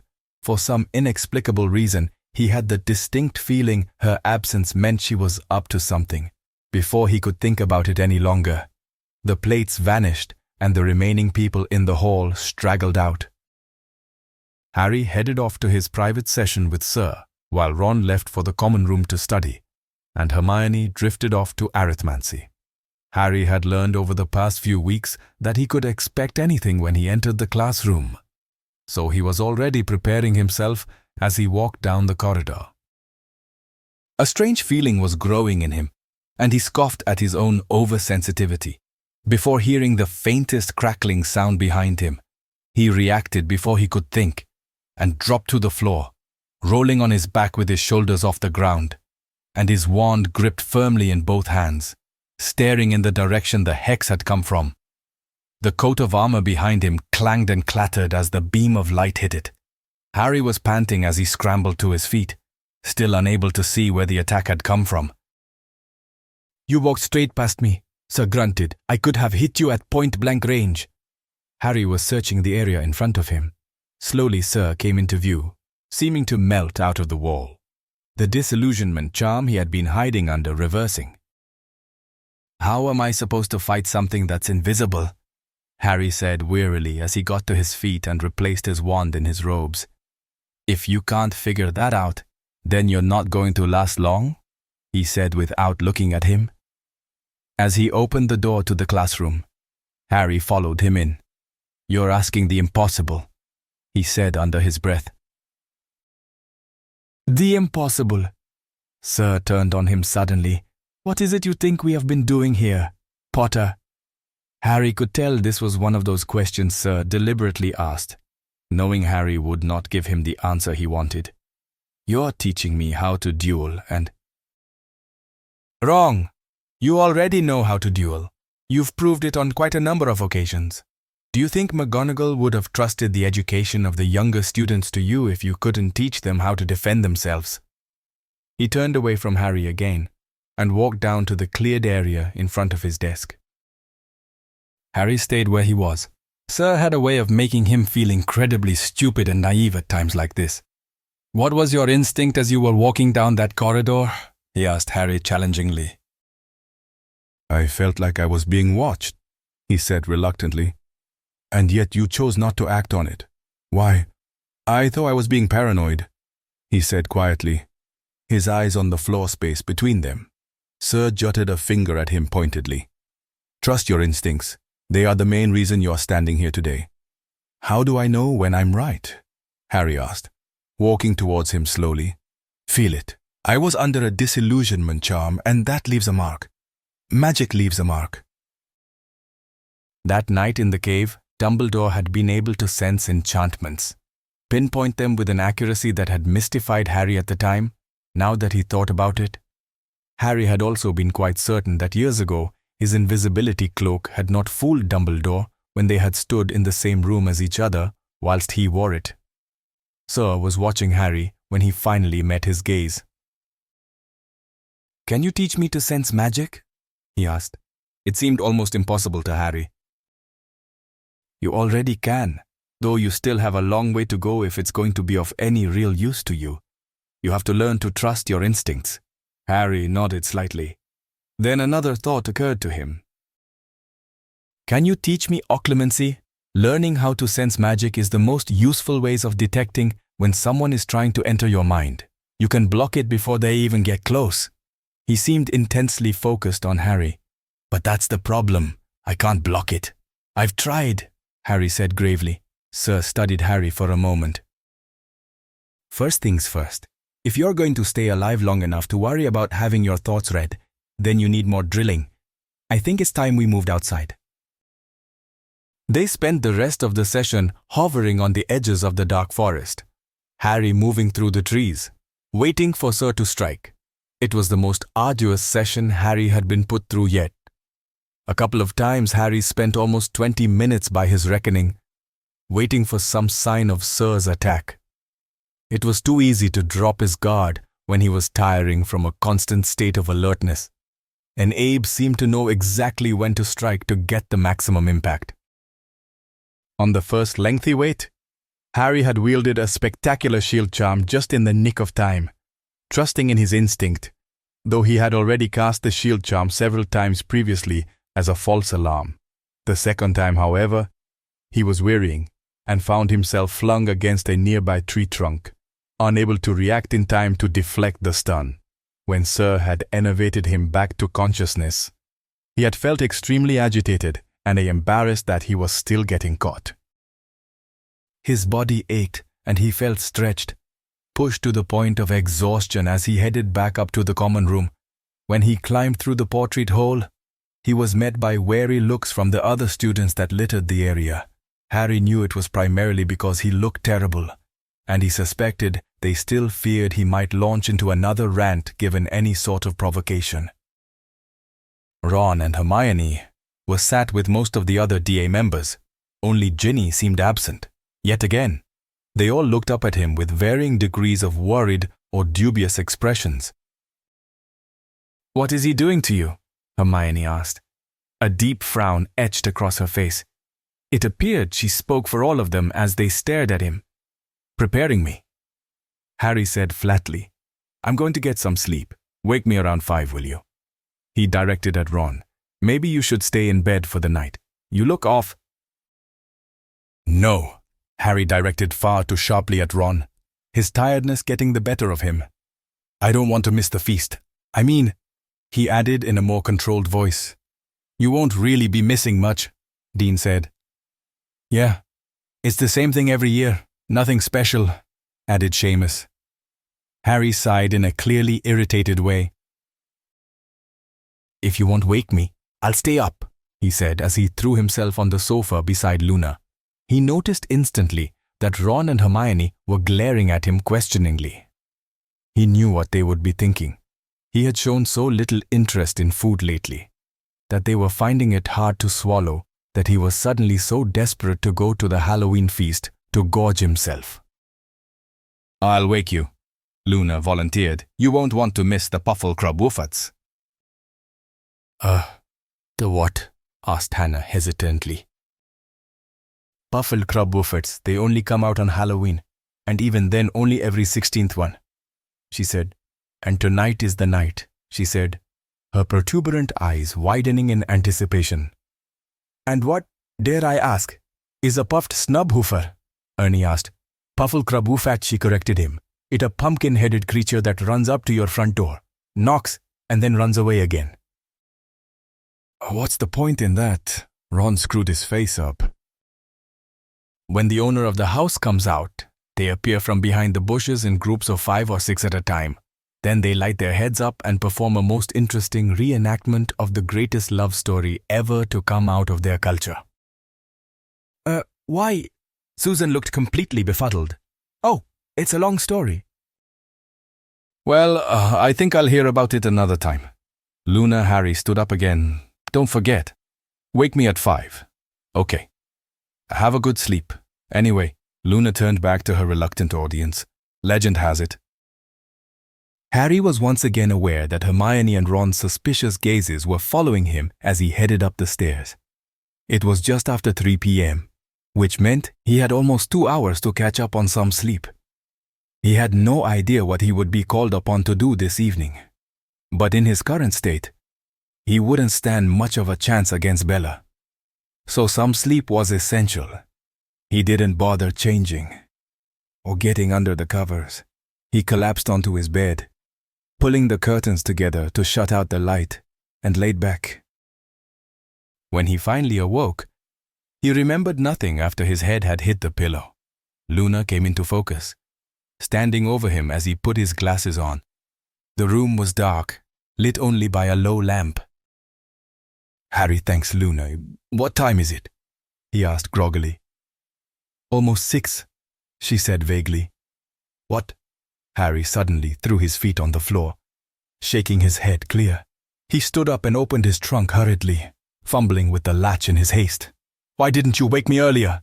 he said angrily. The others seemed to think I should let you sleep. I had to sneak away from them in the end as they were heading to the Great Hall.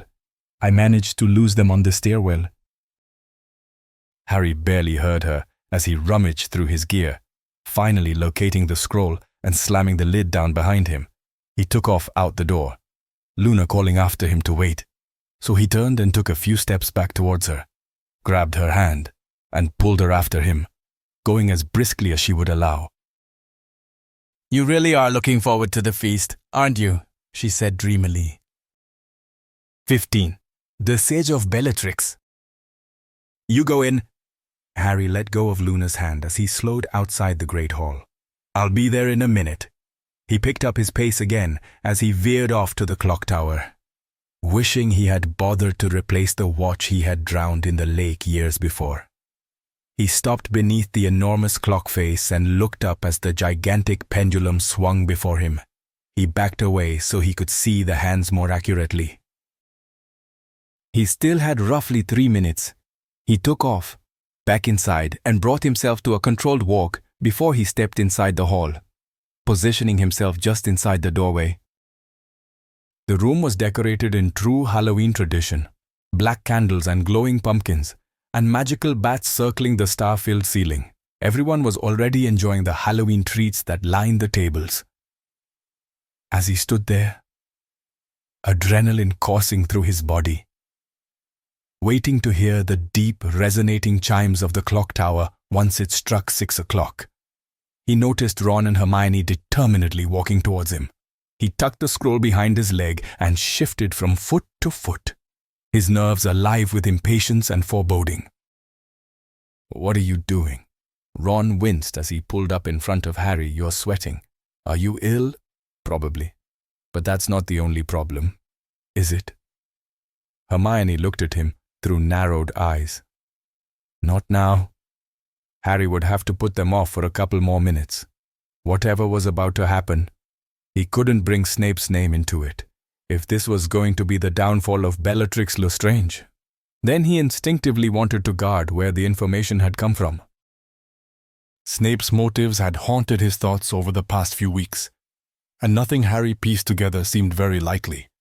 He clung to his idea that Snape and Bellatrix were competing to be Voldemort's top man, but however he had looked at it, he couldn't figure out why Snape had chosen to eliminate his competitor using Harry.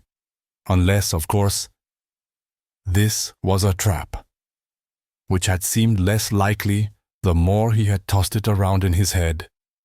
Snape had already proved he could reach Harry easily at Grimmauld Place, so why would he go to such trouble to ensnare him? Too much could go wrong by waiting so long. We're beginning to really worry about you, mate, Ron said gravely. I thought you trusted us. You used to tell us what you were up to. I can't figure it out. He shook his head. What's changed? We know something's going on. We know you're keeping something from us. I can't explain it to you, Harry said shortly, listening for the first clang of the bell. That's not good enough. Not anymore. Hermione frowned. You've been expecting something, haven't you? And judging by the way you're behaving, it's about to happen. Taking in his fidgeting, Harry could feel his movements were uncoordinated and nerve-driven, as he avoided their questions and waited for the low echoing toll of the bell. It should come any second now. I'll call you if I need you. Need us for what? Ron Pride, I don't know yet. You're not making any sense. Hermione continued to watch him. He was so close to finding out what Snape's warning was all about. Any second he would know what to do. He looked at his friends' worried faces. They were about to find out anyway.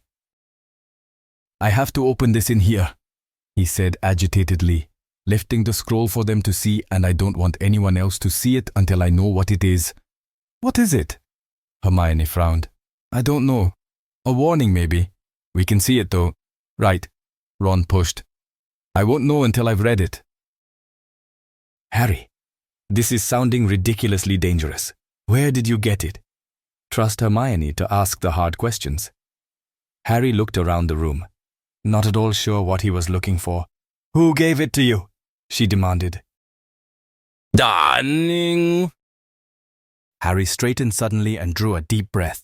This was it. It was finally time. He placed the scroll between both hands and placed his fingers under the wax.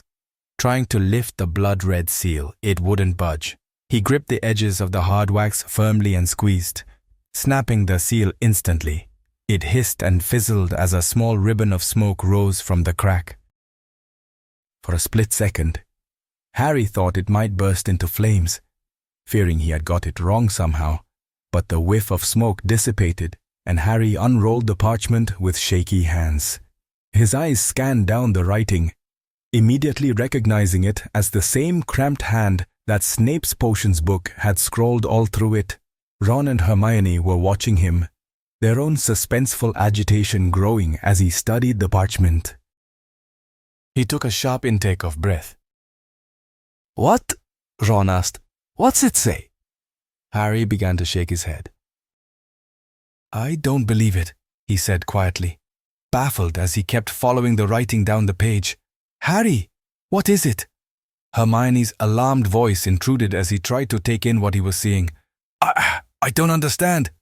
He swore as his breathing became rapid, his fear rising. "What is it?" Hermione repeated loudly. Ron moved to look at the parchment. "It's a warning and a spell, but..." Feeling panic rising in him, Harry continued, "There are symbols. I've got no idea what they mean. It looks like each has got a set of instructions to them." He swore again. All thoughts of hiding the contents of the scroll were forgotten in his need. "If I don't figure out what all of this means in the next 4 minutes, Bellatrix will succeed at doing something a hell of a lot worse than what she did at the wedding," he said, a sick feeling growing in his stomach as he held out the parchment. Hermione grabbed the piece of paper as she and Ron squinted at the tiny wording, reading down the page. He watched as a look of horror crept across their faces. Ron swore and Hermione's eyes watered. "Where did you get this?" she breathed. "Is it right?" Harry ran a hand through his already unkempt hair. "I don't know. We can't afford to ignore it, though. Can we? If we do and it is right, then we won't be able to prevent her." His mind raced at the thought. "But Harry, who gave this to you? Don't ask me that. It doesn't matter," Harry snapped, annoyed at her persistence.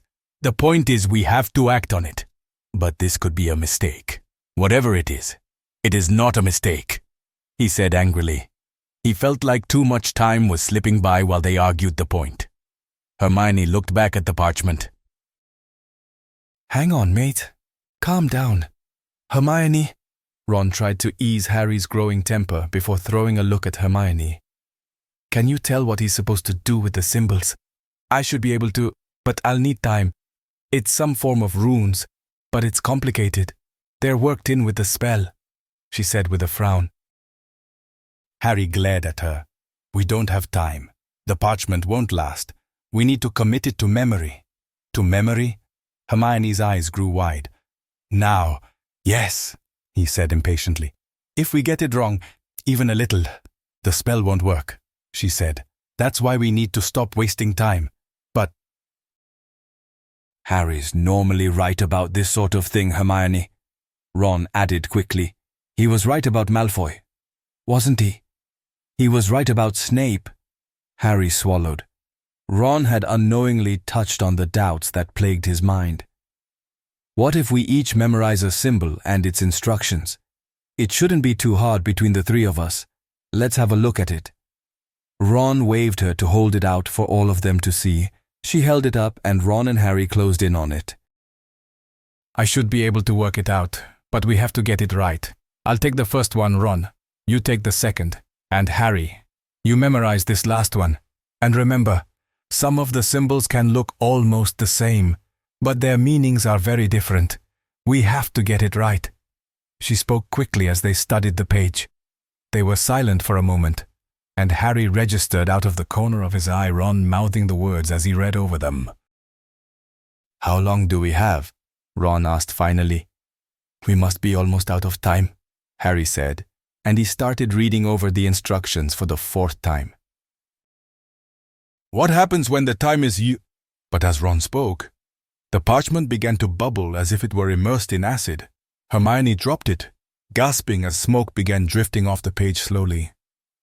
They watched it fizzle on the floor, curling in on itself as it blackened, until eventually there was only a delicate charcoal skeleton left. Ron crouched down, but it crumbled the moment his fingers touched it. "So, what do we do now?" he asked as he stood again, rubbing his blackened fingertips together. "We have to warn McGonagall," Hermione said as she looked to the staff table.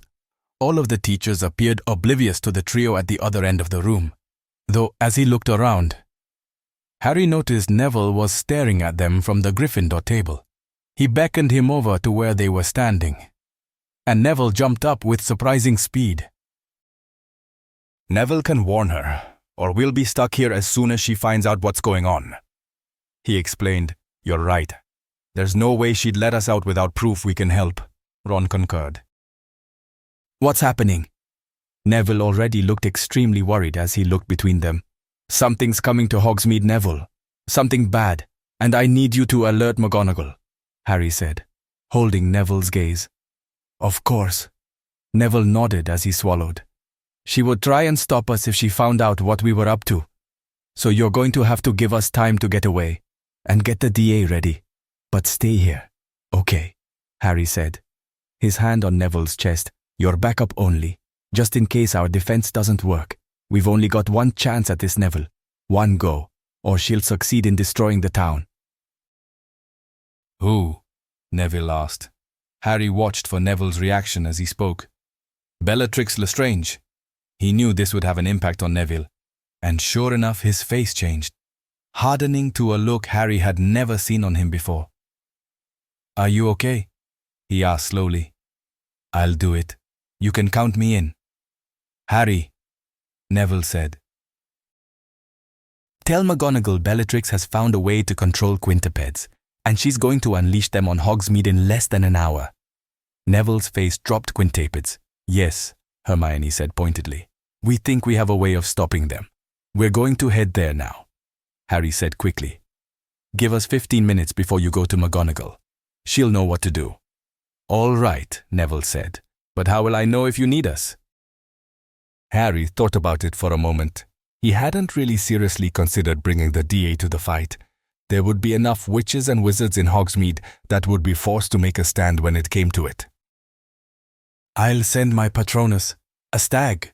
If you see it from the tower, that's the signal to come." Neville looked a little unsure, but nodded slowly. "Remember, give us 15 minutes. "Okay." He nodded again, and Harry, Ron and Hermione left the hall. "Quintupeds," Ron said darkly as they closed the Hogwarts gates behind them, resetting the locks. "Disgusting creatures," Hermione said dejectedly. "They're just Voldemort's style, aren't they?" Harry remembered vividly what he had read about them in Fantastic Beasts and where to find them.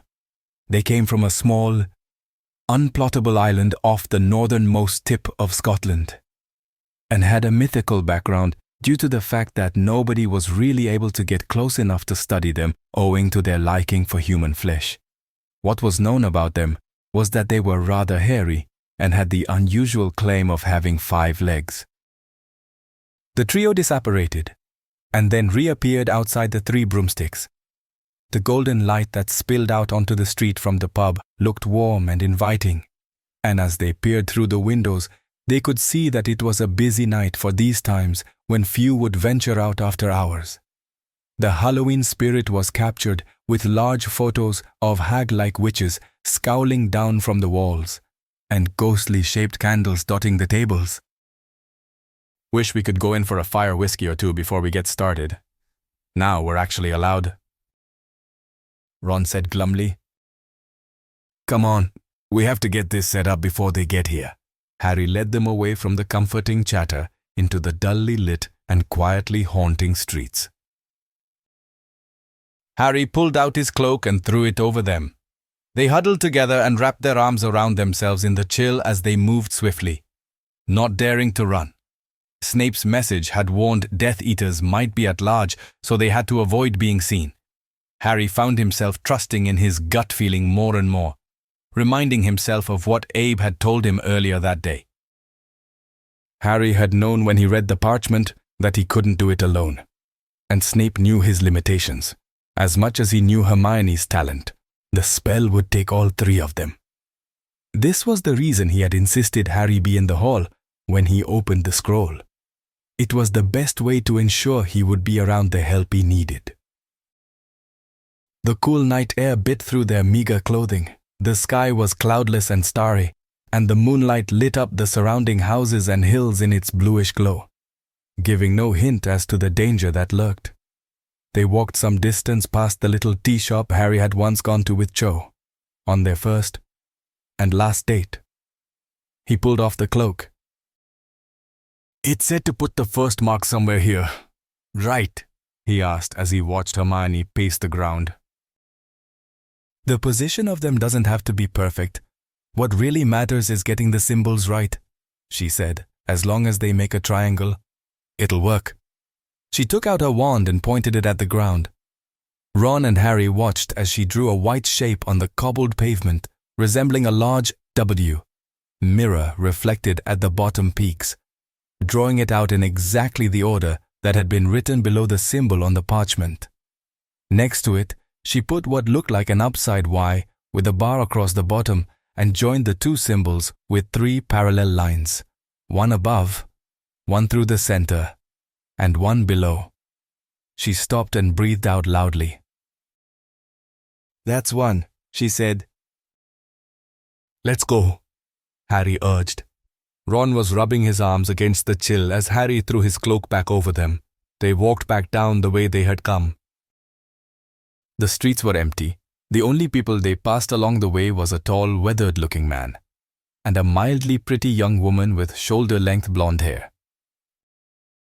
When they reached the lane that led out to the back of the town, they stopped, emerging from under the cloak.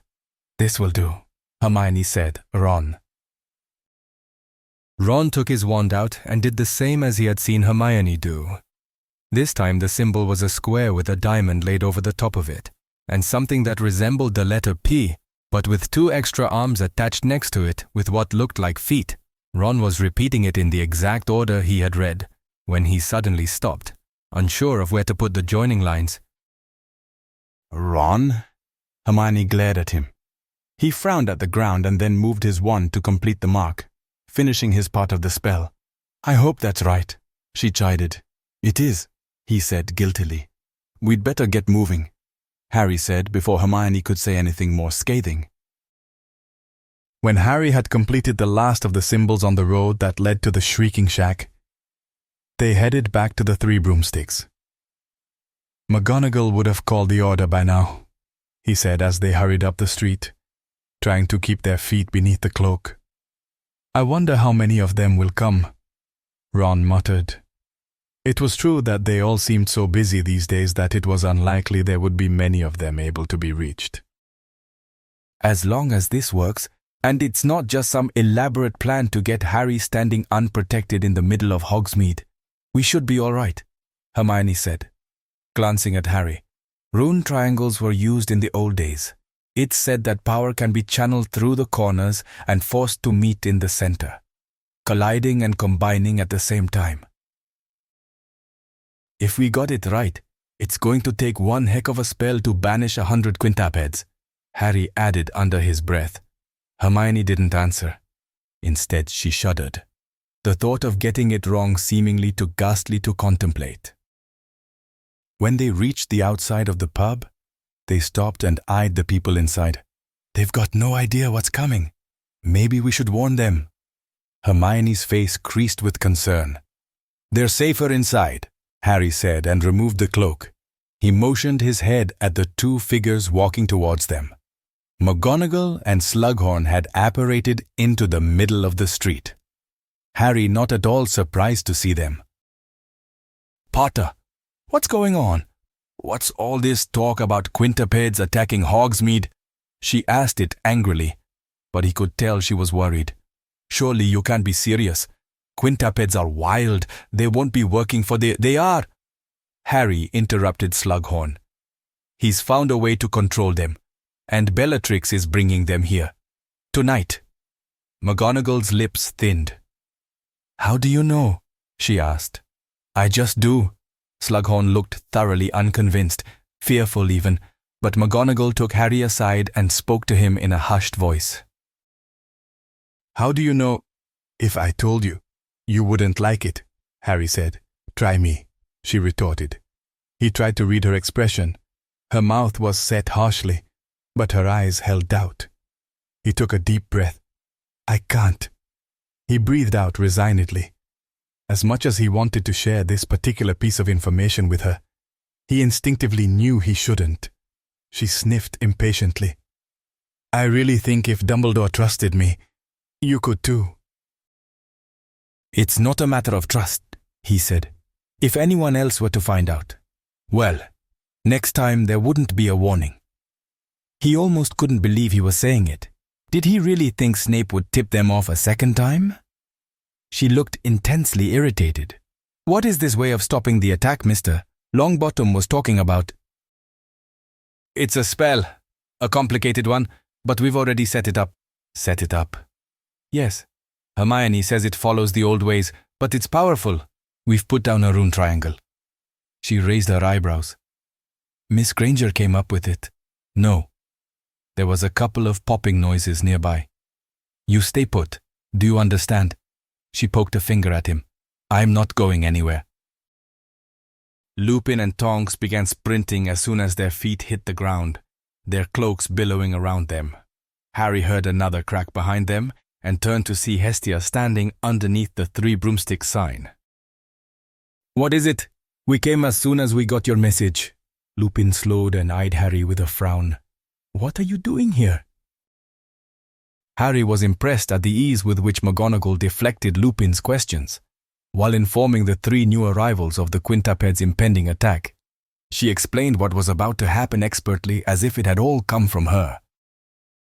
I have to get back to Hogwarts. In case the students come under threat, I have confined them to their dormitories, but I fear they will not all stay there. She glanced at Harry out of the corner of her eye. I'll leave you to deal with things here. Remus, Professor Slughorn. She motioned to him, and he nodded, looking rather relieved to be leaving.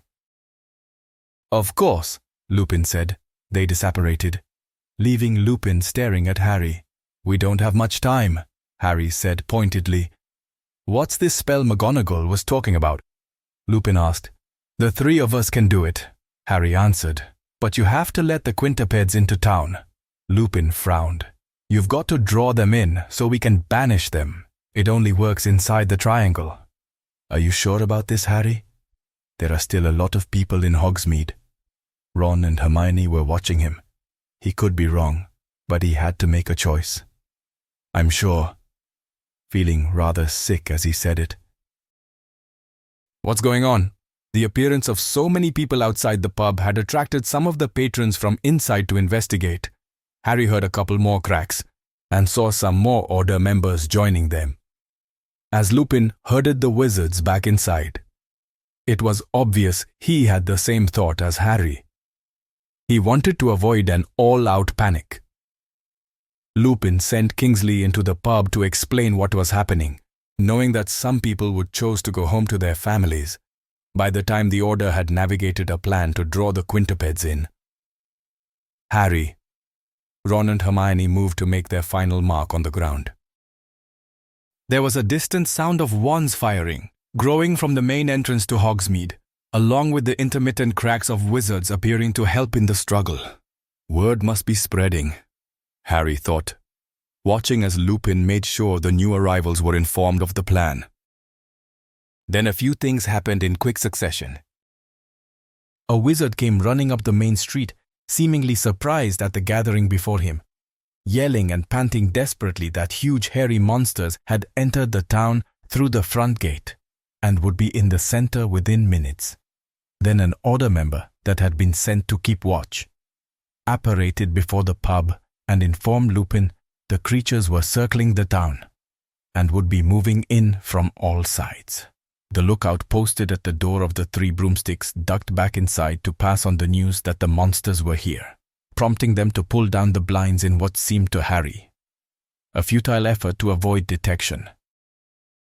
He saw the tall, weathered man grab hold of the young blonde woman's arm in an effort to restrain her from leaving the building, for which Harry was glad. It would be difficult to have even more people on the streets to defend. She looked extraordinarily angry as the last blind was closed and they disappeared from view, throwing the street into gloomy foreshadowing. "All right, everyone get into position!" Lupin yelled at the remaining wizards who hadn't left to help defend innocents. They took up positions at the surrounding street entrances, effectively encircling the trio. Harry, Ron and Hermione stood in the center of the main road, Hermione directing them nervously as each drew a long straight line across the ground in front of them, joining the ends to make the final triangle. "That's it," she said, her voice unmistakably shaky.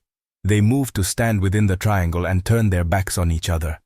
The surrounding night sky was flashing with shots fired from the numerous wizards on the outer edges of the town, and the crackling of misfired curses hitting the surrounding buildings was growing louder. Then all of a sudden, the noise dropped off and things went deathly quiet. All Harry could hear was Ron and Hermione's rapid breathing. As he held his own breath, the quiet stillness was worse than the fighting. The other wizards tensed, and it seemed to Harry the silence lasted hours, but it must have only been a few short seconds. Then people were yelling again, their voices much closer than before, the flashes of light erupting once more, this time bouncing off the nearby shops and houses.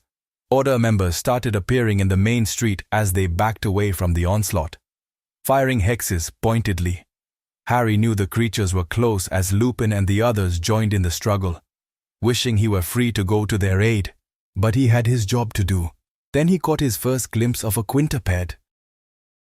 Its sturdy, hairy legs, as tall as a man, appeared first. Then its dense, low-slung body came into view from around the building in front of him.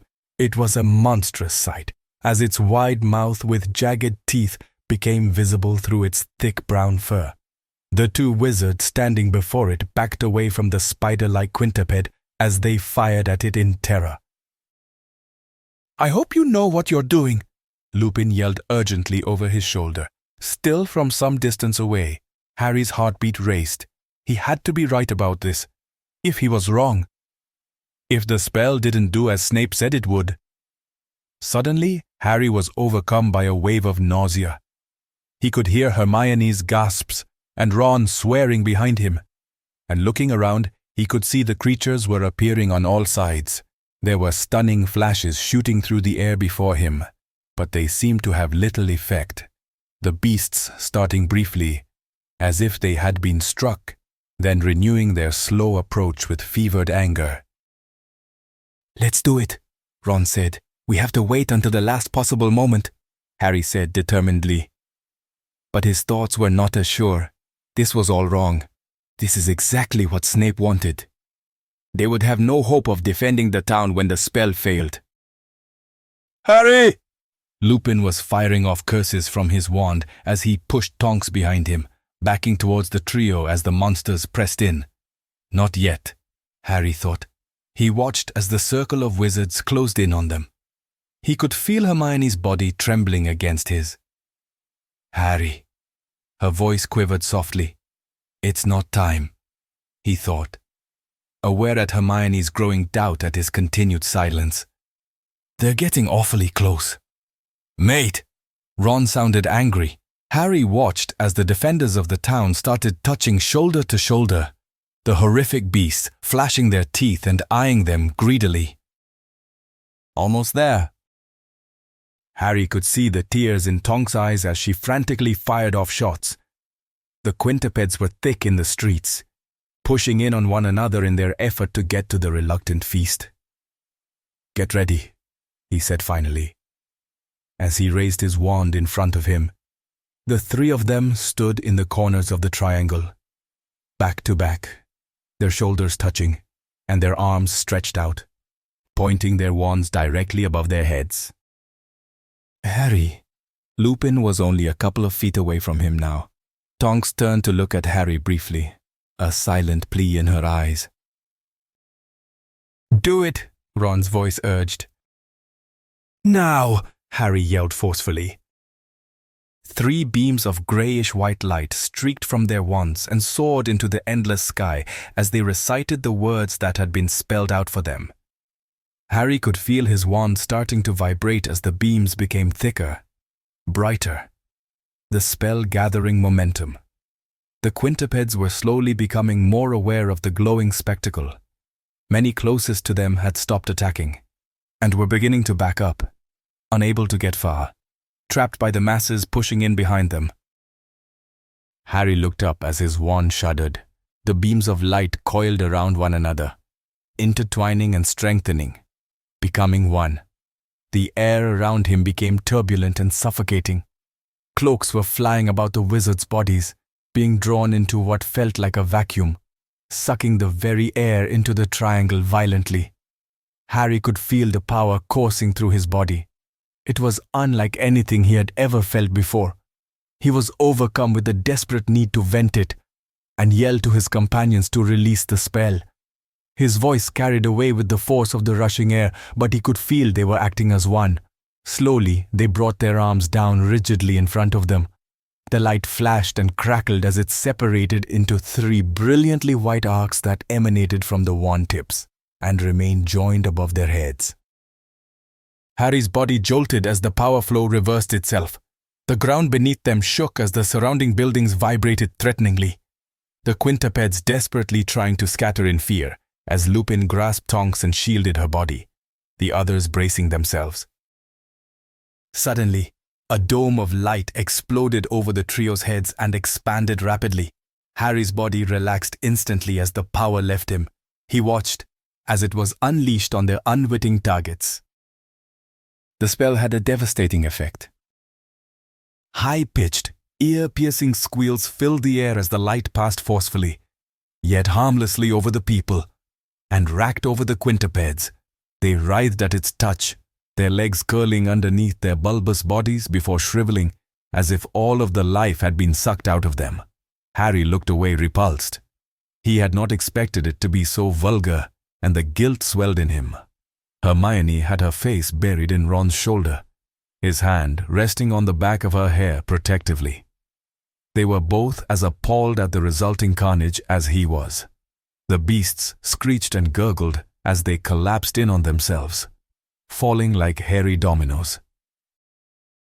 As the screams of the monsters faded, Harry became aware of another sound, a blood-curdling shriek from a woman's voice. It was not a yell for help, but a scream of blind fury and frustration. Bellatrix. Harry gripped his wand with both hands, searching for his target. Bellatrix was standing before the laneway, black-cloaked, mask in hand as she looked around at her fallen army. A dozen Death Eaters stood in her wake, all surveying the hairy bodies that littered the streets. "You!" she screeched as she caught sight of Harry and lifted her wand. "You've interfered for the last time." "Harry!" Lupin called out as a red jet of light shot towards Harry. But he was ready for it. He dived and hit the ground, and as he scrambled to his feet, he saw Ron dragging Hermione by the hand as he ran for the cover of a nearby alley. As another jet of light screamed towards him, he took cover behind the bulk of a dead quintuplet. The noise of the curses hitting solid brick could be heard as the Order members joined in the fighting, yelling instructions to one another as the Death Eaters moved in. The door to the pub before him opened suddenly. A middle-aged wizard brandishing his wand leapt out onto the street, only to be pushed to ground by Hestia as a green beam of light soared above them. "Julie!" Harry heard Madame Rosmerta yell from within as the young blonde woman from before ran out of the doorway, crouched with a wand in hand, taking cover behind a nearby cart.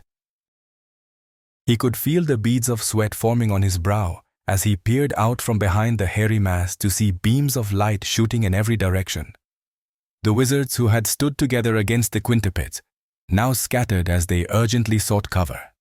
He searched the area before him with only one target in mind. Bellatrix was moving through the main street, eyes fixed on the spot where he had taken shelter, obviously just as determined to seek him out.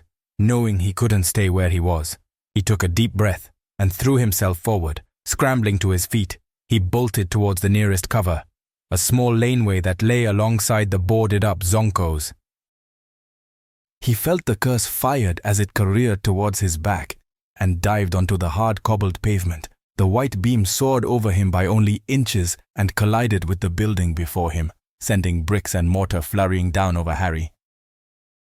He clawed his way to his feet again, and in a low crouch, moved quickly through the hairy mounds to the entrance of the laneway, panting as he reached the safety of a sidewall of the corner house. The adrenaline was pumping through his veins as he wiped the sweat away from his forehead with the back of his sleeve. He glanced out into the din and saw Bellatrix bearing down on the cart where the young woman was taking refuge. Images of Gabrielle's horrified face suddenly filled his mind. "No!" came from under his breath as he darted out from behind the building and fired off a stunning spell in silence, hoping to catch Bellatrix off guard. But she knew exactly where he was, and had been waiting for him to strike. She deflected the spell, though appeared surprised at the force of it as she stumbled backwards a few steps.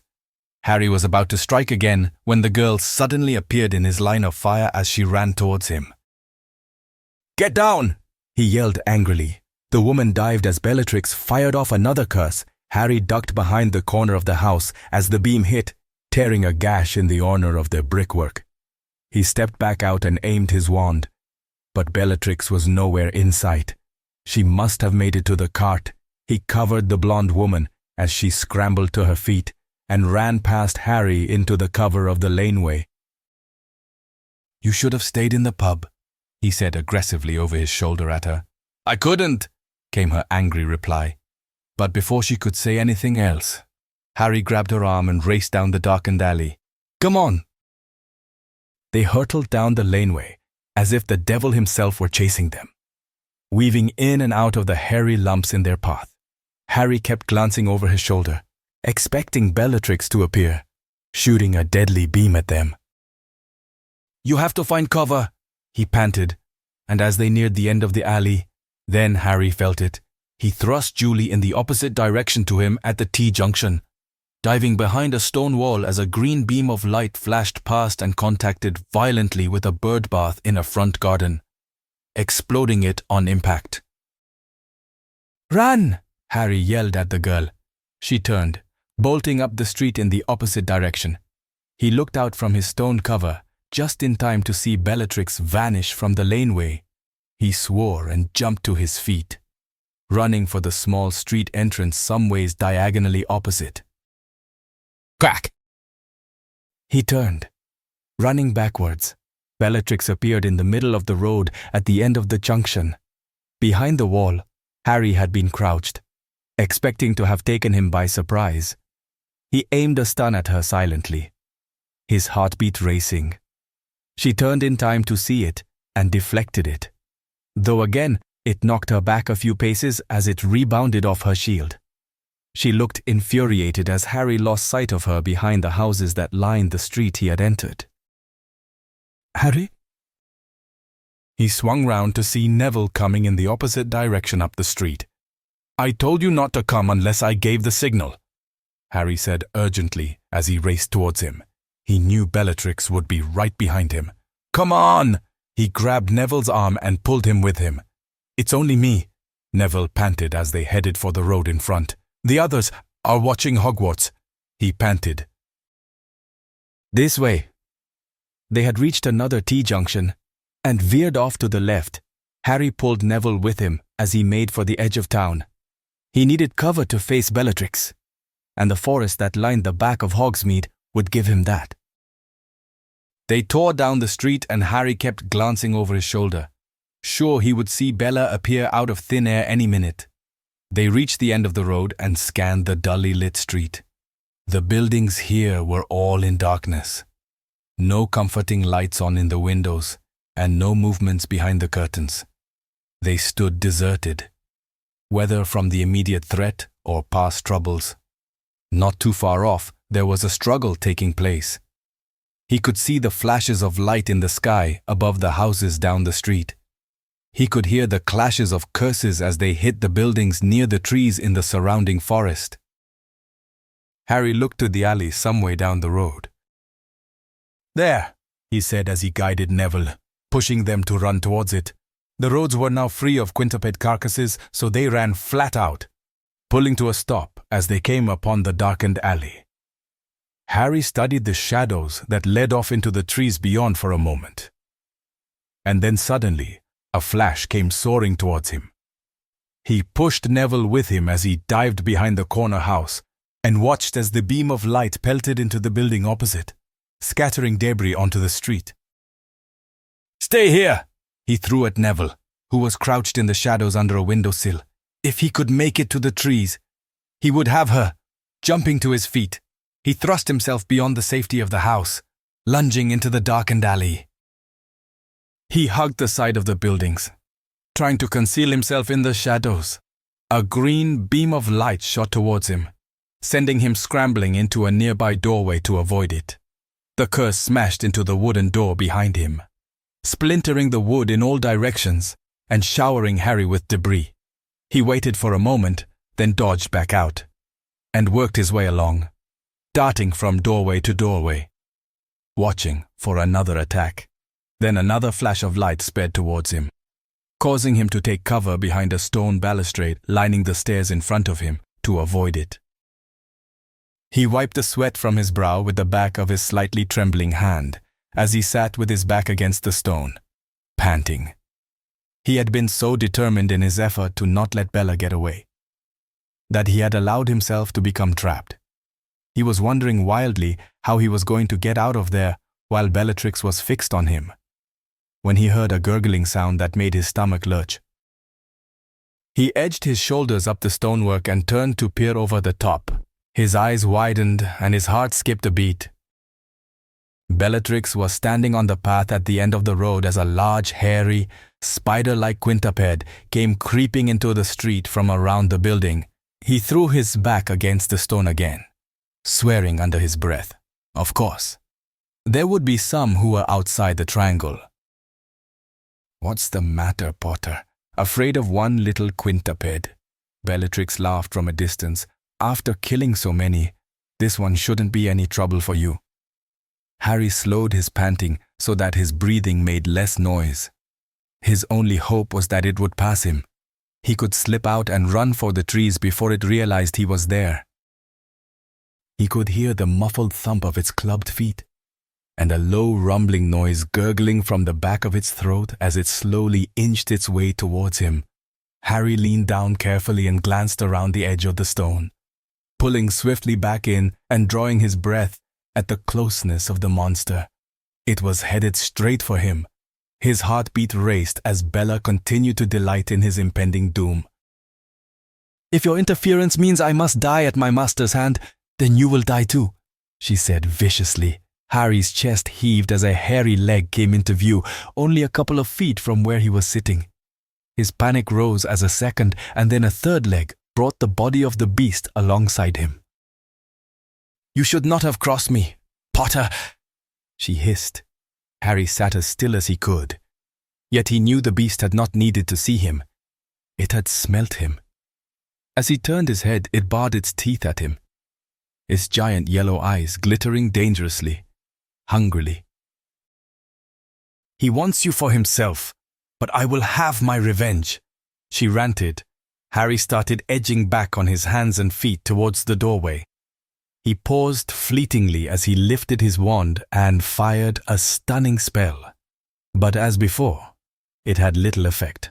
The monster only seemed infuriated by the sting it must have felt from it, and lunged at Harry, just missing his foot as he scrambled to his feet and backed himself against the doorway, pushing at it furiously.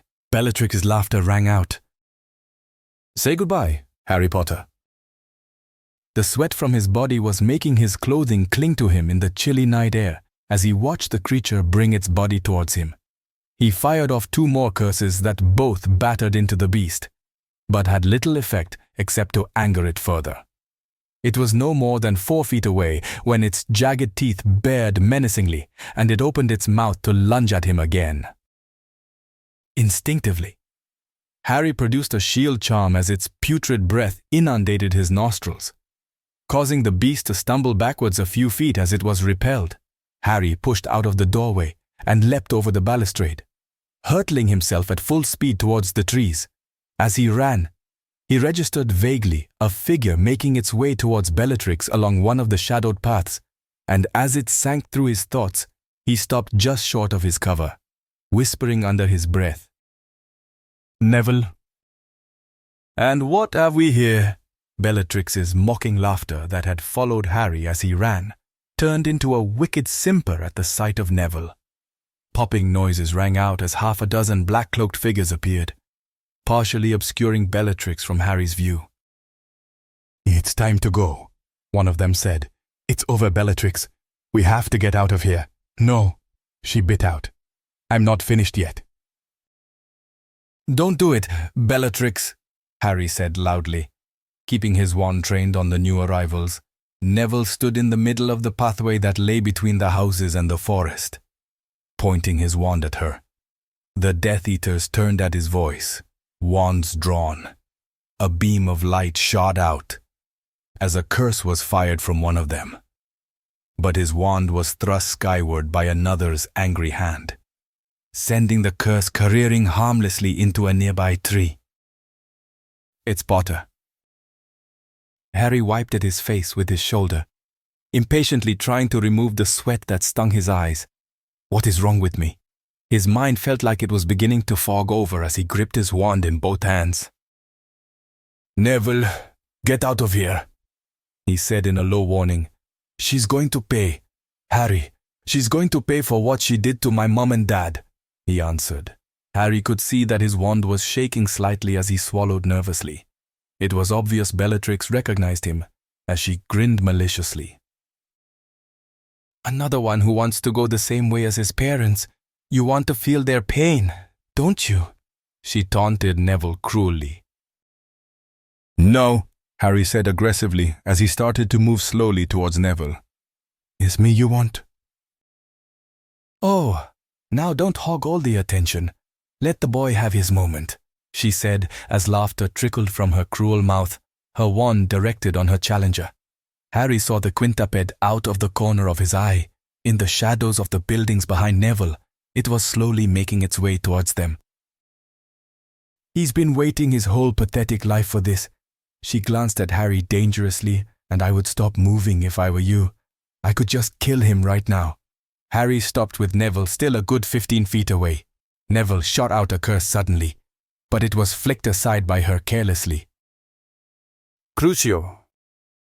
Neville's shield proved useless. His face contorted and his body curled, and as he screamed in agony, he dropped to the ground, his wand rolling away from his hand. "It's me you want, Bellatrix. Leave him alone." Harry felt sick with Neville's pain, wincing as the screams inundated his ears. He started firing curse after curse at Bellatrix as she walked towards Neville's writhing body. But the Death Eaters stood between Harry and his target, taking all of their effort to keep up with him. Though they did not retaliate at first, they appeared in particular to be struggling with the force of the stun he was casting at them, stumbling backwards in their attempts to block it and swearing angrily. The screaming echoed through the forest behind Harry. "Stop it!" Harry took off towards Neville again, but the cloaked figures moved forward to block him. One of them hissed at Bellatrix. "We don't have time for your games," she giggled evilly as Neville's screams became hoarse from the pain. Harry knew what Neville was feeling. He too had felt it before. "Stop it!" he roared. Finally, the cries stopped. Bellatrix glanced between her cohorts at Harry with a triumphant grin on her face as Neville grasped his wand and picked himself up off the ground, groggily stumbling to his feet. "Don't move!" Harry yelled to Neville. He could see the quintuped was lurking in the nearby shadows, but Neville stretched himself to his full height and, ignoring Harry, aimed his wand at her once more. "No," barely escaped Harry's lips at Neville's determination. "Are they breeding you utterly stupid these days, boy?" she asked him mockingly. Neville was staring down his wand at her. She flicked aside a curse he sent her way, and it rebounded into the house beside her. At the end of the street, a loud crack rang out as it sent broken bricks onto the pathway, but Neville fired again, this time missing Bella as she dodged her shoulder out of its path. "You are wasting time. We have to get out of here." "You're right," Bellatrix said darkly in answer to her robed companion. "I am wasting time." Harry knew what she was going to do before she did it. He knew she was going to revel in Neville's pain. "Don't do it!" Harry's furious command had come too late. She had deflected another curse Neville sent her way with almost no effort, and hit him with the Cruciatus curse again. Neville hit the ground as before, writhing in agony and screaming uncontrollably. Harry swayed as he fought back the bile in his throat, firing uselessly at her again. "Stop it!" She closed in on Neville and kicked his wand away, and then stepped back again, watching on in silent pleasure, her mouth curling into a twisted grin. The quintuped had paused and appeared to be watching the unusual actions of its intended prey as it writhed in unimaginable pain. Harry vaguely registered another figure moving swiftly through the shadows of the street, heading towards them, but Neville's screams were filling his head, which was already becoming increasingly woozy, making him feel sick again. His body was shaking as the chilly night air pierced his damp clothing. He lifted his shaky shoulder in agitation, wiping the relentless sweat away from his forehead. He couldn't think straight with the noise, and his mind searched desperately for a way to put an end to this. He opened his mouth before he could think what he was saying. "If you stop it, I'll go with you." "What?" Neville's screams finally died as Bellatrix turned on Harry. "Leave him alone," Harry said more quietly this time. "I'll go willingly to Voldemort if you let him go."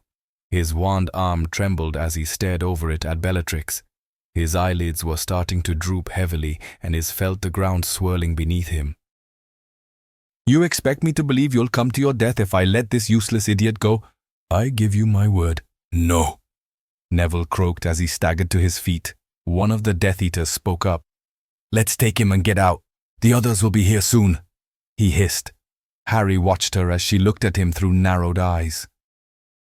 "Our little boy hero wants to lay down his own—" But Bellatrix was cut off by a flash of white light and was knocked to the ground. Neville threw himself on top of her as another flash of light coming from the shadows behind the quintuped, which had started to move in on them again, pelted into one of the Death Eaters who had their backs to the street. Harry started firing on them in their confusion, and they hit one immediately with a stun, sending the masked figure careering backwards with such force that he took two of his companions with him as he hurtled to the ground. Then from the shadows of the street, two more curses came flying into the fray. One was deflected, but the other contacted its target, flinging him to the ground. Harry kept attacking, and so did the person in the street, keeping the remaining four cloaked figures too busy to interfere with Neville and Bellatrix, who were still struggling on the ground. But, with three of them now returning his fire, Harry was unable to keep his shield up long enough and took a hit from two of them at once. The white-hot beams thrust him off his feet and sent him crashing backwards. There was a sickening crunch in his ribcage as it collided with a tree trunk, and pain ripped through him as he slumped to the ground. "Watch it, you idiot!" Harry heard the dreamlike echo of one of his assailants' muffled voices as he lifted himself slowly off the ground. Pain forked out across his ribcage, and he shook his head as he staggered to his feet, trying to clear the fog that threatened to overtake him. He clutched at his side with one arm, and reached up and wiped the sweat from his eyes with his wand still clutched in his hand. He stared out on the scene before him, dazed and shaking. 3 of the 6 Death Eaters were down, and 2 were firing up the streets in search of whoever lay hidden. One was watching Harry nervously, taking in his battered condition, but did not move to attack him. "Neville!" Harry tried to yell it, but it was impossible to get enough air into his lungs. The quintuple was creeping up behind the unsuspecting Neville, who was busy struggling to keep Bellatrix from wriggling like a wildcat underneath him as she clawed for her wand, which lay just out of reach. All three Death Eaters now faced Harry as he glanced up the street, battling to keep upright. He caught sight of a blonde head poking out of a doorway. Julie. "Look out!" she yelled in warning, watching the quintupeds approach on the two struggling figure. As soon as her voice rang out, the three cloaked figures span around. Harry took his opportunity and raised his wand with an unsteady arm, firing a stun at one of them. It pelted into the masked figure, making him groan before falling to the ground. The quintuped appeared ready to strike, its controller no longer a threat as she lay beneath Neville, and it eyed its intended meal greedily, in desperation. Harry sucked in the pain and yelled out to Neville, and turned all of his curses towards the quintuped as Julie fired on the masked menaces. The curses that hit the quintuped's hairy hide only made it flinch, as if bitten by an annoying insect. Bellatrix had stopped struggling. She had spotted the quintuped and was waiting for it to strike Neville, who had Bellatrix's wand in hand. He finally turned to see what Harry was yelling about, his eyes widening as the beast's mouth bore down on him. Neville moved quickly, rolling off Bellatrix and across the ground, looking back just in time to see the ghastly mouth close over her. "No!" Her blood-curdling scream rang out as the teeth sunk into her sides and lifted her from the ground. The two Death Eaters that were left were backing away uncertainly, firing at the creature. The monster bit down on its screeching quarry, and the sound of bone crunching could be heard as its prey spluttered, then fell silent. Blood ran down the yellowish fangs and dripped onto its fur as it turned and headed for the trees, Bellatrix's limp body hanging from its jaws. With two loud cracking sounds, the Death Eaters were gone. Some way off, Julie spoke to Neville as she approached him, but Harry could no longer see them clearly. Their voices seemed to drift into nothing as he hung his head in his hands in an effort to keep the darkness at bay. Wiping at the sweat in his eyes, he tried to keep focused on the ground at his feet when a muffled cry made him look up. Neville's still form seemed to glow an eerie green color for a second, and then he crumpled to the ground. Harry joined Julie, automatically firing a stun at the Death Eater, who was trying to get up from the ground. As the curses hit, his head dropped back and his body skidded along the gravel from the force. Neville. Suddenly, nothing felt real. Blackness was edging in on his world. But he knew he had to stay awake. He knew he had to see the motionless figure laying on the path for himself. Then he would see he wasn't dead. Clutching at his side, he walked unsteadily up to the blonde girl who was crouched over Neville. Her shoulders were shaking as she wept into the palms of her hands. The vision of Neville's body shifted before Harry's eyes, doubling and swirling sickeningly. He turned from it, unable to look at it anymore. He knew where he had to go. He knew someone who could make sense of this, set him right. He limped off up the street, out of the darkness and into the light. The buildings lurched ominously, and Harry was having trouble keeping his feet. But he stumbled on. He was finding it increasingly difficult to walk the road, which for some reason appeared to be becoming lumpy and hairy. He fell a couple of times, and though the pain took his breath away, the dazed feeling in his head helped to numb the real pain. As he rounded a bend, he couldn't remember ever having been down before. He saw a sign that no longer looked familiar. He couldn't remember where he was going, or why, by the time he staggered barely conscious towards the darkened doorway. He eased his body weight against it painfully. The heavy door opened and Harry stumbled forward, leaning himself against a wall as the door closed behind him. He breathed in stabbing pain, dropping his head back and closing his eyes to the blur. Exhaustion swept over him as his legs began to give way, his body slowly sliding down the wall behind him. He vaguely heard the door reopen. followed by urgent footsteps. Harry felt a strong hand grip his arm and heave him to a standing position. "Thought you'd come here," a gruff voice said as Harry's left arm was thrown over someone's shoulder. "Come on, let's get you up to a room before anyone sees you."